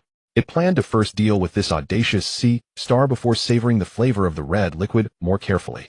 Dad, can you please be reliable? This dumb snake is going to eat me. Listening to the cries in its ear, Jiang Xuan's expression remained unchanged as he silently counted down in his mind. 3, 2, 1. As the countdown ended, the fire snake that was chasing the chatterbox sea star suddenly stiffened. Confusion filled its red pupils, followed by a look of terror. A massive squeezing sensation originated from within its body. It was an intense discomfort, unable to adapt to the rapid shrinking of its internal organs. Roar! The fire snake let out a cry of agony, and in its rolling it noticed that the previously foolish sea star was rapidly growing in size. No. How is this possible? It must have eaten something wrong today. How could there be a creature larger than its own kind? He'll start with you.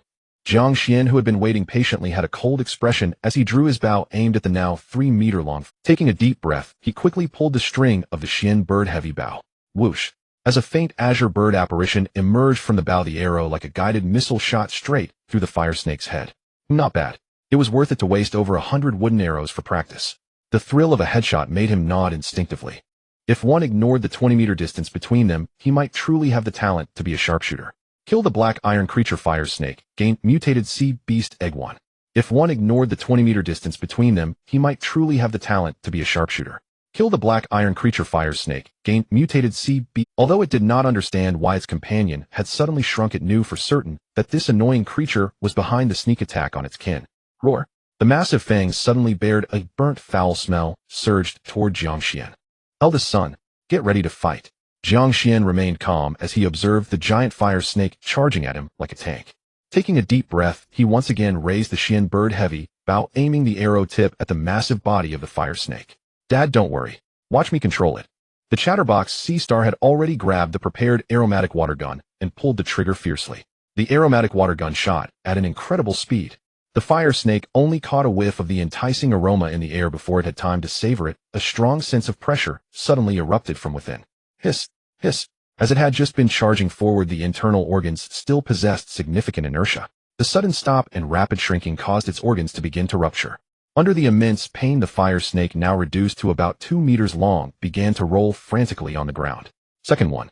Jiang Xuan's gaze remained calm as he watched the writhing fire snake. The blade of the rose's absorption sword ultimately ended the creature's struggle. 2 minutes later, Jiang Xuan stored the segmented snake corpses in his backpack and carefully examined the red crystal in his hand, continuously radiating heat. So this is a fire source crystal, eh? Feeling the warmth radiating from his hand, Jiang Xuan found himself enveloped in comfort, and the island's high temperature seemed to have lost its effect on him. This thing actually has the ability to regulate body temperature. His gaze held a hint of joy as a thought of disdain for the cold quietly arose in his heart. Eldest son, continue. Sprinkle the rest of the potion around the cave entrance. I want all the fire snakes here. Raising the Xian bird-heavy bow once more, Jiang Xuan locked his gaze on the dark cave entrance. He still had 80 wooden arrows and 8 excellent iron arrows, enough to deal with the fire snakes inside. Meanwhile, the little golden creature who had been waiting for a long time revealed itself from the shadows and ran directly to the top of the cave entrance. A breath of golden mist was also brewing in its mouth, ready to attack any stray fire snake that attempted to assault Jiang Xuan. At this moment, the many fire snakes, still feasting on flesh and blood, were unaware that they had already been targeted by a cunning human. At this moment, a strong aroma was spreading deeper into the cave through the tunnel. What is that smell? It seems delicious. Eat it. Eat it. With the passive effect of the fragrant water gun, the group of fire snakes deep in the cave was thrown into chaos. More than a dozen massive fire snakes immediately abandoned the meat before them and hurriedly crawled out of the cave. They smelled it just outside the cave. It was a kind of delicacy they found hard to resist. Eldest son, Xiao Jin, get ready. Outside the cave, Jiang Xuan fixed his gaze on the cave entrance as the fire source crystal on him radiated heat while subtly regulating his body temperature. He smelled it just inside the cave, that strong fishy odor. Roar. Numerous roars echoed from within the cave as two massive fire snakes tangled together rushed out first. As a reward for being the first to arrive, they would have the privilege to taste the source of this tempting aroma. The two fire snakes first looked around in confusion at the disordered entrance, then slowly extended their heads towards the ground stained with red liquid. Is this the source of the fragrance? The two giant snakes flicked out their tongues, tentatively licking the earth-stained red liquid. Got it. This is the taste. Before they could savor it, the sudden roars from behind made them freeze in place. A sense of unease urged them to leave the cave entrance quickly, making way for the frenzied group behind. But it was already too late. The effect of the regression potion quickly took effect. Their massive bodies were rapidly shrinking, and they gradually lost control over their own bodies. No. A tremendous crawling sound came from behind, and fear reflected in the pupils of the two fire snakes. Roar. A huge roar rang out again. 3 massive snakes completely filled the cave entrance, and beneath their bodies lay 2 small snakes, crushed into a pulp. What a pity. Even if the crushed snake meat returned to its original size, it would be a lump, having lost its value as resources. Jiang Xuan shook his head and waved to the talkative sea star waiting beside him. Seeing Jiang Xuan's gesture, the talkative sea star revealed a wicked smile. So thrilling. So much fun. Indeed, following Dad out was much more interesting than staying on the ship. Smelly snake, eat my attack. The talkative sea star quickly pulled the trigger of the fragrant water gun, spraying red liquid evenly onto the bodies of the 3 giant snakes. As the effect of the fragrant water gun kicked in, the 3 fire snakes completely ignored the strange sea star spraying them with water. They eagerly licked up the red liquid smeared on each other's bodies. This is the taste. The sea star is a beneficial insect. The 3 giant snakes, having tasted sweetness, swayed their heads in intoxication, continuously flicking their tongues. It seemed to urge the talkative sea star to spray more liquid for them to consume. Their thoughts were simple. Since they were stuck at the cave entrance and couldn't get out for the moment, they might as well drink more of the sweet water. But they did not know that sometimes behind the beauty lies a deadly danger. The sudden shrinking of their bodies struck them like a bolt from the blue. Before they could react, their rushing companions directly crushed them into snake strips. Bang! A loud sound echoed from the cave entrance. 5 giant fire snakes intertwined like a ball, crashing through the cave entrance, rolling out into the open amidst a cloud of dust. Eldest son, continue. Xiao Jin watched for any fish that slipped through the net. Seeing the situation change drastically, the regression potion at the cave entrance was completely buried in the dust. Jiang Xuan shouted urgently, then felt a tremor from the rose extraction sword in his hand. It was his second talent. The cutting technique had been activated. Dad, look at me. The talkative sea star, with equally serious eyes, placed its fist-clad tentacles beneath it. Then, with the smooth elliptical cross-section of the fist, its entire body began to spin rapidly. Eat my strike, invincible wind and fire wheel. Not only were the giant snakes dumbfounded, but Jiang Xuan, who witnessed this scene, was also shocked. It was the first time he saw his eldest son perform such a maneuver. At that moment, the talkative sea star spun like a high-speed rotating top, rushing towards the few fire snakes, trying to separate from their companions. As the talkative sea star continuously pulled the trigger on the fragrant water gun, a large amount of red liquid began to splash out in all directions. Instantly, the 5 fire snakes were evenly coated with the enticing red liquid. Jiang Xuan's eyes flickered as he seized the opportunity, suddenly thrusting his blade from behind the rocks.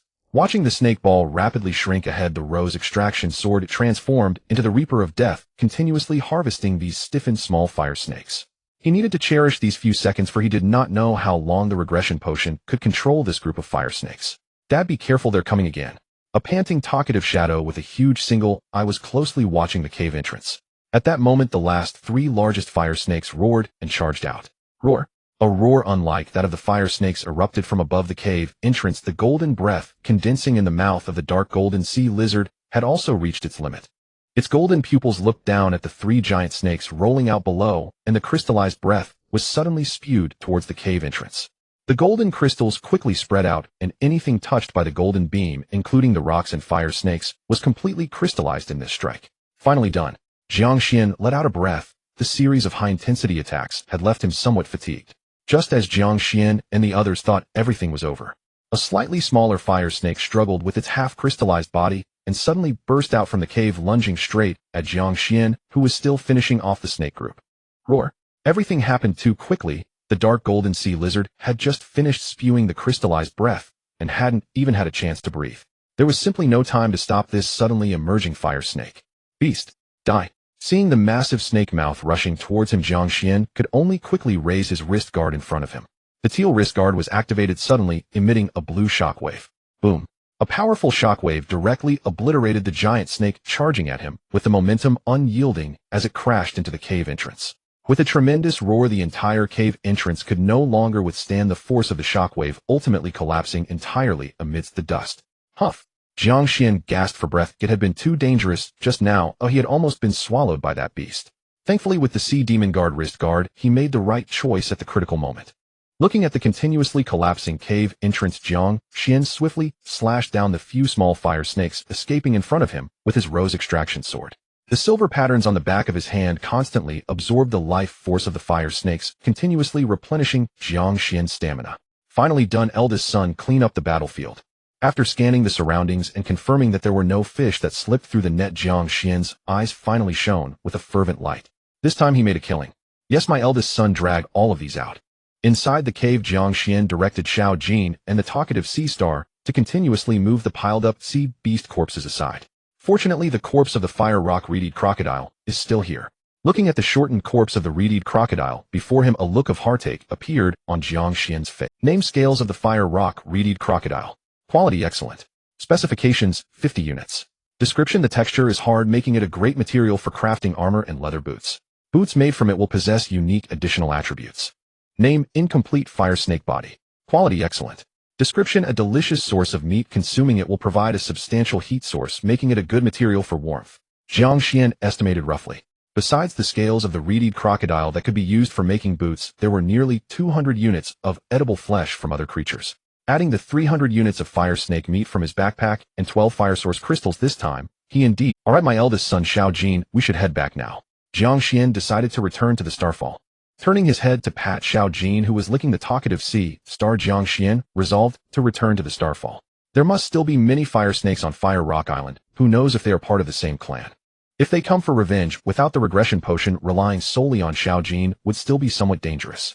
Opening the trading hall, he intended to sell the 200 units of blood and meat from other creatures first. By the way, he also wanted to find a survivor who could provide processing services to craft a set of armor for him. As for the fire snake meat, he planned to keep it as a reserve against the harsh environment of the extreme cold sea. No one knows if enough carnivorous fish can still be caught in that unknown cold sea, which stays below freezing all year round. Currently, he had 5 mouths to feed on the ship, and the daily consumption of meat was quite substantial. 100 units of sea beast meat, seeking a blueprint for cold-resistant equipment, priority for boots and leather armor blueprints. Note all are special sea beast meats, which have a slight cold resistance effect when used. 666. Did the boss go out hunting? While it looks delicious, can I have a small piece for free? I'm really freezing to death. Fire Rock Island. What a pity, I also passed by this island, but I saw a giant snake from afar and ran away. By the way, have you prepared your cold-resistant supplies? The Black Sea weather forecast said that the next sea area is very likely to be an extreme cold region. Damn it, where can I find the black fire soil needed to build the sea furnace? I have everything else, just missing this one. I'm short of this too. A couple of days ago someone said he found it in his treasure chest. I'm so envious. Everyone, it's best to build the sea furnace before entering the next sea area. Temperatures below -30 degrees are no joke. After just 3 hours in there, my hands got frostbite. Just going in, and it's already -30 degrees. This extreme cold sea is too exaggerated. No, the cold-resistant boots must be made as soon as possible, otherwise they'll definitely get frostbite. Looking at his thin shoes that had already worn several holes, Jiang Xuan quickly began to filter relevant information about equipment crafting in his private messages. After searching for a long time, he finally found a survivor who could make special boots among thousands of private messages. The other party's ID was Black Sea Craftsman, indicating they had awakened crafting talents. Boss, I checked your trading information. The blueprints for boots and leather armor match my talent perfectly, but I can't exchange them. However, I can process them for you as long as you provide suitable materials. Upon seeing the other party's message, Jiang Xuan nodded, having anticipated this. As news about the extreme cold sea increased, the prices of any equipment related to cold resistance would soar. At this time, very few people would exchange blueprints. After all, most people understand that a full meal is worth more than a single meal. How much is the processing fee? Do you want wood or steel? Boss, I don't want those who I've already exchanged for charcoal and the like.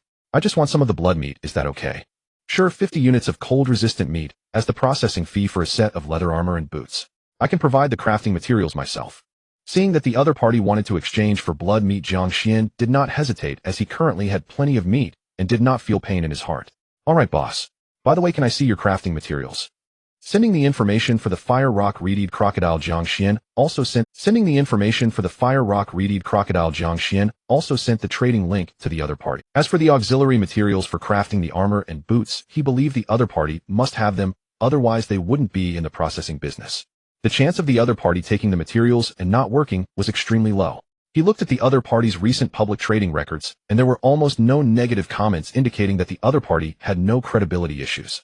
It is worth mentioning that in the processing industry, many survivors who have awakened crafting talents voluntarily disclose part of their recent trading records to ensure their credibility. This allows other survivors to confidently hand over materials for them to craft. However, materials are materials, and some loss is understandable. It's actually a scale material with additional features. Don't worry, boss, with my skill, I won't waste the inherent properties of the material itself. Boss, could you pass the materials to me now? I guarantee it will be finished within 2 days. The other party seemed very interested in the scales of the fire rock reed crocodile and eagerly asked Jiang Xuan for the materials after reading the message. I've sent it over. Once the crafting is complete, just message me directly. With the speed of the Starfall black steel, it wouldn't even take a day to reach the edge of the extreme cold sea. However, considering that the other party needed 2 days for crafting, he planned to stay near the extreme cold sea for a day. Meanwhile, he would trade some of the surplus fire source crystals for construction materials needed for level 3 ships. He opened the ship information, realizing that he had been busy traveling and hadn't carefully checked the materials for upgrading to a level 3 ship. Name: Starfall Black Steel Ship. Type: Special Ship. Level 2 Ship. Sailing speed: 25. Black Sea Speed can increase by 0.5 Black Sea Speed when sails are deployed in favorable winds. Dimensions: 15 meters long, 8 meters wide. Included structures: wooden deck, steel hull, sails, iron cabin, a comfortable captain's command room, and 3 crew rest areas.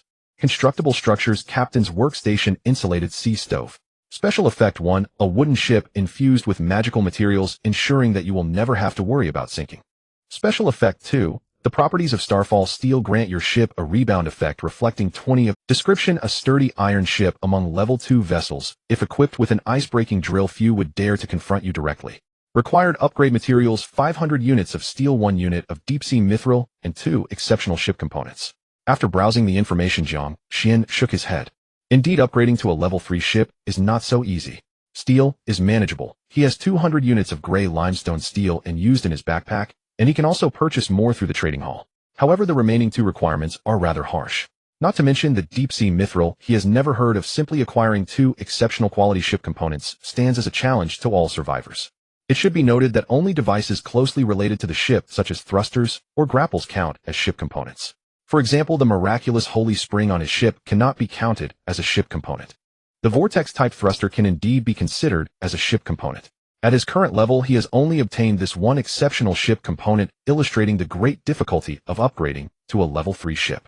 Forget it, the ship will naturally find its way through the bridge. As the shipping routes continue to expand, perhaps someone will acquire news regarding deep-sea mithril. Putting aside the thought of upgrading to a level 3 ship for now, Jiang Xuan decided to wait until he crossed the extreme cold sea before addressing it. Roar! The little golden creature swimming on the surface of the sea suddenly paused, its golden pupils turning into slits, and the crystalline breath from its mouth instinctively began to gather. What's wrong, little gold? Sensing the fluctuation of emotions from little gold, Jiang Xuan's expression changed, and the rose pistol quickly appeared in his right hand. He immediately scanned the calm sea around him with caution. Good perception, it seems you really have hidden strength. A cold voice came from beneath the sea, sending a chill down Jiang Xuan's spine. Damn it, I was careless. He hadn't expected to be approached so closely without noticing the opponent's position. If it weren't for little gold being there, the attacker would have had almost no difficulty in ambushing him. No, I should bring a small bottle with me next time I go out. Gently calming the agitated little gold beneath him, Jiang Xuan's gaze regained its composure. The fact that the opponent did not strike directly indicates that they had other motives. Who are you? Since you've come, why not show yourself? The Sea Demon Guardian wrist guard in his hand continuously emitted a blue light, always in an activated state, while Jiang Xuan remained on guard, probing the opponent's location. You need not be nervous, it would be quite troublesome for me to deal with you. As a semi-transparent water sphere emerged from the sea, a girl dressed in dark clothing slowly materialized from the water. Hello, my name is Long Nu, but you can also call me the Water Manipulator.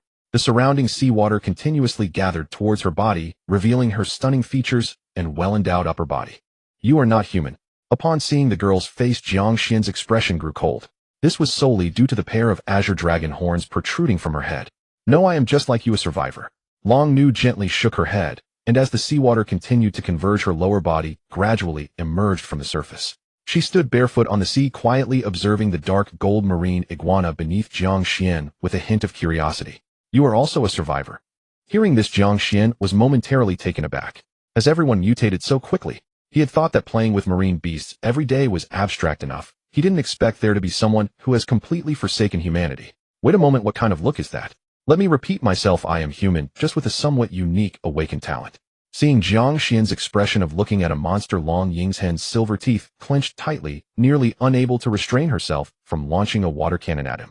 Control yourself, Long Yingzhen. You are a noble dragon, maiden, a water manipulation awakener. You must always maintain your aloof image.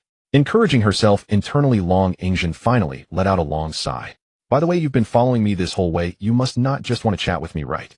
Hearing her mention of talent, Jiang Xuan secretly felt relieved. He had already confirmed that there was indeed a survivor with the ID Long Nu on the battle power leaderboard, and she would. You must have fire source crystals. Oh, I want 5. Name your price. Long Nu then returned her gaze from the dark gold marine iguana to Jiang Xuan. In her eyes, the only threat to her was this golden sea lizard. As for Jiang Xuan and the loquacious sea star lurking underwater, she never regarded them as a threat. So this is the reason you've been following me. Upon hearing the words fire source crystals, Jiang Xuan's expression grew somewhat complex. He hadn't expected her to come for this. So this is the reason you've been following me. Upon hearing the words fire source crystals, Jiang Xuan's expression grew somewhat complex. I possess an item that can detect the thermal signatures of living beings. You should be carrying a fire source crystal, right? Moreover, the direction you came from is indeed towards Fire Rock Island, which is why I guessed you must have quite a few fire source crystals. She lightly tapped the surface of the water beneath her feet and slowly walked towards Jiang Xuan. No, I only have this one. You guessed wrong.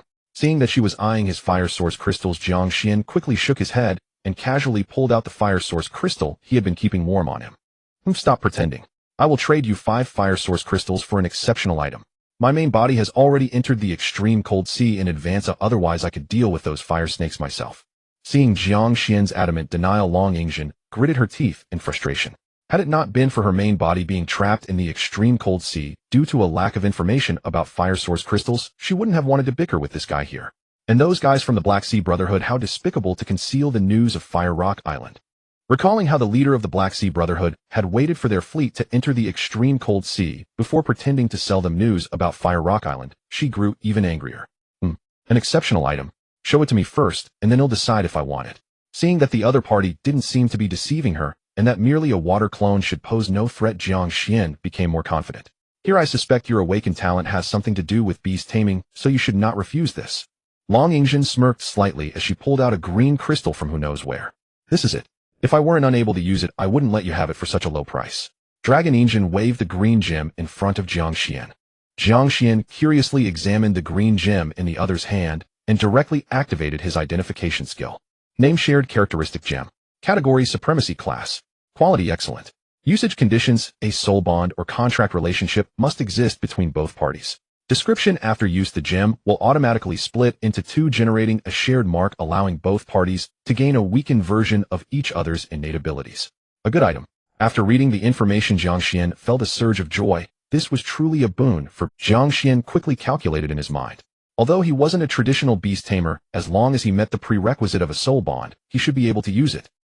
The item is decent, but 5 fire source crystals are too many. How about 3? Although he really wanted it, Jiang Xuan understood that the other party was likely in urgent need of fire source crystals since they were offering such an item. At this moment, if he didn't bargain, he would be a complete fool. What? 3? You must be kidding, Jiang Xuan. Hearing that Jiang Xuan offered 3, Dragon Yingzhen nearly exploded on the spot. To think that just 3 fire source crystals would suffice to exchange for her excellent item, she was experiencing the depths of greed for the first time. No way, it's 5. Do you believe that if I just toss it into the trading hall, those beast tamers would offer a higher value? Dragon Yingzhen shot a fierce glare at Jiang Xuan. If not for her clone's strength being only 1/10 of her original self, she would have truly considered snatching it. I don't believe it. Jiang Xuan's expression remained calm as he directly uttered the 2 words that nearly broke Dragon Yingzhen's composure. Fine, fine, fine. You are ruthless for crystals. Dragon Yingzhen's teeth were almost ground to dust. Before her reincarnation, she was the favored daughter of the stars, and after her reincarnation, she swept through an area with her powerful talents. This was the first time she felt the sting of defeat since her reincarnation. No, it wasn't the first time. There was also the president of the Black Sea Brotherhood, who was also a despicable person. 3 crystals.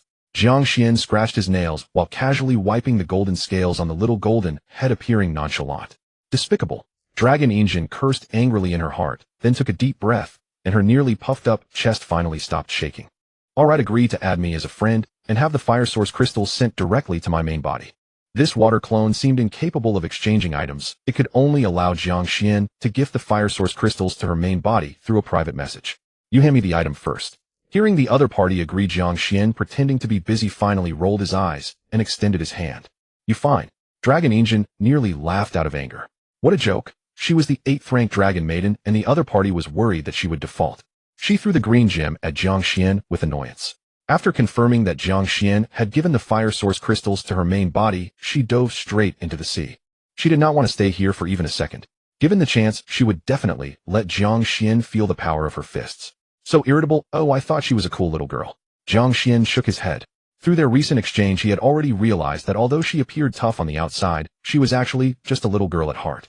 Dad, should we deal with her? The loquacious starfish poked its head out of the water. It had been observing the other party at the bottom of the sea. No need, it's just a water clone, and humans still require more strong individuals. As he gazed at the calm sea surface not far away, Jiang Xuan's eyes revealed a deep contemplation. It seems the usefulness of the fire source crystals exceeds my expectations.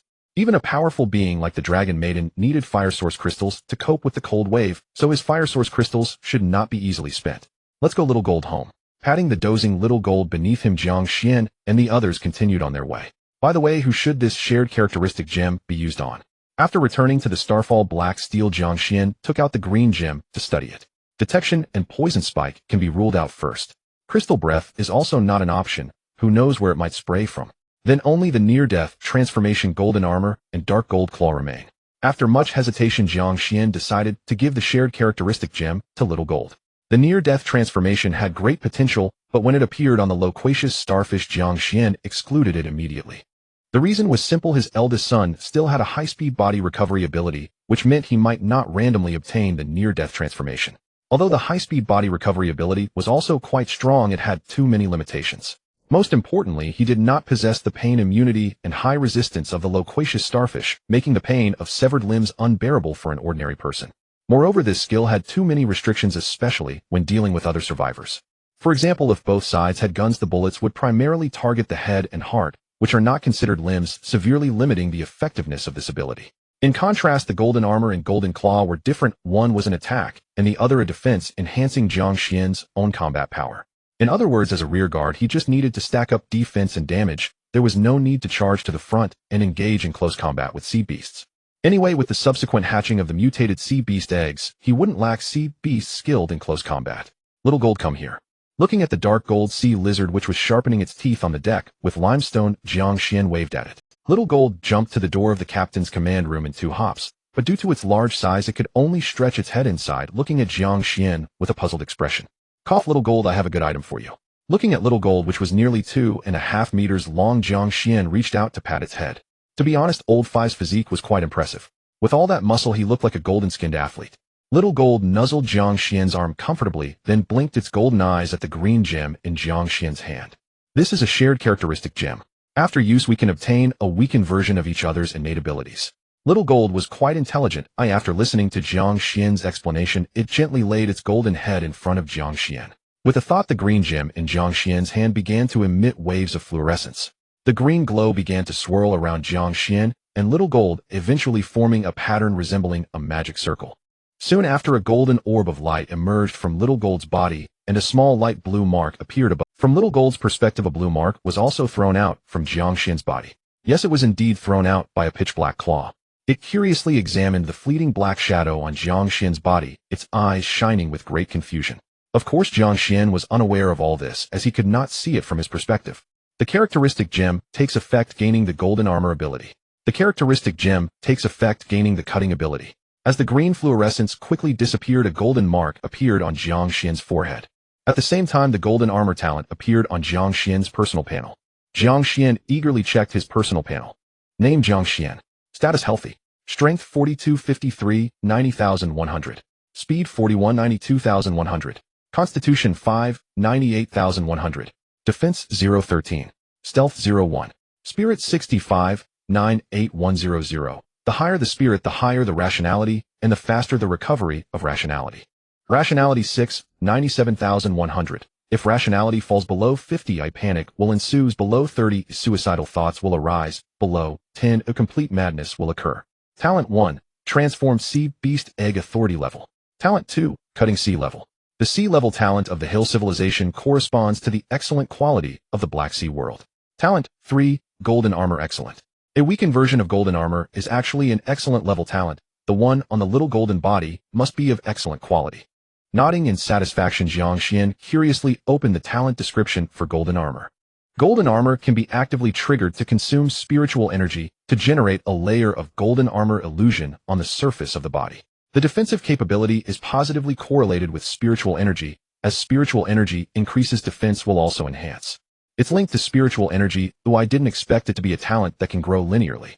Seeing this, Jiang Xuan directly took out the rose-absorbing sword, intending to test the defensive capability of the golden armor. Buzz. As a set of ornate golden armor illusions slowly manifested on his body surface, Jiang Xuan's pupils gradually began to shift towards gold. It's somewhat similar to Hong Kai's talent. Examining the golden armor illusion on his arm, the corners of Jiang Xuan's mouth involuntarily lifted. There was no helping it, it looked too cool. Just in terms of style, it far outshined Hong Kai. While Hong Kai's armor illusion resembled an ancient general's armor, his golden armor was entirely a different beastly equipment. Especially the ferocious mask that emerged from the head, which even protected the eyes without obstructing his vision. It's worth noting that Hong Kai's armor illusion could only defend the upper body. Let's test the defense again. Coming back to his senses, Jiang Xuan raised the rose-absorbing sword, aiming the blade straight at his right arm. Of course, this strike was controlled. He wasn't foolish enough to test it with full force right away. Bang! As the sound of the blade colliding with the armor illusion echoed, golden sparks flashed, and a recoil force immediately transmitted along the sword back to Jiang Xuan's arm. His left hand, gripping the rose-absorbing sword, involuntarily trembled slightly from the recoil. Wow, it can even be used in conjunction with the ring of resistance. Golden light sparkled in Jiang Xuan's eyes, and his light golden pupils revealed waves of joy. However, defending against the previous attack did come at a cost. A single strike consumed 5 points of Jiang Xuan's spirit state. Not the attribute value, but the following 95,100. 5 minutes later, Jiang Xuan, feeling somewhat fatigued, finally sheathed the rose-absorbing sword. After his testing, he found that the golden armor truly deserved its title as an excellent level talent, providing comprehensive protection while exhibiting exceptional defensive power against blade-type weapons. He had been slashing at himself for a full 5 minutes, barely exhausting 65 points of his spirit state value. Moreover, during this time, he had used the cutting talent once, and the golden armor not only defended against it, but also only deducted 20 points from his spirit state value. Haha, what a great deal. The good stuff on the Dragon Lady is indeed impressive. After experiencing the might of the golden armor, Jiang Xuan concluded that the Dragon Lady was a good person. By the way, little Jean, which of my talents did you acquire? Suddenly recalling his transformed Sea Beast Egg talent, Jiang Xuan's eyes lit up with anticipation. Roar. Seeing Jiang Xuan ask about this, little Jean hurriedly began to gesture excitedly, describing the scene it had just witnessed. Then it extended a sharp claw and gently poked at the door of the captain's command room. Bang! With a single poke, a fist-sized hole suddenly exploded in the door of the captain's lounge. Little Jean was momentarily stunned, then lifted its golden claw and began to shout excitedly. Such power! Jiang Xuan stared at the hole exposed on the door, nearly popping his eyes out. It turned out that applying the cutting talent on himself was a waste. Only a naturally strong sea beast like little Jean could truly unleash the power of the cutting talent. This makes entering the extreme cold sea even more assured. Filled with confidence, Jiang Xuan decided to continue heading towards the extreme cold sea tonight. At the same time, he took out the ice-breaking drill blueprint from his backpack. This item should be very useful in the extreme cold sea. Name: ice-breaking drill blueprint. Quality: high quality. Required materials: any rigid steel or iron, or 200 units. Effect: collecting materials can manufacture a ship ice-breaking drill, which can be placed at the ship's bow for attacking other ships, doubling its effect against ice layers. Description: before the advent of cannons and other ranged attack means its emergence will be a nightmare for other ships and ordinary sea beasts. Opening his backpack, he found that he still had 20 units of steel left, but the limestone ore had 200 units, just enough to meet the construction conditions for the ice-breaking drill. Begin construction. Taking out 200 units of limestone ore from his backpack, Jiang Xuan silently murmured a command. Consuming ice-breaking drill blueprint 1, limestone ore 200, starting construction of the ship's dedicated ice-breaking drill. As the familiar sound echoed, Jiang Xuan felt the entire Starfall black steel vessel suddenly enveloped by some mysterious power, and the bow and both sides of the ship began to undergo some magical changes. A flash of light passed, and the entire hull began to emit a slight vibration. Inside the cabin, a few small creatures that were grilling fish curiously poked their heads out, looking at Jiang Xuan with puzzled expressions. "It's fine, you can continue." Waving at the little creatures, Jiang Xuan then turned his attention back to the bow of the Starfall black steel vessel. He saw a massive shaped iron object standing upright on the once smooth bow. At the bottom of the huge shaped iron, there was a large spring-like object that could support rotation, seemingly capable of changing the direction of the shaped iron at will. The iron ice-breaking drill was a full 3 meters long, quietly resting on the bow, shimmering with a cold silver light under the moonlight. "How do I use this thing?" Jiang Xuan scratched his head, then walked back to the captain's command room. Sure enough, he found a blue control lever at the lower right corner of the compass. Name: ice-breaking drill control lever. Description: can control the placement and usage status of the ice-breaking drill through the lever. Note that using the ice-breaking drill will consume a portion of the ship's power. After reading the information, Jiang Xuan cautiously grasped the lever and began to carefully adjust its direction. As he lowered the lever, the massive shaped iron suddenly began to operate, and the spring mechanism below continuously adjusted the position of the ice-breaking drill, gradually lowering the shaped iron from the bow. Finally, the entire ice-breaking drill transitioned from its original vertical state to a parallel state with the ship. The massive shaped iron at the front of the bow was not a straight line, but slightly tilted downwards towards the ship. As Jiang Xuan switched the lever down again, the entire shaped iron began to spin rapidly.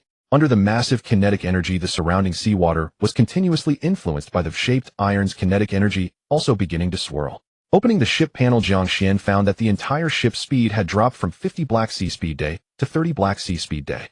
Overload state entering cool down, now in normal load state. This is truly amazing. Even the kinetic energy generated by the thruster is being converted into power for the ice-breaking drill. After learning how to use it, he raised the lever, causing the shaped iron to stop spinning. Then he began to slowly lift it until it returned to its original upright position.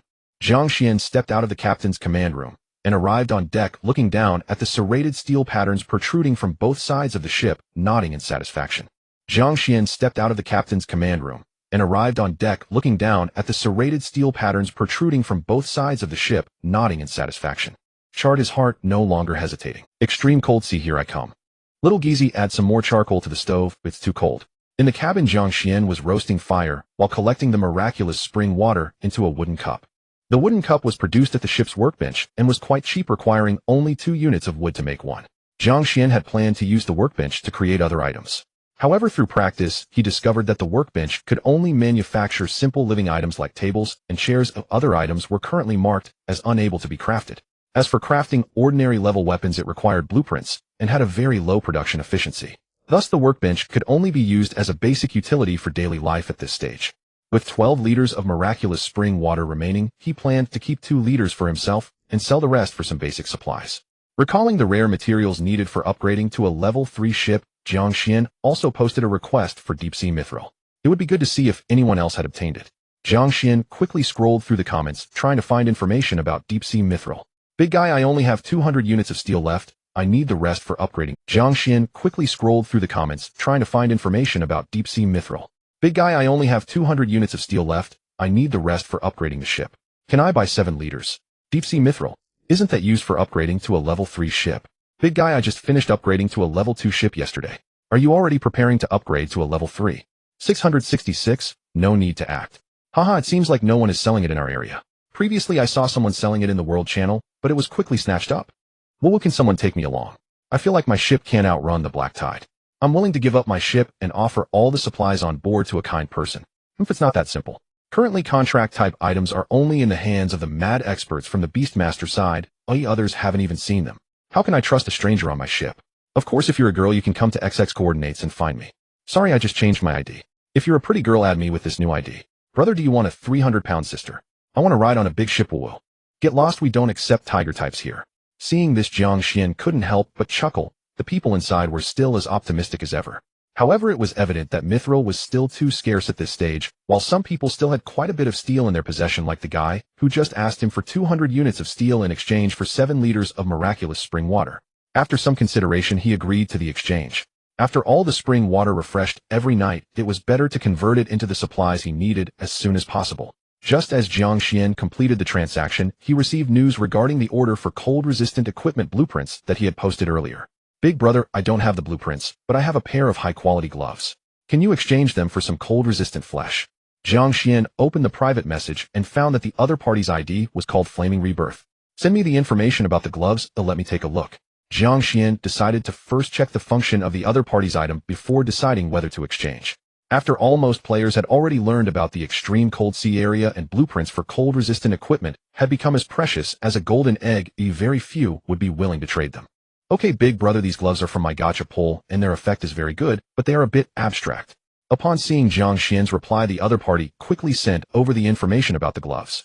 Name: Thief's gloves. Quality: high quality traits. Thief never leaves empty-handed. Description: the miraculous gloves of the thief, Yazan the wearer, will have one chance to steal daily, allowing them to randomly take one item from the target. Of course, one must be careful. In the Black Sea world, thieves are a profession that everyone wants to hunt down. Its original owner, Yazan, was chased for 10 years after stealing the lingerie of a transcendent lady, ultimately being forced to jump into the abyss and drown. Note: having floated in the abyss for hundreds of years, it seems to have undergone miraculous changes. This item seems a bit inappropriate. After reading the introduction, Jiang Xuan's right eyelid couldn't help but twitch. He felt that the spiritual insult attribute of this item outweighed its practical use. However, considering its quality, the random effect still had substantial operational potential. Moreover, being able to steal items from a transcendent being already proved its extraordinary nature. Okay, send it over. After hesitating for a moment, Jiang Xuan agreed to the exchange. After all, this was the first high-quality item he obtained that could affect transcendent beings. Okay. Big brother, I'll send it to you right now. The other party seemed eager to get rid of this item, and Jiang Xuan's order quickly showed that the transaction was successful. Okay. Big brother, I'll send it to you right now. The other party seemed eager to get rid of this item, and Jiang Xuan's order quickly showed that the transaction was successful. He initially intended to ask if the other party had any other transcendent items for sale, but unexpectedly after the transaction, the other party blocked him. Why did you block me? Feeling something was off, Jiang Xuan quickly took out the thief's gloves from his bag. As soon as he pulled it out, he realized what was wrong. There was only one glove. Moreover, there was a red eye growing on the glove, seemingly staring back at him. Hey kid, surprised. Unexpected. The red eyeball swayed back and forth, and a mouth struggled to emerge. He is a welcome gift. Let me see what good stuff you have on you. Before Jiang Xuan could react, the black glove reached out into the void, and Jiang Xuan's rose pistol appeared in the glove's hand. Wow, jackpot. Kid, kneel and acknowledge me as your master, and I'll spare your life. How about that?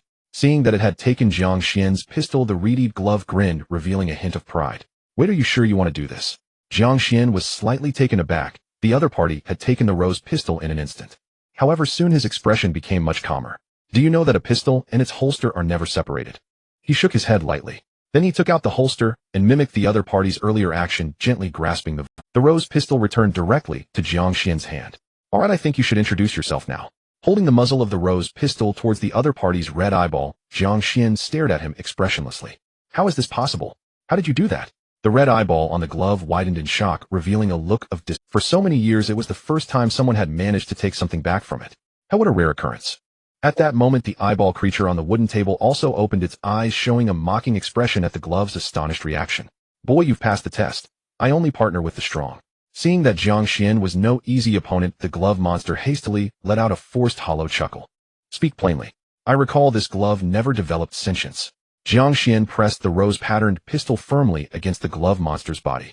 The creature's abilities were too bizarre. Until its true nature was confirmed, Jiang Xuan had no choice but to take every precaution. With pupils shimmering faint gold, he locked his gaze upon the monster's crimson eyes, and a translucent golden aura slowly coalesced around him. Ahem. It's all a misunderstanding. I was merely assessing whether you possess the potential to become my master. After all, I've wandered the Abyssal Sea for centuries, chased relentlessly after my previous, ill-fated owner. Wah, do you have any idea what these centuries have been like?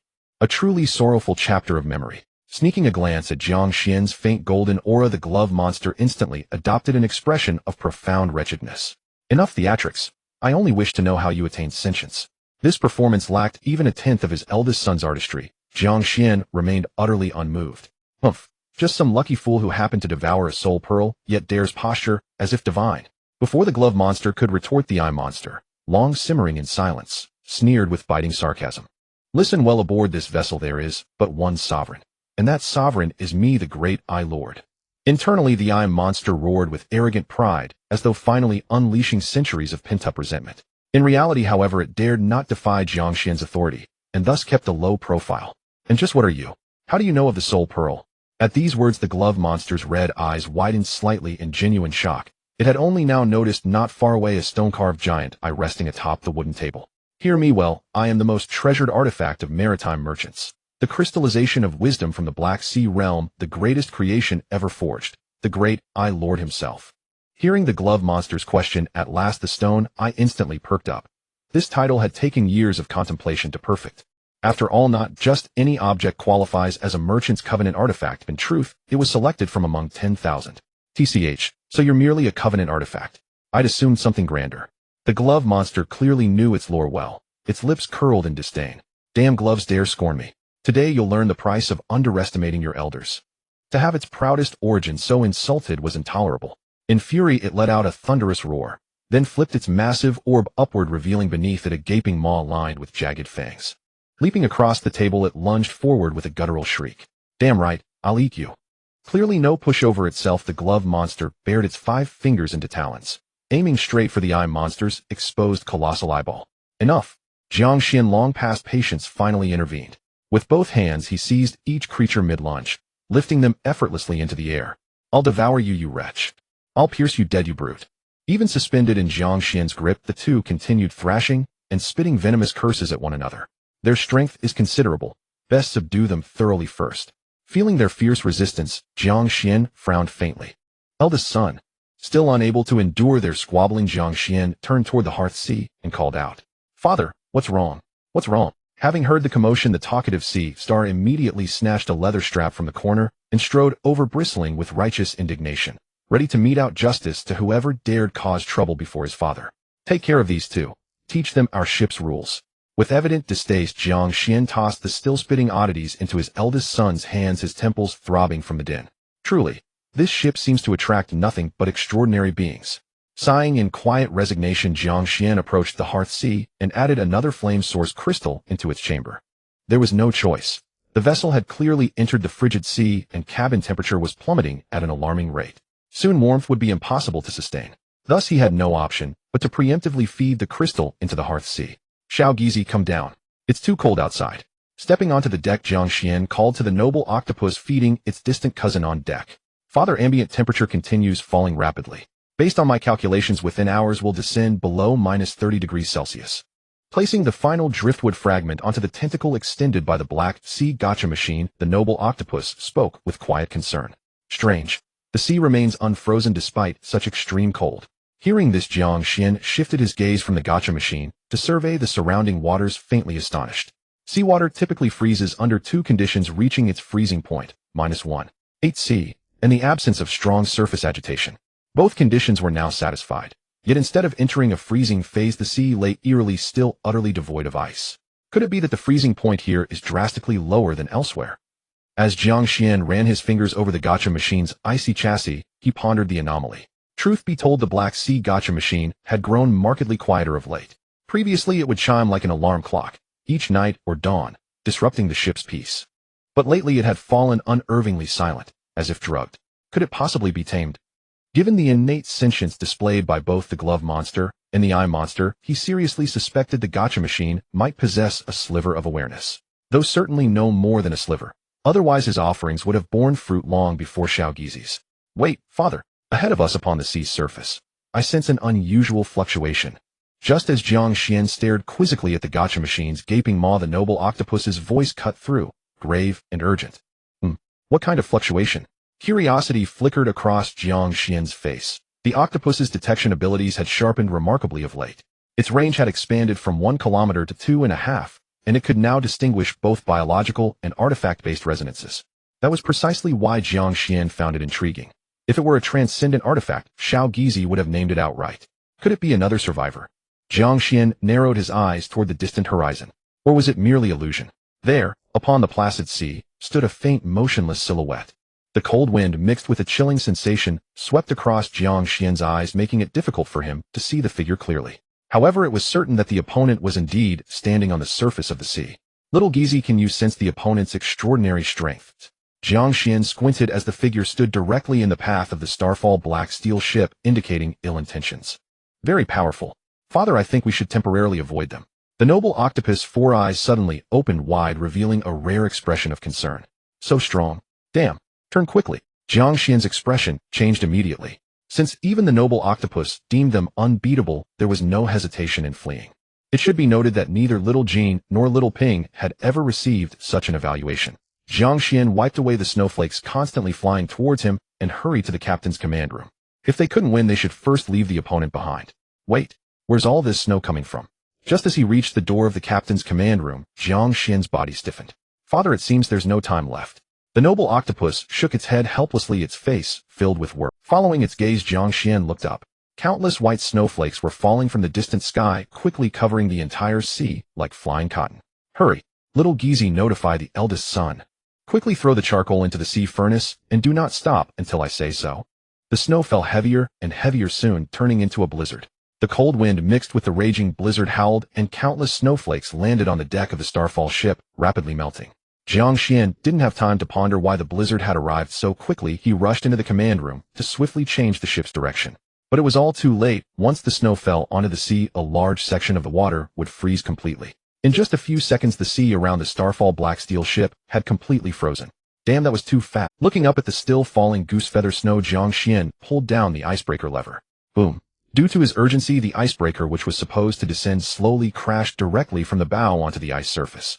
The immense weight smashed into the frozen seawater, creating a large pit. As Jiang Xuan fully activated the icebreaker, the entire Starfall black steel ship began to tilt rapidly towards the ice. The blue flames erupted from the jet nozzle behind the shaped vortex propeller, propelling the entire ship forward toward the ice layer. Boom. The sound of the ship colliding with the ice layer echoed, and the massive inertia almost knocked Jiang Xuan off balance. Fortunately, there's the sea furnace and the fire source crystal, otherwise the entire ship would have been frozen in an instant. Wiping the cold sweat from his forehead, Jiang Xuan finally realized the danger of this snow. This thing seemed harmless to living beings, but once it touched the sea, it would quickly freeze the entire body of water. However, the danger was not over. Just as the Starfall black steel ship began to break through the ice layer, countless faint sounds started to come from all directions. Dad, where are you? We're surrounded. A panicked shout came from the deck, and Jiang Xuan rushed out of the command room upon hearing the voice. As soon as he stepped out, Jiang Xuan felt a bone-chilling cold sweep over him. Snow. Everywhere was snow.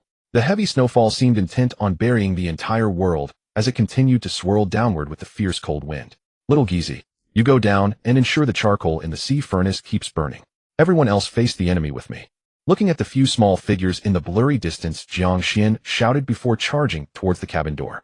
Hurry, block the entrance with me, we can't let these things freeze the sea furnace. Just a moment ago, he saw through the falling snowflakes countless wriggling long shapes quickly climbing towards the Starfall black steel ship. Dad, you should hurry down too, but it's too dangerous here. The talkative starfish looked gravely at the source of danger hidden in the snowflakes, urging Jiang Xuan to enter the cabin quickly. No way, there are too many of them, you can't handle this. Due to the intense snowstorm, Jiang Xuan could only shout to give instructions to the few small figures. Little Jean, if something goes wrong, use your crystal breath without worrying about consumption. Little Ping, use the water cannon to hit them hard, don't hold back on the ship. Little Hey, never mind, just stay away from us, and don't shoot at us later. Jiang Xuan glanced at the third one, who was silently incubating eggs at the cabin entrance, nearly losing his composure. Jia. Finally understanding Jiang Xuan's meaning, the poisonous sea urchin rolled to the front of the ship, braving the wind and snow. Eldest son, take this, be careful not to get bitten. Jiang Xuan handed a fire source crystal to the talkative starfish and patted its big head. Among them, he was most worried about the talkative starfish. Although he had only glanced earlier, he could guess that the thin strips crawling towards the Starfall ship must be ice snakes. He just didn't expect there to be so many. He could see at least hundreds in just one direction. Don't worry, Dad, my invincible big hammer will teach these guys a good lesson. Among them, he was most worried about the talkative starfish. Although he had only glanced earlier, he could guess that the thin strips crawling towards the Starfall ship must be ice snake. Jia. Angry voices echoed from the blizzard, and Jiang Xuan knew that Little Hey had already encountered the enemy's vanguard. Jia. Angry voices echoed from the blizzard, and Jiang Xuan knew that Little Hey had already encountered the enemy's vanguard. Attack. When the first silver-white bright strip appeared in his blurry vision, Jiang Xuan finally stopped harboring any luck. He shouted, and then quickly transformed his pupils to a pale gold. The rose-shaped sword began to gather silver patterns, and as the cutting talent activated, it sliced straight towards the silver bright strip like a saw. Die for me. With tremendous energy, the silver bright strip was immediately cut in half, but more bright strips rushed toward Jiang Xuan's feet. Wait, why is there no prompt sound? Jiang Xuan's heart suddenly panicked. It was known that when slaying sea beasts there would definitely be a notification, but no sound had emerged until now. Dad, be careful, this thing can still move after being cut in half. A shout came from the talkative starfish ahead, and upon hearing the voice Jiang Xuan looked down and was instantly drenched in cold sweat. He saw that one segment of the silver-bright strip that had been cut in half was still biting towards his feet. Damn it! Die for me! A golden phantom appeared beneath Jiang Xuan's feet, rushing violently toward the ice snake with its head already split into several pieces, which was trying to attack him. Hiss! A painful shriek echoed as the body of the ice snake was completely crushed under Jiang Xuan's feet, turning into a pile of ice crystals. Kill ice snake, obtain mutated sea beast egg 1. Effective. Joy surged in his heart as Jiang Xuan quickly gathered the phantom of the golden armor beneath his feet, approaching solidity. He fiercely gritted his teeth and charged directly into the snake swarm. The weakness of this snake lies in its head. Focus your attacks on its head. Jiang Xuan smashed several ice snakes that attacked him with a powerful punch and turned to shout loudly at the figures obscured by the snowstorm. An angry roar echoed from the snowstorm, and Jiang Xuan's expression changed as he quickly jumped away. The golden breath suddenly swept across the entire deck, with pale golden crystals rapidly spreading across the starfall black steel. In just a short moment, nearly 100 ice snakes were successively consumed by the crystals. Xiao Jin, be careful, don't harm our own people. Jiang Xuan was surrounded by golden phantoms charging toward the position where Xiao Jin was located like a golden-armored warrior. When he reached the center of the deck, he discovered that Xiao Jin was already surrounded by hundreds of ice snakes. No wonder it forced Xiao Jin to use a breath attack. The number was simply too many. Bang! Bang! Huge high-pressure water balls continuously shot out from the snowstorm, accurately striking the snake swarm covered in crystals. As the water cannons shattered the golden crystals, they also obliterated the ice snakes within. Damn it, silly sea urchin, don't come over here. The nagging sea star's curses echoed from the snowstorm. Jiang Xuan could hear the sound of piercing air around him, knowing that Xiao He had activated its flying needle attack. Something's not right, there are too many of them. Jiang Xuan crushed 2 ice snakes that jumped to attack him, quickly brainstorming a way to break the deadlock. Right, these things seem to be afraid of high temperature and fire. Time was of the essence, and Jiang Xuan couldn't think too much. He took out 2 fire source crystals and dashed back into the cabin without hesitation. Xiao Gizi, bring out all the torches and bonfires we prepared earlier. Gritting his teeth, Jiang Xuan charged back into the cabin and threw the 2 fire source crystals and a pile of charcoal directly into the sea furnace. Boom! A fierce flame shot out from the mouth of the sea furnace, and a massive wave of heat instantly engulfed the entire ship. Under the onslaught of the heat wave, a large number of ice snakes were instantly melted, and the temperature of the starfall black steel's hull rose to over 40 degrees. Quick! Xiao Gizi set up the bonfires. Taking advantage of the rising temperature of the ship's hull, Jiang Xuan grabbed 2 bonfires and rushed out of the cabin. These were the makeshift bonfires he had prepared earlier. Fortunately, he had prepared 10 bonfires in advance, which were perfect for dealing with this crisis. These makeshift bonfires, though only of good quality, would not easily extinguish once ignited by the flames in the sea furnace as long as there was sufficient fuel. As Jiang Xuan placed the 2 lit makeshift bonfires at both sides of the stern, he noticed that the ice snakes that had just climbed onto the ship were quickly retreating from the stern. It's working. Seeing this scene, Jiang Xuan felt a surge of joy in his heart and hurried back to the cabin to prepare to take out more bonfires. However, it seemed that it was no longer necessary. At the entrance of the cabin, the noble octopus was already waving its tentacles, retrieving the remaining 8 bonfires. Father, let's split up. You handle the sides of the stern while I take care of the bow and middle. At this critical moment, the noble octopus' 4 eyeballs revealed a serious expression. After leaving 2 makeshift bonfires, it quickly rushed into the snowstorm. Xiaoping, protect your second brother, and let him place bonfires at the bow. Jiang Xuan shouted a command into the heavy snow, then immediately picked up a makeshift bonfire and dashed to the right side of the ship. The ice snakes along the way were mercilessly crushed by the faint golden armor phantom surrounding him. However, more snakes were quickly surrounding him, trying to extinguish the bonfire in Jiang Xuan's arms by overwhelming him with numbers. How only now do you think of extinguishing the bonfire? It's too late. Jiang Xuan sneered, feeling the temperature of the entire deck of the Starfall black steel rising rapidly. This means that before long this group of ice snakes would be powerless against them. Indeed, as he successfully placed the remaining 2 bonfires at both sides of the ship, another wave of heat rolled from the sea furnace towards the deck. Countless ice snakes struggled in pain under the impact of the heat wave before turning back into seawater. Father, it seems like these ice snakes are starting to retreat. The somewhat exhausted voice of the noble octopus reached Jiang Xuan's ears as he turned to see that most of its tentacles had been burned black. Come on, everyone back to the cabin. Seeing this, Jiang Xuan felt a pang of heartache.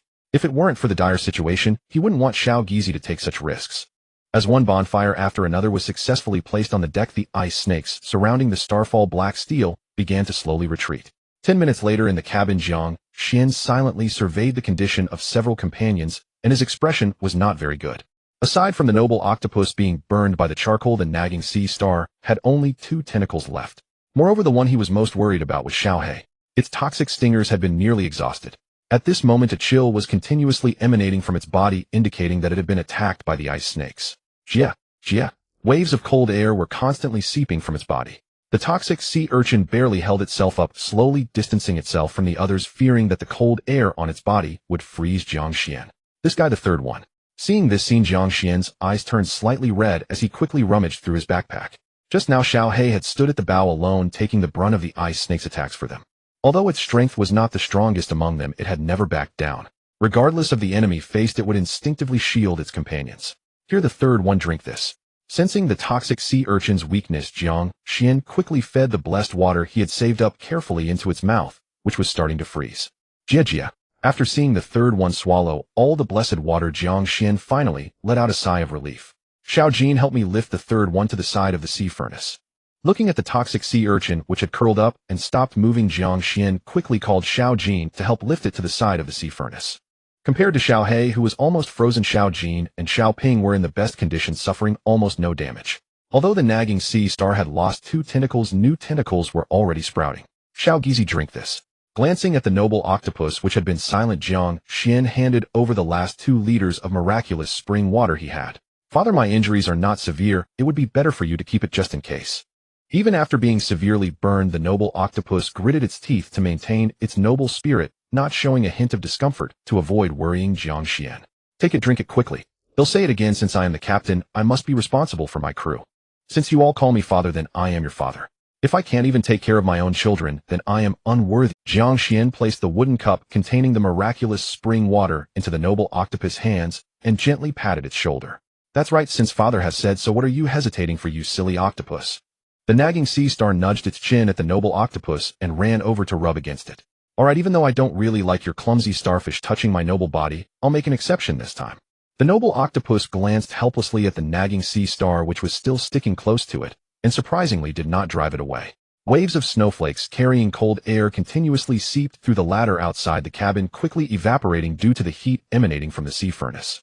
Now that the propulsion system had entered a cooling state, the Starfall Black Steel could not maintain the operation of the ice-breaking drill solely on its own power. The heavy snow continued to fall, seemingly trying to completely freeze the entire sea area. Fortunately, there was enough charcoal inside the cabin of the Starfall Black Steel to ensure the continuous burning of the sea furnace. Jiang Xuan threw the charcoal in his hand into the sea furnace and turned to look at the figures gathered by the fire, a worried expression appearing on his face. It seems like this snow is getting heavier. Crack, crack. As Jiang Xuan pondered how to escape this blizzard-ravaged zone, a shrill, grating, crunching sound suddenly echoed from outside the hull. Father, allow me to go out and investigate. The noble octopus narrowed its 4 eyes in grave concentration, evidently sensing the disturbance beyond the vessel. Father, allow me to go out and investigate. The noble octopus narrowed its 4 eyes in grave concentration, evidently sensing the young ones had exhausted themselves earlier. Shielded by his golden armor, Jiang Xuan had expended far less physical energy. Though mentally fatigued, he remained fully capable of action. Treading silently up the spiral staircase, Jiang Xuan extended his gaze onto the deck above. Crack, crack. Amidst the howling gale and snow, the gnawing sounds grew denser, like something clinging to the Xingyun black steel vessel, tearing into its hull. What in the world is it?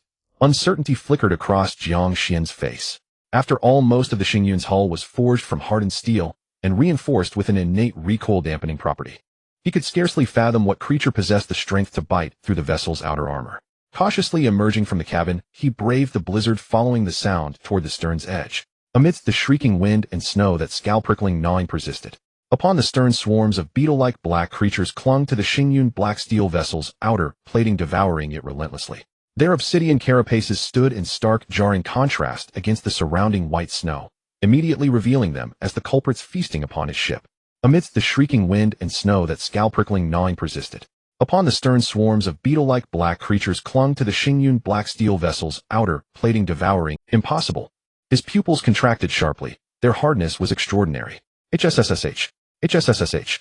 Warned by the strike, the black beetles emitted a sharp, guttural shriek before resuming their relentless gnawing. Fortunately, the Xingyun was not utterly defenseless. Its recoil-dampening property activated intermittently, hurling several black beetles off the hull and into the sea below. Yet within moments those fallen beetles staggered back aboard, resuming their assault on the hull. Jiang Xuan's brow furrowed deeply at the sight. He had never imagined such creatures could be so impervious. Even the Xingyun's recoil mechanism proved ineffectual. Observing that they engaged in no action beyond feeding, Jiang Xuan swiftly deployed his identification skill upon them. Name: iron devouring, beetland rarity, black iron, innate talents, iron consumption, unyielding carapace, and description: a widespread species inhabiting frigid seas, capable of assimilating ingested metallic components into their exoskeletons, granting them extraordinary defensive resilience.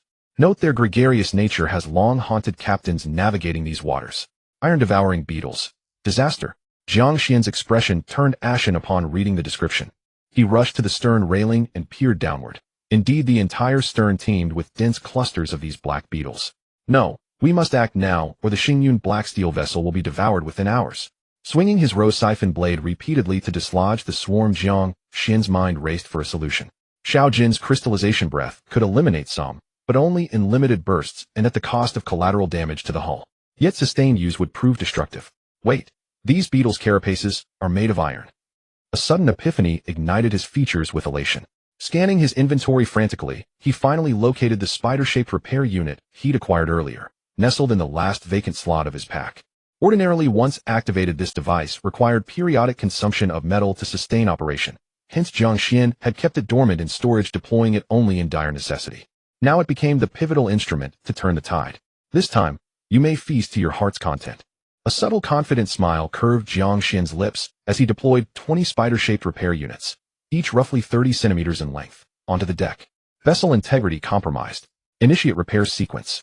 Mechanical voices resonated from the units as their sensor arrays swept across the stern, assessing structural damage. When their scanning beams struck the iron-devouring beetles, Jiang Xuan observed their emerald sensor lights flare crimson, recognizing the intruders instantly. Analyzing damaged sectors, detecting power source material, initiating autonomous charging sequence. At the command, the second-generation spider repair units surged into motion. 8 razor-sharp, arachnid-like limbs blurred into streaks, rushing toward the beetle swarm with lethal precision. Crack! A beetle pierced through by a gleaming limb let out a pained shriek, before being instantly sealed inside the unit's steel-lined energy intake chamber. Their efficiency was staggering. Jiang Xuan witnessed only fleeting afterimages, yet entire patches of black carapaces vanished in seconds. Upon closer observation, he noted that while consuming the beetles, the units simultaneously bathed damaged hull sections in their sensor beams. Wherever the light touched, fractured plating reformed seamlessly, dual-function mastery devouring and restoring in perfect synchrony. These spider repair units are truly extraordinary. Piercing shrieks rang out across the stern, the sound of chitin splitting under immense pressure. Only then did Jiang Xuan grasp the rare fortune of having acquired such units. Truly worthy of the Hill Clan's second-generation design, natural antithesis to all iron-bodied life forms. Watching swathes of black beetles vanish into the unit's intake chambers, Jiang Xuan finally exhaled in measured relief. He had earlier observed that the majority clustered near the stern, while smaller numbers clung elsewhere, notably the bow, though nowhere near as densely. Given the unit's operational speed, full clearance would likely require only a few hours. With the immediate threat neutralized, Jiang Xuan turned to re-enter the cabin, only to feel a hard object press sharply beneath his boot. Dimmed by wind-scattered firelight, the object appeared only as a faint translucent white crystal beneath it, tiny, roughly 2 centimeters in diameter, explaining why he'd overlooked it until now. Lifting it, he recoiled involuntarily. Its chill penetrated deep, colder even than the surrounding ice and snow. He retrieved a wooden cup from his pack and placed the crystal inside. Only then did the bone-deep cold begin to Name: Frost Serpent Core, and rarity: Finnan. Description: the condensed energy core housed within frost serpents. So long as the core remains intact and ambient temperature remains suitable, the serpent may fully regenerate. Note: suitable for crafting ice-infused weaponry, or exchangeable at the Black Sea Gotcha machine for additional draws. Jiang Xuan's gaze darkened as he absorbed the details. This was the core of those slain frost serpents, and if left unattended they would inevitably reform once temperatures dropped. Fortunate we discovered them in time. Exhaling in quiet relief, Jiang Xuan immediately began searching the deck for more such crystals. He surmised the heat radiating from the deck's braziers and furnaces had suppressed their regenerative activity, preventing reconstitution. Otherwise, once the fires died, who knew whether frost serpents might erupt anew across every corner of his vessel. 5 minutes later, Jiang Xuan, still battling the blizzard, had gathered every visible frost serpent core from the deck. Over 200 in total, though not many. He suspected a significant portion had been utterly annihilated by Xiao Jin's crystallization breath. Others likely lay scattered across the frozen sea surrounding the Xingyun black steel vessel, but Jiang Xuan chose not to retrieve them. Night had fallen. The open sea was perilous beyond measure. Moreover, without furnace heat to suppress them, any stray cores had almost certainly already regenerated into frost serpents. Mutated sea beast egg hatched. Retrieve within 24 hours. A familiar chime froze Jiang Xuan mid-motion. Another mutated sea beast egg had successfully hatched. Jiang Xuan opened his backpack and discovered a purple-black sea beast egg with brown horns now in an incubating state. As for the other blue-patterned mutated sea beast egg, it still had about 12 hours to hatch. Confirm extraction. Returning to the cabin, Jiang Xuan directly chose to extract it. At the same time, a phantom eye with 3 colors, purple, blue, and green, suddenly appeared in midair, and a black chrysalis also materialized within the cabin of the Starfall. Puff! As the sound of claws piercing through the chrysalis echoed, a massive figure slowly emerged from the black cocoon. As the tricolored light faded before Jiang Xuan, stood a gigantic creature entirely black and red, over 2 meters tall, silently looking down at him. Its head bore a pair of curved horns resembling those of a demon covered in fierce, backward-facing spikes akin. Its eyes glowed a bright red, and above these crimson eyes was a large, closed demonic eye arranged in a trident pattern on its face, adding an extra layer of menace. Gulp! As Jiang Xuan assessed the creature, the third eye atop its head suddenly opened wide. A green light shone directly upon Jiang Xuan's body. Gulp! As Jiang Xuan assessed the creature, the third eye atop its head suddenly opened wide. A green light shone directly upon Jiang Xuan's body. What is this? Jiang Xuan felt himself enveloped by a warm, radiant light, his strength rapidly recovering. Is it some kind of healing ability? Jiang Xuan looked curiously at the towering figure before him and casually used his identification skill. Name: Three-Eyed Sea Demon King. Quality: Silver. Unique talent: Demon Eye. Description: a half-human creature resembling a giant with bulging muscles and a pair of black demon horns on its head. Revered by evil cultists for its demonic appearance and brutal nature, it is known as the Sea Demon King, with the true essence being the third demonic eye on its head. Note: the adult form is one that even the notorious Black Sea Kings dare not provoke lightly. It is said that thousands of years ago an adult Sea Demon King appeared in the outer seas and ruled over a region. Demon Eye: the three-eyed Sea Demon King possesses different talents based on the color of its pupils. Red pupils correspond to a frenzied state that doubles strength and defense. Purple pupils can launch electric strikes, while green pupils can heal wounds and restore stamina. Master.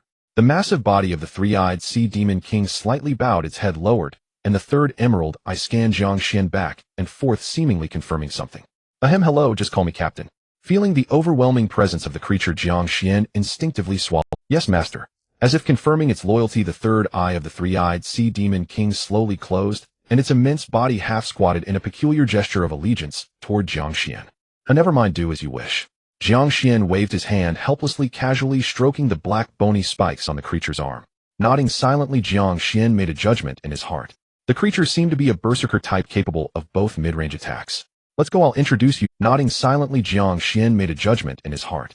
The creature seemed to be a berserker type capable of both mid-range attacks. Let's go, I'll introduce you to your new companions. After confirming the creature's considerable intelligence, Jiang Xuan planned to take it to meet the other companions. Yes, Master. The moment the three-eyed Sea Demon King straightened its massive body, its brown horns directly hit the top of the cabin of the Starfall black steel, creating a faint spark upon contact. Jiang Xuan stared in shock at this scene, noticing 2 clear scratches appearing on the cabin's ceiling. The creature seemed stunned as well, lacking the thought process of a demon, i.e. its thinking remained relatively simple. It awkwardly touched its black sharp horns atop its head. Just stay here for now, I'll bring them over to find you. Jiang Xuan's eye twitched. It seemed he needed to quickly gather materials to upgrade the ship to level 3, as the space within the cabin was still too small. Hey Stinky Sea Star, where are you taking me? I warn you, your old man is also my master. If you crush me, be careful of the captain coming after you. Hee, save your energy. Young people really don't know how high the sky is. Unlike me, an old demur who has long gotten used to it. The cabin echoed with the nervous shout of the glove monster and the taunting voice of the eye monster. Jiang Xuan smiled knowingly upon hearing this. It seemed everyone had noticed the commotion here. This was good too, as it saved him another trip. You better behave in front of my old man, otherwise you know what methods Master Xing is. Haha. So rude. This glove has lived for hundreds of years. How can it be treated so unfairly? I want to complain to the Black Sea Federation. Save it. The Black Sea Federation has long ceased to exist. By the way, haven't you heard anything from the outside world in these hundreds of years? Truly a bumpkin. As the voices grew closer, a golden figure burst around the corner and rushed toward Jiang Xuan, nuzzling against him affectionately. Roar. Xiao Jin's golden pupils reflected great confusion. It looked up at the enormous humanoid creature in front of it, a mix of instinctive danger and familiar affection, causing it to feel conflicted. Holy crap. Sea Demon King. Damn. Stinky sea star run. This place is truly unbearable. The chatty sea star and its companions upon arriving were also startled by the terrifying appearance of the Sea Demon King. The eye monster and glove monster bound by the sea star's tentacles both widened their eyes, nearly losing their breath. To see something like this in the outer sea is truly unbelievable. Sea star run. Trust me, this thing is extremely evil. It will definitely crush you into a ball and stuff you into the anus of a soft arrow fish. Hearing their cries, the chatty sea star also widened its eyes, almost ready to flee on the spot. However, upon seeing its father waving to them, it managed to restrain itself from running away. Sea star run. Trust me, this thing is extremely evil. It will definitely crush you into a ball. And the chatty sea star cautiously scanned the enormous creature sitting behind its father before rolling its eyes and running over eagerly. Father, it seems we have gained another new crew member on the ship. Compared to the shouting glove monster, the noble octopus remained much calmer. It had already sensed the commotion on the Starfall Black Steel, so it was not surprised. In its mind, its father was a wizard capable of anything. The floating coral was tending to an injured poisonous sea urchin, so it did not come over. However, it was able to sense the commotion here with its powerful mental force. This was also a point of reassurance for the noble octopus. If there were any danger, the small bottle would have rushed over long ago. Good, since everyone is here, let me introduce you. This big guy will be our new companion from now on. Demon, they will be your companions from now on, and of course there's also Xiaoping and Xiaohei, whom I'll introduce to you later. Jiang Xuan patted the creature's strong arm, feeling more satisfied the more he looked. Old Liu's appearance was simply too imposing. As for whether it was evil or not, he did not care. There's a saying that goes, what is poison to one may be honey to another. Not to mention anything else, just the 2.5-meter tall figure standing there made one think twice before underestimating its sandbag-sized fists. Insane, they're all insane. How dare anyone hire a Sea Demon King as a crew member? What a rare sight. I once saw an adult Sea Demon King back in the day. Unlike the glove monster, which was on the verge of breaking down, the eye monster clearly had a broader perspective. Upon seeing Jiang Xuan's group remain calm, it quickly adjusted its demeanor and regained its wise facade as a senior. As if it had not just shouted for help. Wait a moment. Hearing the eye monster's description, Jiang Xuan's brow furrowed slightly. Could it be that this one was not even an adult yet? Of course, this size of the Sea Demon King can only be considered an infant. An adult Sea Demon King stands at least over 10 meters tall. I once had the fortune of encountering a formidable Sea Demon King 15 meters tall while drifting in the inner sea. It was a powerful creature capable of matching the Sea Kings in strength. Seeing Jiang Xuan's puzzled expression, the eye monster immediately jumped onto the talkative sea star's head, proudly starting to share its knowledge. Boastful fool, though I don't want to admit it, this guy is right. This Sea Demon King should belong to its juvenile state. Confirming that the Sea Demon King posed no threat, the glove monster rolled its eyes and also agreed. It couldn't help but feel displeased at this stone-eyed monster flaunting its experience in front of everyone. So that's how it is. Jiang Xuan's eyes revealed a look of surprise. He glanced at the somewhat dazed Sea Demon King, and a terrifying image of the future giant version of it over 10 meters tall surfaced in his mind. However, I suggest you be cautious. The Sea Demon King clan is extremely rare, and every adult has caused quite a stir in the inner sea. Fortunately, this is the outer sea. Otherwise, if the news leaked out and some races that had suffered attacks from Sea Demon Kings learned that this one was still not an adult, they would surely come to exterminate you. At this point, the eye monster's face showed a serious expression. Now its fate was tied to Jiang Xuan's. They thrived together or suffered together. It certainly didn't want to perish here at such a young age after barely living for less than 1,000 years. Is the reputation of the Sea Demon King clan really that bad? Jiang Xuan was somewhat puzzled. He thought his old sixth was quite honest. Not just bad. It's like everyone is shouting to beat it up. Once you enter the inner sea, you'll understand this guy's kin has done quite a number of good deeds in the inner sea. Once you enter the inner sea, you'll understand this guy's kin has done quite a number of good. Alright, I got it. Jiang Xuan waved his hand, not taking these words too seriously. After all, he was still in the outer sea. That inner sea was thousands of miles away. Once they entered the inner sea, their strength would surely be different from now. Perhaps by then old sixth would even be an adult, and who knows who would be afraid of whom. By the way, glove monster, have you come to a decision? Jiang Xuan turned to look at the glove monster who was being held by the talkative sea star. Though this guy was a bit noisy, his abilities were quite decent. If he could be used for his benefit, it would be a great help. Do you think I have any other choice? The glove monster glanced nervously at the evil Cyclops sea star beside it, then tentatively asked Jiang Xuan. What do you think? Jiang Xuan expressionlessly glanced at it, then casually took it into his hand. Alright, master. I hope I haven't made the wrong choice this time. With a helpless sigh, the glove monster ultimately succumbed to the forces. With a flash of silver light, a silver pentagram pattern emerged on the back of Jiang Xuan's hand. At the same time, a sudden feeling arose in his heart that he could randomly take one item from each of the people present just by reaching out. The glove monster, having signed the contract, fell into silence as if it had lost some of its sanity. Young man, why struggle? The eye monster beside it scoffed disdainfully. It had experienced the sea star's tricks firsthand, and seeing a second victim emerge inevitably stirred a sense of pleasure within. All right, everyone, continue warming yourselves by the fire. Magic, I pay attention and follow them over there first. Glancing at the little gold one who seemed a bit sleepy, Jiang Xuan waved his hand. Currently the blizzard had not yet passed, and the propulsion system was still cooling down. The Starfall ship could not move for the time being. He planned to wait until the snow lessened before making further plans. Recalling the figure he had seen on the sea earlier, Jiang Xuan was filled with confusion. When he had gone to the deck earlier, he tried to confirm the trace of that figure. However, due to the strong wind and snow, his line of sight was completely obstructed, so now he wasn't sure if that thing was still in its previous position. Forget it, we'll deal with whatever comes now that Old Sixth is out. It's not certain we should fear these things. Evidently, the sense of security that Old Sixth provided greatly alleviated his worries about the unknown. He believed it wouldn't be long before he could unveil the true nature of that shadow on the sea. Just as Jiang Xuan was pondering, a private message from a friend happened to come through. Big boss, are you there? The items you wanted are ready. Jiang Xuan opened the communication channel and found it was from a friend whose ID was Black Sea Craftsman. I'm here, are the leather shoes ready? Glancing at his burdened shoes, a smile appeared on Jiang Xuan's face. The other party was quite timely. If he continued wearing these battle-damaged shoes, he feared he would get frostbite. Yes, just finished making them. I sent them to you, big boss. Let me know if you're satisfied. Current weather: snowstorm. Current temperature 37°C. Remaining daylight 6 hours. Description: entered the extreme cold sea area. Please take precautions against the cold. In the morning, Jiang Xuan opened his eyes from the magical wooden bed. Uncertain if it was due to last night's mental exhaustion, he had not slept soundly. Vaguely, it seemed like someone was calling his name in his dream. Master, you finally woke up. Last night was terrifying. The thief glove on his right hand sighed, revealing a look of fear. What happened last night? Jiang Xuan was slightly taken aback. He had vaguely heard someone calling his name, but knew nothing else. In the early hours of last night, there was something outside calling out. I saw you were asleep, so I didn't dare to make a sound. Hearing the description, Jiang Xuan nodded slightly. Since the thief glove recognized him as its master last night, it had become much more obedient, so its words should be credible. Calling. No wonder I felt like someone was calling me in my dreams. After pondering this for a moment, Jiang Xuan headed towards the sea stove. This item was currently the most important thing on the ship, and the fire must not go out. Father, you're awake. Just as he reached the middle of the cabin, the noble octopus who was adding charcoal to the sea stove smiled at Jiang Xuan. Father, you're awake. Just as he reached the middle of the cabin, the noble octopus who was adding charcoal to the sea stove. After observing the noble octopus, which had regained its vitality, Jiang Xuan let out a sigh of relief. It seemed the healing effect of the miraculous spring water was excellent. In just one night, the charred tentacles had almost completely healed.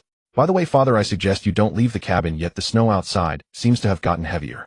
After throwing charcoal into the sea stove, the noble octopus reminded Jiang Xuan. What? The snow hasn't stopped. Jiang Xuan was slightly taken aback. He thought the snow had already ceased. As he reached the ship's cabin stairs, Jiang Xuan discovered a wooden cover placed on top, presumably put there by a few small ones for warmth. Upon lifting the wooden cover, a sharp, cold wind blew directly into the cabin. Damn, why is it getting heavier? Jiang Xuan frowned tightly. He didn't expect the situation outside to be worse than he had imagined. He stepped onto the deck and glanced at the sea surface, now completely covered in ice and snow, his face showing clear worry. Fortunately, the sea stove on the Starfall black steel was continuously operating, keeping the entire ship as warm as a charcoal fire thrown onto ice, and it had not been frozen in the ice layer. The vortex-type propeller had also entered a cooling state, and the Starfall's own power could not sustain the operation of the ice-breaking drill. This was the point Jiang Xuan was most worried about. He feared that the snow would continue to fall, which would lead to trouble. No, as soon as the propeller finishes cooling, we must break out of this area immediately. He raised his hand to wipe away the layer of snow on him, feeling a sense of urgency.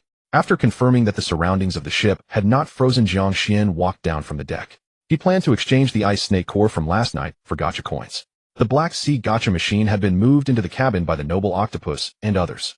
It was said that this thing had been causing a commotion last night, and after the noble octopus came up, it followed it back into. Jiang Xuan was also startled when he discovered this. He had not expected this thing to move on its own. However, according to the noble octopus, the Black Sea gacha machine moved very slowly, hardly covering a meter in about 10 minutes. This is getting more and more bizarre. Jiang Xuan thought for a long time, but couldn't figure out the purpose of its movement. Could it be afraid of the cold and wanting to come into the cabin to warm up? But this is too abstract. Can this thing really feel the cold?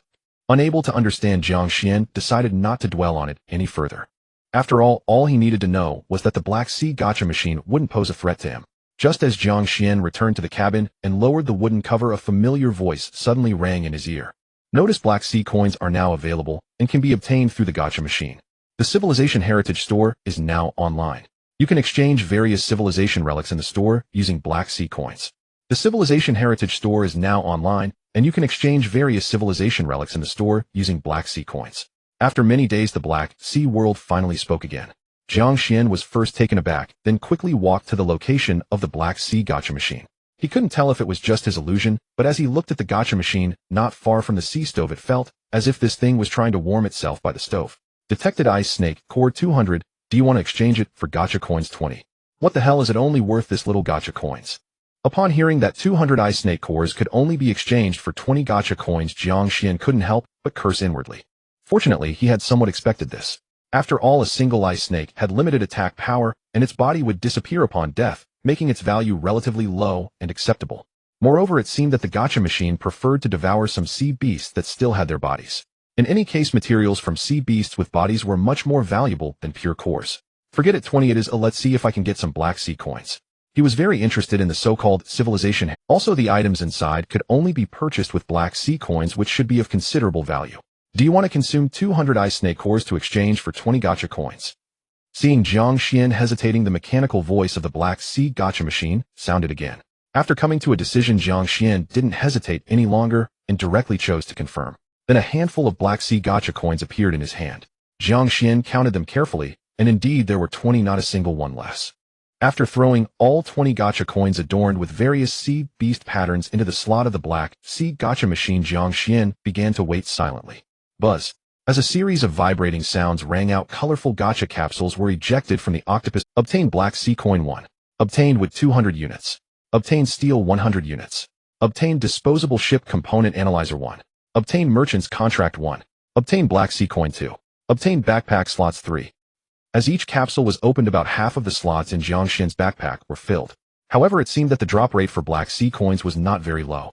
Jiang Xuan calculated that it was about 20%. He drew 20 times and ended up getting 7 Black Sea coins. In addition to the Black Sea coins, he also obtained 2 new items of decent quality. One was a parchment similar to a contract, and the other was a blue technological sphere resembling an analysis device. Jiang Xuan first opened the somewhat rough sheepskin scroll, discovering that only the word contract would name merchant's contract. Quality high quality. Type one-time consumable. Description can establish a contract which generates upon confirmation by both parties. Any violation of the contract will result in a bounty pursuit by all merchants at sea. I suppose you wouldn't want to experience the taste of being hunted by merchants. Note: merchants can appear anywhere, so do not attempt to escape their scent and vision. Jiang Xuan examined the sheepskin scroll in his hand, seeming to have the ability to change its content at will. Alright, a one-time contract scroll will surely come in handy later. After putting the sheepskin scroll back into his backpack, Jiang Xuan looked towards the blue spherical analyzer beside him. Name: one-time ship component analyzer. Quality high quality. Type one-time consumable. Description: after use it can analyze any ship component of high quality or below. Once analysis is complete, it can generate a reusable blueprint for the corresponding component. Note: although the blueprints generated from the analyzer can be used multiple times, those who have used the same blueprint cannot use it a second time. Upon seeing this, Jiang Xuan's eyes narrowed, revealing a look of delight. This item is indeed valuable. If used wisely, it might yield substantial benefits. It is well known that most component blueprints are one-time consumables. For example, his ice-breaking chisel would automatically decompose and disappear after selecting to build. However, the blueprints generated by this analyzer can actually be used multiple times. This means he could sell any excess uses to others. Nodding in satisfaction, he found both new items from the gacha machine to be quite useful. After storing the analyzer in his backpack, Jiang Xuan began to tally the other items. With 20 gacha opportunities, he had drawn backpack slots 15, 800 units of wood, 400 units of steel, 1 one-time ship component analyzer, 1 merchant's contract, and 7 Black Sea coins. Overall, his luck was quite good considering he obtained 2 high-quality items and 7 Black Sea coins. As for the wood, he planned to give it to a friend of that ID called Lucky. He could ask him to help produce some charcoal and later just pay him some extra labor fees. The process of making charcoal from wood requires placing the wood in a sealed environment for incomplete combustion. Not to mention the potential explosion risks the toxic gases produced would be a major problem. Especially in the relatively sealed cabin of a ship, he didn't want to take risks just to save some charcoal. Therefore, handing the wood over to the other party for processing was the best choice. As for the steel, he had no plans to part with it for now, considering that a level 3 ship required 500 units of steel, and with subsequent consumption steel still held its reserve value. After categorizing all items, Jiang Xuan eagerly checked the newly launched Civilization Heritage shop.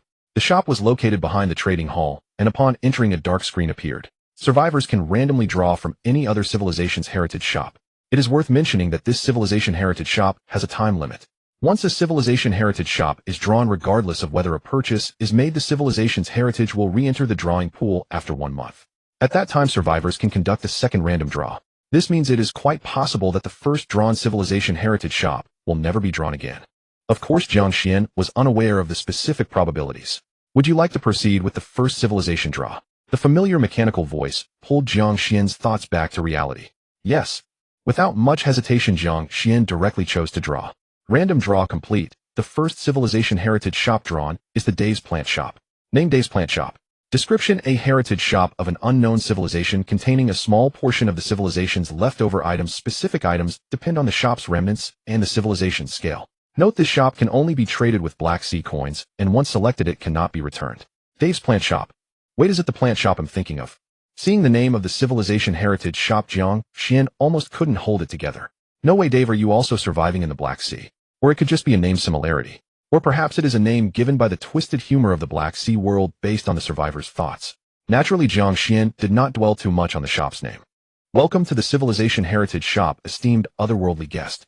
You may exchange your valuable Black Sea coins for corresponding civilization heritage. Just as he entered the Dave's Plant Shop, a somewhat ethereal voice echoed in Jiang Xuan's mind. Soon several rows of shelf-like objects appeared in his mind. Tisk, indeed, the Black Sea world has a twisted sense of humor. Watching the sunflower that swayed and smiled like a puppet, Jiang Xuan's gaze slightly. Tisk, indeed, the Black Sea world has a twisted sense of humor. Watching the sunflower that swayed and smiled like a puppet, Jiang Xuan's gaze slightly sharpened. If one day their civilization also failed, would they too be displayed in front of other civilizations for the final sale of their heritage? This thought was too heavy. He dared not continue down that path. Shaking his head vigorously, Jiang Xuan chose not to dwell on this issue and continued examining the items on the shelves. Item: name: Senior Pea Seeds. Price: 5 Black Sea coins. Quality: high quality. Description: precious seeds left by the pea cannon. Upon maturity, they will transform into a pea cannon that can shoot iron peas. Buyer's review: a decent pea shooter. With it, you can finally sleep soundly, as it will provide a 24-hour danger alert while possessing mid-range firepower. However, I always feel it is quite serious. Commenter: Mole Scholar. Item: name: Greedy Big Mouth Flower Seeds. Price: 5 Black Sea coins. Quality: high quality. Description: upon maturity, it can transform into a greedy big mouth flower. Its roots can spread throughout the entire ship, and its tumtor-long mouth can devour any enemies that board your vessel. Buyer's review: goodness, it just devoured one of the vicious beasts on my ship. What should I do to teach it not to stealthily eat the residents on my ship? After reading the information on the 2 types of seeds, Jiang Xuan revealed a shocked expression. These plants seem to have some resemblance to those in a game from Blue Star. Jiang Xuan continued to look down. Eventually, his gaze settled on a tree stump-like plant that was engulfed in name: Scorching Tree Stump Seed. Price: 10 Black Sea coins. Quality: premium. Description: a devotee of the holy fire in the plant world, it burns continuously and can cooperate with advanced pea cannons to unleash devastatingly powerful scorching iron peas. Buyer rating: a good plant combination. Of course, if you can overlook its paranoid language filled with the baptism of holy fire, it will be a great assistant. Upon seeing this information, a bold and feasible idea suddenly sparked in Jiang Xuan's mind. If he could purchase and cultivate 2 types of seeds to maturity in a short time, and with the support of overloaded power, he might just break through the blizzard and leave this area. After scanning the shelves in Dave's Plant Shop, he found that there were only over 10 types of plant seeds in total. However, he could only see detailed information about 4 types of seeds. These were the Advanced Pea Seed, Greedy Flower Seed, Scorching Tree Stump Seed, and Crimson Thorn Seed. As for the other remaining types, they were shrouded in a fog with no information visible. Just as Jiang Xuan was about to click on them, the sunflower shaking its head beside him spoke again. Would you like to spend 5 Black Sea coins to unlock the next level of premium seeds? Jiang Xuan waved his hand in response, realizing he wasn't planning to do that for now. Considering his current predicament trapped in the blizzard, he quickly made a decision. He wanted to exchange for the Advanced Pea Seed and the Scorching Tree Stump Seed first. According to the description, these 2 plants could be used in tandem, and the scorching iron peas produced together could melt the ice and snow. To successfully leave this snowy area, this was undoubtedly the best choice. However, 2 challenges lay before. The first was that he currently only had 7 Black Sea coins, enough to purchase the cheapest Advanced Pea Seed, while the Scorching Tree Stump Seed required a full 10 Black Sea coins. The second was how to accelerate the rapid growth of both types of seeds, allowing the two plants to mature in a short period. Of course, Jiang Xuan already had solutions for these two challenges in mind. He walked onto the deck and glanced at the massive icebreaker that had been rehung at the bow of the ship, formulating a plan in his mind. Would you like to use a one-time ship component analyzer to analyze the icebreaker blueprint? Confirm. Without hesitation, Jiang Xuan directly chose to confirm. The one-time ship component analyzer was successfully used, and he obtained a reusable icebreaker blueprint 1. As the analyzer disappeared from Madeira, blue light appeared before Jiang Xuan. As the light faded, a familiar blue blueprint appeared in his hand. Name: Icebreaker Blueprint. Current usable times 5. Quality premium. Effect: collect materials to manufacture a ship's icebreaker, which can be placed at the bow for attacking other ships, doubling the destructive effect on ice layers. Description: before the advent of cannons and other ranged attack methods, its appearance would be a nightmare for other ships and ordinary sea beasts. It can be used 5 times, that should be enough. Jiang Xuan nodded and stored the blueprint in his backpack. He then took out the merchant's contract and signed his name on it, drafting the contract content. If it weren't for the fact that he himself couldn't use the icebreaker blueprint again, he could have directly manufactured the icebreaker and put it up for sale in the trading hall. However, fortunately, he had set up this merchant's contract. With this contract binding, it would ensure that the blueprint would not be intercepted by any survivor during repeated trades. Opening the trading hall, he directly posted the blueprint information. Reusable icebreaker blueprint usable times 1 is seeking to purchase 2 Black Sea coins. Note: limited to 5 trades, only purchasable with Black Sea coins, and the trading party must sign a trading contract.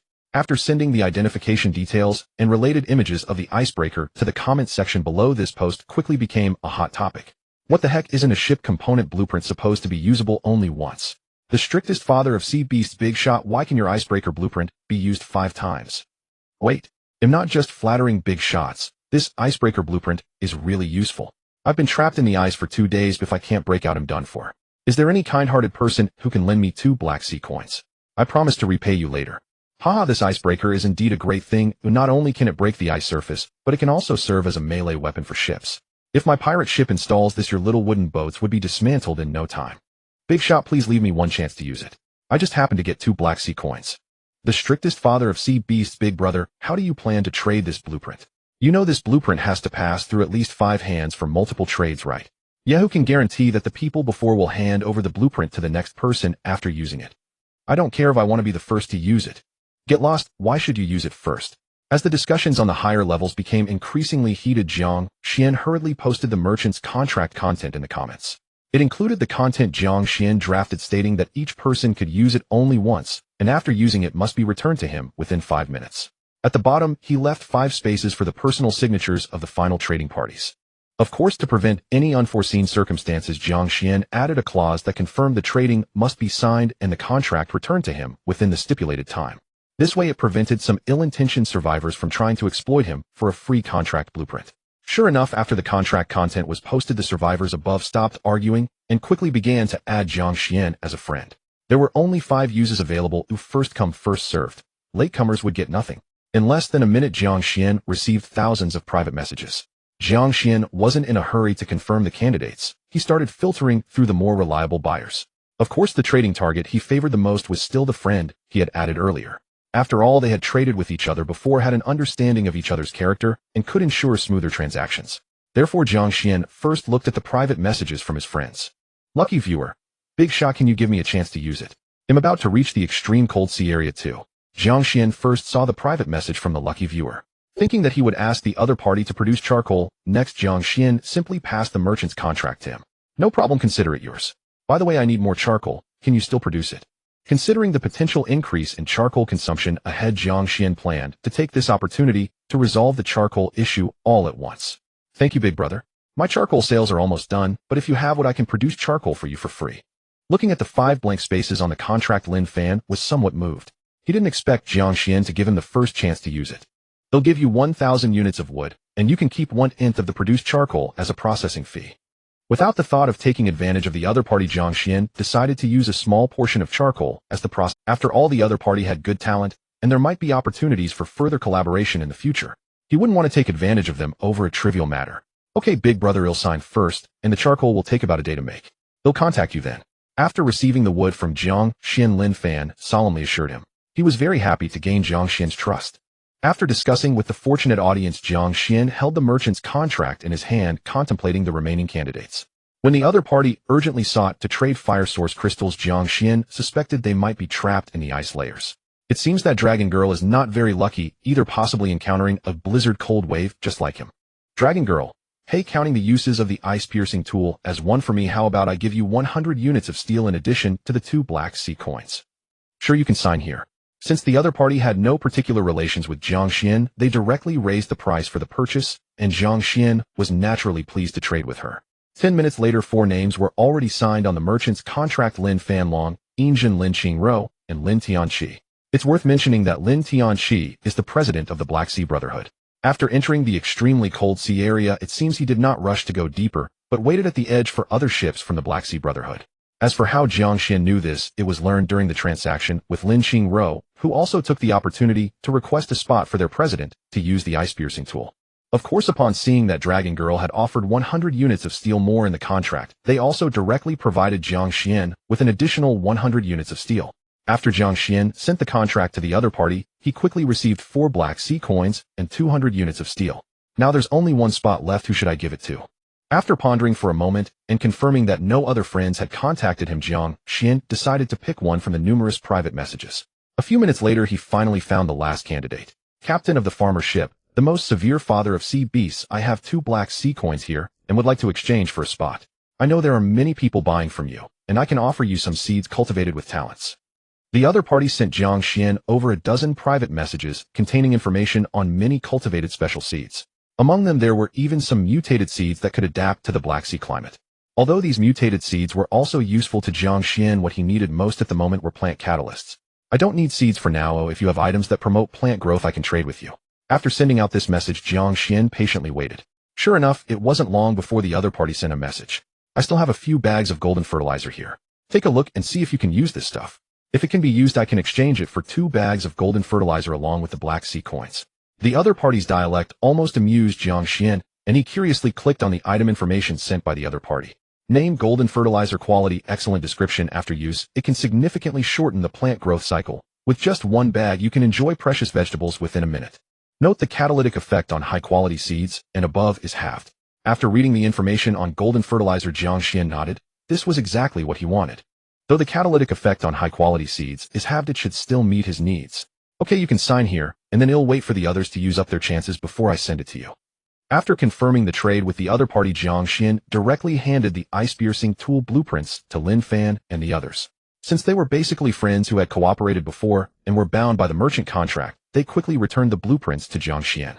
Looking at the ice-piercing tool blueprints that had only one use left, Jiang Xuan finally traded them to the captain of the farmer ship. The other party was also very straightforward. As soon as they received the blueprints, they sent him 2 Black Sea coins and 2 bags of golden fertilizer. By the way, you don't want to grow vegetables, right? They'll give you 2 pots of soil. Later, when you sell good things, remember to think of it. The captain of the farmer ship was really nice. After the deal was completed, he even generously gifted Jiang Xuan 2 large pots of soil for planting crops. After expressing his gratitude to the other party, Jiang Xuan couldn't wait to take out all the Black Sea coins he had obtained. Now he had a total of 17 Black Sea coins, enough to purchase the experienced pea cannon and the blazing tree stump seeds. Looking up at the still relentless blizzard outside, Jiang Xuan decided not to hesitate any longer. He opened the Civilization Heritage store and purchased both types of seeds.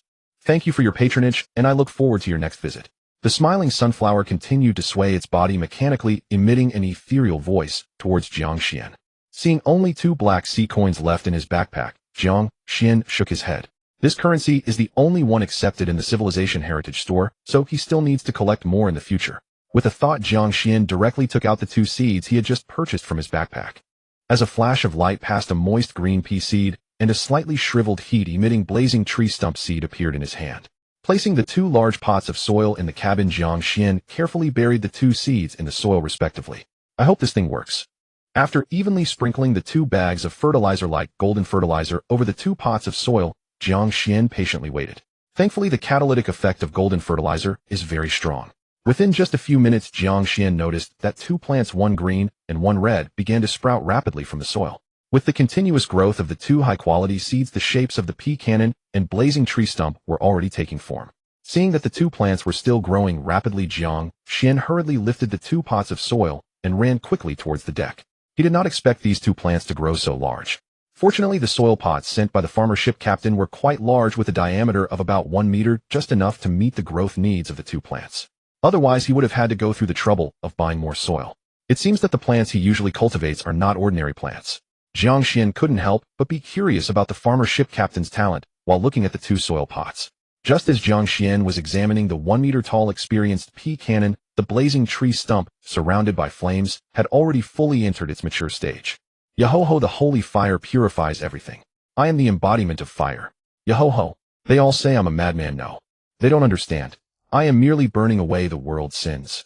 A series of manic and paranoid voices constantly emanated from the half-meter-thick trunk of the blazing tree stump. Jiang Xuan turned his gaze in astonishment towards this strange tree stump that had been baptized by the teachings of the holy fire. He saw that the half-meter-thick trunk was covered in charred, cracked patterns as if it had endured thousands of fiery burns. At the very top of its trunk, there was a red bud resembling a flower heart, and a cluster of crimson flames burned upon that red bud, never ceasing. Is this the mature form of the blazing tree stump? Jiang Xuan's gaze was fixed on the crimson flames. He could feel the entire Starfall ship's hull starting to heat up rapidly under the flames. The unpleasant aura surrounding him made Jiang Xuan declare it is time to begin the purification of the holy fire. Hearing the constant murmurs around him, he rolled his eyes and turned to observe the seasoned pea cannon beside him. In contrast to the irritable mutterings of the scorching tree stump, the seasoned pea cannon appeared much quieter. Its overall appearance resembled a plant from a game Jiang Xuan had played before. On the green stem, less than 20 centimeters thick, rested a massive tubular head about half a meter in diameter. In the center of its head was a large mouth resembling a cannon from which pale blue energy was gathering, as if above the head were two somewhat serious eyes currently staring intently at the surface of the sea. It seemed to have detected something beginning to sway its body as the blue energy in its mouth rapidly coalesced. Come on, old buddy, let's set the earth ablaze once again. The scorching tree stump's tone grew more fervent, seemingly sensing the presence of the seasoned pea cannon. Jiang Xuan waved his hand in front of them, but found that neither plant acknowledged him. The seasoned pea cannon continued to sway, while the scorching tree stump muttered incessantly about the need for a holy fire baptism for all things in the world. How do I use this thing? Jiang Xuan scrutinized the two beings that did not understand his words, perplexed about how to command them to attack. Detection of other civilizational biological structures. Would you like to merge with the Starfall Black Steel? Other civilizational biological structures. So these two can be considered ship structures. Jiang Xuan pondered, feeling a bit confused as the two did not appear to be ship structures at all. After merging, the positions of biological structures will be fixed and can be controlled via the captain's command room button. Please select the placement location for the biological structure. He discovered that he could control the placement of the two biological structures through his thoughts. Additionally, he could choose to build elevated platforms and rotating platforms beneath the biological structures. Of course, constructing these two types of platforms would require a certain amount of steel and wood. Would you like to consume 100 units of steel and 300 units of wood to build an elevated platform and a rotating platform? Without hesitation, Jiang Xuan placed the seasoned pea cannon on the deck near the front of the Starfall.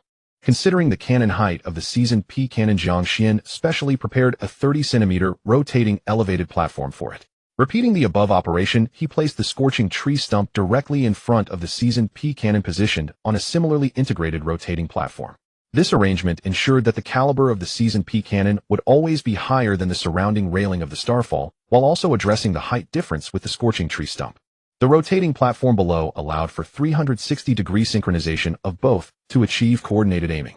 Not bad. With this configuration, the overall strength of the Starfall Black Steel will be significantly enhanced. Jiang Xuan nodded with a smile, satisfied with his design.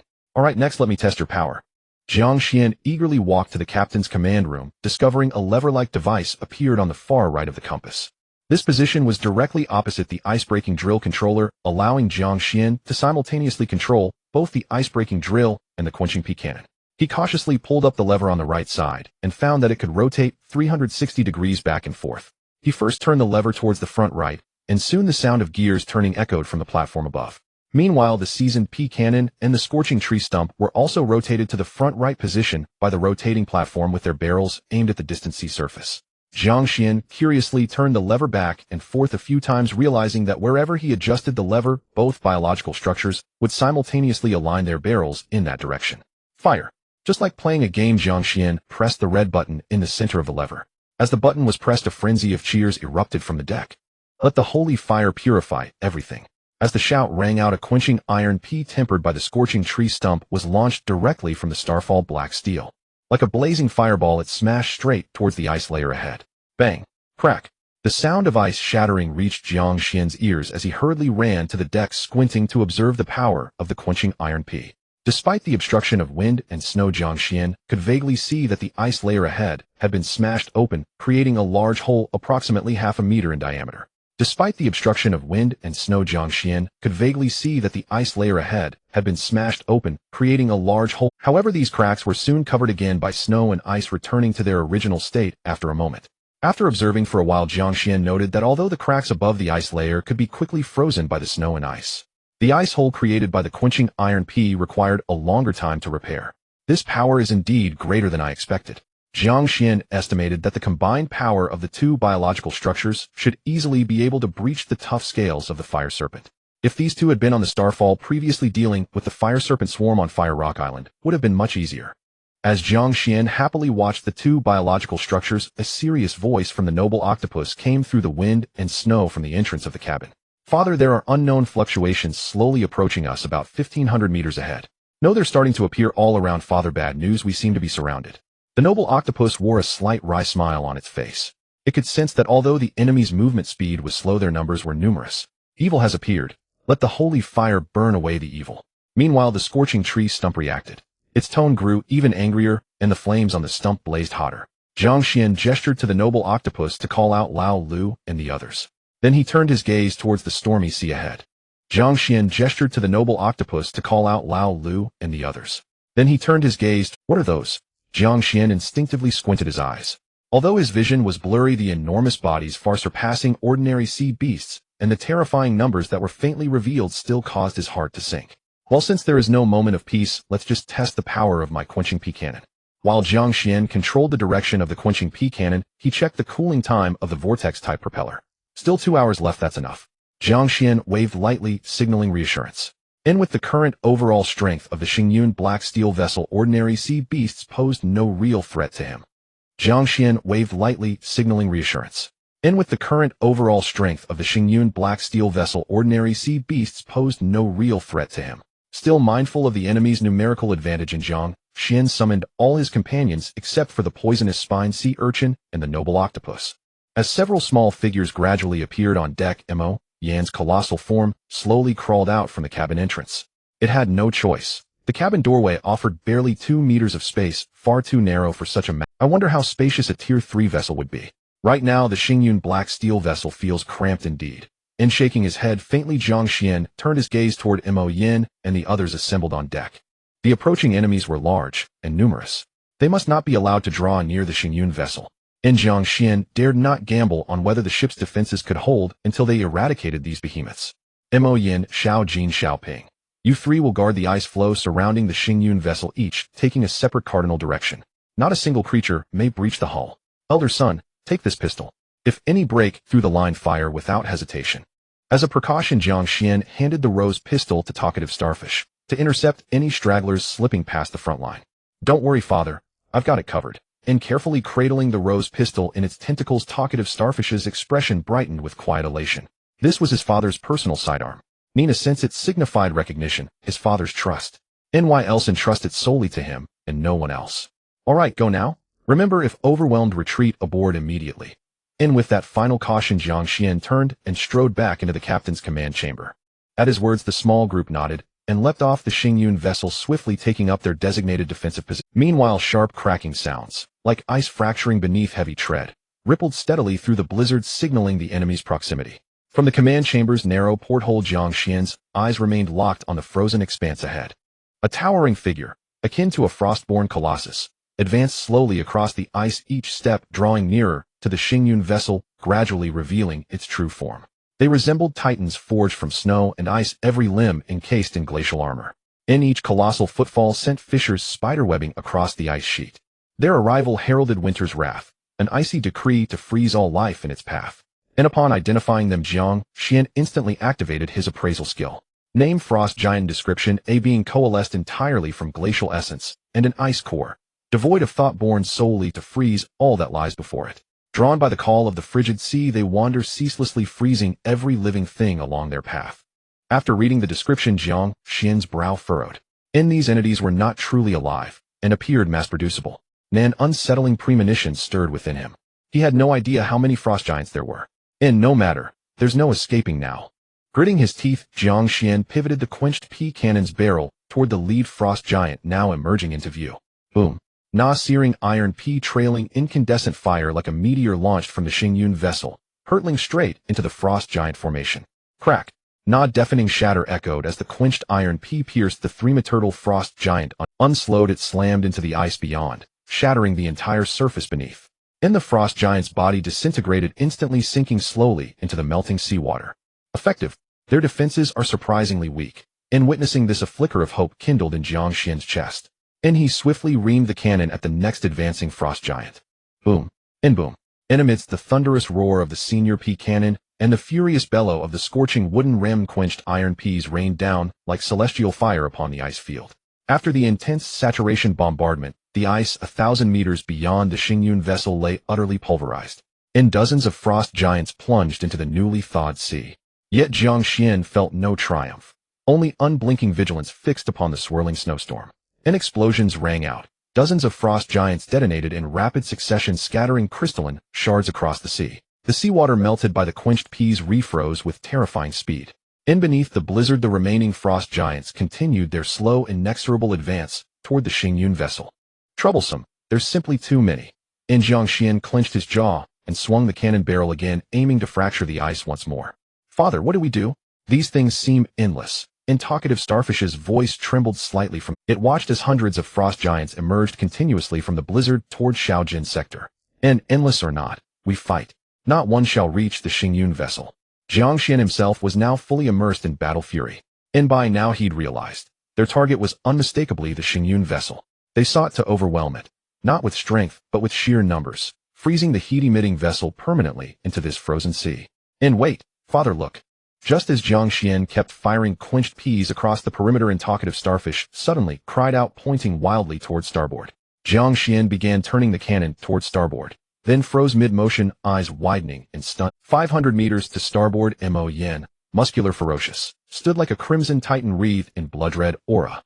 His devastating fists flew in relentless arcs as he charged headlong into the frost giant ranks, like a tiger among sheep. Jiang Xuan watched breathless as the crimson-streaked figure darted between giants, each blow reducing a frost giant to glittering fragments. Wherever he passed, the ice shattered cleanly, a widening gap clearing in his wake. Countless frost giants surged to surround him, yet as crimson aura flared from Mo Yin's body, the ice groaned under unbearable strain. Mo Yin gathered force, then slammed both fists down onto the fractured ice. Massive cracks erupted outward from him, racing across the frozen surface. Unnoticed by all, his pupils were slowly shifting toward a pale violet hue. Thom. Tum. Each impact reverberated like thunder. Perhaps impatient with pace, Mo Yin seized a frost giant's head, using it as an ice pick to hammer relentlessly at the floe. Crash. Crash. Deafening fractures resounded, until at last the vast ice field surrounding Mo Yin collapsed inward, plunging into the sea below. Master, don't descend. As the sea demon king sank into the water, its third eye snapped open, violet irises crackling with fine silver lightning. Danger! Shaojin, get off the ice now. Sensing Mo Yan's intent, Jiang Xuan shouted urgently toward Shaojin on the port side. Shaojin, the dark gold sea iguana, had just shattered a frost giant when it glanced rightward, spotting the gathering violet lightning. Its pale gold pupils contracted sharply. It leapt instantly onto the Xingyun vessel. All of you die. The sea demon king hovered midwater, its curved horns blazing with violent violet light. Within a radius of thousands of meters, the ice ignited beneath violet currents. Frost giants struck by the lightning dissolved instantly, reduced to mere puddles. Every inch of ice, except for a 3-meter buffer around the Xingyun vessel, melted rapidly under the searing charge. Within moments, the entire 2-kilometer expanse had transformed back into open sea. Even newly emerged frost giants stepping forth from the blizzard vanished in that cataclysmic strike. Non-deck Jiang Xuan instinctively moistened his dry lips. His dazed eyes still reflected the violet lightning arcing across the sea. So this is Lao Lu, staring at the colossal violethalode phantom of Mo Yin suspended within the storm. Jiang Xuan witnessed for the first time a spectacle akin to divine thunder judgment. The purple lightning gradually dissipated after the ice shattered as the demon eye crouched on a floating ice fragment, gasping for breath. Seeing that the previous strike had consumed most of its power, Jiang Xuan hurriedly instructed the small bottle to pull the demon eye back to the Starfall ship. He quickly scanned the surrounding snowstorm, realizing that calm had returned to the blizzard, and he finally breathed a sigh of relief. Crack! Just as he had relaxed, a series of sharp crackling sounds began to echo across the sea surface. The heavy snow continued to fall, and the melted sea was refreezing at an even faster pace. Familiar sounds of friction rang out again as countless frost giants slowly emerged from the storm. Damn it, when will this end? Looking at the now numerous frost giants, Jiang Xuan's face turned ashen, his fingers trembling uncontrollably. He glanced at the demon eye on the deck, panting heavily, the serious little gold, and the slightly fatigued small bottle, feeling a twinge of fear in his heart. The current situation had far surpassed their limits. If the ice layer was completely frozen again, facing these endless frost giants, they would inevitably meet their death frozen on the sea. The current situation had far surpassed their limits. If the ice layer was completely frozen again, facing these endless frost giants, just as Jiang Xuan began to readjust the direction of the fire pea cannon, preparing to fight to the death against the frost giants, the fearless frost giants suddenly stopped in their tracks. Amidst the howling blizzard and cold winds, a slightly slender figure slowly walked out of the storm. It had a body similar to that of a human, dressed in snow-white priestess attire, like an elf in the snow or a despairing white shadow. Amidst the howling blizzard and cold winds, a slightly slender figure slowly walked out of the storm. It calmly gazed at the Starfall ship as if passing through layers of obstruction to fix its gaze upon Jiang. At the moment it appeared, Jiang Xuan felt as if all the blood in his body had frozen, unable even to pull the trigger of the fire pea cannon. Jiang Xuan's lips trembled slightly, revealing a look of horror on his face. After a moment it finally moved. It slowly raised a finger, pointing towards Jiang Xuan on the deck. A slender ice spike as fine as a thin wing shot towards Jiang Xuan's chest at an irresistible speed. At the moment the finger was raised, Jiang Xuan felt the icy sensation of freezing. In this life and death moment, a silver light slowly emerged from the statue of the goddess of fortune on the ship. As if sensing something, it quickly vanished. A transparent barrier suddenly appeared in front of Jiang Xuan as the ring of rejection activated. The ring of rejection swiftly slipped from Jiang Xuan's wrist, heading straight for the lightning-fast freezing ice spike. Crack! Time seemed to freeze. Jiang Xuan only saw the ring of rejection freeze upon contact with the ice spike, and a green shadow flashed by, successfully blocking the attack. Crack! The slender figure in the storm seemed to sense the confusion, falling silent. Just when Jiang Xuan thought he had escaped a calamity, the opponent raised their finger again. Damn it, not again. Unlike before, when his body felt frozen, Jiang Xuan had regained control of himself. He quickly raised his arm, and a blue light rapidly coalesced within the Sea Demon Guardian bracelet. Since he couldn't dodge, he would fight to the death. Just as both sides were about to launch their attacks, a more terrifying presence slowly cast its gaze upon the sea. The snowstorm halted, and a massive blue eye began to coalesce in the air, as if observing everything in the vicinity. The slender figure paused slightly, as if receiving some command, and slowly retreated back into the snowstorm. As that figure vanished, the frost giants, which had fallen into silence, also began to withdraw. The massive blue eye focused on the spot where the shattered shadow of the ring of rejection had disappeared. After a moment, it seemed to confirm something, and gradually began to dissipate. As the blue eye vanished, everything around returned to calm. The snowstorm slowly ceased, and under the silent stillness, only the sound of Jiang Xuan's fiercely beating heart remained. I survived. His dry lips curled slightly, producing a silent smile. On the deck, the demon eye, regaining some strength, slowly opened its third emerald green pupil. Several emerald green rays slowly landed on the group. Bathed in the healing light, Jiang Xuan finally regained some sanity from the earlier tension. He had almost died just now. But what exactly was that opponent? What was that blue eye? Why did they suddenly let me go? He did not know the answers, but countless voices in his mind gradually coalesced into a single sentence. Jiang Xuan, still uneasy, touched his chest and looked at the vanished ring of rejection on his wrist, letting out a sigh of relief. The chattering sea stars nearby finally showed expressions of fear. Everything happened too quickly, they didn't even have a chance to react. They only saw the opponent lightly raise a finger, the blue eye appear, and then the finger was lowered again. Dad, are you okay? You scared me to death just now. Jiang Xuan shook his head. Everything that had just happened took only a few seconds, yet it felt like a century. That monster looked somewhat like a human priestess. He recalled the slender figure he had vaguely seen earlier, pondering the origins of that being. It seemed to have appeared only after sensing the rapid decrease of the frost giants, and recalling how the ice snake had followed the appearance of the initial figure. Jiang Xuan felt he had found a connection. Rather than a monster, it looked more like a shepherd. A strange thought suddenly emerged in Jiang Xuan's mind. He didn't know how this thought came to be, but his subconscious told him that this feeling seemed correct. He turned to look at the small creatures that were gradually regaining their vitality before running to the captain's command room with a sense of relief. Now the overloaded state of the vortex-type propeller had cooled down. It was time to break free from this ominous blizzard area. The continuous dangers made him unwilling to stay any longer. Moreover, he had already been here for 2 days while the dark tide behind him was still accelerating. Maximizing the power of the propeller, Jiang Xuan put down the ice-breaking drill and began to control the Starfall ship to break through the ice layer, accelerating forward. However, even with the powerful thrust of the propeller, the endless ice layer ahead still slowed the Starfall ship's speed. Not good, this is still too slow. Frowning at the massive ice surface blocking the way, Jiang Xuan directly pulled the control lever of the Fire P cannon with his right hand. Boom. The massive Fire P cannon continuously fired from the Starfall ship, shattering the ice that blocked the way. The remaining floating ice could no longer impede the Starfall ship, which had the ice-breaking drill. Thus, Jiang Xuan charged through this blizzard area where he had been for 2 days with unstoppable momentum. Casting a complex glance back at the receding blizzard area, Jiang Xuan's heart was filled with confusion. Deep within the extreme cold sea, there must be everything he wanted to know. Just as he was lost in thought, a blue ice palace pattern slowly emerged on the navigation chart. The direction was deep within the sea ahead. Meanwhile, the treasure compass of Mo Li was also emitting slight vibrations, as if guiding Jiang Xuan towards that location.